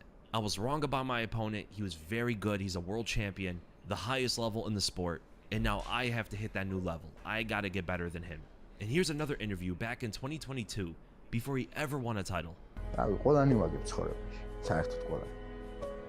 ყველანი ურთიერთობებში, ოჯახის წევრებში, რა ვიცი, ყოველთვის ვერ მოიგებ, ხო? ჩაოლებრივი, ბუნებრივი მომენტია წაგება, ხო? ამაში ხო ცუდი არაფერი არ არის. ჩემთვის ბევრად უფრო ცუდია ისეთი ადამიანების ნახვა, რომლებიც უცნაურად მარცხდება. ადამიანი რამე შეეცალა დამარცხდა, ამაში ცუდი არაფერი არ არის. ყველა სხვა გვაქვს ის, რომ აი შემეშალოს და აი რა რო წავაგო და ის ანუ მაგაზე რატო უნდა ვიფიქრო თუ ჯერ არ მომხდარა, ხო? მაგიტო ვცდილობ ხოლმე ყოველთვის პოზიტიურად ვიფიქრო. თუ ცუდი არის მოსახდენი მოხდება ცუდი. ყოველთვის. და მაგაშიც ნახავ რაღაც პოზიტივს. და დავარნით ილია თოფურიას ვერამე ვერ ნახავს, იმიტომ რომ შრომობ, ჩემ თავთან მართალი ვარ ყოველთვის. ვიცი რომ თუ წავაგე ეს იმიტომ არ იქნება რომ არ ვიშრომე ან რაღაც დავიზოგე. You will never see Ilia Topuria down. What a great mindset, man. Even if I lose, I'll always find something positive about it. I'm never going to think about the negatives before it happens, because if it happens, then it happens. You can only deal with the results. If you give it your all and you try your best, Türkiye MMA you influencerları only hep have to basic focus on şeyler the öğretiyor. results Senin and videolar learn. daha keyifli Whether oluyor. you Hep win or aynı lose, kitle there's izliyor, always something canını to learn sıkıyor from. mu? Always think forward, always think ahead, always think Yavaş better yavaş yourself. büyüyoruz. Daha hızlı büyümek tercih ederdim ama şikayet edebileceğim bir şey yok. Yani var da şikayet etmenin bir anlamı yok. Yoksa kemik kitle gibi mi düşünüyorum? Aga bu kadar efor koyup kimsenin izlememesine, Aga FM'in kemik kitlemesinin izlemesini tabii ki tercih ederim ama. Hani önümde 3 tane tercih olsa, şu anki izleyicinin 1000 katını daha izlesin, onu tercih ederim. Ama o tercih elendi, şu anki izleyici mi izlesin, kimse mi izlememesin? Şu anki izleyici tercih edin. O da elendi, kimse izlemesin, şu ana kadar koyduğun eforla aynı eforu koy, kimse izlemeyecek. Devam eder misin? Muhtemelen etmezdim yani, o yüzden. Devam etmenin sebebi sizsiniz dostum. But you guys do. And loss is not unfamiliar. Everybody loses in some aspect of their lives. Whether it's in sport, out of sport, the mindset stays the same. Always think about moving ahead. What a healthy mindset from this guy. And this is 4 years ago that he said this. Now, he wasn't a champion. Things can change. The mentality can possibly change. After gaining so much, what happens when all the visualization turns out to be wrong? Do you start questioning yourself? Questioning your abilities? Or do you look at it in a more positive mindset? There are only things to learn from this. This is what's going to help you improve. Always look at these outcomes as a reason to learn, an opportunity to learn. And I think that's what Ilia is going to do here. I don't think he's going to be too down on that loss. I think we're going to see a much better Ilia Topuria than we've ever seen before on his return. The guy is only 29 years old. He's still arguably not even in his prime. He can get so much better from here. Look at Justin Gaethje. He just won the world title at 37 years old. Even for someone like Ilia, the guy who lost to him, that is motivational. That is inspiring. How can I be down? I'm only 29, and yes, I lost to him, but I can look up to a guy who just won the belt at 37. I have so much time, and hopefully it gets Ilia to look back at his statements about retiring by 30 years old to stay in this game longer. I think he believed that because he didn't think he was going to lose. As evident here, he never thinks he's actually going to lose, so he most likely believed that he was going to be 30 years old, undefeated, double champion, defending both belts, all of that. İslam'ın maçı açıklandı demişsin, Baddest Man the Planet. Aga gördük. That's going to change. İslam vs. Geri. I've always loved this guy's mindset. Even with like the celebration before the fight, people have a misconception of what he's doing there. He's not celebrating that he won. He's celebrating that the hard work is done. And pretty much whatever happens in the fight is meant to happen. As he said right here, he doesn't just frown upon a loss. He frowns upon not even trying, not giving it his all. That's a true loss to him. But if he trains hard, prepares for the fight to the best of his ability, that's always going to keep him in a positive mindset no matter what.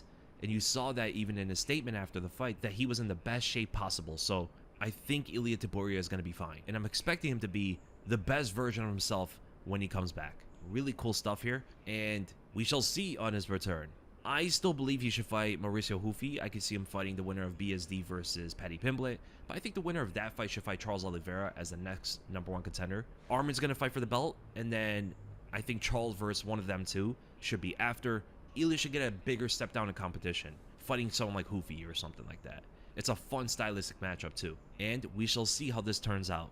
I hope you guys enjoyed the video. Make sure to give it a like, subscribe with the bell for notifications, and I'll see you guys in the next video, which is probably going to be the podcast.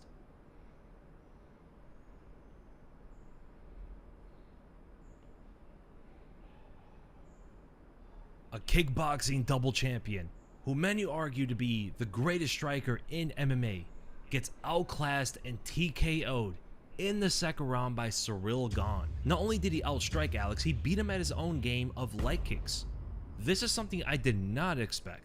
A big part of Alex's striking game is to destabilize his opponent using his calf kicks. But he didn't have that success here against Gane. There were a few leg kicks. İyi olacak bence upset year oldu. Biraz Topuria olsun, Alex olsun. Gerçi Alex imkansızı denerken şehit oldu. Çok upset denmez onu triple champ sonuç. Aga ben de tıpatıp böyle düşünüyorum. Bu sene hiç beklemediğimiz şeyler olmaya devam ediyor o yüzden. Ama şimdi herkes bunun mantığını kavradı ya. Aa tamam tuhaf şeyler olmaya devam edecek derken İslam Ultimate Equalizer aga. İslam ne olursa olsun kaybetmiyor. Bilmiyorum göreceğiz. Bence yine İslam olur da zor gibi.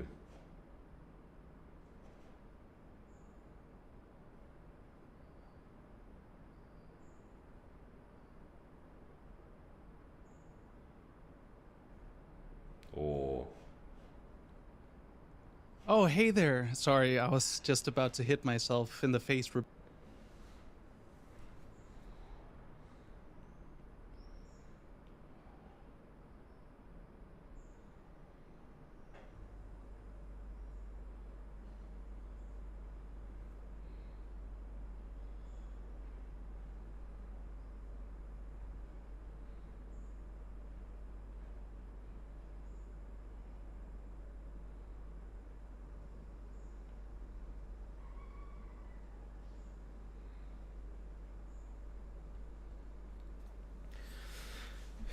Şimdi deyince mantıklı geldi. Herkes Wheat sonuç beklerken İslam olursa ilginç olur. Bayağı aynı kafada hemen hemen herkes çünkü. Aga çünkü bak iki tane yani böyle bakınca sadece iki opsiyon var. O iki opsiyonun da şu an geçmişten geleceği böyle bakıyormuşuz gibi amına koyayım. Ya İslam domine edecek ya da her şekilde kazanacak. Tamam mı? Sonra şey diyecek. Millet. Aa amına koyayım. Dur bak. Bunların hepsini geçelim bu senaryoların hepsini. Millet diyecek ki İslam kazanırsa ve finish ederse veya domine ederse Ingeri işte herkes sıfırını kaybetmiyor, İslam yine de kaybetmiyor. Herkes sıfırını kaybederken yine de İslam kaybetmedi. İslam gerçekten GOAT ki benim listemde zaten GOAT bir numara şu an. İşte İslam'ın üstüne adam yok bilmem ne. Ya da kaybederse işte bu sene upsetlerin senesi işte MMA böyle bir spor amına koyayım. Boxing gibi değil veya Khabib gibi işte değil amına koyayım. Herkes yani tam win streak'teyken emekli olmadığın sürece MMA'de her zaman bir noktada loss alıyorsun, kaybedeceksin falan.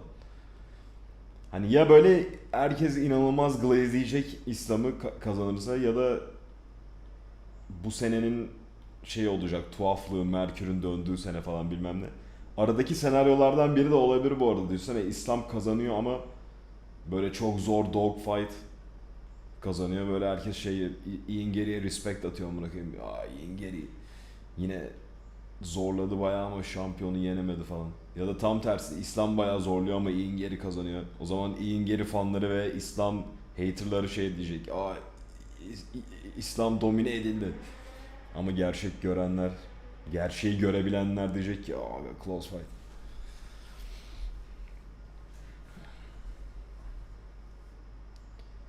Mighty Mouse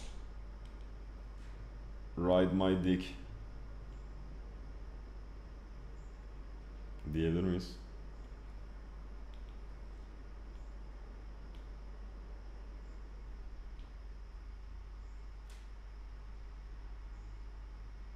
Shit.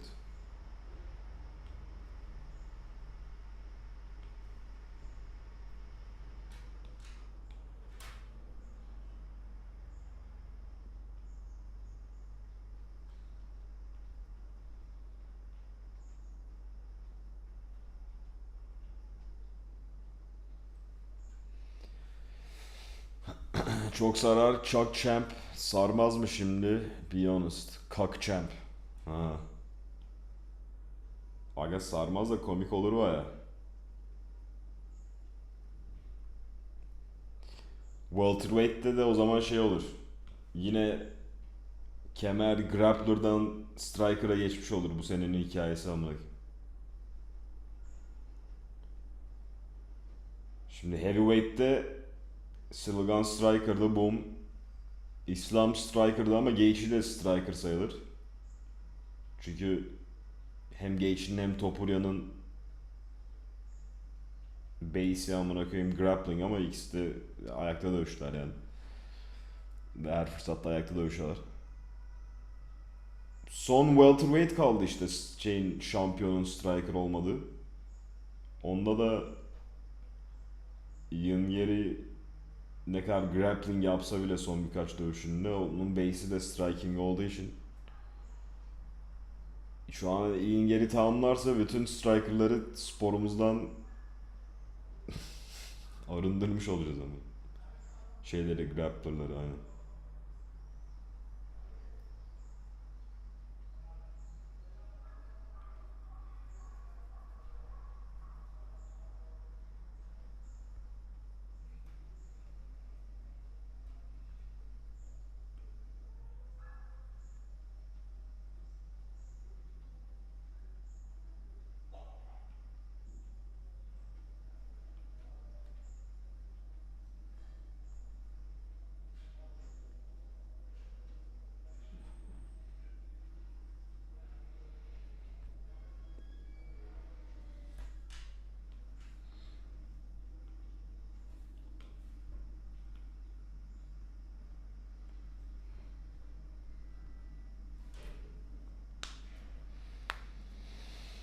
Skill wise bakınca mesela İslam siker eder diyebiliyorsun da size diff var. Aga skill olarak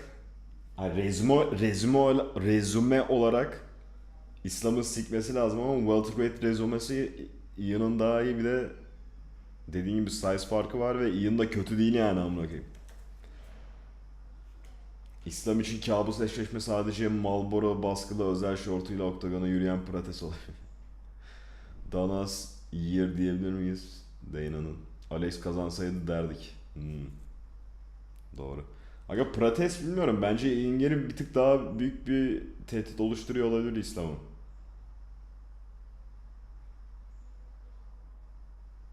Inger'i Prates'ten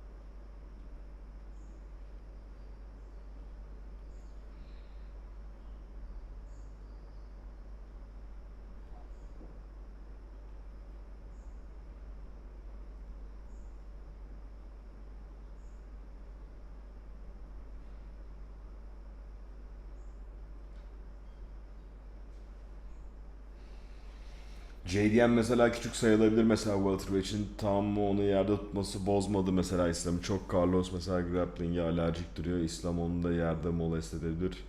Tarih tekerrür edecek Prates Brezilya kanı ile İslam ikinci knockout'unu yaşatacak. Ama yine bakınca Lavuk hem büyük hem bütün dövüşüyor tamam mı bir de mentali de sağlam. Aga aynen bütün dünya taşak geçtiği için herifin artık mental rezistansı çok iyi. İyi geri anladık.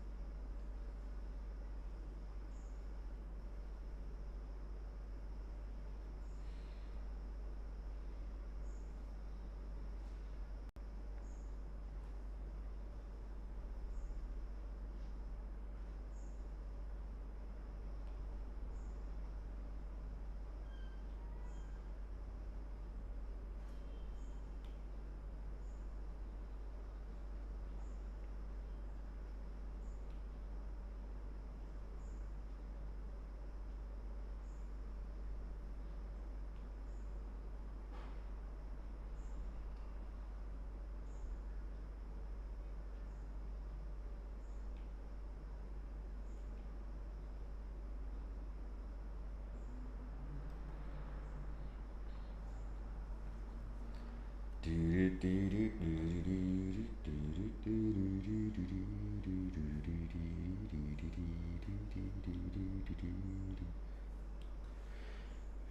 is how legends are made. I forget the face. I got no mysteries.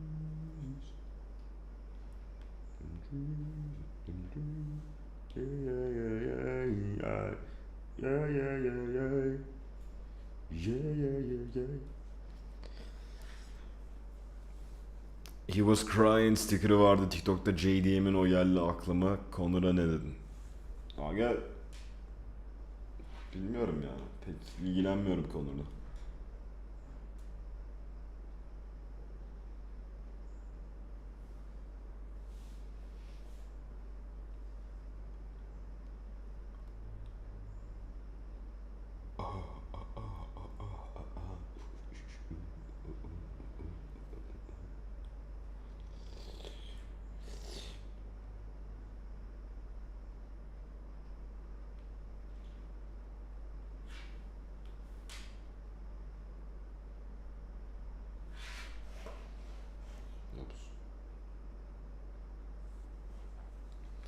Featherweight'te yerde tuttuysa Conor welter'da da tutar alır gibi hissediyorum. Ben zaten lightweight'te Charles'ı yerden söktü ama şimdi körpe Conor'la körpe Max.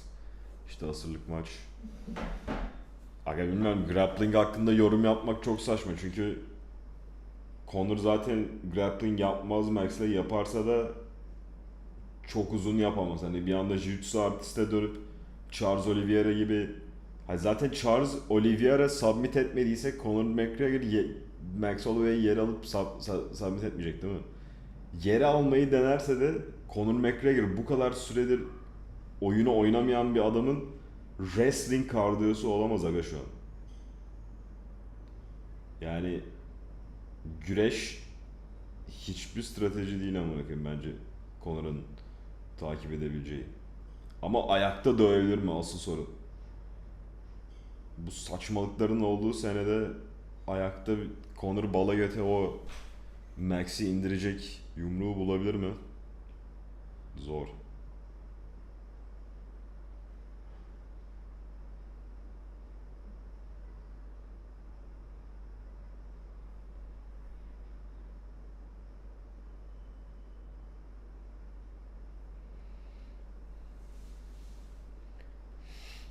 Abi bir de bugün Aras'la konuşuyorduk mesela, Justin Gaethje tam böyle kendi kendine dedi ya, ben işte MMA için, benim kefenim MMA için dikilmiş bir adamım falan. Harbi öyle bir adam. Çünkü mesela bak Yuri Prohaska'ya bakıyorsun aga, tamam mı? Yuri Prohaska manyak iyi bir MMA fighter. Ama Carlos Ulberg'e title fight'ta acıyamazsın aga, kızın falan doğuyor amına koyayım. Carlos Ulberg nasıl amına koyayım? Salak olduğu için hiç acımadı yani, anladın mı? Carlos Ulberg kendi ayağı kırıldı ama yeri bana acıyor, ben de ona geri acıyayım, şu an full üzerime gelmiyor falan diye düşünmedi değil mi amına koyayım? Ama Justin Gaethje de tam böyle bir adam.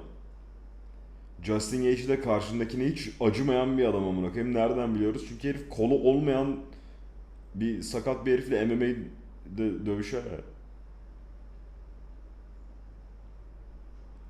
Yani mesela İlya'nın yüzünü mahvettiğinde Justin Gaethje'nin içinden şey diye geçmiyor ki amına koyayım. Herifin yüzünü biraz fazla dövdük ya, biraz az vurayım falan. Ama Max da aynı şekilde. Çünkü Max de Justin Gaethje'yi mesela 5 round dövüyor, sonra hiç umurunda bile değil yani aga. Knockout ediyor son saniye falan.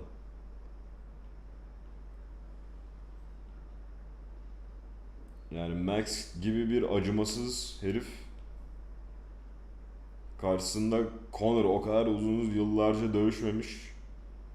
Max Holloway hem aktif hem de son maçında utanç verici bir mağlubiyet aldıktan sonra bilmiyorum.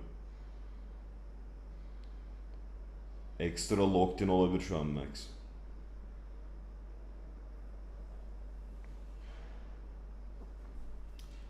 Extra locked in.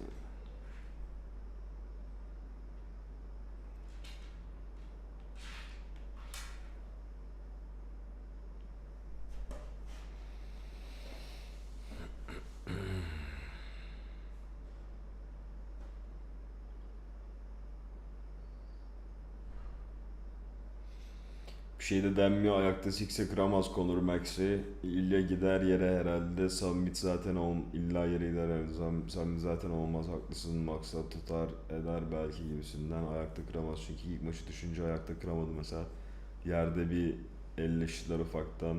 Acep dedim, o tarz bir şey. İslam Makhachev eşleşmeleri hiç heyecan verici olmuyor çünkü adam dövüşü kaybedeceğini hissettiği anda rakibin üstüne yatarak bile maçı alıyor. Bir şekilde bize Justin gibi öl ya da öldür adamlar lazım demiş Muratcan. Beğen Muratcan. Kolpa bence ufaktan ya 20 senesi ama bak şey var, tek kollu Peacock muydu ne? Başkasıydı herhalde. Tek kol ya, yüzünü kapatmıyor yerde. Hem fist indirmedi hiç ona. Dur şimdi ayıktım ben seni. Konuru rezil rüşva edebilir diyorsun. Acımaz harbi doğrusu. Aga Max Conor'a acımaz. Dövebilirse. Conor da acınası bir hale gelmeme ihtimali var mı yani Conor'un, bilmiyorum aga. Hani ikisinin en son düşmanı ortak. Charles'ı saymazsan ikisi de en son Dustin'le dövüştü mesela. Dustin Conor'un ayağını kırdı. Max sikti Dustin'i ama. Ama MMA matematiği yapınca da Justin Gaethje'yi götümüze soktu İlya'nın şeyini. Yeni suratını. İlya'nın beyaz gülünü.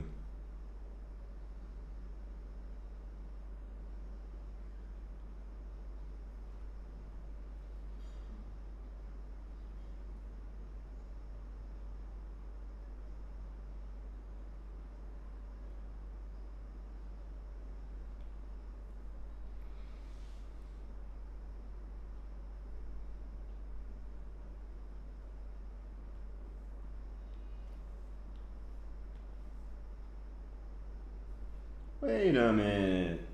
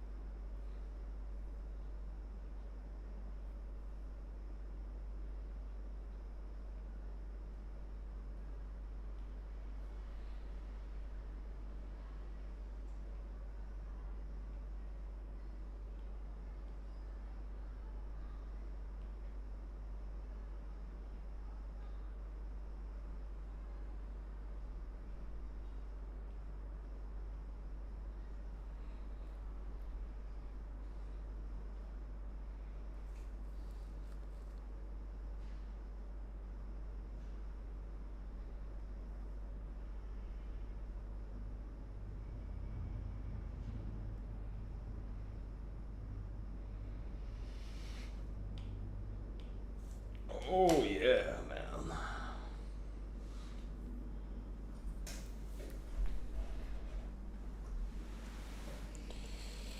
Conor Kolpa'dan bir geri dönüş yapacak bence. Mike Tyson tarzı, sadece ismi var diye insanlar biraz heyecanlanıyor.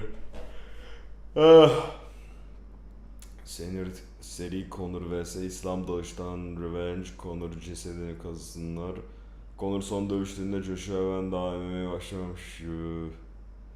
UFC'yi kitledi Justin Love'u. AQ Game Changer pitch düşündükçe sinirim bozuluyor. Aga doğru metayı değiştirdi Justin Gage.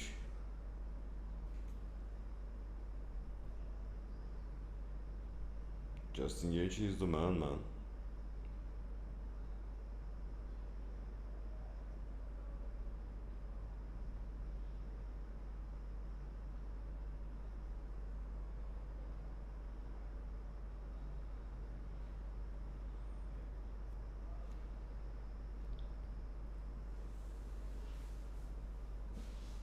Yabadabadu. Yabadabadu. Yabadabadu.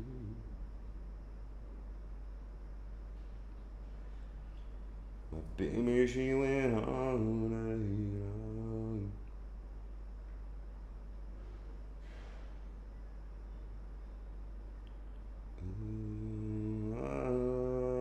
My baby, she went on and on. She don't wanna be alone, so take me home.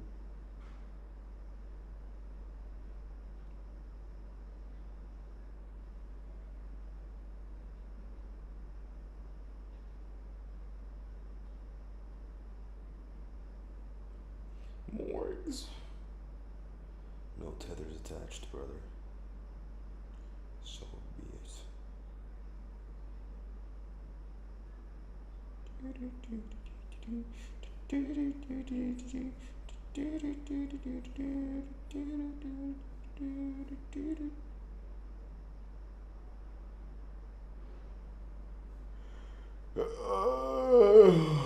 Eyvallah. Nice. Nice. Thank you very much. Öperim geri kaç.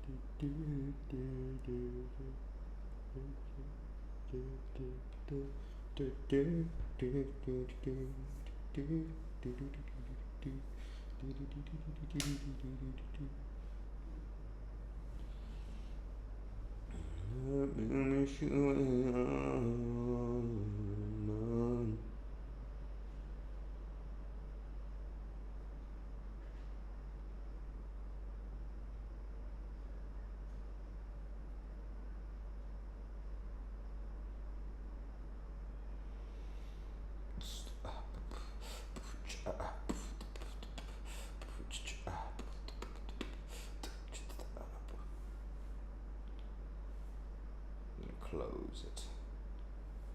Close it. İslam İyan'ı yenerse son maçı Prates olacak gibi gelmeye başladı. Morales ve geri olur. Ondan sonra da yeni kemer maçı olur. Morales'in mesela kadınsı olması çok garip geliyor. Aki camış gibi bir şey. Morales'in mesela kadınsı olması çok garip geliyor abi. Camış gibi bir şey. İstanbul Trip'ten selamlar. O selam İstanbul Kaan Mesut baba. Subaş. Hikaye ne pampa? Hanginiz açtı yayını? Hadi Allah'a emanet, kolay gelsin. Kaçtım ben, iyi akşamlar herkese. Flow MB kolay gelsin bro. Kaan hikaye ne? Hikayenin hikaye olması gibi.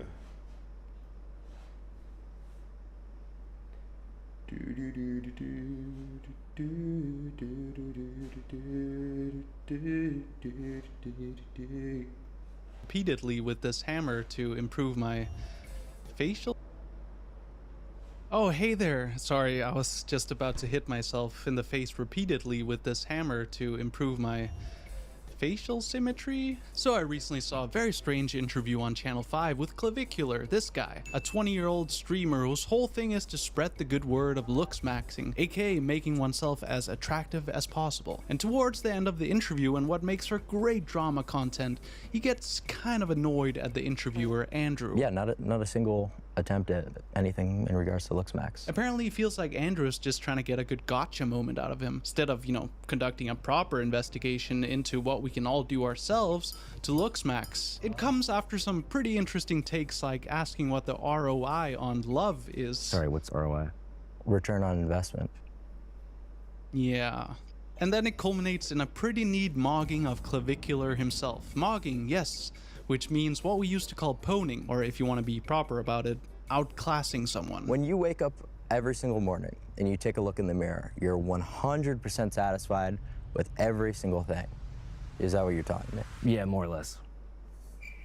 And Clavicular being the guy who takes meth and peptides on the regular to stream max, well, he just cannot wrap his still very clearly developing mind around someone possessing decent self-worth and who feels fine just the way they are. Okay, dude.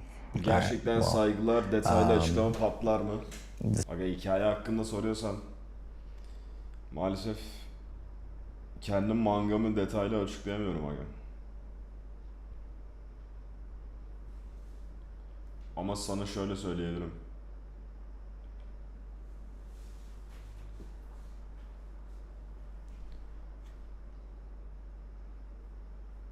Şu siyah saçlı lavuk. Şu. Ve bu sarışın lavuk. Bunların ikisi beraber büyüyorlar. Onların hikayesini izliyoruz. A little awkward in there. I guess that's just, if you want to be completely disingenuous, that's fine with me. I guess there's just no point to continue. Now, I'm not gonna lie, watching this interview made me sad, but most of all, it also just fascinated me in a twisted sort of intellectual way. Because looks maxing as a phenomenon really isn't all that surprising. In a lot of ways, it's just the newest form of marketable bull optimization content that falls under the umbrella of the age-old fantasy of becoming hyper-competent. Be it in terms of how good you can look, how productive you can be, or how much money you can make, all of which basically boils down to how to be most successful in whichever pursuit that you've been made to feel bad about by the very same industry of people making said content. And having watched these online trends unfold for most of my adult life now, I think I can pretty safely say that all these things have one thing in common: the extraction of money, attention, and time from poor old regular sods into tangible wealth and cash for streamers and podcasters, and most of all, the platforms that they post to. Or in other words, it's all a symptom of late-stage capitalism or techno-feudalism or those goddamn immigrants. Wait. No, sorry. Sensin gibi. Eyvallah. Sevgiler mi? Sevgililer mi? Ha. Hayır lan, sevgili değiller ama. I'm not sure how that one stuck in there. But the more I watch these influencers do their thing, I'm realizing it's actually so much worse. Honestly, I believe we're witnessing the end goal of capitalism play out in real time. The seeping down of individualism and narcissism into all areas of life, and turning political issues into self-help, and that into large-scale misunderstandings of virtue, or just what it actually means to live a good life in this strange, strange world of ours. Let's just call it trickle-down mogging. Okay, but what does that mean though? Well, let me connect the dots here so you have a few good talking points to both impress and depress the guests of your next dinner party. Yeah, no, so like capitalism is basically... İkisi de erkek değil mi? Wattpad hikayesinde de. Oğlum aptal mısınız amına koyayım ya? İkisi de chapter 2'de farklı kızları sikiyor oğlum. Tabii tabii. Sikiştikleri sahne resmen manganın içinde var. Neden bahsediyorsun abi? Like a pyramid scheme. We got the bullshit jobs that's not making the world a better place at all. I really think everyone needs to know about capitalism because this is not sustainable. Have you heard of economic growth? It's just like absurd random metrics. Now, the other day I was sitting at a cafe pondering life, and I look up and I see this younger guy in his early 20s dressed up, fresh attire and a clean haircut sitting on his phone. This is not him, by the way. This is a reenactment with my friend Raul. Say hi, Raul. But he's sitting there by himself, earbuds in, watching a live stream of two guys who are about the same age as himself. And these guys on the screen are seemingly just hanging out outside, vaping and stuff, and just casually talking to the camera. Talking to it as if it were one of their buds. I don't know what they were saying, but I can only assume that it was something quite meaningful. I mean, why else would a guy just sit and watch two other guys hanging out? Well, as much as I want to believe that, and as much as I want to make fun of this poor sod for sitting in a cafe alone watching a live stream, the sad truth is that he was probably just lonely, and it felt like the closest thing to hanging out with friends. Now, if I've diagnosed this situation correctly, it tells us two very unsurprising things about our modern society. One, people are just really lonely nowadays, and two, the default way to address that loneliness is to pseudo-socialize on social media. Statistically, we know the first one's true. Take a look at these graphs from a US government report on our so-called epidemic of loneliness. They all show patterns in factors closely related to loneliness. So yeah, people are more lonely. Big surprise, I know. But actually, and this is just a little pet peeve of mine, framing loneliness as an epidemic, which implies that it's some sort of unexpected virus spreading outside our control, actually makes no sense in a world that's commodified how we humans connect with each other through algorithms. And if you agree with that, you agree with point 2 too. And influencers like Clavicular seem to know this, and they figured out how to sell, quite literally through courses and products, an easy solution. Become the best version of yourself that you can be. Or as I like to think of it, become hyper competent at something. When it comes to loneliness and self-worth issues, mirroring the former fad of pickup artistry, remember these guys? It's makeout time!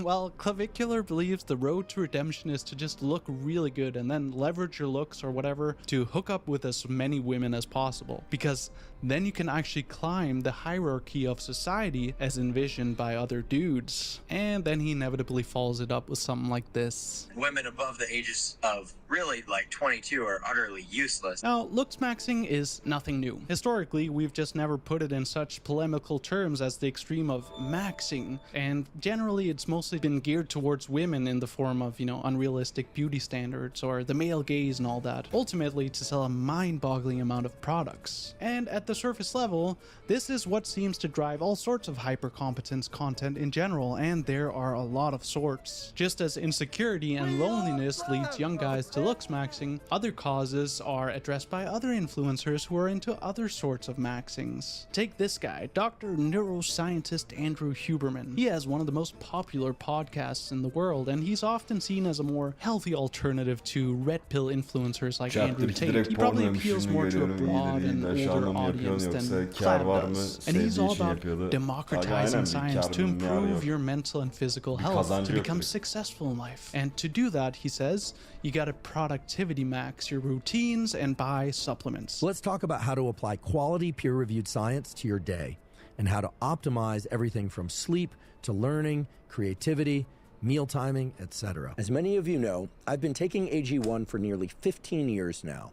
Classic, right? But actually he also gives advice about healthy relationships. It's also very clear, based on the emerging literature, that romantic relationships, that emotional empathy and cognitive empathy are both required in order to establish what we call a trusting social bond. On the surface level, this really doesn't sound too bad. But then when you hear a guy talk about what it means to have a good relationship, while he's also in 6 exclusive relationships, but all of which happen to be at the same time, apparently spreading STDs and obviously lying to his partners, well, yeah. But okay, that's just a sign that he's kind of a douche. It's not really a problem with his actual content, is it? It doesn't matter if you block the blues. Yeah. If you're looking at bright light at night, you're going to disrupt your circadian. The concept of blue light being bad led to a lot of product development. People that made these products failed to actually read the papers start to finish, or if they did, they didn't comprehend a critical element. And I designed these glasses, which as you can see have red lenses that filter out the specific short wavelengths of light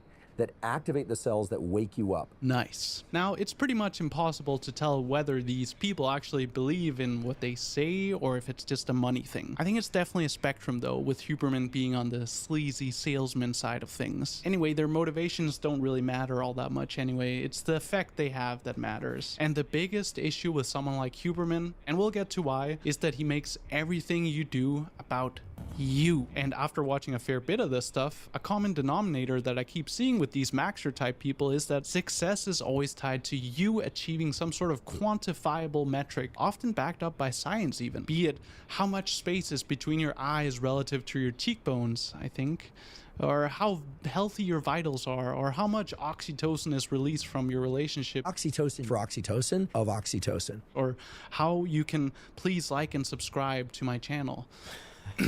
In other words, success is always tied to some Hangi objective uygulamayı metric kullanıyorsun that yazı you can okumasını achieve, bilmiyorum and da. that is how you win in this tough Paint. world of ours. Focus on yourself, have discipline, train yourself, and buy their supplements, of course. And that brings us to Brian Johnson, who seems to appeal less to younger guys' desire to get laid and make money, and more to our general fear of death. Johnson is all about maxing out his physical health in order to live forever. He's the kind of guy who quit.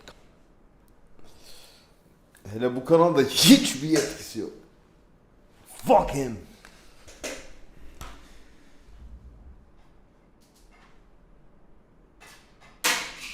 Oh shit.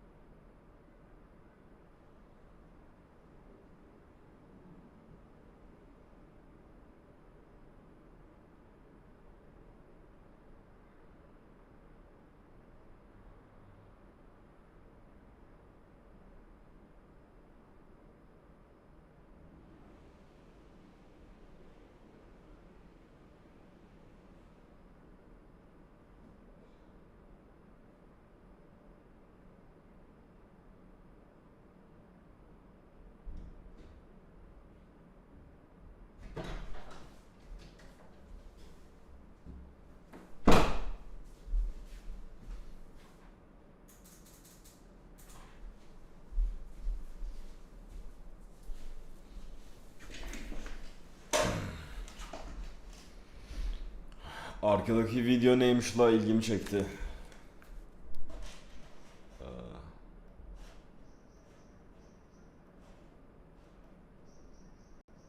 Aga bu herifin videoları çok iyi ya, ben ne zaman görmüştüm bunun videosunu ilk?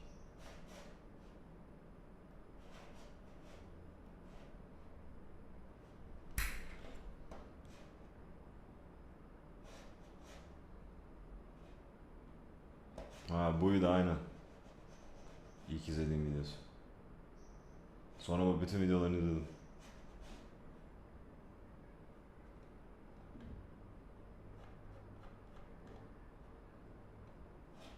Şimdi şu an bunu izliyorduk.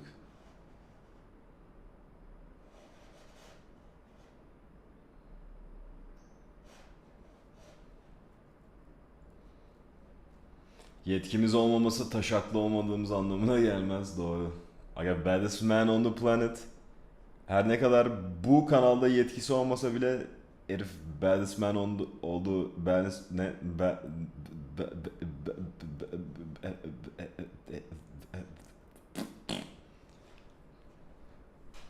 aynen.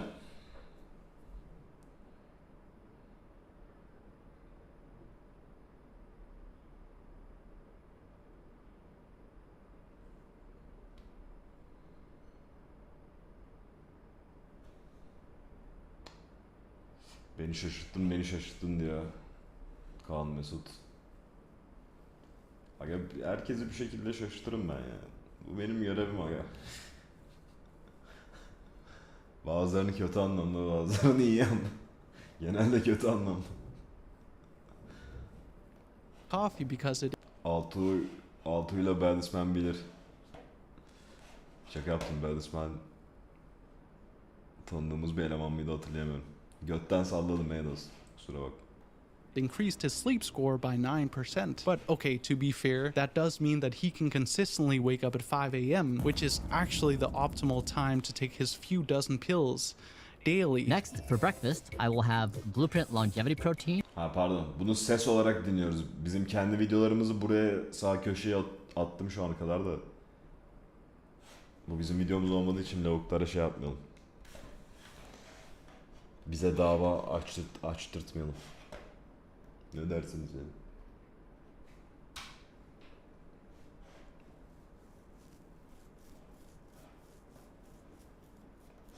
And berry nut mix, collagen peptides, extra virgin olive oil, and 100% pure cacao with a few dozen pills. I love how he just casually goes over regular food and then says that. A few dozen pills. That sounds like a lot of pills to swallow, dude. Well, that's what I thought at first, but then I found out he actually sells his essential capsules. Ben kanalı yan Meram maçında keşfettim. Baddest Man The Planet. Adın hep Baddest Man The Planet miydi peki amına?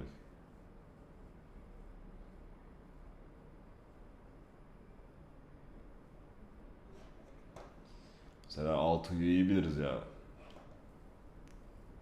Altuğ adamın ne bilir amına.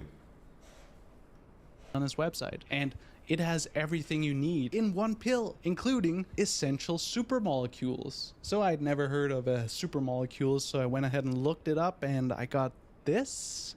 It says supramolecules, not supermolecules, but I think that's what he's talking about because I couldn't find anything about supermolecules. But apparently it has some benefits for health, but I feel like if you didn't know how to spell it, you shouldn't buy it. I don't know about you, but that's just like a general rule of thumb I have. And finally, and I think we can all relate to this one being on YouTube and all, I see you. For those of us who are struggling with laziness or apathy, there's a truly disturbingly long list of productivity influencers ready to max out your entrepreneurship skills. Their message is that life sucks because you simply can't get any work done. My all-time favorite is this ex-Navy SEAL dude who was really big a few years ago. He tells us how to attack Monday like a Navy SEAL. His whole bit is about doing hard things through discipline. Actually, here he is on the Huberman podcast explaining how easy it is to do difficult things. All you have to do, he says, is just get over that initial hump. And the first freaking 17 minutes, the first 23 minutes just suck. They just suck. And what was beautiful was by the time I was 23, 24 years old, I'm like, oh yeah, this is going to suck for 17 minutes. And then it's going to be, I'm going to be a robot and it doesn't matter anymore. And I can just keep going forever. Yeah, so when doing something hard, it's important to remember that after around 17 to 23 minutes, you'll become a robot. But that's actually a good thing because... When something sucks, good. Good. Good. He also likes to wake up really early to take a cold bath. I have a cold bath in my house and I get in every day. Yep. How long are you spending in there? Usually around 5 minutes. 5 minutes. Before you train or after you train? After. Now I understand where he's coming from, taking a cold bath before his workout. But personally, I found that if you wake up at noon and take a really hot shower with all your clothes on in a fetal position, it works really well if you do it before you train. If you start at rock bottom, there's really no way but up. But okay, the point is if you're lazy, lonely, depressed, anxious, bored, afraid, depressed, I said that. If you feel like a failure in some aspect of life, these people have the answers. Focus on yourself through discipline, competence, and maxing out some aspect, and you will achieve success. And that in itself is actually really smart engagement maxing, because even before algorithms and capitalism, seems like us humans have always had a bit of an obsession about becoming hyper competent. I mean, just think about the stories we've imagined throughout the ages. Hercules is super strong, Achilles is indestructible. Almost.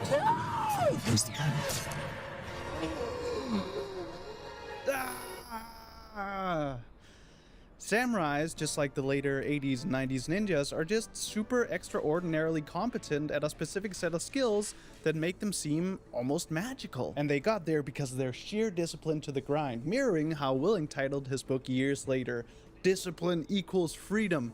Field Manual, which Gina sums up in her review as about as useful as a drill sergeant yelling at you for 30 minutes. But yeah, we've been fantasizing about this stuff forever, and underlying this fantasy is the idea that we can theoretically improve our situation in life if we just work hard enough. if we put in the hours. Like in theory, you could train for 16 hours a day and just become really good at something. The potential is there. It's probably not going to happen, sorry to break it to you, but you know, this awareness or fantasy that we can potentially, theoretically max out ourselves has always been hovering right above our heads. And that awareness can be quite inspiring.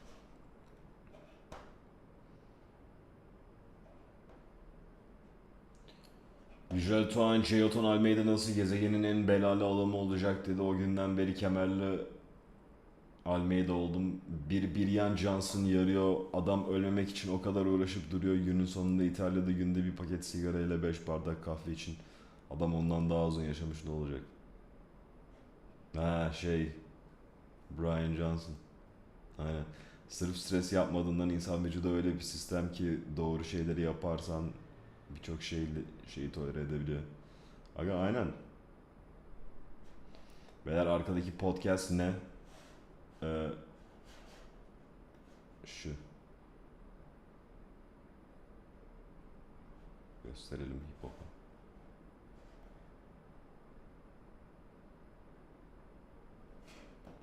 Hip hop ekranı görüyorsan şu an bak. Modern Fantasy of Hyper Competence, Marcus Merler.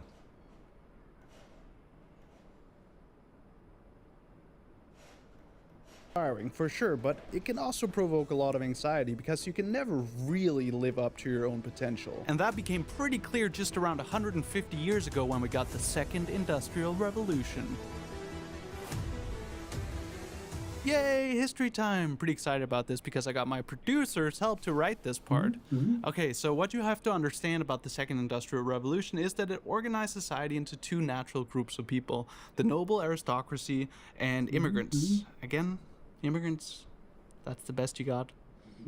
Also, why are you always wearing that t-shirt? Is it supposed to make some sort of statement or something? Well, yeah, I'm a racist. Thought that was fairly obvious. All right. Yeah, so I think I'll just stick with my original script here. Also, I'm starting a podcast.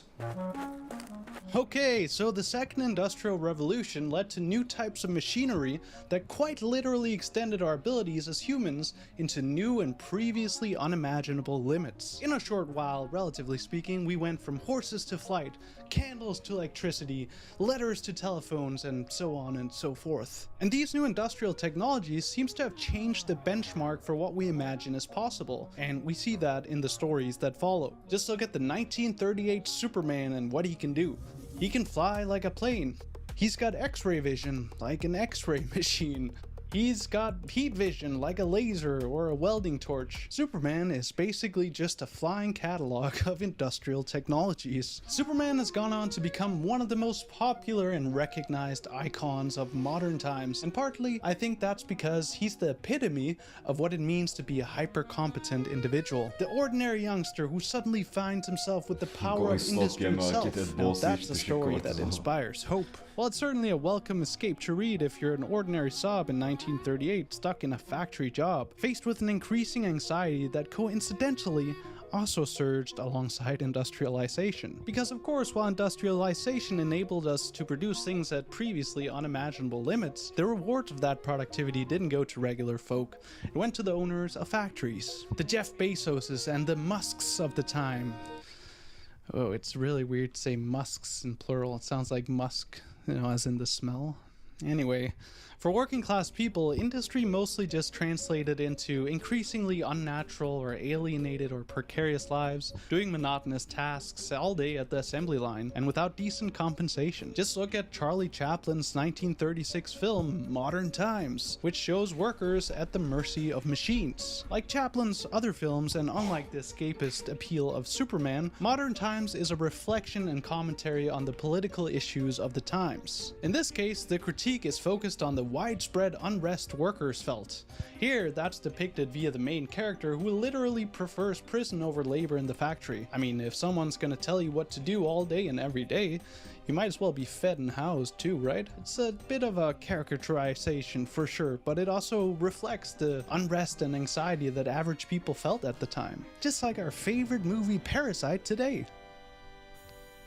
I don't know why I did that. Parasite is a great movie. Now Chaplin, just like the Luddites who literally destroyed industrial machines as a protest to their exploitation just about 100 years prior to that, well, he didn't hate the technologies themselves. They are innate objects after all. Chaplin, like the Luddites, was responding, and quite rationally I should add, to the fact that these new technologies were being introduced into an emerging economic system that had no interest in sharing its benefits with the people who were doing the actual work. And that means it wasn't necessarily these new technologies that created the general angst at the time, but the economic structure and the culture that they helped solidify. A system of workers precariously and individually selling their time as labor but not receiving the fruit of that labor. A culture which increasingly told people that they themselves hold the key to their success and livelihood in their own hands, that their job is just to pull themselves up by the bootstraps in the zero-sum game of life. That's the American dream, buddy. But don't just take my word for it, because I brought a book with me today.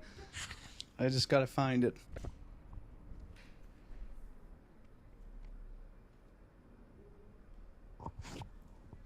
Okay, whatever. The historian on capitalism Sven Beckert writes, as the capitalist civilization moved inward, it commanded individuals to exercise self-control and focus on the project of self-making, to better market their labor power. We see that attitude in booklets and manuals as far back as 1847 actually, like this one.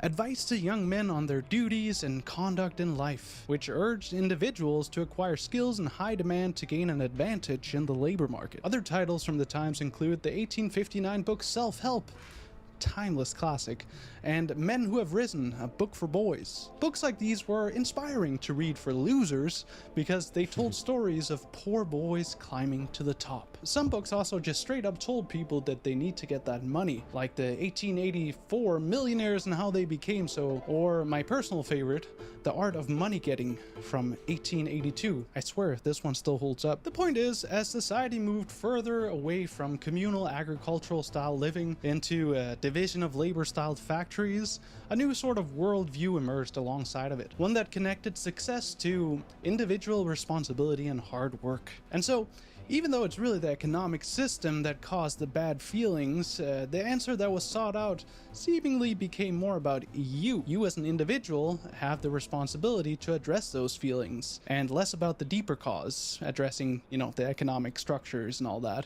And it makes sense because it is a lot easier to fix yourself. My wife's tough to live with. It's a lot easier than fixing society anyway. I mean, that requires just like so many people to get together and talk about politics and strategize. But still, these feelings did fuel a few courageous critiques of society, like, you know, Charlie Chaplin's Modern Times, which points the finger at the economic structures that created these deplorable conditions for workers. But the feelings also seem to fuel the emergence of a new superhero or optimized individual, aka the birth of Superman, you know, who's compared to the technologies of the day and whose job was to save the day. And of course, lots and lots, just so many self-help guides and books on how you as an individual can help yourself out of the position causing you anxiety. I mean, for every Modern Times or Parasite that we get, I swear we get like 15 Marvel or DC superhero movies. And for every published book like this, we get a mind-boggling amount of self-help books. In 2025, actually, over 15,000 self-help books were published in the US alone. Also, the personal development market is worth over $50 billion now,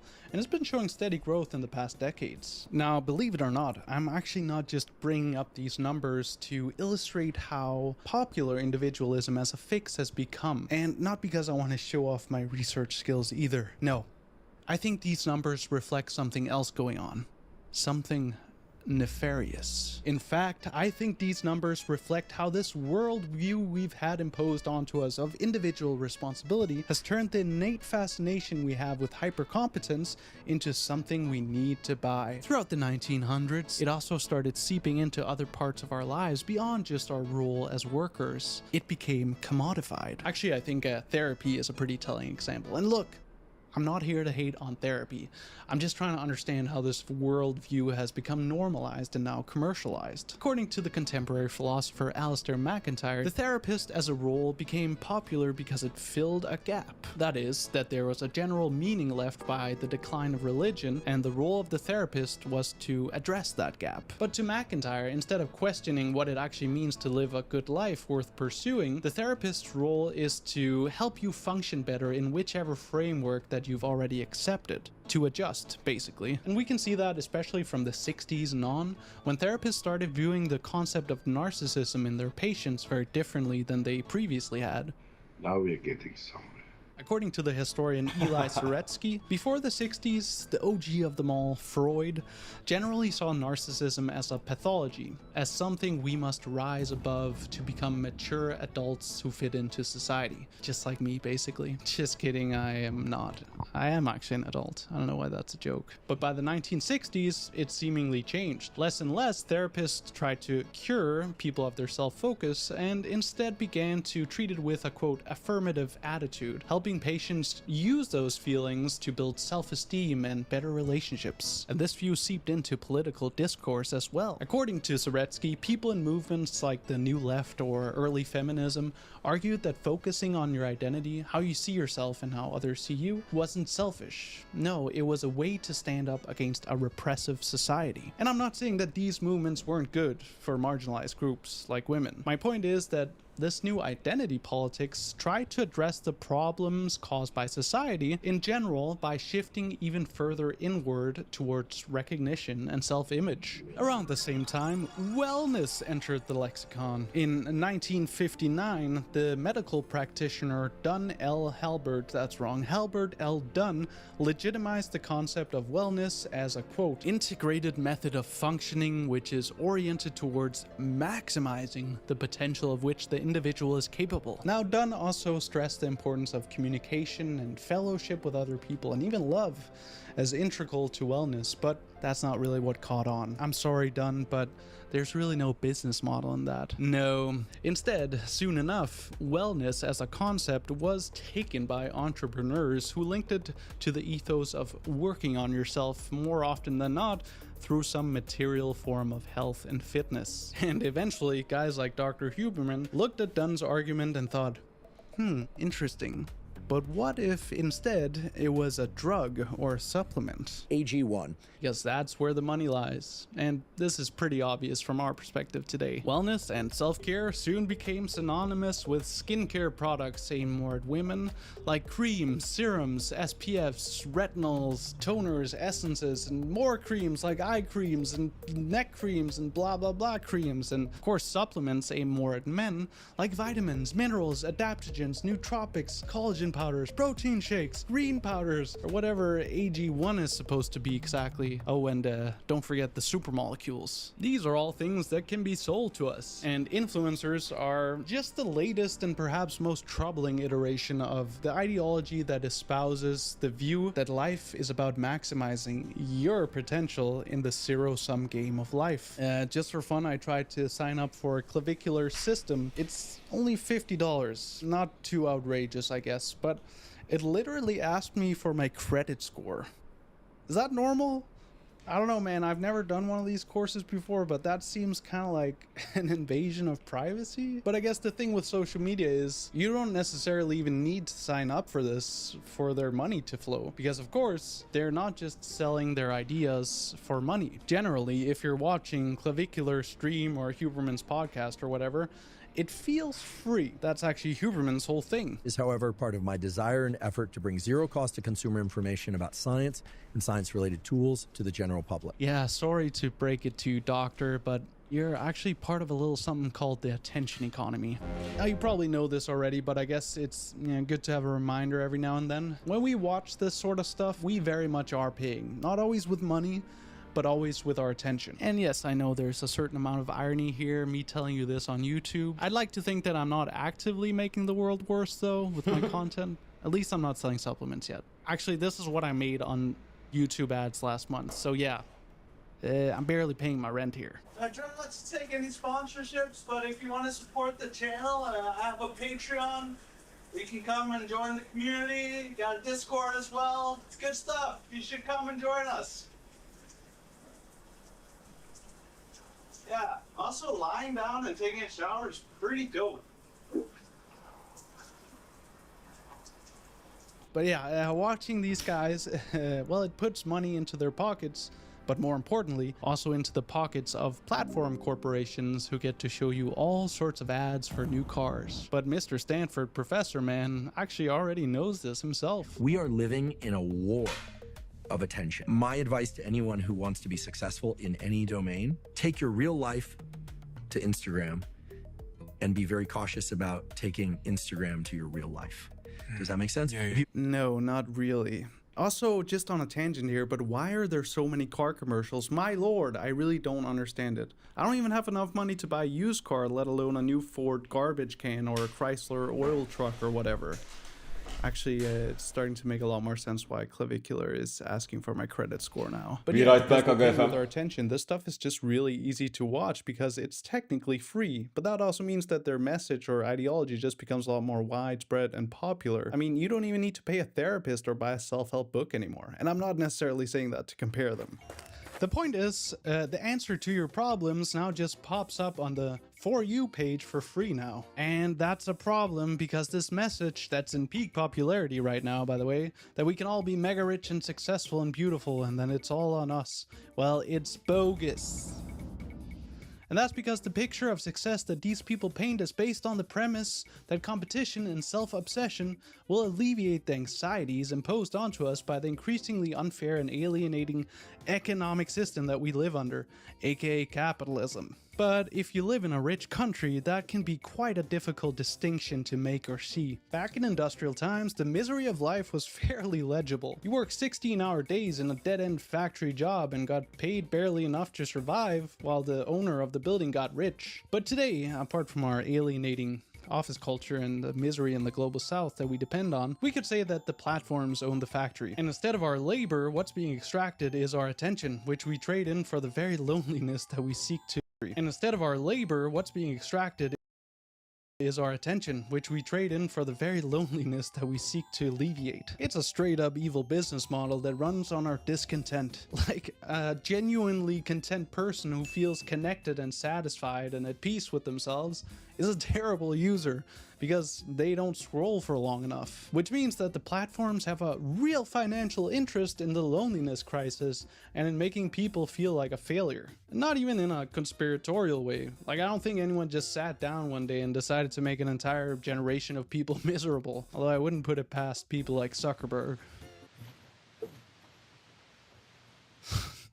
God, I love that clip. But the incentives are built into the structure of the platforms. As Shoshana Zuboff puts it in her seminal book, Surveillance Capitalism, AI engagement maxing algorithms are indifferent to whether the engagement leads to social benefits or just straight up compulsive behavior. It just wants more of it because that means more data for tailor-targeted ads. But as easy as it is to link our personal anxieties to superficial personal failures, there's something looming in the background here, just as there was 100 years ago. An economic structure that is more dynamic than any other. In fact, it's so dynamic that it's commercialized how we respond to its very own imposed afflictions. Afflictions like, you know, the anxiety I keep talking about, the precarity, the loneliness, that have less to do with your ability as a person and more to do with the historically high economic inequality, increasingly out of control housing and living costs, and a general precarity with smaller and smaller social safety nets. And of course, bullshit jobs. It's a system that's raised an entire generation of people doing everything they were told to do. Working hard, getting educated, trying to build a life, who end up finding that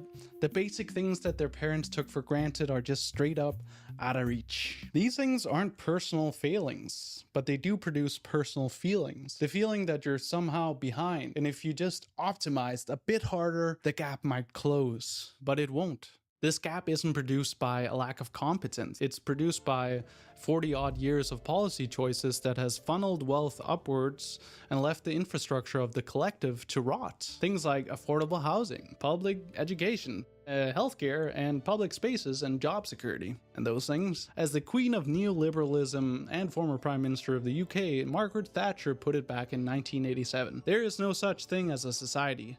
No, there are individual men and women and there are families, and no government can do anything except through people, and people look to themselves first. But of course, like anything that came from Thatcher the Milk Snatcher's ironclad heart, that's a load of BS, ma'am. I think McIntyre puts it very neatly in one of his later works, where he writes about the idea of a self-sufficient individual as an illogical fantasy. Here he points out that someone who's disciplined and optimized, who's maxed their way to independence, is not just politically convenient for the people who benefit from the status quo, it's also just philosophically incoherent. He argues that humans are not and have never been self-sufficient. We are vulnerable, dependent creatures from the moment that we're born till the moment we die. Of course, there are parts of our lives where we are particularly high functioning, for sure. Like when we're 25 to 50 or something like that. But to get there, we need to be raised and cared for. And so during that time, it's only fair that when we function especially well, we raise and care for the kids and those who are older too.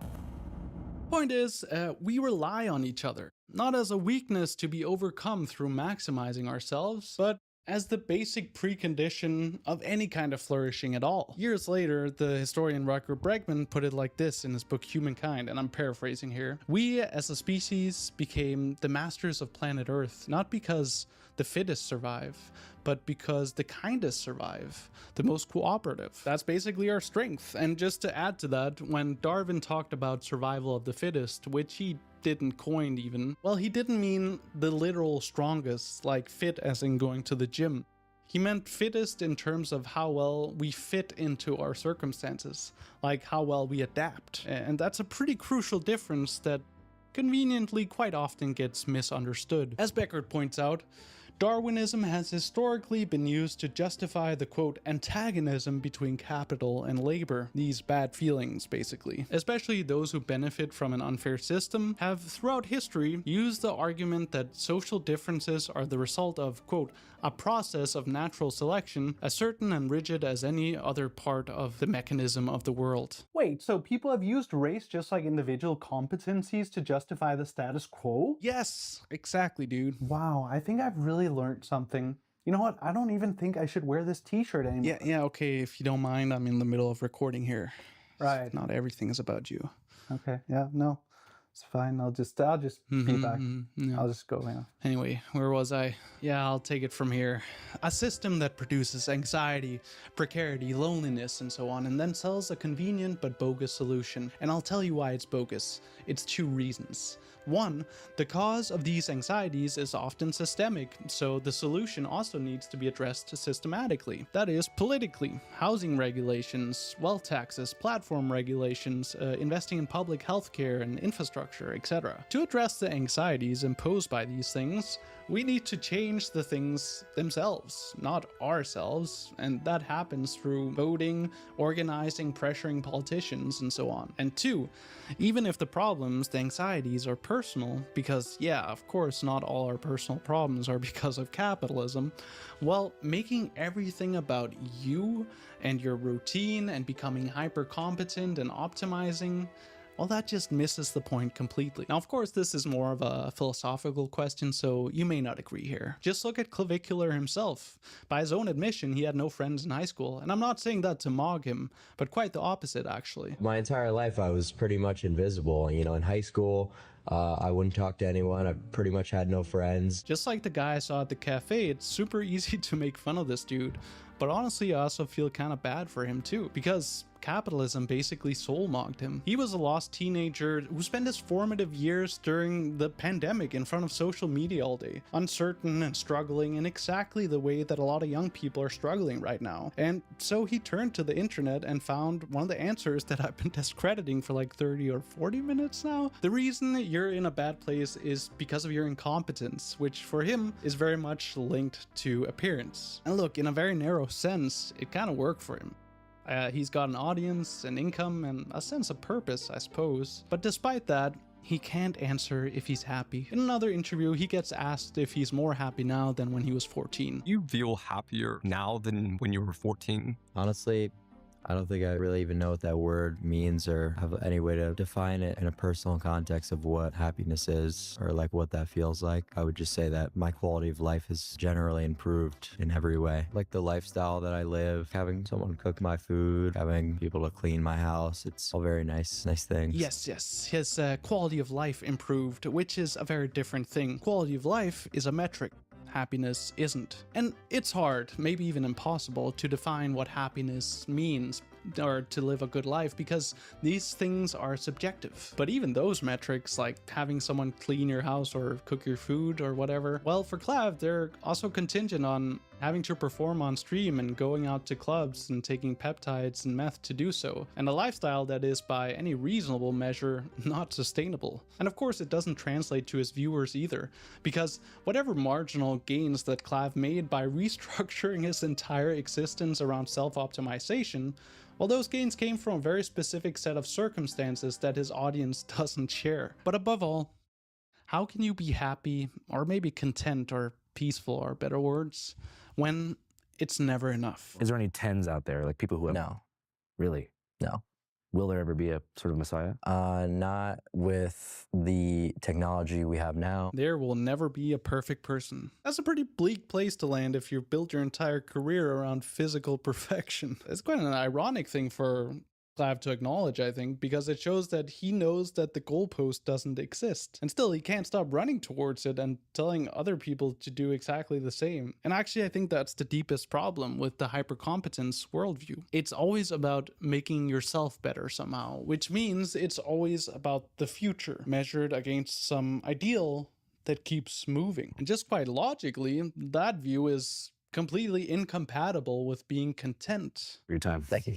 So when I watch this interview, I guess the Buddhist in me just can't help but feel a little bit sad for this guy. For me anyway, I have this temptation to just write these types of people off completely. He's a narcissist, he's toxic, and so on. But I think the more honest view is to see the mental state that's running guys like Clav at the moment. The greed, the insecurity, the hunger for recognition.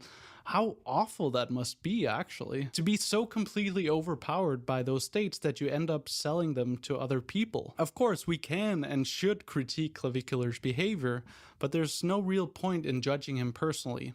He's already living the consequences, I'm sure. And I don't think having this kind of more compassionate view means passively accepting the conditions that produced him too, like the algorithms that promote this stuff because it's engaging, or the economic structure that we have that causes so much misery across the global south and working classes. These are things that both McIntyre and even the Buddha himself more than 2,500 years ago would say that we need to focus on. But alone, on a personal level, we can also change something. We can be more aware of the effects of this kind of hyper-competent, individualized marketing on our minds. Not to achieve spiritual hyper-competence, but to learn to recognize and then to let go of the notion that it's all our own responsibility. We can begin to see how truly interdependent and connected we all are. And we can even see how these reactions shape our thinking. And then we can begin to see how our reactions are threatening to turn us all into clavicular. Before I go, I want to give a thanks to all my lovely Patreon supporters. German Yodkowski.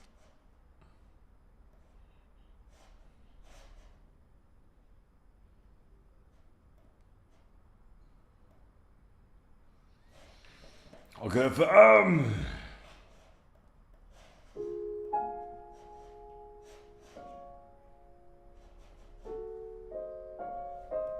What does the future hold for humanity? The question weighs heavy on me. İyi videoydu. Ama benim bir anlamadığım bir şey var. Şimdi Clavicular'ın sıkıntısı self improvement'sa ve o perfect diye idealize ettiği kendine asla ulaşamayacaksa ve problem buysa, bu problem her level'da var ki bunu sen kişisel olarak da algılayabilirsin, toplumsal olarak da algılayabilirsin. Daha iyi gelişmeye, daha iyi olmaya çalıştığı sürece özellikle önemli olan kime göre neye göre iyi amına koyayım. Gelişmeye devam ettiğin sürece gelişiyorsan bir noktada, yani bir hedef koyup onu da kovalayabilirsin ama spesifik bir hedefin yoksa sonsuza kadar sürekli ilerlemeye devam eden bir goal post chase diyeceksin. Kişisel seviyede de olabilir, toplumsal seviyede de olabilir. Ondan herhalde demek istediği şey hep beraber oturup zar zor düşüne kelimelerimizi, hedefleri belirleyip hedeflere doğru koşmak lazım. Sağlam video çizimler kadar olmasa da eyvallah Altuğ. Bak şimdi yeni bir video açtım. Bu videonun başına da şeye bakacağım. Son sayfa chapter'a ne kadar uyuyor diye. Bütün chapter'ların bütün 5. chapter'ın bütün sayfalarını geçeceğim hızlı hızlı. İlgini çekiyorsa bakarsın. Any of our minds. In a moment of political turmoil, cultural nihilism, and increasingly isolating work, many of us are grasping for explanations, something, anything to make sense of our world, to convince us that everything is going to be okay. For most of human history, this vacuum has been filled with religious stories. Stories of eternal salvation or damnation. Stories about annihilation of the ego and nirvana and samsara. Stories that taught us what was right, what was wrong. Stories that tapped into the great cosmic mystery of life. But as the Enlightenment era brought a greater understanding of science and a focus on reason and facts, religious stories became harder to justify. This led Nietzsche to famously proclaim, "God is dead, God remains dead, and we have killed him." Nietzsche was not celebrating our secularization, but rather mourning for the crisis of meaning and purpose that resulted from a declining belief in grand cosmic stories and rituals. Quote, "What festivals of atonement, what sacred games shall we have to invent? Must we ourselves not become gods simply to appear worthy of it?" Digital technology, in a way, has always been a quasi-religious story. Founders like Steve Jobs and Bill Gates were looked upon as messiahs for the information revolution. The internet and smartphones were worshipped as magical inventions that would connect humanity and allow us to communicate across difference. This era of Silicon Valley convinced us that the future was not something to fear, but something wondrous and imaginative. Something the wackiest sci-fi stories of the 20th century never predicted. But the next generation of founders and the technologies they've ushered in have not lived up to the hype. Social media and wearable technology have become new forms of surveillance. The metaverse was a spectacular failure. Artificial intelligence is used to enable genocide and develop autonomous killer robots. Cryptocurrency enables frictionless corruption. LLMs are trained without permission on countless hours of human thought, art, labor, and writing, in the process poisoning the environment and oppressing the disempowered. The cracks in what venture capitalist Mark Andreessen lovingly called the techno-capital machine have widened into chasms, and it's become increasingly clear that there is a limit to growth on our finite planet. The machine cannot, much to the chagrin of Andreessen, spiral continuously upwards. Or can it?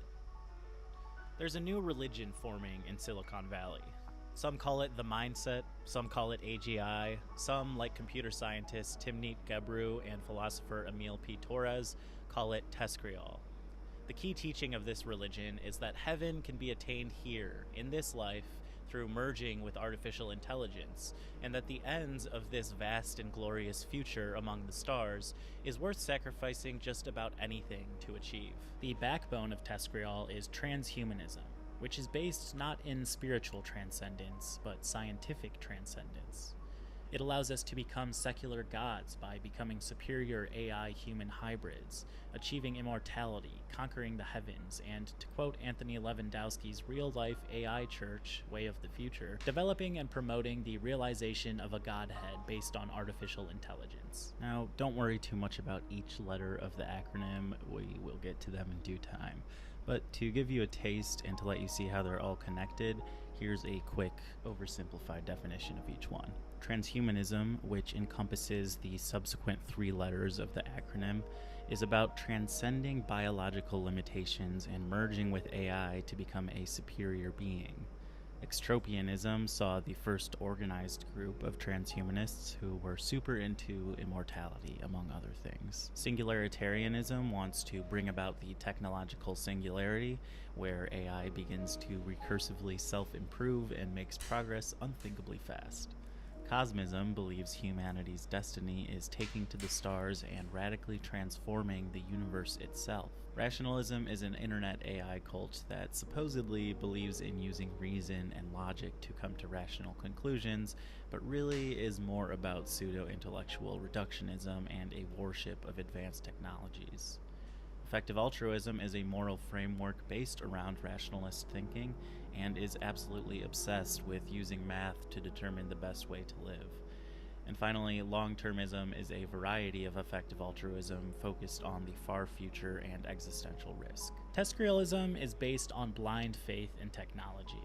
And despite being obsessed with the cosmos, it thinks that we can bend it to our will. It's an ideology of complete domination, subjugation, and accumulation. Devoid of any deep thought about X4 selam pislik çok kalmayacağım o yüzden iyi çizimler demişsin. Sağ ol. Impoverished religion where AI is God, the mythical founder is Christ, those who plow through barriers are the disciples, data is the Holy Spirit, and eternal growth is the gospel. And just as traditional religions have been used to justify atrocities, its logic can be taken to some disturbing extremes. Ben Goetzel makes the religious parallels explicit in his 2010 Cosmist Manifesto. He writes, quote, "Space-time engineering and future magic will permit achieving, by scientific means, most of the promises of religions, and many amazing things no human religion ever dreamed. Eventually, we will be able to resurrect the dead by copying them to the future." In keeping with the religious theme, I've separated this video into 4 books: transhumanism, rationalism, effective altruism, and long-termism. Each of these teachings provides something slightly different, and not everybody who subscribes to one subscribes to them all. But in combining them, true believers have the perfect self-serving ideology of ethics, morality, and spirituality for our increasingly secular and atomized world. We'll be using the Tescrial bundle as the structure for this discussion. Emil Torres, who co-wrote Chapter the 5 paper şimdi bu coining aynen. this term, has Insta'daki linkte written chapter prolifically 1 ile about 2 it, var and I had galiba. the pleasure of Sadece 3 interviewing 4 them for nerede? this piece. I live streamed this interview several weeks ago, and a little Şeyde var Global Comics X globalcomics.com orada Drive yazarsan orada olması lazım. embarrassing, but since I had not done a live stream interview before, I forgot to hit record on the interview software, so all I have is the recording of the live stream, so apologies in advance for the poor video quality. I have found this framing incredibly helpful in understanding the superficial belief system undergirding the entire AI race, and seeing things through this lens also helps us anticipate what might come next, and how to fight back and build a future based around democratically determined human values, not what some homogenous group of tech billionaires and Oxford philosophers tell us our values are. So without further ado, strap in, grab a beverage.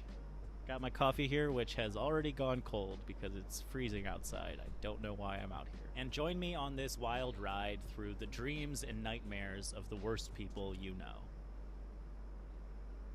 I'm a firm believer in the doctrine of knowing one's enemy. I'm also a firm believer that there's no such thing as unbiased media or news, and I never try to hide my own biases behind the false veneer of objectivity. Unfortunately, mainstream media often obfuscates its own stakeholders and the biases they bring behind this false veneer, which makes it difficult to find reliable information. Today's sponsor, Ground News, is an app and website that allows me to cut through all this noise and gain a clearer understanding of the news as it happens. It aggregates news from all over the world in one place and breaks down a story by how it's covered based on the outlet's political leanings, who's funding the narrative, and where in the world its perspective comes from. Take this story about the Donroe Doctrine. Over 200 outlets covered this story, so if I scroll down and compare how it's being covered, I can see that the right-leaning sources take an almost jubilant tone about Trump's mask-off imperialism and the potential for economic gains. But they also call out a criticism missing from the left, that Biden himself increased the bounty on Nicolas Maduro's head.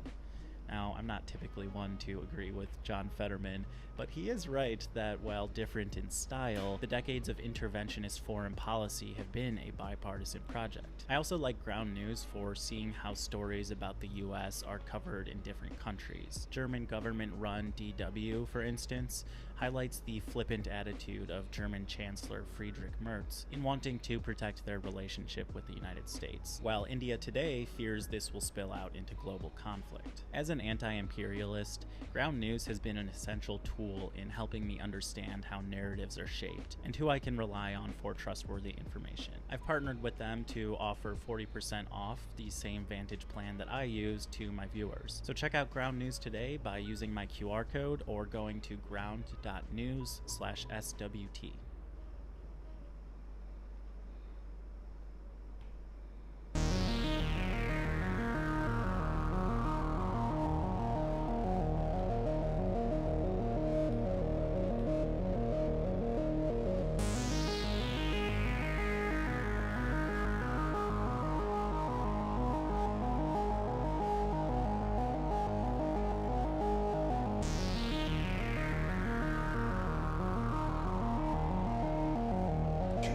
Tamam. Eve. In 1957, a man by the name of Julian Huxley published a collection of essays in which he introduced the world to a concept that sounds fantastical. That, quote, the human species can, if it wishes, transcend itself, not just sporadically, but in its entirety, as humanity. He calls this new belief transhumanism, man remaining man, but transcending himself, by realizing new possibilities of and for his human nature. Huxley says that the human species has nearly exhausted the limits of scientific and geographical exploration of the world and of nature. Not exactly true, but we'll come back to that. And that the next great frontier is to explore and radically alter human nature itself, to find out what possibilities and limitations our species faces. The process of evolution, according to Huxley, has passed the baton on to humans to continue its work by our own volition. This admittedly vague definition of transhumanism would morph into various subgroups and be incorporated into a variety of political philosophies. But that central idea of transcending humanity, whether through genetic engineering or advanced technologies, would remain at its core. One of the more interesting depictions of transhumanism is Ian M. Banks' sci-fi series, The Culture. In these novels, Banks depicts a vast and utopian anarchist civilization of 7 or 8 humanoid species living across the entire Milky Way galaxy. These humanoid aliens, alongside hyper-intelligent and conscious AIs called minds, control much of the culture's operations, meaning that the purpose of life becomes, quote, less physical, more metaphysical, and the aims of civilization moral rather than material. Scarcity is unknown, as is exploitation. Quote, it is essentially an automated civilization in its manufacturing processes, with human labor restricted to something indistinguishable from play or a hobby. The people of the culture can best be described as some odd mix of technologically enhanced, genetically modified humans mixed with more classical humans. The enhanced humans leverage things like brain-computer interfaces, nanotechnology, and biological conversions.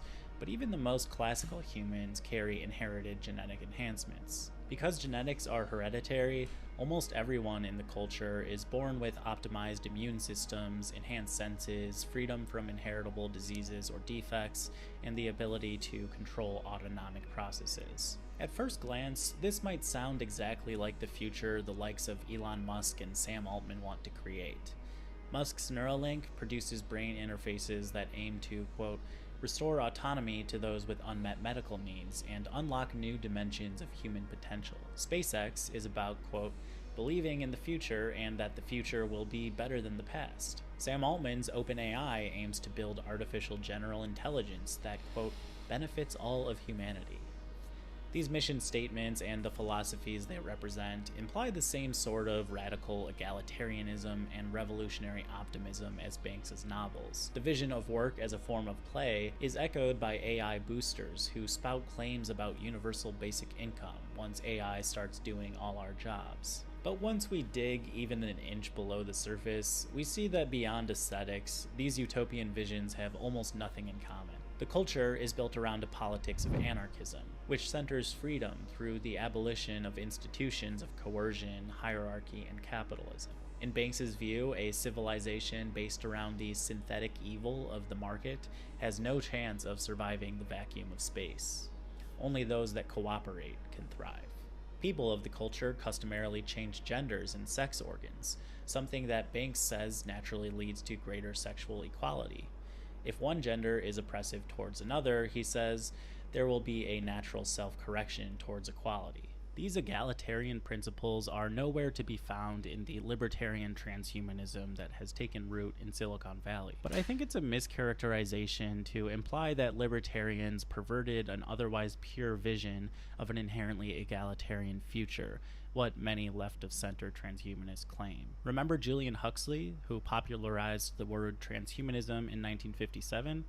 Well, he was also a hardcore eugenicist, serving as president of the British Eugenics Society from 1959 to 1962. Eugenics has seen a number of phases and variants, but primarily refers to a set of practices and beliefs aimed at improving the genetic quality of human populations. I find it striking, and unfortunately all too relevant for our discussion, that the first person to coin the term transhumanism also preached eugenics in order to reach the transcendence of humanity. The deliberate practice of eugenics, Huxley says, would not be natural selection, but artificial selection, involving a conscious aim and a deliberate control of the mechanisms of heredity. It could therefore operate much more rapidly and much less wastefully than natural selection. For most of the 20th century, eugenics was about improving the genetics of the human race through coercive, usually racist, sexist, or ableist practices. The Nazis, of course, forcibly sterilized and mass murdered those deemed to have undesirable... Ben yayın başlığını okumamışım harbi. Aga yayın başlığını yeni değiştirdim zaten. Başta öyle değildi.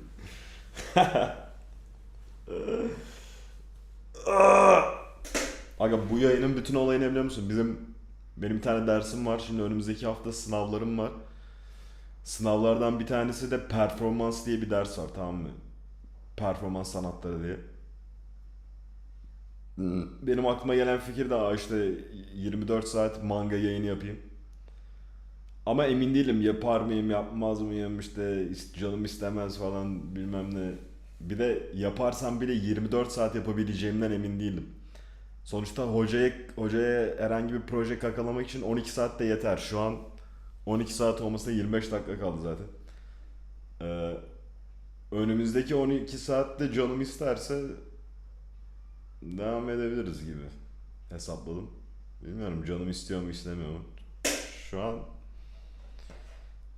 izliyoruz. Sabah 11'e kadar yaparsam, sabah 12'ye kadar, sabah 11'e kadar. Yok. Şu an zaten 12. Aynen. Bir sonraki 12'de bitecek amına koyayım. 24 saat. Ama bir 12 saat daha yapar mıyım ondan emin değilim açıkçası. Göreceğiz. Hani yarım saat sonra da kapayabilirim. Şey diye düşündüm. Hocaya yani 12 saat şu an kapasam bile hocaya sınavdan, dersten full puan çekecek bir proje yapmış sayılıyorum amına koyayım. Ama 24 saat yaparsam o zaman harbi video yapıp işte 24 saat boyunca manga çizdim videosu yapıp onu Rip Manga kanalıma koyabilirim amına koyayım, İngilizce video yapıp.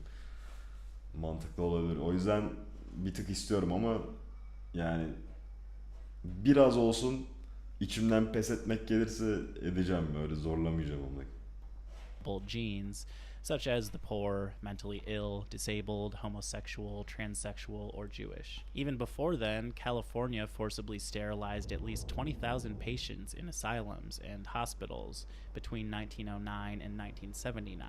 These were methods of negative eugenics, but there were also positive eugenics, which encouraged those with desirable genes to reproduce more. Eugenicists have the idea that evolution is a process of improvement rather than simply changing to fit one's environment through adaptation, specialization, and diversification. Eugenics aims to create more evolved humans through artificial selection. It aims to speed up the improvement process of the genetic pool.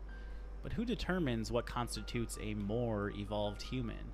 and what traits are deemed desirable. Historically, eugenicists have defined the ideal human by things like racial purity, intelligence, and physical fitness. But transhumanism takes this a step further. Transhumanists don't just want to improve the human race, they want to transcend it altogether and create something radically superior. In fact, this is why my guest in this video, philosopher and reformed transhumanist Emil P. Torres, describes transhumanism as eugenics on steroids. As transhumanism evolved into the ideology we see today, it began to incorporate into its vision of radical human enhancement new technologies like cryonic freezing, mind uploading, nanotechnology, brain implants, and, of course, artificial intelligence. But that idea that we can and should speed up the pace of human improvement, that comes directly from eugenics. Where transhumanism really starts to get gross, though, is when you hear about the end game suggested by people like Peter Thiel, Nick Bostrom, and Eliezer Yudkowsky. And just another disclaimer, not every transhumanist sees things the exact same way. Thiel, for instance, wants to maintain a biological body, while Bostrom and Yudkowsky would rather be a mind upload and exist as a happy beam of light, getting along and having fun with the other beams of lights. Others still reject these ideas altogether, but by and large, these are what have become most popular and influential. You've probably seen this viral clip from Peter Thiel's interview with Ross Douthat of the New York Times. You would prefer the human race to endure, right? Right. You're hesitating. Yeah, well, yes? I don't know. I would. This is a long hesitation. This is a long hesitation. There's so many questions implicit in this. Should the human race survive? Yes. Objectively a hilarious and deeply disturbing moment. But what most people haven't seen, and what I think is more interesting, is what comes next. But I also would. I also would like us to radically solve these problems, right. And so it's always, I don't know, transhumanism is this, the ideal was this radical transformation where your human natural body gets transformed into an immortal body, and there's a critique of, let's say, the trans people in a sexual context, or I don't know, transvestite is someone who changes their clothes and cross dresses, and a transsexual is someone where you change your, I don't know, penis into a vagina, and we can then debate how well those surgeries work. But we want more transformation than that. The critique is not that it's weird and unnatural. It's so pathetically little. And okay, we want more than cross-dressing or changing your sex organs. We want you to be able to change your heart and change your mind and change your whole body. It's no accident that Thiel transitions directly from saying he doesn't know if the human race should exist into talking about transcending humanity altogether through biological transformation. This is what many of the most influential transhumanists see as the end goal of the movement, the replacement of humanity with a radically enhanced post-human. One of the founders of modern transhumanism, philosopher Nick Bostrom, discussed the idea of the post-human in a 2008 essay titled "Why I Want to Be a Post-Human When I Grow Up," in which he argues that it could be very worthwhile and very good to become post-human. These radically enhanced humans would be able to explore vastly more expansive being, like 200 hyperspace, perfect understanding of every book in the Library of Congress, Neden Bay Anderson kaç saat oldu çizeli? perfect self-control over mood 12 olmak energy, üzere. perception of radio waves, telepathy, and, of course, mind uploading and merging with artificial intelligence. As post-humans, we would be able to be an upload and transmit ourselves as information at the speed of light, living either in virtual reality or directly in physical reality by controlling a robot proxy. To many of us, an immortal life lived in a digital simulation sounds like the very definition of torture.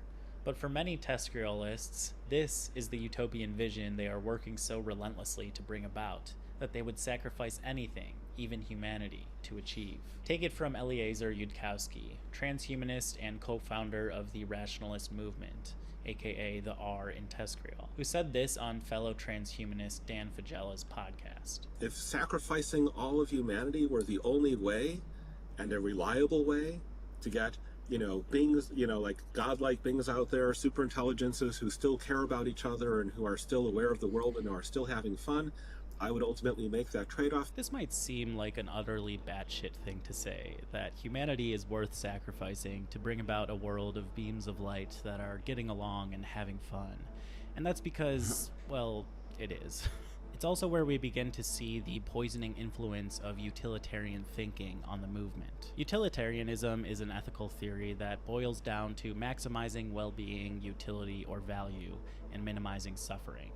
It's a supposedly impartial take on ethics that tries to quantify and measure everything and come to a rational conclusion about the best way forward. In Yudkowsky's eyes, sacrificing humanity for post-humans is obviously the right thing to do, because there are incalculably more post-humans that could exist in the future, so the mathematical value of their collective well-being far exceeds our own. People like Nick Bostrom have quantified this number as at least 10 to the 58 potential post-humans.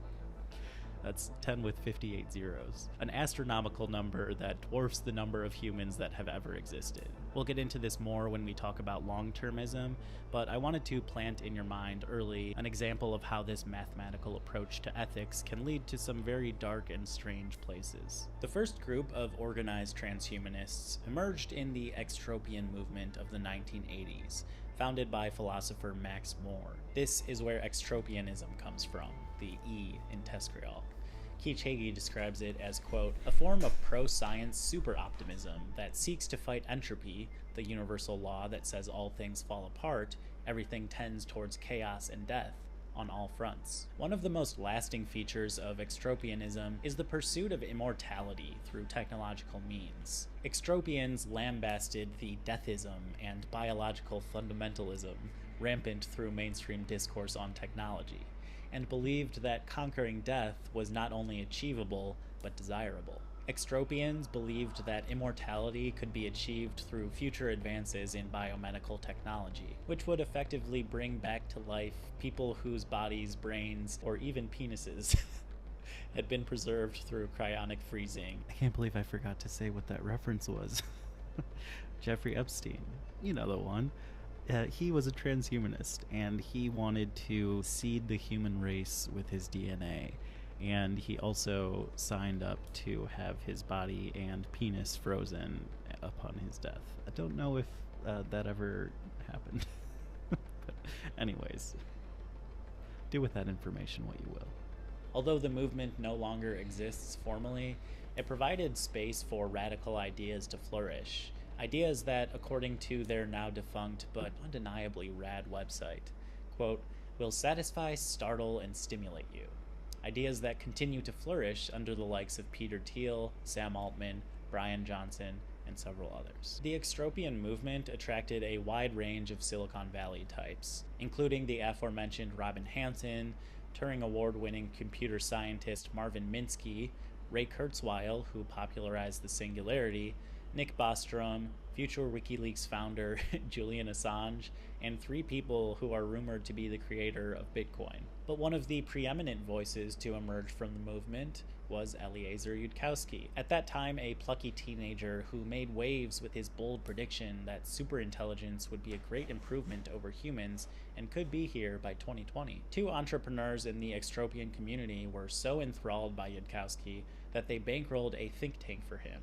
The teenager who made waves with his bold prediction that superintelligence would be a great improvement over humans and could be here by 2020. 2 entrepreneurs in the extropian community were so enthralled by Yudkowsky that they bankrolled a think tank for him, the Singularity Institute for Artificial Intelligence, which would later be renamed as the Machine Intelligence Research Institute, or MIRI. As the name suggests, Yudkowsky's work at the Singularity Institute was concerned with the technological singularity, which loosely refers to the theoretical moment when technological progress reaches a tipping point and becomes unstoppable and irreversible. Emil described this interpretation of the singularity to me as such. The rate of progress will happen so rapidly that our puny human minds will not be able to comprehend, just in principle. Right, so you could imagine like a century's worth of technological development. Imagine like the last century, like where we were, 1925. Very, very different world. Imagine that amount of change happening every minute, right? And then as it accelerates even more, like every second. The second interpretation of the singularity is something you'll hear all the time from AI bros, that of an intelligence explosion. Emil says this interpretation is compatible with the rate of change interpretation, but slightly different. It refers to an intelligence explosion, which would be driven by what they call recursive self-improvement, right? So once you have an artificial general intelligence, which has no agreed upon definition, but basically means a system that can perform as well as any human in every cognitive domain of interest, right? So mathematical ability, technological innovation, scientific discovery, social interaction and manipulation, etc. AGI can perform at least as well as we can. So once that's the case, then we would be able to offload the cognitive task of designing the next generation of even more powerful AIs to the AI, right? And so the AGI then starts to take over the role of computer scientists. And once the AGI builds AGI Plus, then that AGI Plus is in an even better position to design the next generation of AGI++, right? And so on. And so the claim is that over a short period of time, like days, weeks, or perhaps like hours, you would get, as soon as you cross that threshold of AGI, you would get super intelligence, right? Which is AGI++, maybe a few more pluses. You'll see this theory everywhere, like this completely nonsensical speculation project by AI boosters called AI 2027, which predicts we will have 330,000 superhuman AI researcher copies thinking at 57 times human speed by 2027. And by 2035, assuming the world doesn't end, 1 trillion wildly super intelligent copies thinking at 10,000 times human speed, generating $400 trillion a year at an $8,000 trillion valuation. This project went mega viral, gaining traction from the New York Times, BBC, and 2 viral videos on YouTube that have gathered over 10 million views. Yudkowsky threw himself into the work, excited by the future benevolent superintelligence, but his optimism didn't last long. He said, according to Hagee, quote, "I thought very smart things would automatically be good, but within 8 months he came to realize that he was wrong. AI could be a catastrophe. He decided that he should develop a fallback plan in case AI tried to kill everyone, but upon attempting to do so, he realized that it was impossible. He said, quote, that caused me to actually engage with the underlying issues, and then I realized that I had been completely mistaken about everything." He still is, by the way. This spurred what would become Yudkowsky's defining goal in life, to develop AI in a way that is friendly towards humans, what is now known as AI alignment, a subfield of AI safety that has completely dominated the debate about risks and damages caused by AI. To solve the AI alignment problem, Yudkowsky founded a new intellectual framework he dubbed rationalism, which we'll come back to in a bit. Yudkowsky would go on to court Peter Thiel's funding for his Singularity Institute, which within a year turned into Thiel funding the Singularity Summit at his alma mater and Silicon Valley powerhouse, Stanford University. Perhaps the most consequential product of this summit was the founding of DeepMind, an AI startup hoping to develop an AI inspired by the human brain, which was seeded by $2.25 million from none other than Peter Thiel. The co-founder of DeepMind, Demis Hassabis, described his 10-year plan for DeepMind as a, quote, Manhattan Project for AI, a phrase that Altman would later repurpose for GPT-5 hype. There are these moments in the history of science where you have a group of scientists look at their creation and just say, you know, what have we done? Maybe it's great, maybe it's bad, but what have we done? Like maybe the most iconic example is thinking about the scientists working on the Manhattan Project in 1945, sitting there watching the Trinity test and just, you know, this thing that had, it was a completely new, not human scale kind of power, and everyone knew it was going to reshape the world.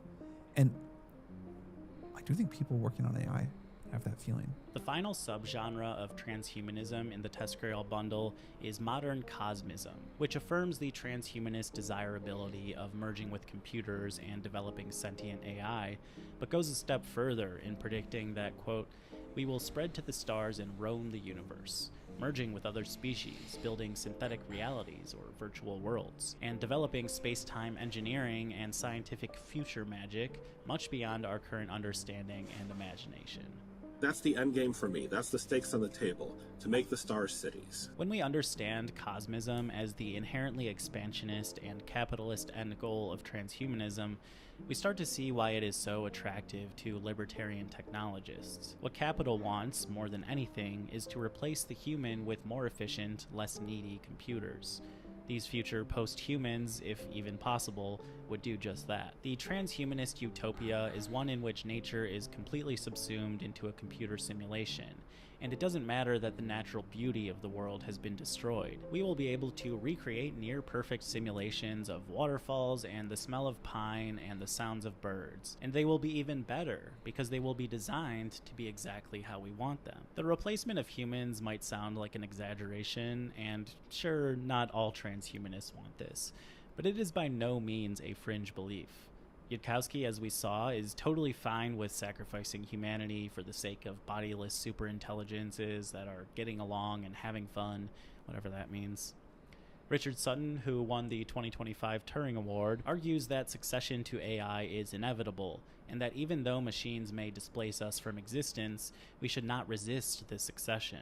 Derek Schiller, a philosopher who works for Rethink Priorities, argues that, quote, we should engineer our extinction so that our planet's resources can be devoted to making artificial creatures with better lives. And of course, we can't forget Elon Musk, who once tweeted that, quote, it increasingly appears clear that humanity is a biological bootloader for digital superintelligence. This is the movement's end goal, as Dan Fagella describes a, quote, grand post-human blastoff. The question then becomes, when this post-human blastoff occurs, who runs the show? The entity that is running the show, do you expect it to be a conglomeration of